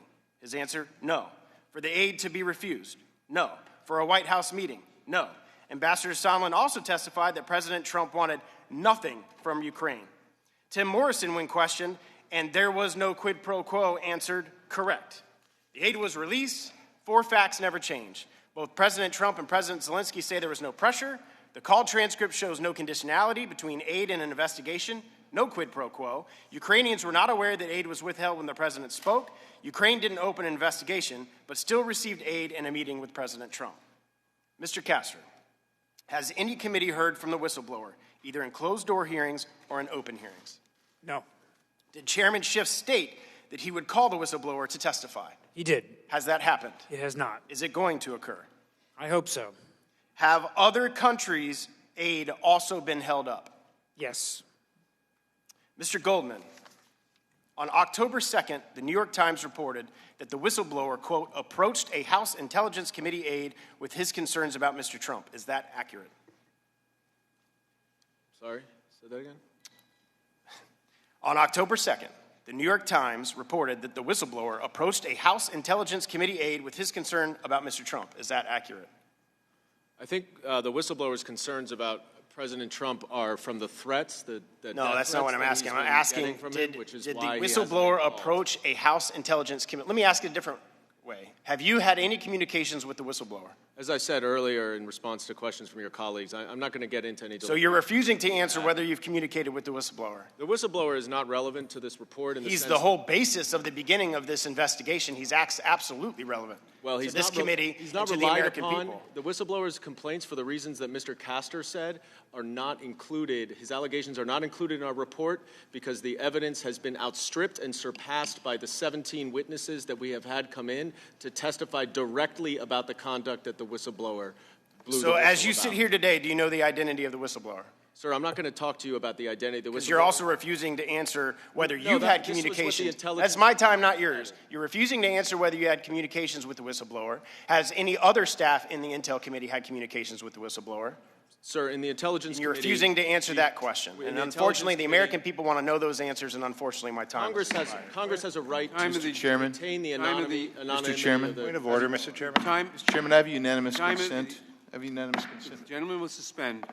The time of the gentleman, the time of the gentleman has expired. Mr. Chairman, I have unanimous consent. The gentleman will state his unanimous consent request. Yes, Mr. Chairman, I ask for admission of the document entitled Ukrainian Efforts to Sabotage Trump Backfire, dated January 11th, 2017. We'll, if you give it to our staff, we'll take a look at it and we'll make, Should I make a motion to shortly. insert instead, Mr. Chairman? I want to, before I recognize Ms. McBath, I want to announce that with respect to scheduling, that this hearing will proceed until the votes are called. It may end before votes are called, which would be nice. If it does not end before votes are called, then we will recess for the votes and we'll reconvene here as soon as the votes on the floor are over. It's going to be a close call. We'll see. I will further announce that I'm not prepared to say anything further about the schedule of the committee beyond today's hearing. Point of order, Mr. Chairman. Mr. Chairman, point of order. Who seeks recognition for a point of order? I do, Mr. Chairman. Who's I? To your right, Mr. Chairman. For what purpose does Mr. Deutsch seek recognition? To ask, I wanted to confirm, a point of order is there are rules of decorum, and I don't believe that the gentleman from Florida meant to violate them, and I want to give him the benefit of the doubt, but more than once he referred to a New York lawyer, and if he could just explain what he meant, then I'm prepared to withdraw my point of order. It's not a point of order. That's not a cognizable point of order. Mr. Chairman, point of order regarding the schedule. Point of order regarding the schedule? There's no point of order regarding Well, on this case there is because there's no point of order regarding the schedule. Then parliamentary inquiry. Will you answer my question? It's a The gentleman will suspend. There is no cognizable point of order regarding the future schedule. Okay. Parliamentary Ms. inquiry. McBath. Will you recognize that? No. Ms. McBath is recognized. Thank you, Mr. Chairman. Mr. Goldman, I want to follow up on just one part of President Trump's conduct that, excuse me, I asked our constitutional scholars about last week. The investigative committees found evidence that President Trump intimidated, threatened, and tampered with prospective and actual witnesses in the impeachment inquiry, correct? Yes. And, Mr. Goldman, it is a federal crime to intimidate or to seek to intimidate any witness appearing before Congress. Is that right? Yes, there's a little bit more to it, but that's the gist of it, yes. Mr. Goldman, am I correct that President Trump publicly attacked witnesses before, after, and even during their testimony? That is correct. I'd like to quickly go through some examples. On Twitter, the president tried to smear Ambassador Bill Taylor, a former military officer who graduated at the top of his class at West Point, served as an infantry commander in Vietnam, and earned a Bronze Star and an Air Medal with a V device for valor. He was attacked for doing his duty to tell the truth to the American people, correct? He did his duty by testifying, yes.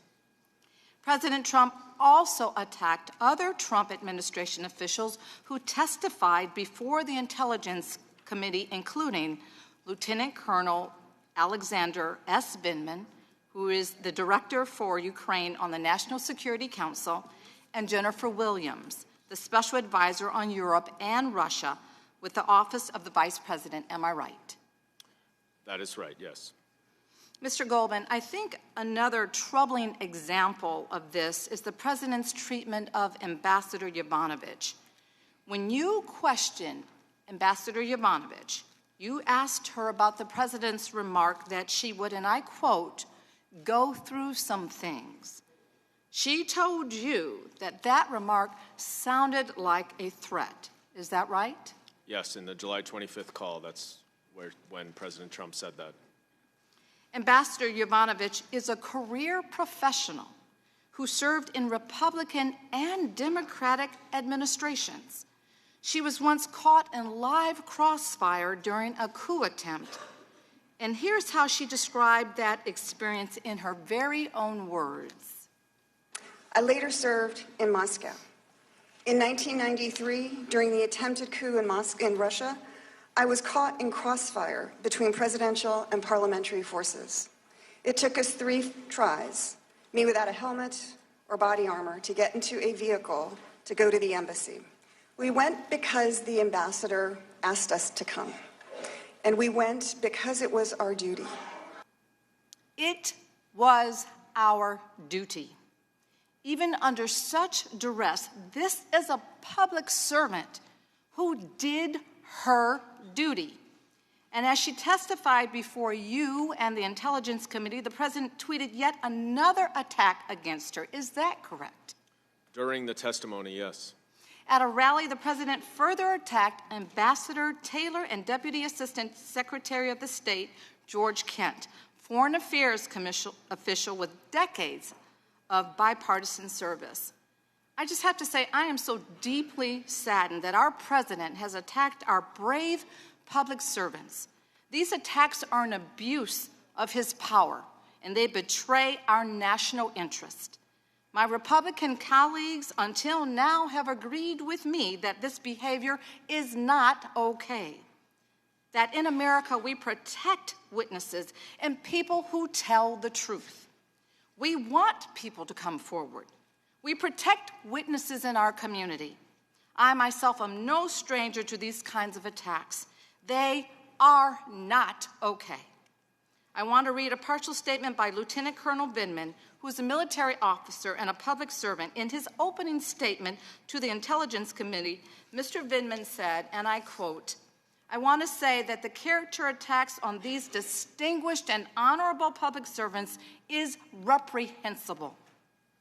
I ran for Congress because I care urgently about health care, gun violence prevention, and our veterans. Those are the urgent policies for me and many of my colleagues. But these witnesses, these public servants, stood up and courageously told the truth. And I must be courageous and stand up for them as well. And I yield back the balance of my time." The gentlelady yields back the balance of her time. A few minutes ago, Mr. Biggs asked unanimous consent to admit an article from Politico into the record. Without objection, Mr. Stanton. Thank you, Mr. Chairman. We've heard today from some suggesting that this process has somehow been unfair. Mr. Goldman, let's clear up that record. Minority members on the investigative committees had access to all witness depositions. Is that correct?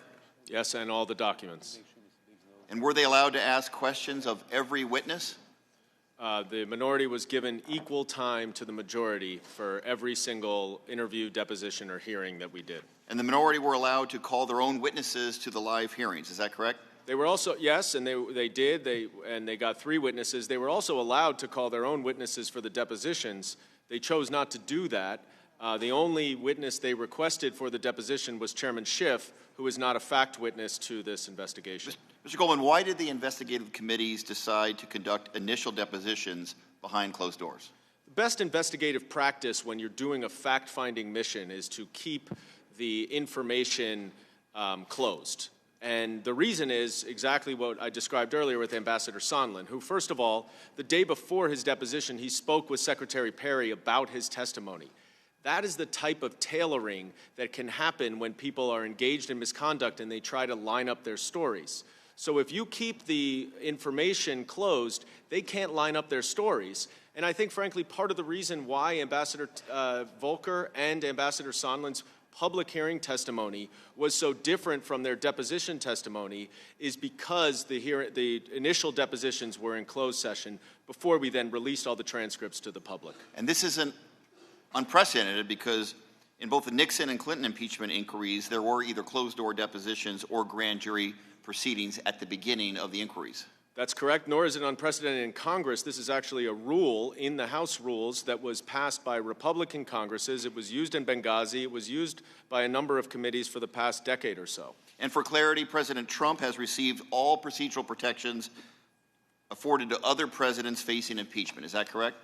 That is right. In the Judiciary Committee, he's had all of the options. Our inquiry was not the Judiciary Committee's investigation. That is where the president's ability to present evidence. Of course, if the president wanted to present evidence in the Intelligence Committee, he could have provided documents, he could have provided the witnesses that we asked for him, but he obstructed rather than cooperated. And the president has been invited to participate in the House's impeachment inquiry, correct?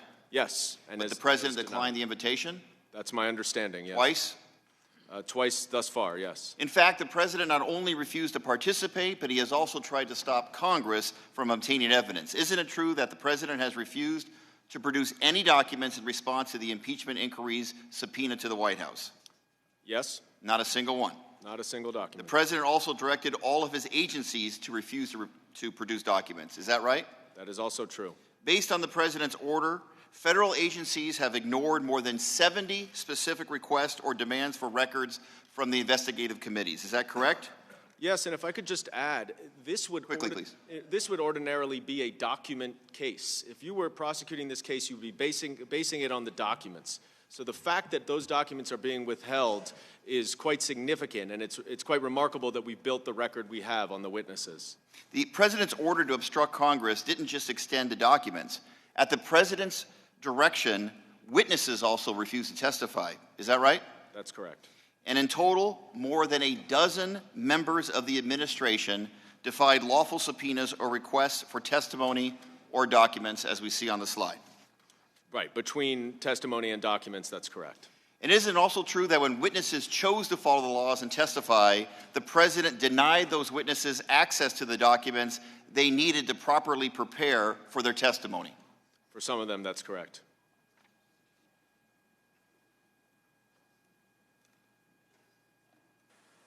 But I also must acknowledge that this process has been challenging and in many respects less than fair. I have not had access to all of my phone records, State Department emails, and many, many other State Department documents.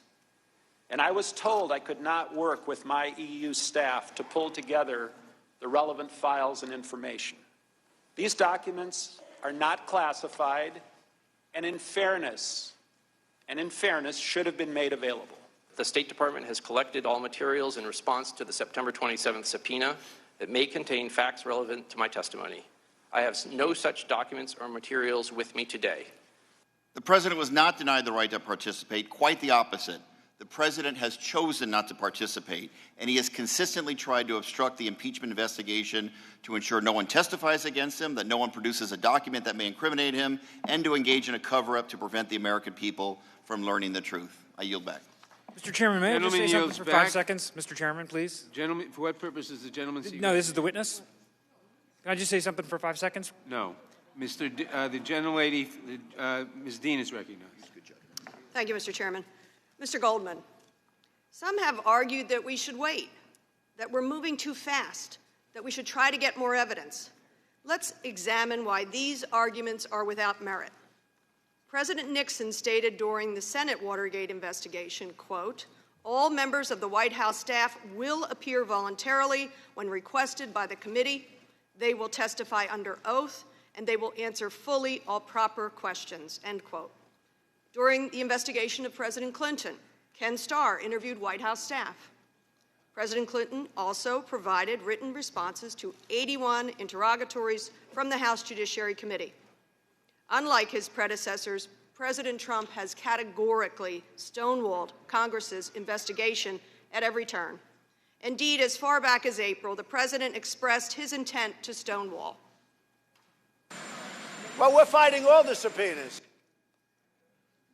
More recently, on October the 8th, White House counsel Pat Cipollone echoed this sentiment in a letter reflecting the president's instruction that all executive branch officials not testify in this impeachment inquiry. Are you aware of that letter, Mr. Goldman? Yes, I am. And Mr.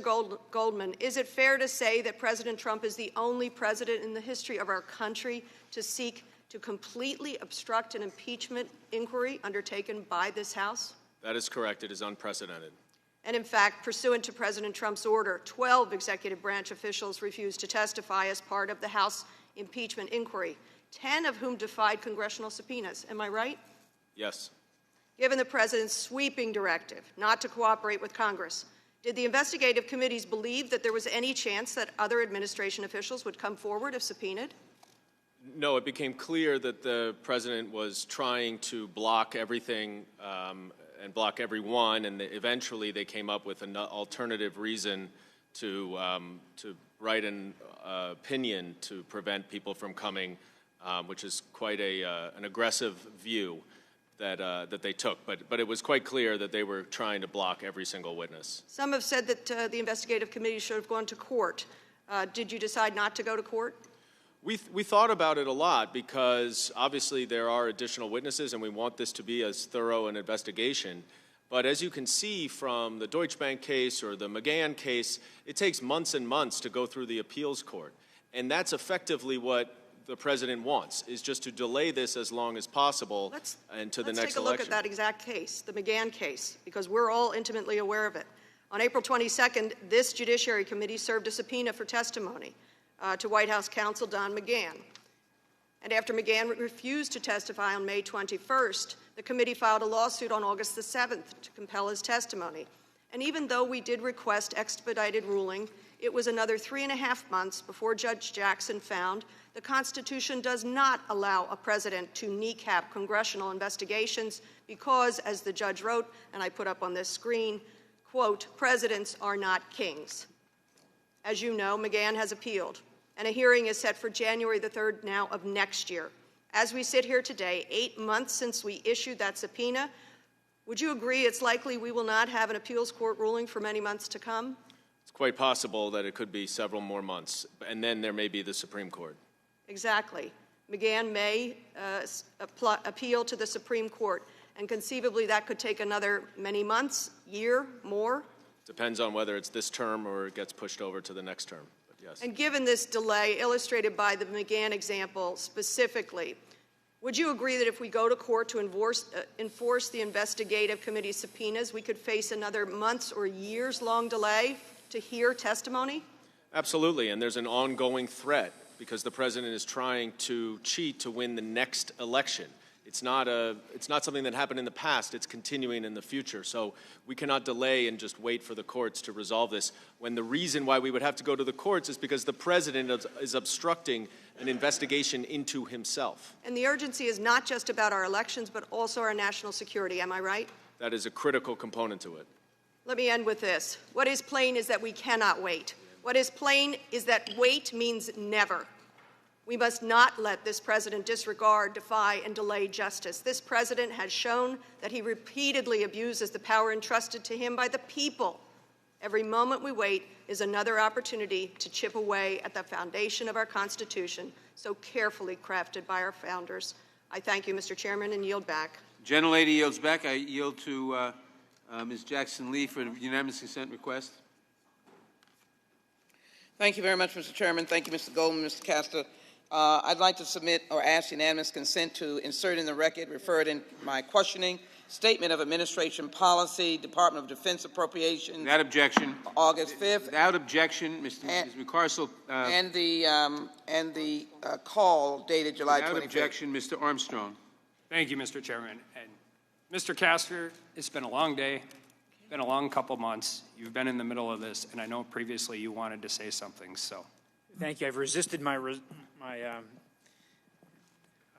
willingness to be athletic here in the afternoon. But I want to say a few things. First of all, the Republicans on the Intelligence Committee submitted a number of subpoenas, and we never got a vote. There was a motion to table. It disposed of them. Ranking Member Nunes sent a letter on November 8th asking for witnesses. Ranking Member Collins sent a letter on December 6th asking for witnesses. Some of these witnesses would have touched at the heart of the issue that our members are concerned about, and that is, were Ukrainians trying to interfere with our elections. I mean, this is a fact that is meritorious of investigation. The Ukrainians ought to investigate it, and to the extent it happened here in the U.S., we ought to be investigating it. And so, to the extent that hasn't happened, Republicans have attempted to do that during this process. So, I'd like to say that. And I have a couple other things, Mr. Armstrong, if I may. Ambassador Sondland is relied on, and he went from a witness that was not very favorable to very favorable at his hearing. And one of the remarkable statements at his hearing was that everyone was in the loop. And he types up this email to Pompeo, to the secretary. And the emails that he used to demonstrate that everyone was in the loop are not conclusive at all. He talks about this statement that was going back and forth during the early part of August. First of all, Volker said all along that he didn't think the statement was a good idea. Volker and Yarmak toyed around with the statement, and ultimately both sides decided that it wasn't a good plan, so they didn't do it. And so the fact that Sondland is emailing the secretary talking about this statement and so forth, this doesn't show that everyone's in the loop.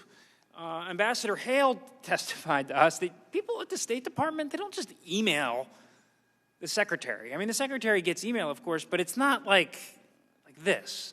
There's a whole secretariat that filters his email.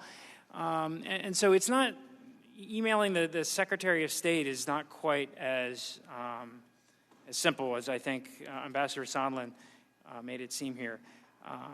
And so I just wanted to address that. We talked a couple times about the reliability of George Kent's notes. One of Ambassador Volker's assistants, Catherine Croft, testified, and it was a rather startling piece of testimony. She was asked whether Kent's notes would be reliable. Sort of a typical question, and everyone expecting the answer to be yes, except she said, no, I don't think Kent's notes would be reliable.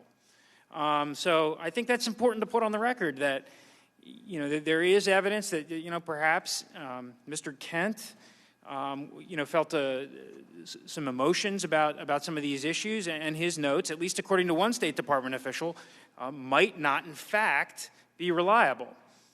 The CNN interview that there's been discussion about.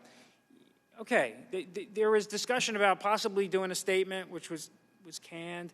There was, maybe there was discussion of a CNN interview, but that's fine. We did not really get to the bottom of that. That was sort of this amorphous fact that was out there. Ambassador Taylor testified that he was worried it would happen, but we didn't really talk to anyone that could tell us precisely what was going to occur, in the CNN interview and whether President Zelensky was actually going to do it.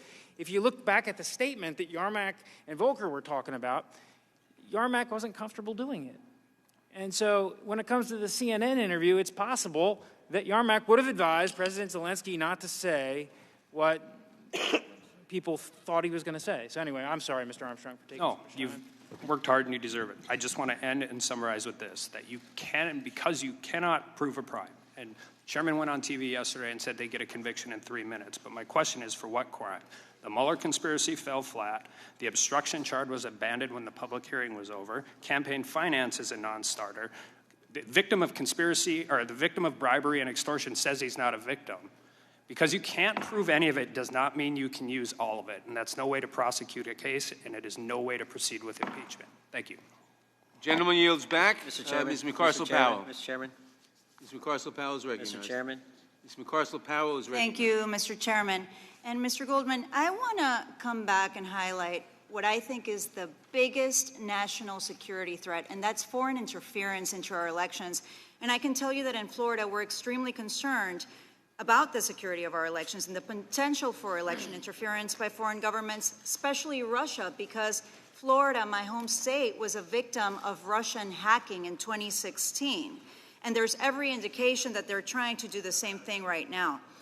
Our country was founded on the premise that our elected officials are elected by the people.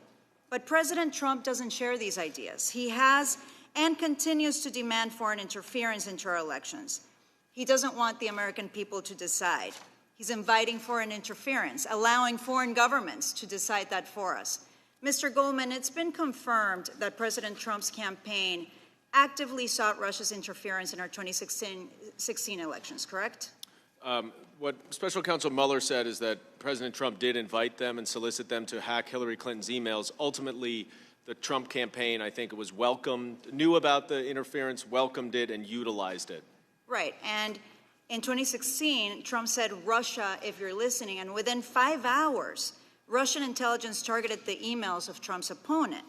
On October 3rd, 2019, when asked what he hoped President Zelensky would do about the Bidens, this is what President Trump said. Well, I would think that if they were honest about it, they'd start a major investigation into the Bidens. It's a very simple answer. They should investigate the Bidens, because how does a company that's newly formed, and all these companies, if you look at, and by the way, likewise, China should start an investigation into the Bidens. And let me just point out, the president doesn't mention corruption, does he, Mr. Goldman? No, he doesn't. As I said, it became quite clear in all of his comments and all of the other witnesses that any mention of corruption or anti-corruption was really meant, and the evidence showed this, was really a euphemism for the investigations.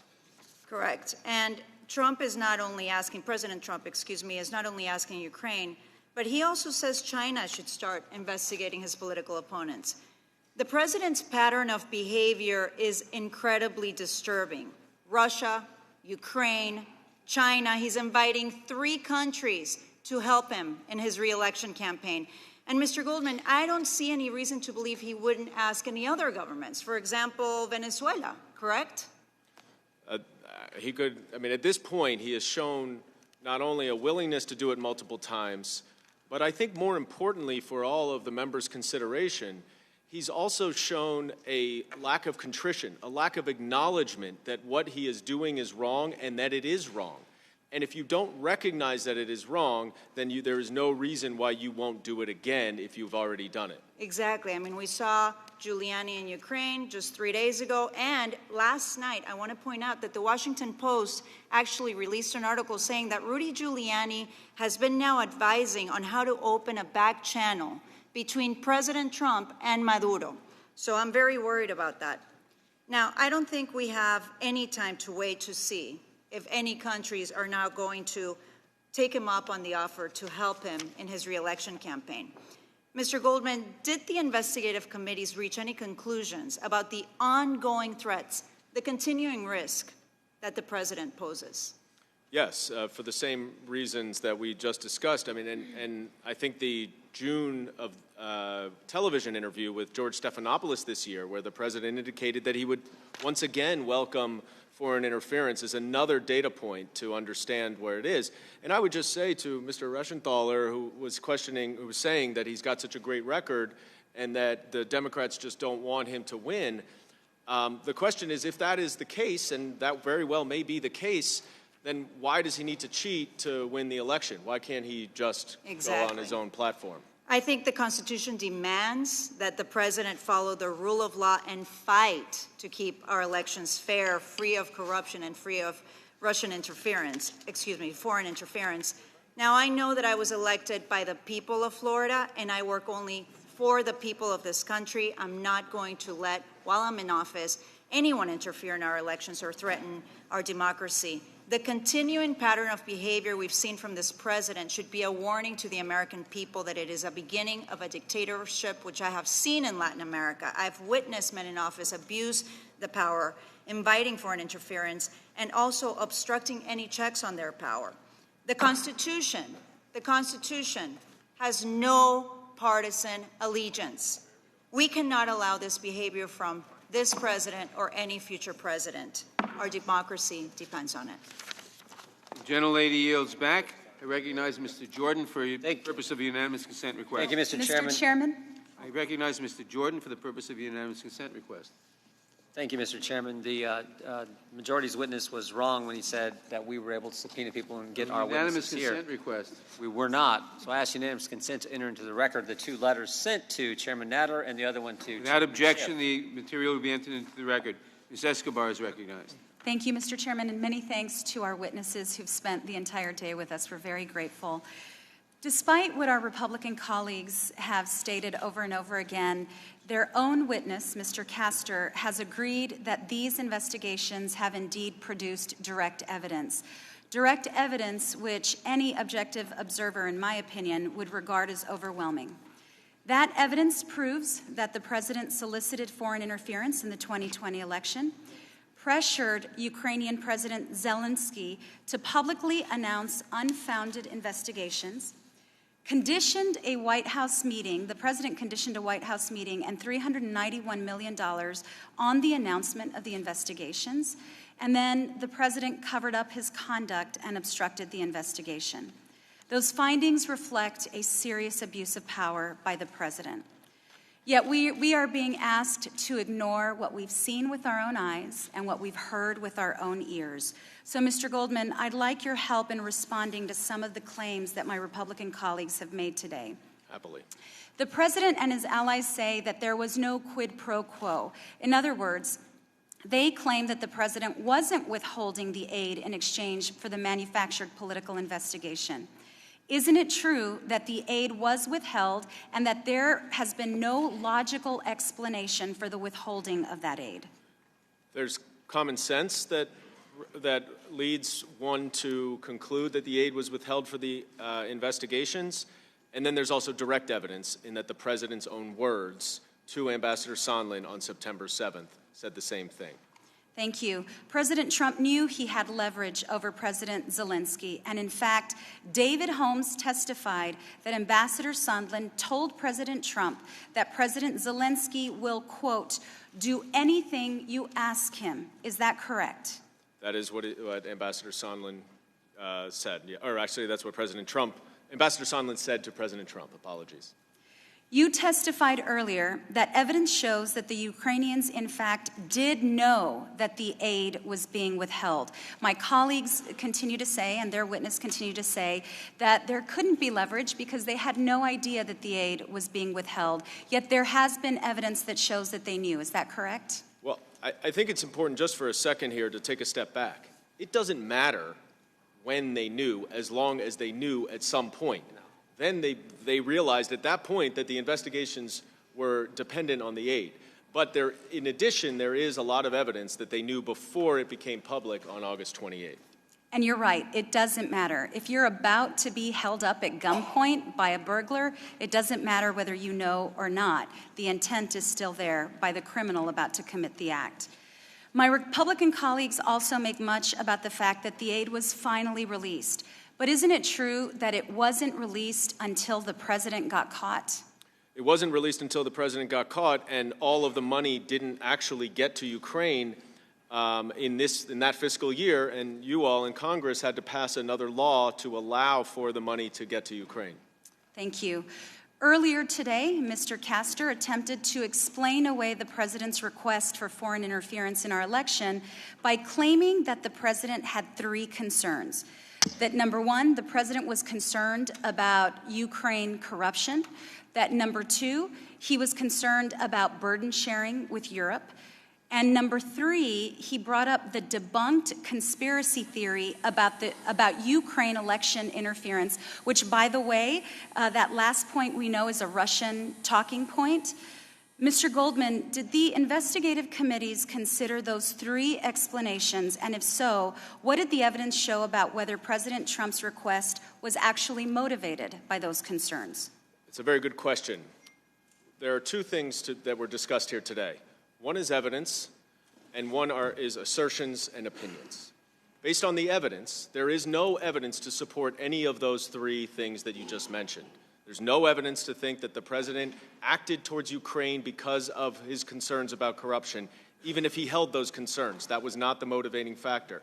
There's no evidence that his concern about other European countries giving enough money motivated him, and there is certainly not a reasonable belief, given all of the evidence, that he believed that Ukraine interfered in our 2016 elections. Thank you. I'd like to close with what our scholars explained to us last week about why all of this is so important.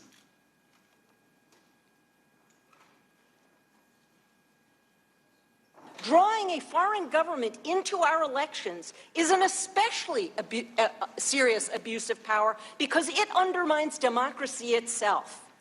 Because if we cannot impeach a president who abuses his office for personal advantage, we no longer live in a democracy. We live in a monarchy, or we live under a dictatorship. If what we're talking about is not impeachable, then nothing is impeachable. Thank you, Mr. Chairman. I yield back. Gentlelady yields back.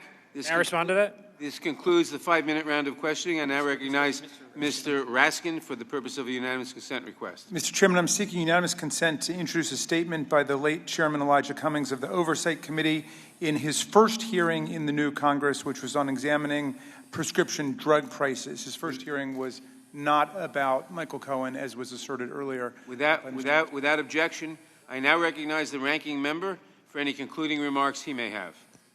Thank you, Mr. Chairman.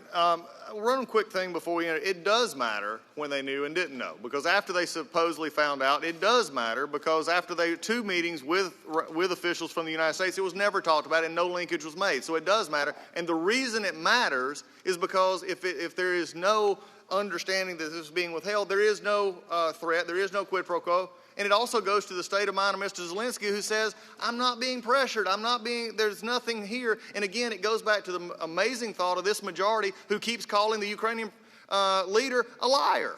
It's just amazing that we continue to propagate that myth here tonight. But what did we learn today? Here's some things we did learn today. It's unprecedented hearing that Mr. Sensenbrenner and others talked about, in which staff basically not members, gave testimony and questioned each other and got into very heated debates with each other. This is not what the Judiciary Committee should be doing. It's not the way this should be held. Again, the reason it is, Mr. Goldman handled himself very well, but he's not Adam Schiff. He doesn't wear a member pin. This is ridiculous. We shouldn't be doing this. The Intel Committee also, what we did find out today, took phone records and went on a political endeavor against the ranking member and others, but no one will take responsibility for telling the staff to use Mr. Nunez's numbers or others, or who decided to put the smear job in the report. We'll just assume that's Mr. Schiff, since I do hold the member accountable. You know, also we found out today, which is really interesting, that staff can determine what's relevant or not members of Congress. It's interesting to me that staff told members of Congress that that wasn't relative or that wasn't relevant. Again, it goes back to the problem we don't have members here to actually talk about this. Also, it just is another thing we've learned today, that the chairman continues to just disregard House rules. Just completely, blatantly disregarding House rules on not addressing the minority hearing day. And if I hear basically one more time, I'll address that when we're marking up impeachment articles. What is the use of a minority hearing day if you're going to have evidence about the markup if you get the confirmation at the markup itself? Even your most heated debate on getting rid of this president does not show any way that can be fair. And in the end, both parties are in the minority. If you destroy the institutional integrity, which, again, the staff have talked about today, if we destroy the institutional integrity, there's nothing else for us to do. But while we were here, there was something that did happen. And as we were sitting here discussing whether to impeach the president over a call he had with the Ukrainian president and President Zelensky, which took place on how there was a look at how it happened in 2016. Democrats are seeking to impeach the president over that, and we're seeing the problems with the Russia investigation play out again in front of our eyes. The fuss over the Ukraine is the same thing, using the same playbook. A select group of individuals colluding against the President Trump to ensure they get him. And they are blowing through every procedure and principle of fairness and honesty to ensure they get him in time. So what happened today? While we were stuck here, the Inspector General report. The review of 4 FISA applications and other aspects of the FBI Crossfire hurricane investigation. Here's some of the top findings. The FBI included inaccurate information in the Carter Page FISA application. The FBI failed to include exculpatory information in the FISA. The FBI did not corroborate a huge amount of the information in the Page FISA. The FBI chose to defensively brief candidate Clinton, not candidate Trump. The FBI failed to disclose Bruce Orr's information that Steele reporting was going directly to the Clinton campaign. An FBI attorney altered another agency's email to mislead about whether Carter Page had actually been a U.S. intelligence source. The bottom line, the report shows the Page FISA should have never been obtained. If you don't have the Page FISA, you don't have a Russia investigation. If you don't have a Russia investigation, you can't knock out the president as a candidate at the time of the 26th election, and you can't hamstring the president's first 2 years with a special counsel investigation. I could go on, but Mr. Durham, who has already weighed in, has the next batch of this, and we'll see where it goes. But I do want to take one last thing from our side, because this undoubtedly will be the last hearing, because we have no desire to hear anything from our side, minority hearing or otherwise. I want to take the time to thank Mr. Castor and Ms. Callan.